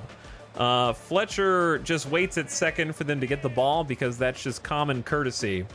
And the score is now 1-0 Las Vegas as Jackson comes around to score. Fletcher with the RBI double, bringing it back around to the top of the order. Still nobody out for Biggio, who pokes it over the head of the leaping shortstop into shallow center. Fletcher hustles to third. And who's walking back there? Is that the pitcher covering the catcher? Okay, I think he's going to hold up at third. Runners on the corners. Nobody out for Mastrobuoni, who's 0 for 1 today, hitting lefty versus the righty pitcher. Puts it in play to short. The double play is in order, but the run comes across to score. I don't think that counts as an RBI for Mastrobuoni. That's kind of best case scenario if you are Bradish. So an unfortunate double play for the Vultures. He couldn't quite beat the throw. Off by a half step. The slider low, rolled it over, and now up comes Canario with 2 strikes. And he strikes out, frozen. They ring him up. Canario's kind of been cooling off of late. He's got a hit today, yeah, but he's 2 for his last 16 at bats, which is a bit unlike him. And that brings back up Miley. 30 pitches in, top of the 4th. Full counts on Holiday. And Miley wins this battle on the young Jackson Holiday. It said a less skilled infielder does not make that play. 4 stars, 94 miles per hour off the bat. Fletcher's defensive prowess at short, his range, ranging to his left, picking up the ball, picking up Miley, letting him win that 8-pitch battle. See, if you have an extreme ground ball pitcher, you need to have good defense. Otherwise, you may as well get a fly ball pitcher, in my opinion. Because you make a ground ball pitcher look better by picking him up with defense. And Jackson and Fletcher are pretty good. Mastrobuoni's kind of a fill-in, but he's okay. And Vosler could be more, but he's also okay. A ball to Mountcastle. Taken deep left field, still going back. Off the wall, thought that one was gone off the bat. The left fielder waits for it to roll to him. And Canario tosses it in. It's a base hit for Mountcastle. He gets all the way to third. He's in safely with a triple, a long triple. Canario, you gotta get that ball in, man. Okay. I'd say pitch around Mayo. Did you do every time, dude? Every time I say pitch around, they're like, did you mean second pitch down the middle for a double?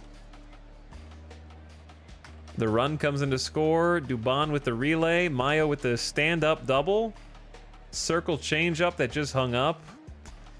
All right, well, you got to get to Hayes.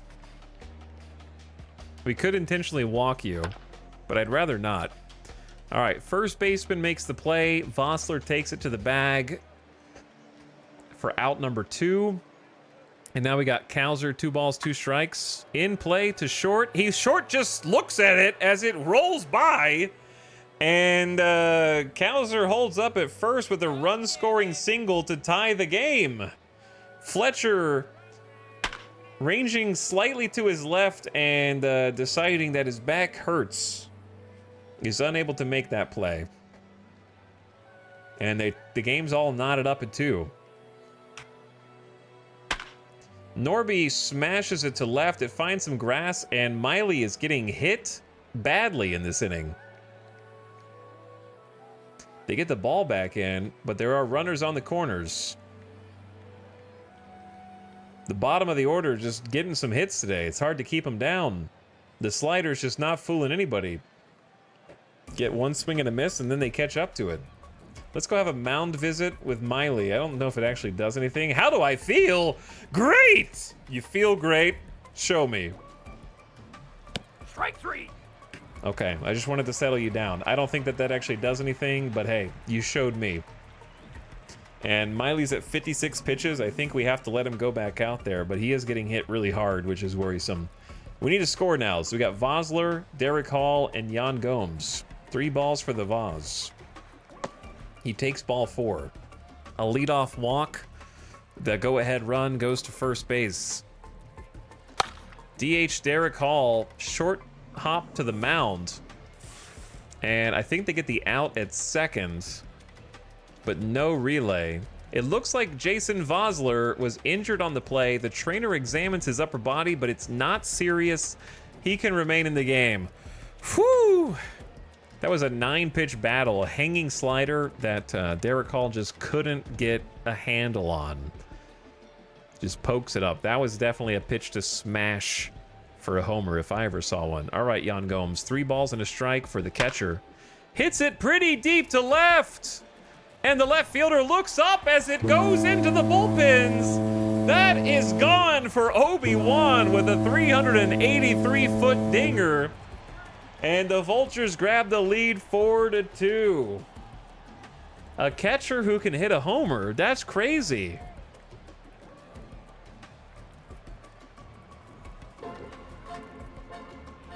Takes that slider in on the hands, turns on it, takes it deep. 99.4 miles per hour off the bat. Great launch angle, takes it into the bullpen. 383 doot-doots.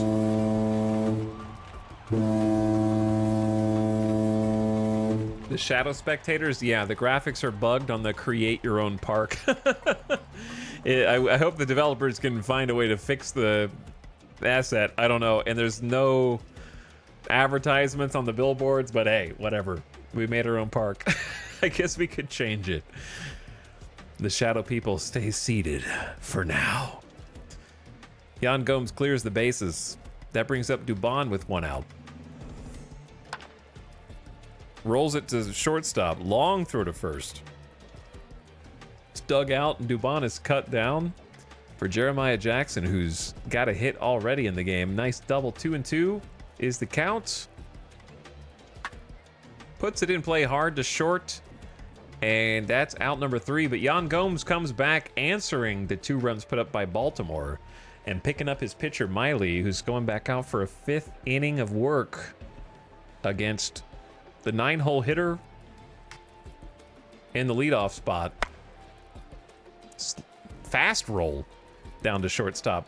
And Vosler takes out number 1 at first on 1 pitch. Now Mullins and Jackson Holiday. I don't know. We're kind of screwed either way. I say pitch to him and see what happens. Takes the walk on a full count.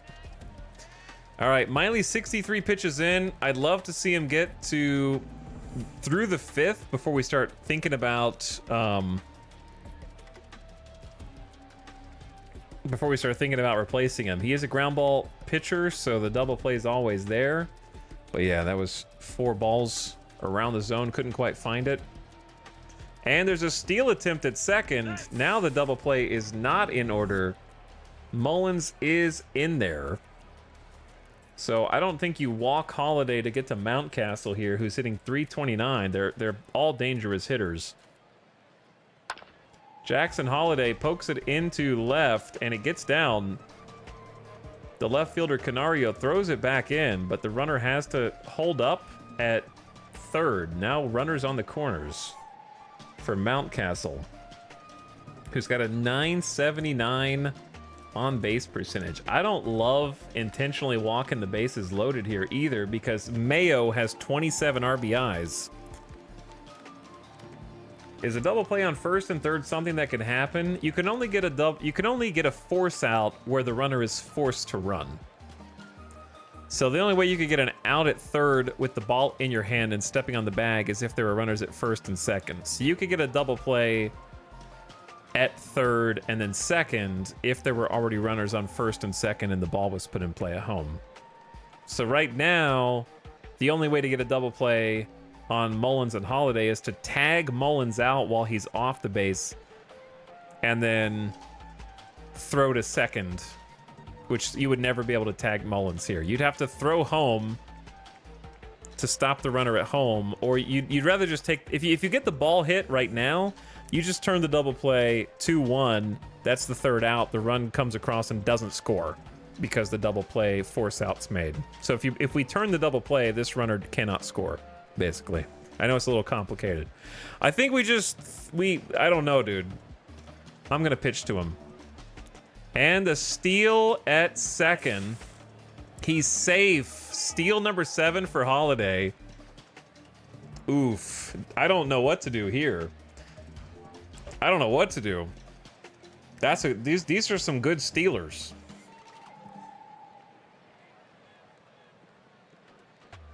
I don't really want to walk Mountcastle to get to Mayo.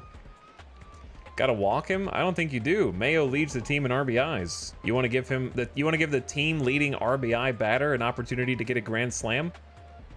I don't. I say you just pitch to Mountcastle, who's got fewer homers and fewer RBIs. And if whatever happens, happens.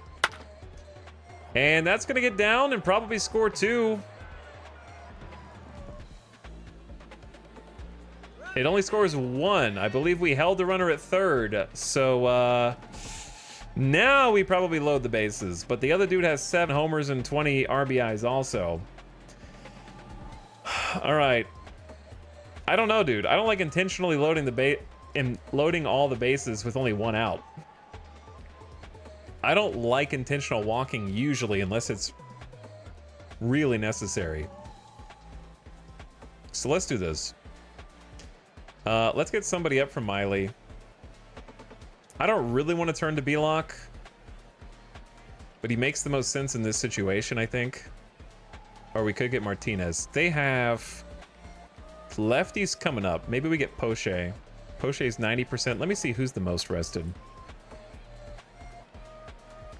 Poche is a lefty with the most rest. I'm going to warm up Poche and then go do a mound visit, try to settle my guy down. I got more than enough to keep going, he says.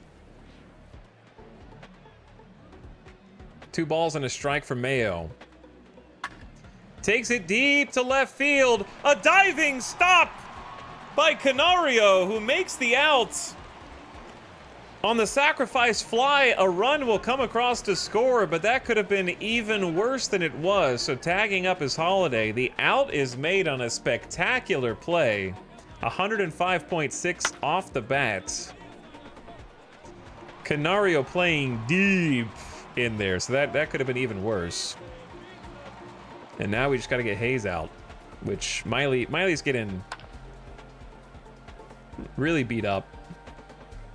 We're out of the inning, though. They score 2 to tie it up. They have 8 total hits. They've been getting a lot of hits off Miley. He's made it through 5 with 4 runs given up, and they've got lefty, righty, lefty coming up. I think we just let Poche handle it. He gave up a run on his last outing, but he's got decent stuff, decent slider splitter. I think we give him a shot here. Canario struggling to breathe. He is. Don't worry, we can take the lead again. After Fletcher pops it up, shortstop takes control on the pitcher's mound. It was straight up in the air. All right, back to the top of the lineup. Biggio versus Kyle Bradish. He's 1 for 2 today. Biggio loops it in the left. And on 2 pitches, that's out number 2. Now Mastrobuoni with 3 balls. Okay, Poche's ready. We can probably sit Colin for just a minute. 2 balls, 2 strikes for Canario. They had a pitching substitution. Left-hander Bruce Zimmerman. Strike 3. And he gets strike 3 called. Canario chases a curveball out of the zone. The score is still tied. All right, Poche's ready. And we're subbing him in. Miley, you tried your best. You're just old, Miley. You tried your best, man, but you've been getting beat up a little bit recently. 4 earned on your last 2 starts, 3 on the one before that. You've really only had 1 clean game. He's got a 4.65 ERA. All right, Poche versus Cowser, the lefty, who is 2 for 2 today. Let's see if we can finally get him out. Poche has a 4.11 ERA himself, Strike 3. but he gets the strikeout there. Down goes Cowser. Now their DH, right-handed Norby. Norby slaps it to left. Canario won't be able to slide for this one, or lay out for this one, and that looks like a 1-out double. To deep left field. Tough play for Canario. Falls into the corner. Throws it back in quickly, but not in time. Now we got the catcher Basalo, whose first pitch swinging also, and that's going to get down. Nobody can get these Orioles out today. The doubters are eating good right now, as the Orioles have 3 innings with scores. Poche gives up another run, solidifying my distrust of him. He's working the bottom of the order right now, by the way. To right field, right there, Biggio giving chase. He lunges, tumbles, holds on to it. No style points, but still quite a catch, says the game. So yeah, these guys are getting hit like crazy. Poche is only 13 pitches in. And a steal attempt.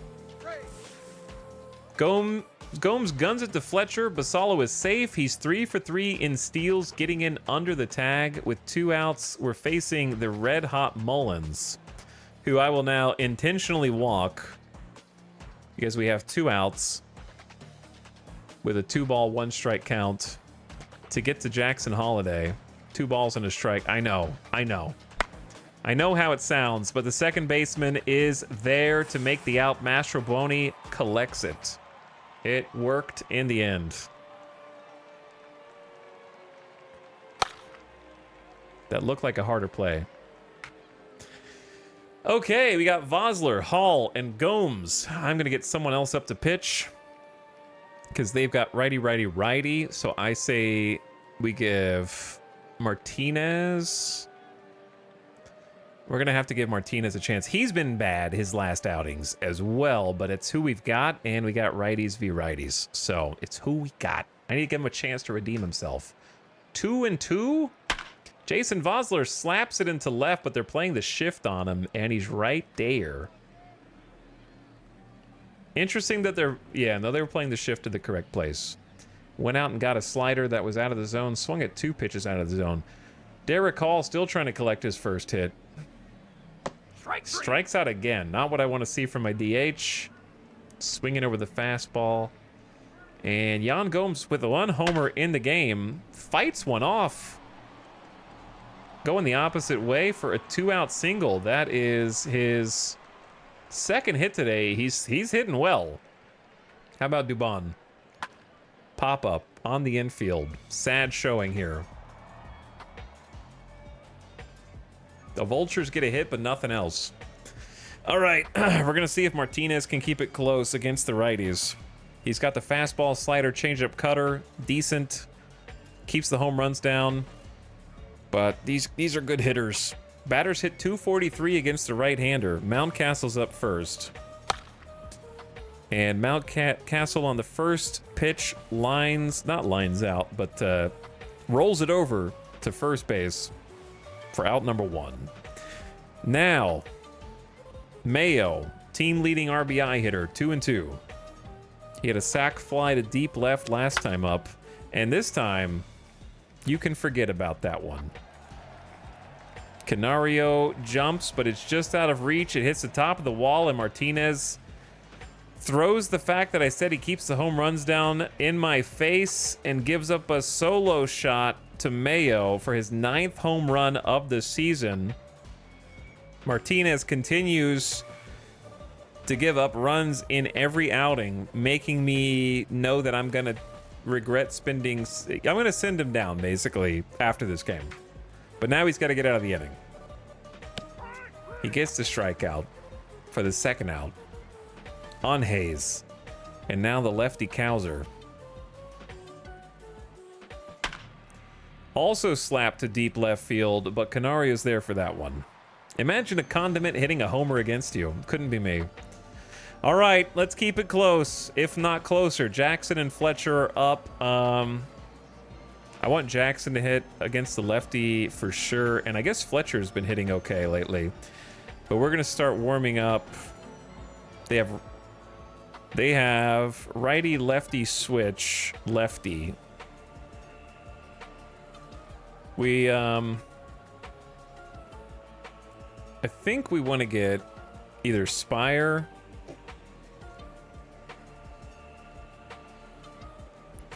Probably Spire. He gave up 1 run and 2 last time he was out. 426. All right, Jackson, what you got? My Jackson's better, is what I would like to say, but he's out on the first pitch. David Fletcher on 3 pitches. Slaps it to short for out number 2. Guys, we need to have some more, like, longer at bats here. Biggio on the first pitch. Hard hit, but the shortstop gobbles it up like it's nothing on 1 hop. The fastest inning in the West. I don't even know if my reliever's there. That was 102.5 off the bat. Not fast enough, I guess. All right, well, Spire's actually ready. So we're going to send him out against Norby, who bats righty. Then they have a lefty. And we're going to see what he can do against the bottom of their order. He doubled off of Poche, and now he hits it down the line and left. Long throw from Jackson. On the money for out number 1. Samuel Basallo. Takes a shot to center, but diving is Dubon, and he lays out for a nice grab and saves a hit. Great defense out there, boys. 2-2 on Alcantara. And he gets the punch out, so Spire comes out and does the job in the 8th. And we got 6 outs remaining. And they've got lefty, lefty, righty. I think we just get Spire back out there because of the lefties and just let him try and close out the game. Mastroboni's had 3 chances, no hit. This time he's got a hit. The center fielder speeds over and almost makes the catch. He can't run it down. Did you see? Watch the center fielder. Don't watch the ball if you can see him. Turns on the Jets and almost gets there. That's a leadoff double from Mastroboni. With his first hit of the game and it's for extra bases on the second pitch he sees. That brings up Canario and Vossler. 3 balls for Canario, and they're scared. Puts 2 on for the Vultures. Left-hander Zimmerman's 32 pitches in with a 5.02 ERA against. He's definitely hittable. The Vaz is 0 for 2 today, but I don't think I want Diaz or Pache to hit for him. I'm just going to trust the Vaz today. 2 balls and a strike. I trust the Vaz, and he's got one back up the middle. That should score a run. First to third goes Canario. Let's go. Let's go. Let's go. What are you saying, dude?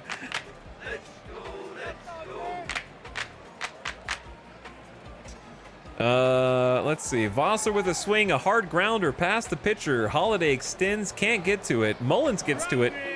Shut up. Mastroboni to trying to score the throw home. Mullins is off target with the throw. Mastroboni's in safely. They got like a soundboard. They're just pushing all the soundboard buttons. All right, listen. I know that out of the park baseball probably doesn't make that much money, but just paying like $20 for the license to a few sound effects from a sound library would go a long way. Or hiring like 1 audio engineer to come in here and make all the sound effects for all of these animations would actually carry all the PlayStation 1 graphics. Okay? I'll personally fund it. How much does it cost? Just let me know. I got $5 from my subscriptions today.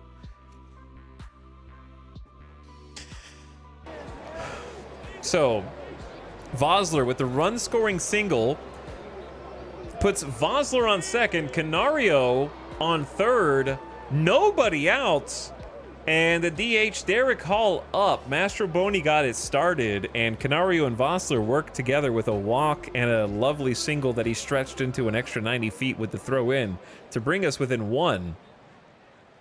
Coming in, right-hander Yanair Kano. He's got a 3.29 ERA. Derek Hall puts it in play, but their infield is playing in, and they nail the runner at home to make the first out. What an unfortunate play by the DH, who is not coming in clutch for us right now at all.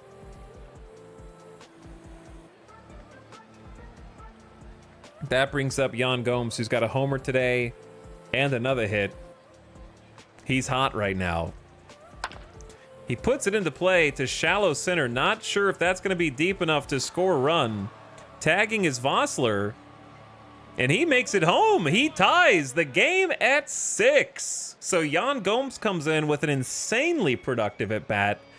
Takes advantage of the one-out situation to make a sacrifice fly.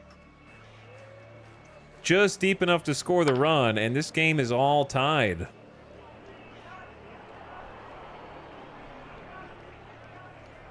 Noodle arm out there in center with Mullins. What is his actual arm? He's got a noodle arm. He's actually got a noodle arm in center. He's not throwing anybody out over there. All right. Well, here's the issue, right? I was gonna have my guy just come out for a second inning of work. I'm gonna have Garrett Clevenger warm up in the event that we make this, like, take the lead here. And then they've got 2 lefties. I'm just going to have double action in the bullpen. I'm going to have Fernandez come out if we tie it, if it stays tied. And then Clevenger come out if we take the lead, I think. Actually, I don't know. Maybe I should have Clevenger come out even if we take the lead in a non-save situation. Fernandez has been roughed up the last few outings. He hasn't pitched since April 26th. Well, let's see if Dubon can make some more magic happen. We still got a runner at first. He's 0 for 3. It's down the line past the first baseman, and the inning stays alive. He's going for 2. The throw comes back in, and a run comes across to score. First to home, and the Vultures take the lead. The cameraman forgot what was going on. I thought we were going to have runners at second and third. But Dubon with an RBI double. Hall comes around to score. And that brings up Jeremiah Jackson playing third for us today. And I'm going to let him take a swing now. 2 strikes. Next to the pitcher's mound, the pitcher makes the putout for out number 3, but we have a chance to close this game out, boys. 3 runs in the inning, a disaster for the Orioles, and our closer Clevenger is ready, and we are going to live and die by the cleaver. Sit down, Fernandez. We've got a save opportunity.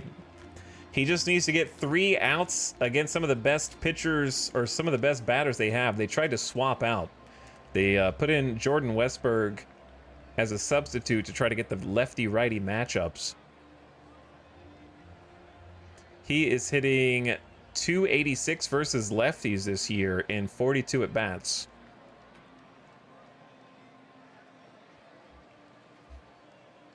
He has, Clevenger has 7 saves this season.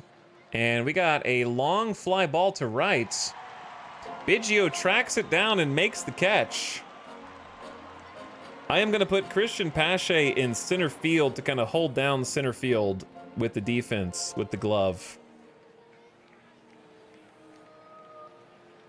What I should have done... No, that's fine. That works. Maybe I should have put just him in right instead, but we already made the play. So Pache for the defense in deep center. All right, now Jackson Holiday batting lefty. 3 balls and a strike to Holiday. And they walk him. So the tying run goes to first. Now up comes the righty Mountcastle. The winning run is at the plate. He puts it in play to right, straight away, standing there is Biggio, and he hauls it in for out number 2. Now Mayo, who's 2 for 3 today with 3 RBIs. I'm gonna say you intentionally walk him. Wait, do you put? No, you don't want to put the tying run at second.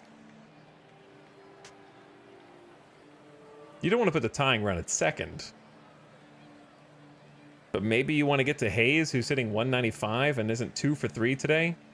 He's 0 for 4.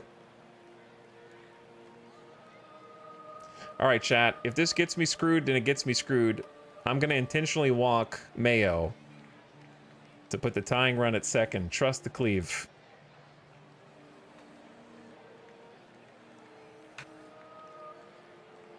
So the tying run goes to second. 2 strikes. Strike 3. And we get the punchy!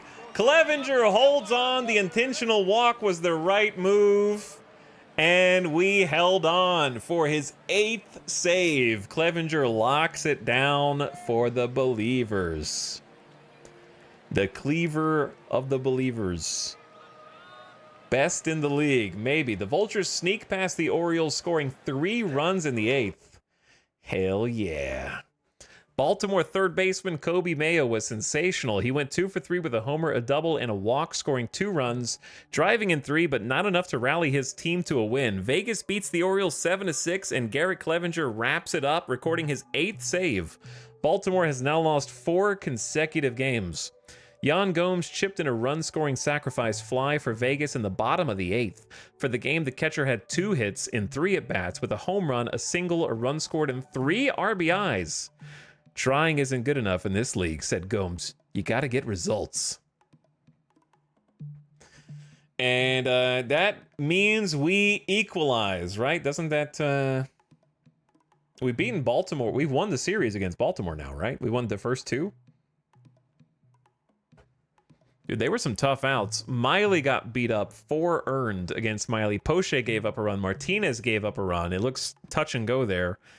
But we tagged them back with 7 runs, against one against at least every single pitcher.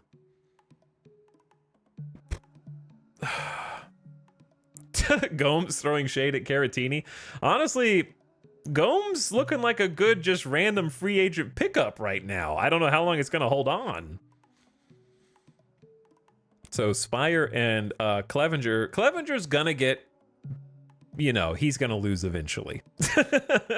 But when he does, remember the 8 saves and the 15.2 innings of .57 ERA ball. Okay, remember that with the 13.8 K ratio and .6 home runs per 9. Oh, that was awesome. Who did good? 1 for 4 Biggio, 1 for 3 Mastrobuoni. Proud, he got the walk as well. 1 for 3 Canario with a walk. 1 for 3 Vossler with a walk and RBI. 0 for 4 Hall is not my fave. 2 for 3 Gomes, great. 1 for 4 Dubon, good. Pache was there for defense. 1 for 4 Jackson is better. 1 for 3 Fletcher. So production from most of the order, except ironically the DH, whose only job is to hit. Look at that WPA graph. They're winning, and then suddenly they crash, and we win. Excellent game. All right, finish the day. Save, and let's sim the 3rd one and see who wins the series. The days of being a comfy doubter are over. Yeah, you guys had it too good. We just had a string of terrible luck. Like 10 losses in a row is terrible luck. We're not like a great team, but we definitely shouldn't be losing every game. This is more in line with what I expected. 250K times 2 for dirigible. Biggest loser is Ottercock, who put 200K on no. That brings our record to 15 and 26. I feel like the low morale was probably a factor. Yeah. Does playing through a game make a difference versus simulating? It does, in that I'm the one making decisions. Like the AI might not have intentionally walked that guy or used a different reliever, or whatever, but otherwise I think it's the same. Because I think what happens is the game simulates a game log that you can check. You can have the, if you, I think it's a game setting. You can keep, like I have highlights being saved, but you can actually generate game recaps for the Human League, and I believe when it generates, whenever it generates a game log like this, it just does whatever it generated in the 3D, if that makes sense. So it should be the same, because the 3D is like kind of a loose skin that the simulation is wearing, which is a weird way to put that, but I think it's accurate. So I feel like it's the same, but I don't know. The AI, the bench coach will just make different decisions from you. DJ LeMahieu is on waivers. What? For 15 million. That's a lot of money, dude. That's a lot of money for a first baseman. DH. He's hitting well this year, for sure. He did awful in 2024 in the sim. Good grief. 15 million is way past my budget. Jimmy Lambert. 1.3 mil in relief. I think we agreed that we didn't need him. And then Parker Mushinski from the Astros. Giving up a bullpen pitcher for $760K. 29 years old. Here's the thing. He's kind of like another lefty. I don't hate this because it is like possible that 760K is fine. Our bullpen kind of sucks right now if you haven't noticed. It had been lights out and now it's not so good. So if I only show relievers, our best relievers are Hernandez, Fernandez, and Spire. And then Poche, Belloc. Belloc has some points for being a starter, so he's not as bad as he's looked, but he has been bad. Didn't I say I was going to send him down? Or did I say I was going to send Seth Martinez down? Martinez has been totally inconsistent, but I feel like Martinez and the guy we just looked at are like the same guy.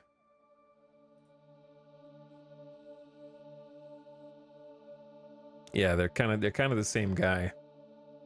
So probably don't need him because I already have a Seth Martinez who's losing me games.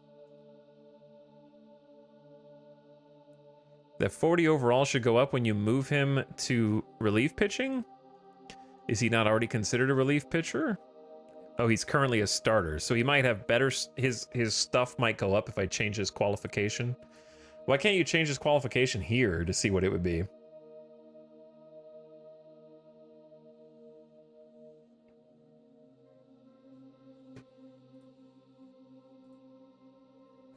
But yeah, I don't know. My budget right now is I have $13 million available. I got 13 milli. I don't want him right now, I don't think. All right, final game versus Baltimore. Burns is up. Corbin Burns, he's getting paid 25 mil, the big bucks. I say we just simulate this because he's probably going to dominate. And we got Ian Anderson, who's been solid up until his last start. He got hit for 4, but he's young. He's figuring stuff out.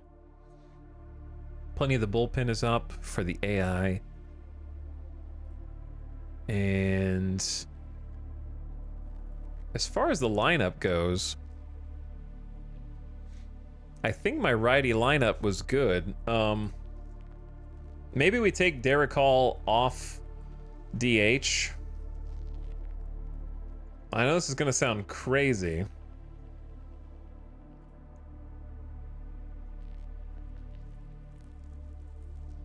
Actually, no, it's not. We're going to let Caratini catch, and we're going to get Yan Gomes to DH. And then move him up.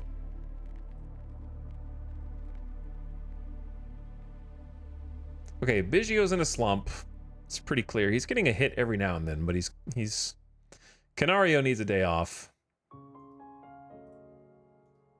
And Jackson could use a day off. All right, I say we just sort of, you know, I say we just do what needs to be done here.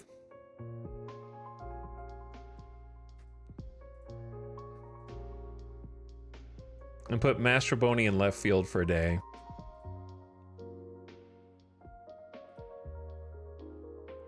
And get Amaya back in at second.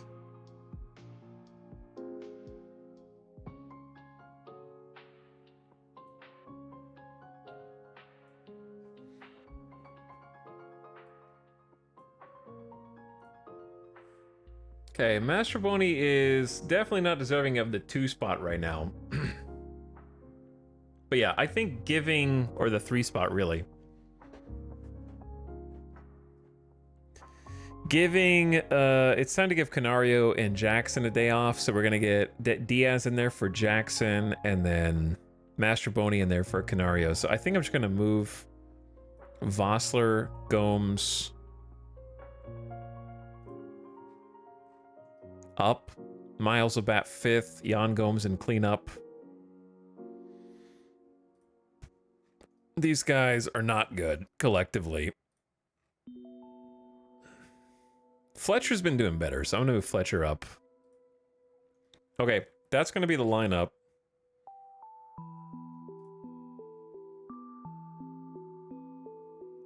Don't know what that music is. Don't listen to it. Who do I put here? Doesn't really matter. Okay. I think we can sim this one.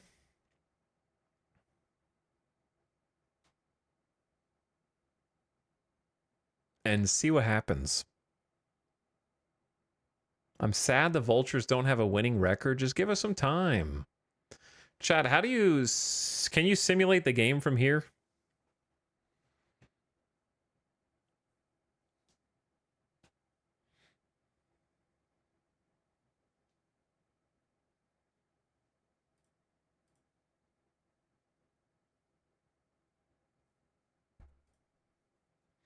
Or do you just... I guess I can just kind of... I haven't tried this before. What if we, like, start game? I have never tried this. I didn't think about this. And then we quick play to the half inning. Okay, so... It's so weird. Well, you can check the game log, I guess. So Ian Anderson got a ground out, fly out, ground out. That's so weird. And then you can just do another half inning. Kevin Biggio was injured. I am financially ruined. I am ruined.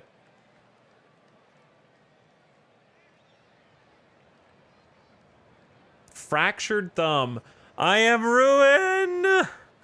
No! While he was batting, did they hit him in the thumb?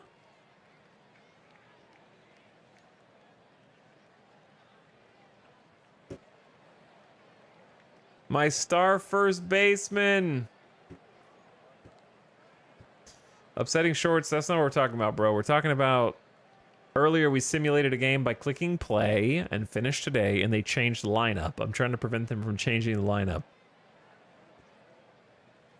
without having to make daily lineups every single day. It's never been more over. Kevin Biggio is out, bro. All right, Vossler's going to take over. I mean, wait, he's in right field. So we probably put Dubon in for Biggio. Have him go center. And then Pache can go right for today. Dude, that's bad. Fractured thumb is going to be, like, out. He's going to be out for, like, the season. This says 6 weeks recovery time. Okay, well, maybe not the season. He's going to be out for a month and a half, I guess. I thought it was going to be, like, way longer than that. Maybe I'm thinking of, like, a torn tendon. A torn tendon would be, like, awful. Fractured thumb is not as bad as I thought, but 6 weeks is still a long time. and we're gonna have to find something to do. So half inning. Kevin Biggio got hit in the thumb. It's time to retaliate on Corbin Burns. You can't hit my leadoff man in the thumb and break his thumb without getting some retaliation. Amaya with the fly out. Fosler strikeout on swinging. Yan Gomes fielder's choice. Okay. Half inning. Baltimore is leading 1-0. Base on balls. Grounds into a double play. Base on balls with 2 walks. Single. And then called strike. Single. Runner from third. Home. Strikes out swinging.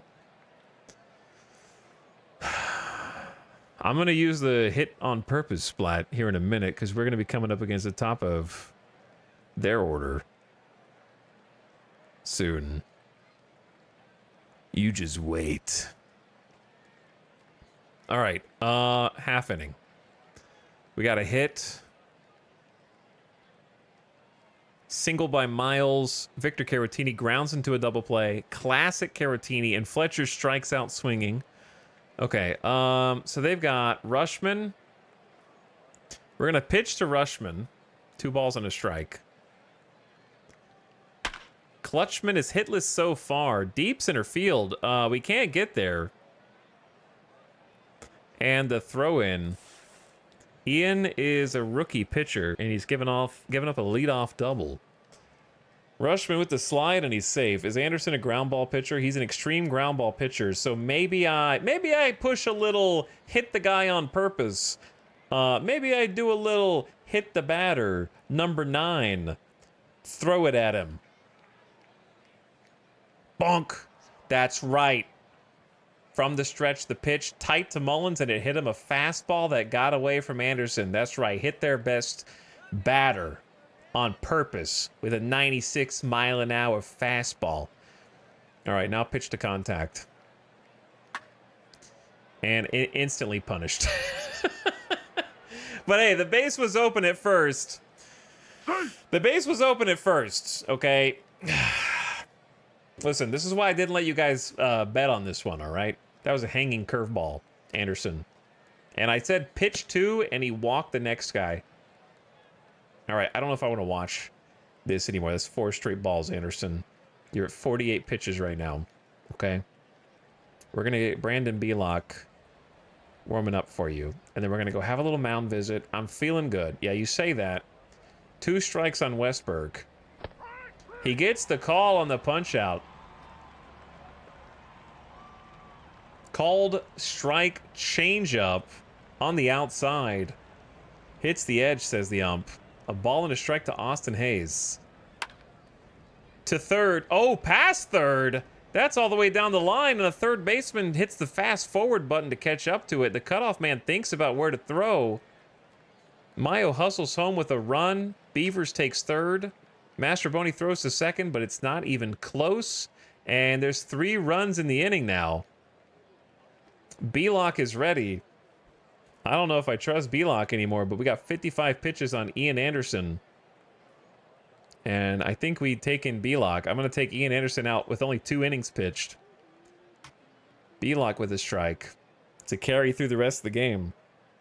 Couple ducks on the pond. Over to first. No play at the plate as another run will come across to score attributed to Ian Anderson. 5-0. And a pop-up. I think we're just going to fast forward the entire rest of this game. All right, no need. No need. Entire game. Yes. It was 14-1.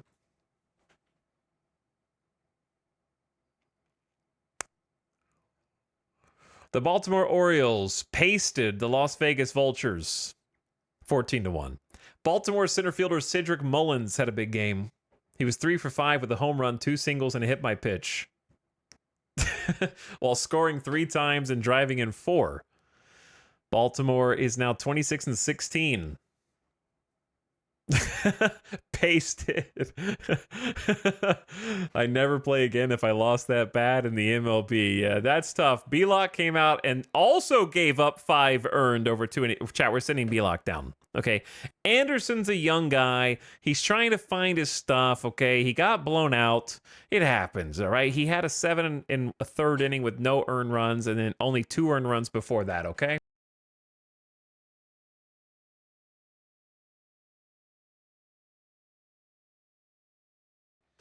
Not a good game for the boys in pink. No hits for Dubon after, and Biggio got injured. Insult to injury.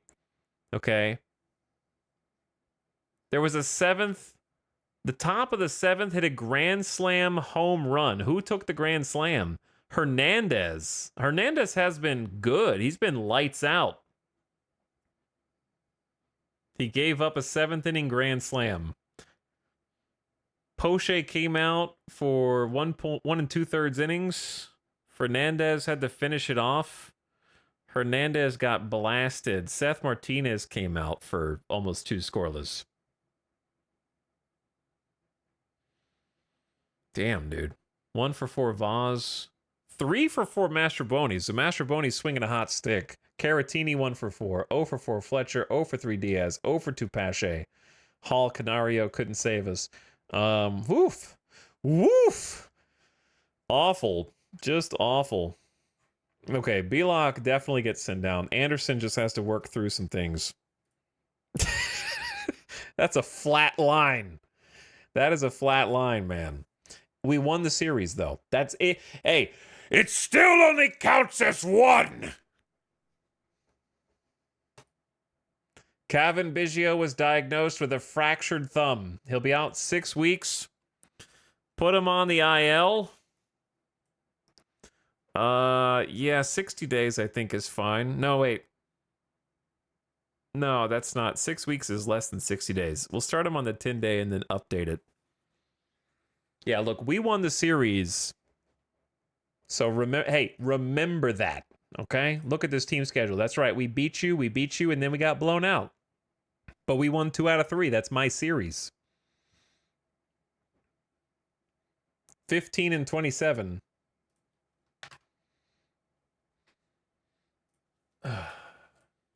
You have a lot of injured players? Yeah. Baseball's like that. My fingy. I can't throw anymore for 6 weeks. 3 of these guys are on the minor league system. David Dahl's got a thumb contusion. He'll be back in like 8 days. Nick Madrigal broke his kneecap in spring training. Kevin Biggio just got hit by a pitch. Stewart is actually fine. He's just on rehab right now. He threw 4 innings and gave up 3 runs, which is not what I want to see on your rehab assignments. Ken Emmanuel will be back with a sprained ankle in 6 days, and Blanco will be back in a day. But pitchers, you go through pitchers like snapping your fingers and another pitcher's down, man. It's crazy. Also, the bullpen is shot. So sending B-Lock down will also give us the benefit of getting a fresh arm, because all we have... Well, I got to finish the day, don't I? I got to finish the day. And then they'll get some rest. Ronel Blanco is eligible to come off the IL. He's not been doing so good either. He gave up 6 earned on his last outing. Not good.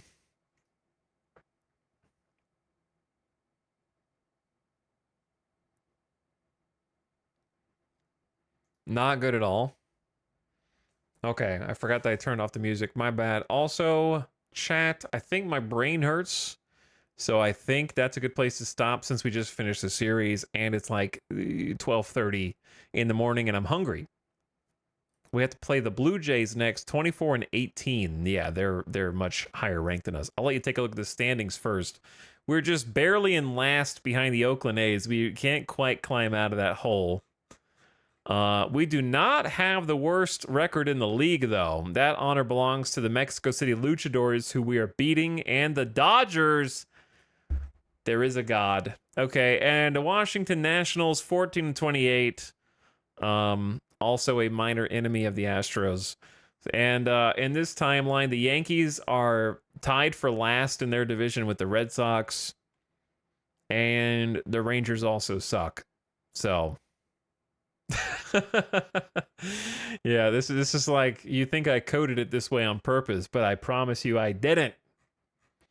I didn't. All right, GG's today. I don't know how much we win or lost. I felt like it was kind of even. We did get to see the Yankees walk off, and that was the best one. So, chat, I will be off tomorrow. No stream Sunday, and then probably no stream Monday.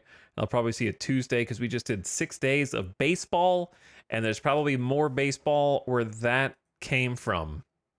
But we've been kind of going faster because I've been simming some more games, and I think that's helping us kind of get like a better idea of who's doing what and who's performing and who's not. And also, we made it all the way through April, the rest of the way through April today. But yeah, good games. We played quite a bit today because I think we played the Twins. That's 1, 2, 3, 4, 5, 6, 7, 8, 9, 10, 11, 12, 13, 14. Yeah, 15 games. So about twice as many as we normally play by simming some of them. So that's good. But you do still have to make a lot of adjustments to the lineup and also injuries and the injured list and all of that. So kind of some micromanagement, but it's fun micromanagement. Thanks for watching, everybody. Hope you had a good time and a lovely Saturday. Thanks for hanging, dudes. All right, I am going to send you lot on an end of stream raid and get you out of here. Also, raiders, if you happen to still be here from Shin's raid earlier, Shin is an awesome streamer too. Thanks again for sticking around and continuing to hang out and send your cool people over. Shout out for Shin playing some F1 Manager. Also Splat for hanging out. Honorable mention. And I think I saw Hippo in here earlier. Did I see Hippo in here earlier? And who else did I see? My brain's not working. It's been 10 hours already. I saw another check mark. Sim was in here. That's who it was. Sim was in here. Sim's been thinking about playing some baseball, and I've been trying to like, yeah, do it. Play some baseball. He wants to play some out of the park, so maybe he'll give it a try. I would enjoy watching that too very much. All right, gamers.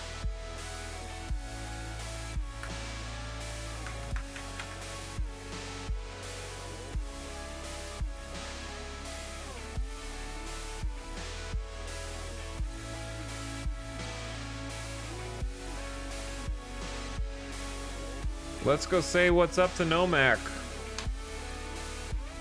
Nomak's playing some SteamWorld Heist 2.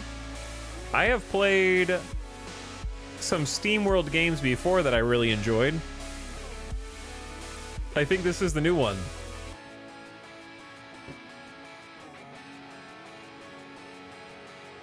Thanks for streaming. My pleasure, Sim. I don't know if you're streaming later, but if you do, hope you have an awesome one. And feel free to hit me up with anything you got question-wise on Out of the Park if you decided to take the plunge. And if you do, I hope you have fun. But whatever you guys choose to do, I hope you have a great time. I'll see you over there on Nomax stream. I'm going to get some food and lurk, but I'll be there with you for the raid. Give them a nice, strong raid. Let them know who's there, okay? The Vultures are here, man. The losers of the American League. All right, good night, guys. Catch you for the next one in a couple days. See ya. Now leave.